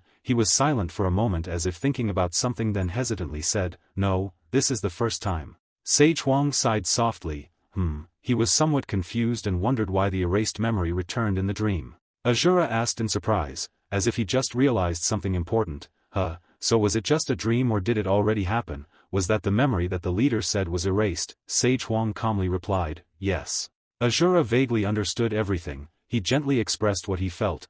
So that's it, even though it was erased, but throughout the dream I had a very uncomfortable feeling. Suddenly Sage Huang hesitantly spoke, the problem is. The old man did not hide anything and spoke the truth before his eyes. What Sage Huang said made Asura's eyes widen in surprise. You have restored the memories that I have erased, which means you are gradually becoming stronger. Asura heard the good news and waved his hand vigorously. He asked innocently, isn't that good? Then I'll be much stronger than the leader. Sage Huang seemed to not pay much attention to Asura's happy actions and calmly replied, it's that simple. Sage Huang slightly glanced at Asura, his voice slow as if he was teaching a child. Like I've said many times, what's more important than having power is the ability to control that power. Sage Huang carefully instructed Asura as if he was afraid he would not understand and do something wrong. Right now I can still restrain you, but if you are stronger than me, you must learn to control your own strength. Asura turned to look at Sage Huang. He asked innocently, what if we can't do it? Sage Huang stared at Asura and was silent for a while without saying anything. Then, beside the still burning fire, Sage Huang slowly explained Asura's doubts. Using power without control is no different than releasing the monster inside you. Sage Huang gently stroked his eyebrows that were as white as his hair. He spoke with a gesture that seemed to emphasize something important, and that monster, after defeating its opponent, would no longer distinguish between friend or foe and would destroy everything around it. Sage Huang slowly uttered the final words, each word carrying no small meaning, and in the end you too will be devoured by that monster. The scene was moved to a dark stone cellar. Not a single light could get inside, making the space here even more creepy. Asura opened his eyes slightly when he heard someone's voice. Asura was now tied to a tree trunk by a large chain. In front of him was a mysterious man wearing a black cloak holding a sharp sword. Why did I put him in an illusion? But still couldn't see what he was thinking. The black beast's face was covered, but through the gap in its eyes, disbelief and indignation could be seen. This had never happened before. Asura has not said anything since a while ago. His grey eyes are extremely dreamy. This makes the black beast extremely angry. This bastard, what the hell are you dreaming about? Somewhere else in the dark cliff from earlier, a limp figure sat motionless, meditating in peace. On the surface, this person appears to be meditating in peace, but deep inside, his mind is filled with chaos with thoughts. Although we cannot return all the power you once had, if you fulfill our request, we will give you something else. Zarman's face was ashen, his sockets pitch black. What you wished for? Zarman opened his eyes slightly, an Asura name echoed in his head. Zarman opened his eyes wide, as if determined on something, and part of the power we have. The scene was changed again so it was brighter, something like ashes falling down. A figure covered in white from head to toe slowly walked under the ashes. Zarman glanced back. He looked back at the place where he had been for many years one last time before leaving. At the entrance to the cliff, a fiery red barrier appeared. Just looking at it made it seem difficult to penetrate. A red swirling circle appeared suddenly, unexpectedly. Zarman was caught off guard. He raised his hands in front of his face, trying to shield himself. A huge explosion happened as if to destroy everything. Zarman opened his eyes wide, amazed at the scene before him. He couldn't believe his eyes. This thing. From within the red fire, a strong figure appeared, which made the man even more straightforward. It was the ancient temple. The destructive power of the explosion was so great that it made it difficult for Zarman man to resist. In another place, which seemed extremely dangerous because below was a stream of red lava, and if one misstep happened they would lose their life, there was a figure standing silently on a rock observing below. Suddenly, lava erupted, swallowing everything around. It even wore away the rock the person was standing on. The lava flow has now engulfed everything, leaving the landscape a fiery red. That terrible heat burned everything around it. In another part of the cliff not far from the lava flow. Just a moment ago it was a gloomy gray, now it was engulfed by the red of the lava. The scene shifts to another sky. Asura has been pinned down by the black beast on the trunk of a huge tree for a while now. Asura was lifeless, his eyes were opaque and colorless. From the corner of the Asura's lips oozed a stream of red liquid. Seeing this scene, the black beast couldn't help but think, I thought he had a divine body. His physique was no different from a monster's, so his body would be as hard as iron and rock. The black beast frowned slightly, somewhat disdainful of the truth before its eyes. Unexpectedly, it was no different from an ordinary person. He opened his eyes wide and stared at the Asura. A cruel thought popped into his head, so if he pierced the heart, he would die too, right? The black beast seemed to find pleasure in asking the Asura difficult questions. We should stab the head first, the head, the heart. Suddenly, a noise came from where the two of them were standing, causing the black beast's body to tremble slightly. He tilted his head and looked back warily. The black beast turned around as if to go to the source of the noise to check. Suddenly the ground in the distance cracked and quickly spread to the black beast, surprising him. Seeing the terrifying scene before its eyes, the black beast screamed in panic. The ground quickly flooded to the black beast's feet. He looked down at the cracked ground and couldn't help but panic. Sweat poured down the black beast's forehead. It was unclear whether it was from heat or fear. The black beast opened its eyes wide, not daring to believe its eyes. What the hell is this? Faced with such a dangerous scene, the Asura remained unmoved.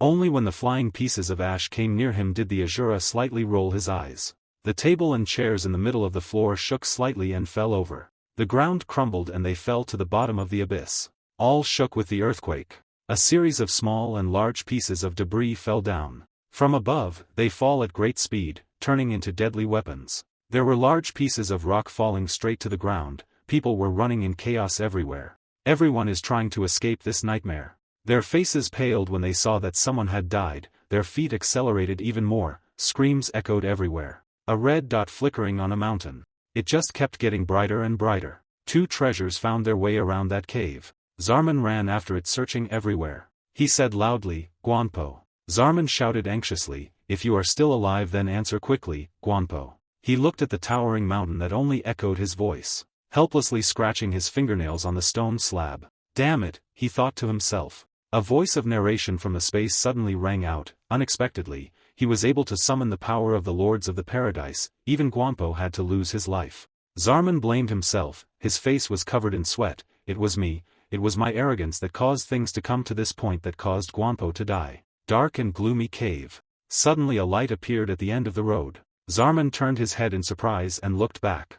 The bright spot became clearer and clearer, and it was getting closer and closer to Zarman. On the other side, a peaceful place with white clouds and blue sky. A gentle voice rang out, telling a true story that had been passed down by word of mouth. The remaining 8 beasts were probably still inside the Imperial City, and those even stronger than the 8 beasts had appeared. Sage Huang sat on the roof tiles and chatted leisurely. Furthermore, he had 3 close ministers who were said to be stronger than the Bat beasts, called something like divine guards. Sage Huang continued to talk endlessly, and the Lord of the Imperial City, also known as the White-Faced Divine Doctor. The old man suddenly became solemn. If we go to the Imperial City now, we will have to face all of them at once. Understand what I mean? Asura honestly made Sage Huang angry, not understanding anything. He doubted the old man and asked, "Why are you thinking so complicatedly? Why don't we just kill them all?" Sage Huang did not blame Asura but really thought about it himself and said, "That's fine, with your current strength it's completely possible." The old man seriously instructed the Asura,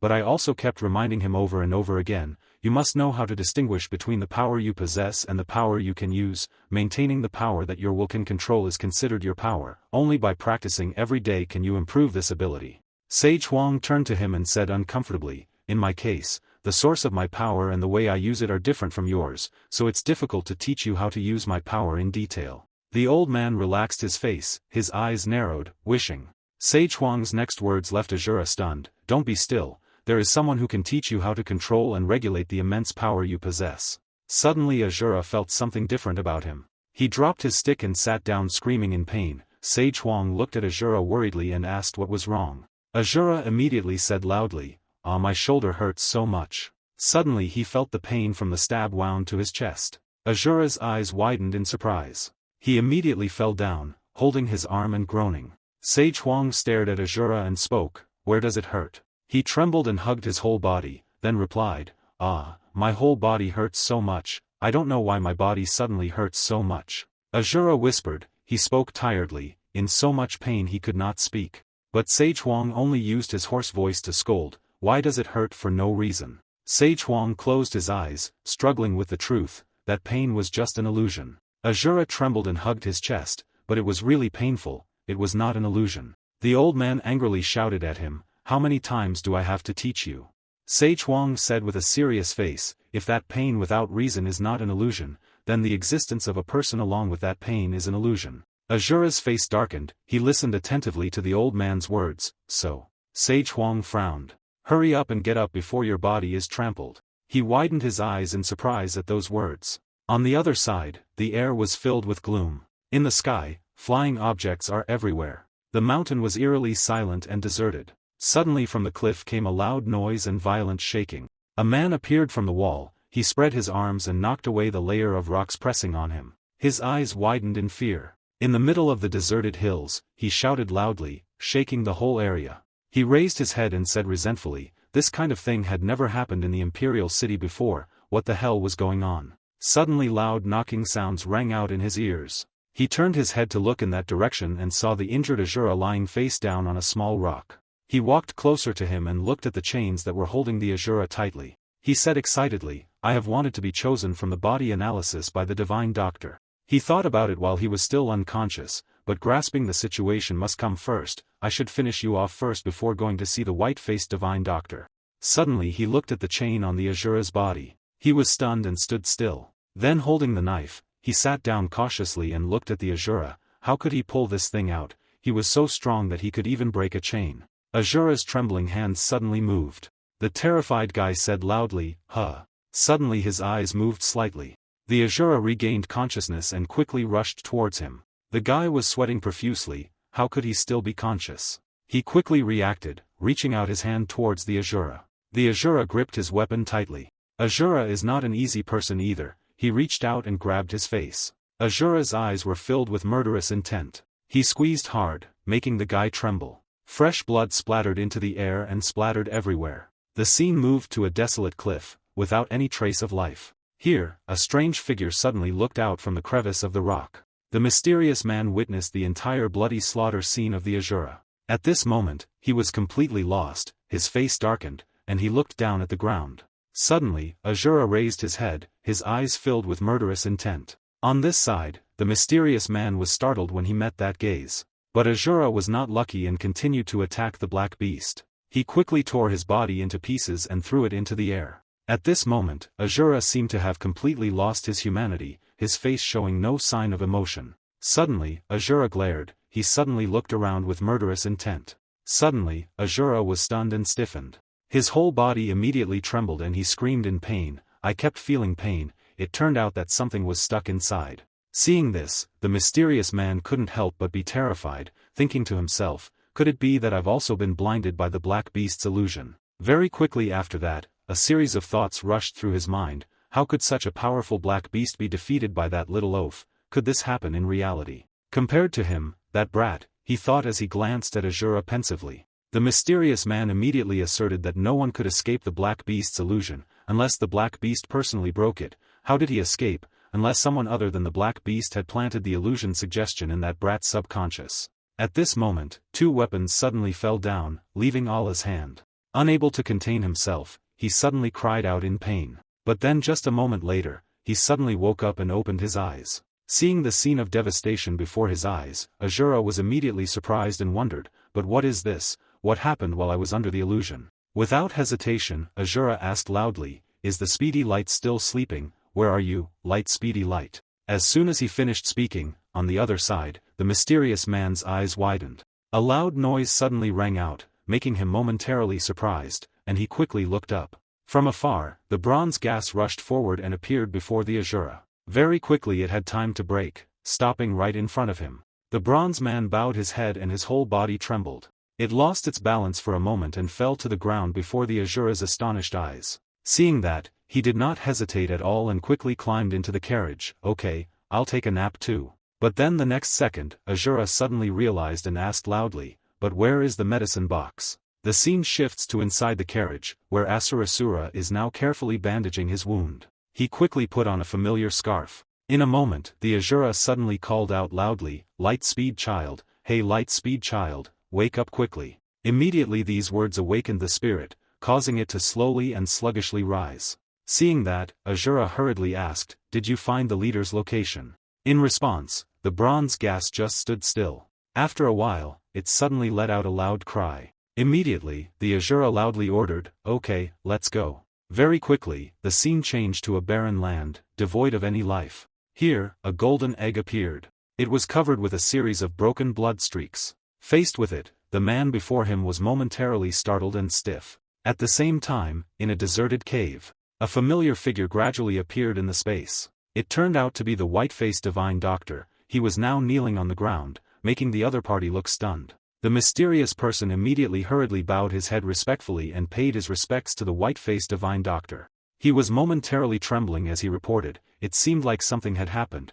but he didn't pay any attention to it. The white-faced divine doctor directly interrupted and asked, "Is the Godmaster here?" The other party immediately flusteredly replied, "Ah yes, but it won't be long now." Before he could finish his sentence, the white-faced divine doctor continued to loudly interrupt, "Something's happened, I can't wait any longer, it's time." This made the mysterious person confused, so he wondered, why. Without any hesitation, the white-faced divine doctor immediately gave a serious order, "Block this path, I need a little time." "Hurry up." At this word, the mysterious person immediately obediently obeyed, "Yes sir." Very quickly, the scene then changes to a thick stone wall. It was instantly sealed off from the surrounding silence. A deserted road with no one in sight gradually appeared before my eyes. Suddenly from afar, a flickering flame appeared in the air. It spread suddenly and exploded in an instant. But then the fire suddenly died down. It suddenly went out as if nothing had happened. From the midst of the smoke that remained after the fire, a loud noise suddenly came out. It turned out to be Sage Huang. He coughed step by step and slowly walked out of the smoke. In a flash, a sudden cough came, leaving him with painful, bloody hands. The old man was suddenly rich and expressed, as expected, these things were not suitable for his body. It must have put too much pressure on this body. As he spoke, Sage Huang paced around in a meditative state. If this continued, his body wouldn't be able to take it. Even though his strength had weakened a lot because his masters had entered rest, things had still ended up like this. At this rate, I'll lose it all. Speaking of this, Sage Huang's face suddenly showed a hint of disappointment. From afar, the familiar Asura chariot suddenly rushed over. It just kept on rushing forward by inertia. Seeing a familiar face, the Asura immediately called out, "Chief." Very quickly after that, the scene shifted towards the thick stone wall. At this place, a blurry figure gradually appeared before their eyes. Then it just went deep inside, disappeared in a flash. Holding the treasure in his hand, Sage Huang was silent for a moment. After a while, he let out a breath and said, "Yes, indeed." Without any hesitation, Asura immediately gave a stern order, "You wait here." As soon as he finished speaking, the boy immediately fell asleep. "By the way, Sage Huang, did you lose your stick when you questioned him?" "Indeed," Asura admitted honestly, "yes." In an instant, the sword appeared clearly in the Asura's sturdy palm. The scene moves to a dry place, hidden deep in the mountains. A series of slashes appeared on the thick stone wall. In an instant it was shattered, rocks and dirt flying everywhere. A huge explosion immediately occurred. Two familiar figures gradually appeared in the drizzle. Asura's face was suddenly filled with anger as he looked at the desolate scene before him. It is unclear when the golden egg was cracked. A strange voice suddenly rang out behind the two, making them both jump. Wasn't it because they wanted to use a knife that they threw away their sticks? This immediately alerted Sage Huang, causing him to stiffen in surprise. "What is that thing that looks like an egg?" Asura ran to a huge cracked eggshell. He looked at it with his mouth open in surprise. It was so big, something had just hatched. Sage Huang spoke up, "Move aside, let me see." He stood there staring at the eggshell. The Asura's foot suddenly touched a puddle of soft mud.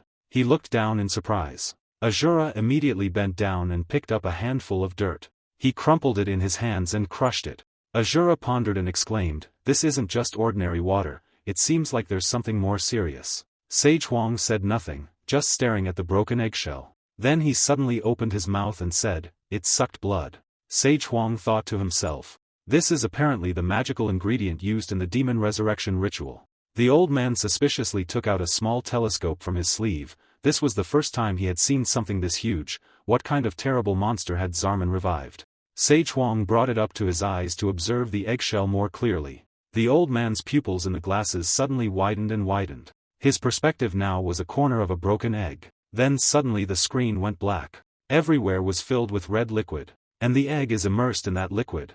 The blood is gradually drawn in and the blood vessels of the egg begin to appear. Just like that repeats until the sea of blood has been drained.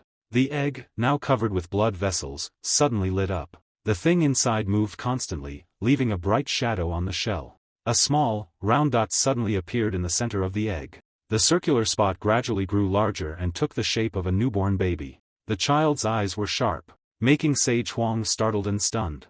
He took off his glasses, looking bewildered. Blood vessels appeared in Se Chuang's eyes. He muttered, "This is impossible." Se Chuang speculated that he was the king of the underworld. Among the lords of the underworld, he was the first to enter the rest, so why was he still here? He immediately turned his head to look at the Asura, who was intently scratching the soft soil to study it.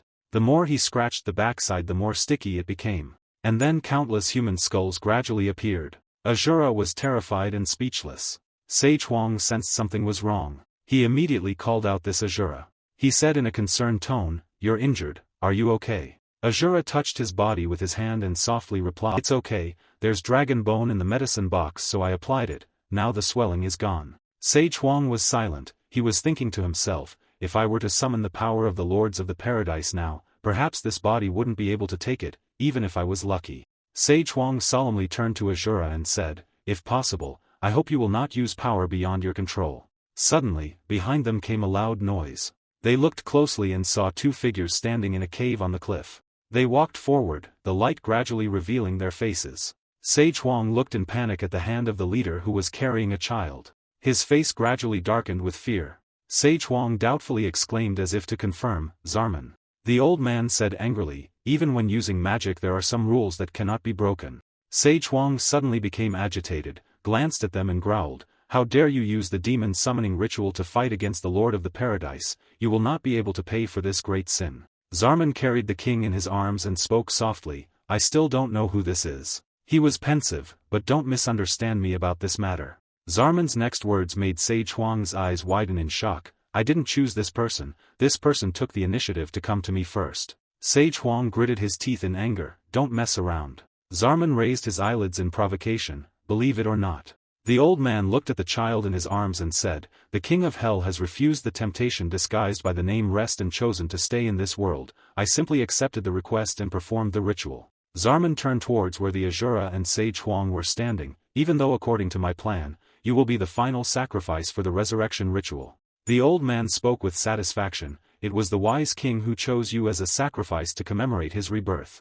The king of hell in Zarman's words suddenly sat up. He opened his eyes to reveal his yellow pupils, glancing towards them. Suddenly, the surrounding rocks and soil seemed to have a spirit and flew up into the sky. Asura turned his head to look at that phenomenon in amazement. The soil and rocks mixed with the sand gradually softened and turned into human-shaped clay. They looked at Asura and Se Chuang with hungry eyes. Asura asked doubtfully, "I thought they were dead." Se Chuang immediately explained, "They were indeed dead." He looked pensively into the distance. "But for me, if this person opens his eyes, everyone will open their eyes." Asura glanced at the old man and suddenly spoke, "Kill him." He repeated the words of the illustrious king, "Can I kill him?" Se Chuang firmly shouted, "Kill him." The old man turned his head to look at the Asura and instructed, "Take control of your body and slash all three of them with one slash of your sword." He swung his weapon around in the air and replied, "Okay." The humanoid figures rushed towards them. Zarman looked intently at the ongoing battle and thought.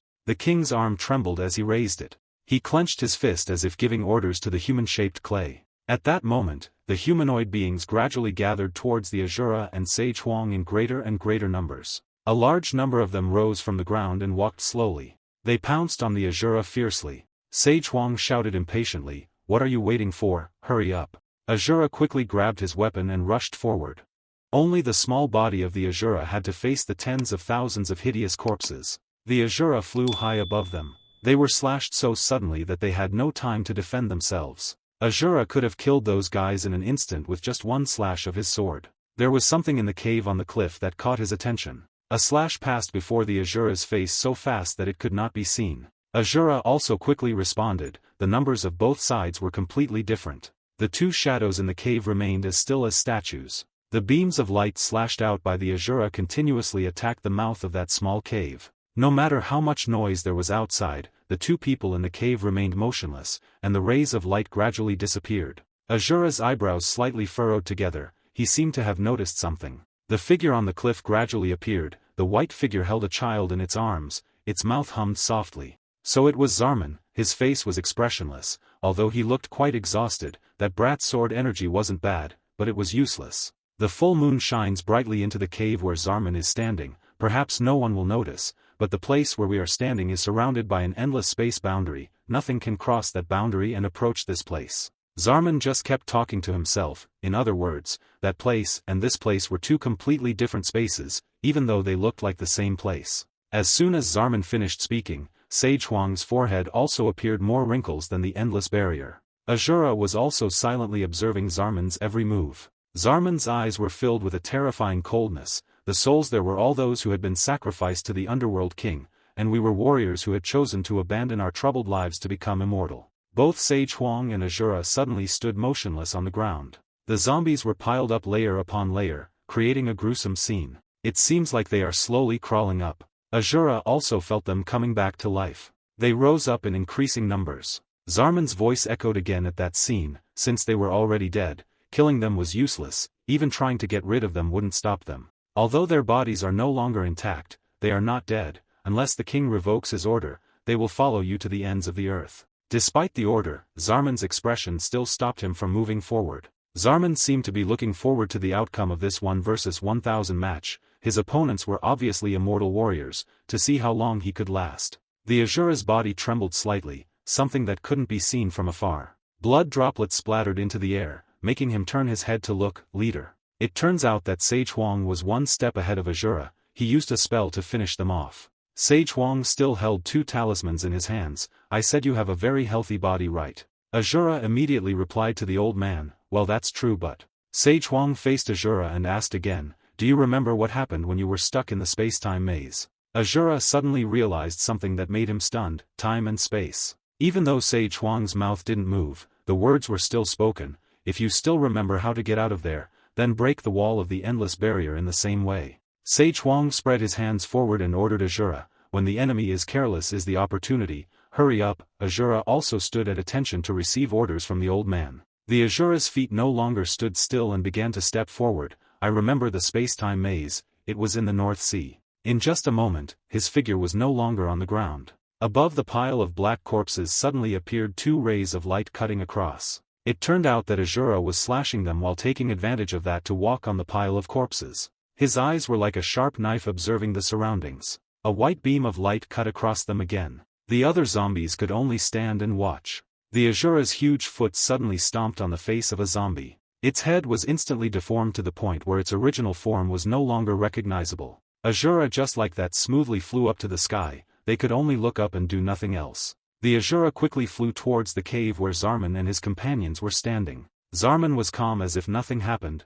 This. He stood still looking at the Asura that was charging towards him. It seemed like my explanation about the barrier was still unclear. The Asura's hand gripped the hilt of the sword tighter and tighter. His voice was firm and mixed with a bit of anger, slashing the space. But unfortunately, before the Asura's sword could even come down, a white mist obscured his vision. The Asura's body was taken to a place where there was nothing, just him and the endless darkness. Around the Asura appeared 4 great walls covering from the side. Even Zarman who witnessed the scene was startled. Fayakuma quickly rushed off with a short sentence, focus. He created a wall with countless hexagonal cells that overlapped the wall. A loud bang suddenly erupted in front of the wall that the Fayakuma created.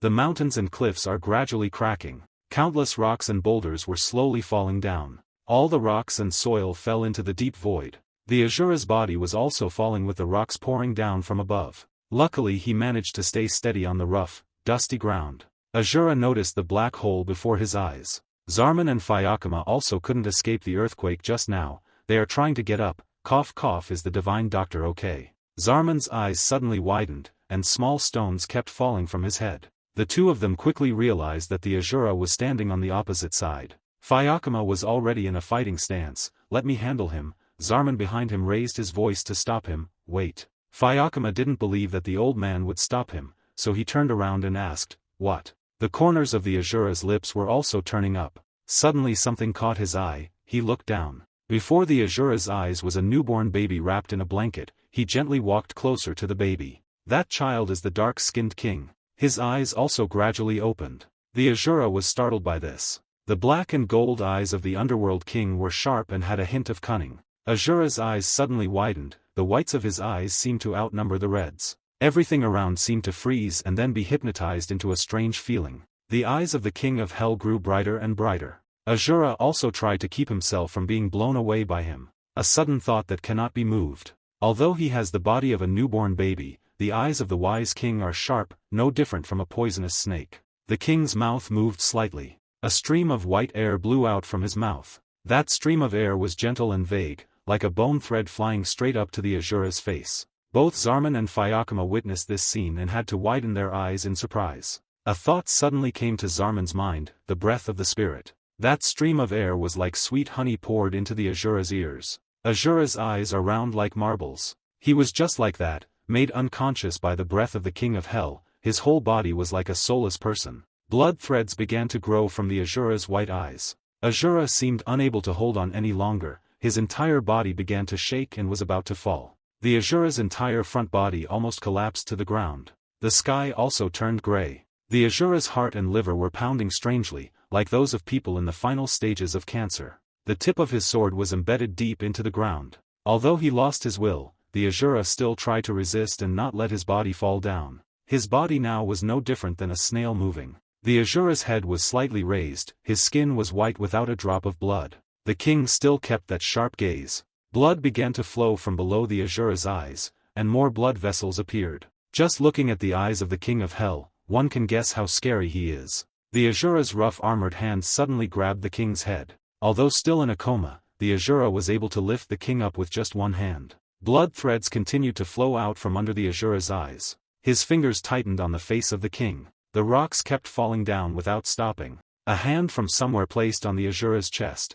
It turned out that it was Fyakuma's hand. One of the guy's hands pushed him away, the other hand hugged Min Vong in his arms. Fayakuma pushed Asura flying hundreds of meters away, without any mercy. His fingers were spread out, his entire face was covered, leaving only his eyes exposed. The blood flowing from the Asura's eyes also gradually turned crimson. His body fell off the cliff, floating along with the pile of rocks and dirt. Several hideous zombies lined up looking up. It turns out that Asura fell to the place of the zombies. All of them raised their hands as if to catch him to take revenge. Although the Asura had a small body, when it fell it created a loud noise. Asura pressed down on more than 10 zombies, the rest just stood still and looked at him. They surrounded the Asura in increasing numbers like a broken beehive. They just rushed to grab each other. Their wrung hands dug and tore. Some used their hands, some used their mouths. They used all means to tear the Asura's body into hundreds of pieces. From his flesh to his hair were torn to shreds, only one eye remained intact. The Asura's heart once again began to beat wildly. The Asura's eye still could not be restored to its original state. They crawled over each other, even trampled each other to be able to eat the Asura's body. Suddenly there was a big explosion, blood splattered everywhere. Even the undead couldn't avoid that explosion. Every part of the body mixed with blood and splattered everywhere. In the rain of blood covering the sky, suddenly a body was standing up. It turns out that Asura did not die, but his body was now no longer intact. Zarman and Fayakuma stood on the crevice of the cliff and saw everything. Zarman couldn't believe his eyes. It couldn't be. The old man stood looking at the Asura from above and pondered. He had clearly absorbed the breath of the soul. Why wasn't he dead yet? The Asura's body was more tattered than that of a beggar. The Asura's outer layer of flesh was scratched so deeply that the internal organs could be seen. The Asura's bone marrow protects the heart located within. Zarman saw the Asura's heart and broke out in a cold sweat. Was his heart still beating? The Asura's skin began to show signs of healing. The skin on his arm grew back as before. On the Asura's face was no exception, the red cells were still covering the wound. His fingers gradually grew sharp claws. In just a moment, the Asura's body was as good as before, only his clothes were still torn as before. Although he didn't raise his head, one could still see white smoke rising from his mouth. Now it was Zarman's turn to be surprised. The breath of the ghost had no effect, moreover his body was dead but had the ability to regenerate tissue and regenerate that heart. A zombie suddenly jumped out of nowhere and locked the Asura's neck. They again formed a circle surrounding the 4 sides of where the Asura was standing. Zarman could not help but feel both anxious and afraid. Could it be? He looked at his firm, flawless body, which was the heart of the god of destruction Asura. The undead also quickly revived, not losing to the speed of the Asura. A golden talisman with red letters suddenly stuck to the face of a zombie. Its head instantly burst open. It turns out that Sage Huang is still alive. He continues to help Asura kill the undead. Sage Huang alone was able to throw the zombies away. When they died, Sage Huang was exhausted. Suddenly something made Sage Huang's eyes widen. The place where the zombies were gathering suddenly splattered blood thousands of meters high. Asura can kill countless zombies with just a swing of his claws. Asura's face no longer had the gentle look it had before. The scene just now made Sage Huang stunned. The Asura's eyebrows remained tightly knitted and his eyes still bled unchanged. Sage Huang's face turned pale with fear. This matter. The figure of the Asura was nothing less than a bloodthirsty demon. Was he finally swallowed by that power? Every muscle and abs of the Asura were clearly visible. Their bodies were broken into hundreds of pieces. Their upper and lower bodies lay scattered all over the ground. Soon the zombies started moving again. They struggled to get up. The zombies gradually stood up, restoring their physical state as if nothing had happened. Asura's eyes were lifeless as if the emotions had long died. They rushed forward again, intending to get him. Zarman and Fayakuma stood rooted to the cliff, observing everything below. A gust of wind blew, causing Zarman's silver hair to block his eyes. Asura threw another punch to kill them. A white beam of light flashed past the Asura, but he was able to dodge it by simply leaning over. White beams of light cut through them faster than the speed of light. Those stupid zombies just stood there, facing the rays of light. Red blood just kept pouring out like ocean waves. Asura waved his arms in all directions and could make them bleed. Zarman's back just like that followed the Asura's every move below. Zarman's face, though unchanged, showed surprise. The back of the snake Asura with long brown hair, that is the heart of the god of destruction Asura. The corpses were once again piled on top of each other on the blood-stained ground. Could it be that his terrible strength was not only due to his body? The parts that were severed from their bodies quickly healed. The corpses moved again, using their hands as supports to stand up, but even so, nothing changed. The eyes of the underworld king became sharper and sharper. Unless he was reincarnated as a perfect being, if he still had a human body, no matter how strong he was, there would be limits. Although he did not say it, the King of Hell's speculations were probably also Zarman's worries. Unlike humans, these ghosts did not have the limits or weaknesses of a living creature. The wrinkles on Zarman's face never relaxed or lessened, but only increased. They were immortal beings, acting only on the will to destroy the target before their eyes. The image of a praying mantis being swarmed by a swarm of black ants immediately appeared. If they cling to it, there is only death. A zombie suddenly bit into the Asura's rosy flesh with its teeth. He felt the pain and turned his head to look at the zombie. Asura only needs to lightly hit its hand to make its head bleed like rain. Not only the hands but even under the feet of the Asura there was a zombie tearing at him. He quickly flicked its head away like a fly. Just a moment later, another zombie hugged the Asura's belly from behind. The one started moving its hands up to strangle and lock one of the Asura's arms. 2 streams of fresh blood flowed from his pupils again. More and more zombies rushed up. Efla was on the defensive. They rushed forward in such large numbers that only corpses could be seen. The Asura was nowhere to be seen. There were so many of them that the line was so long that it covered an area that was completely black. Their corpses were piled up to form a small mountain. A white beam of light shot through the zombie layer from somewhere. They were once again cut to pieces.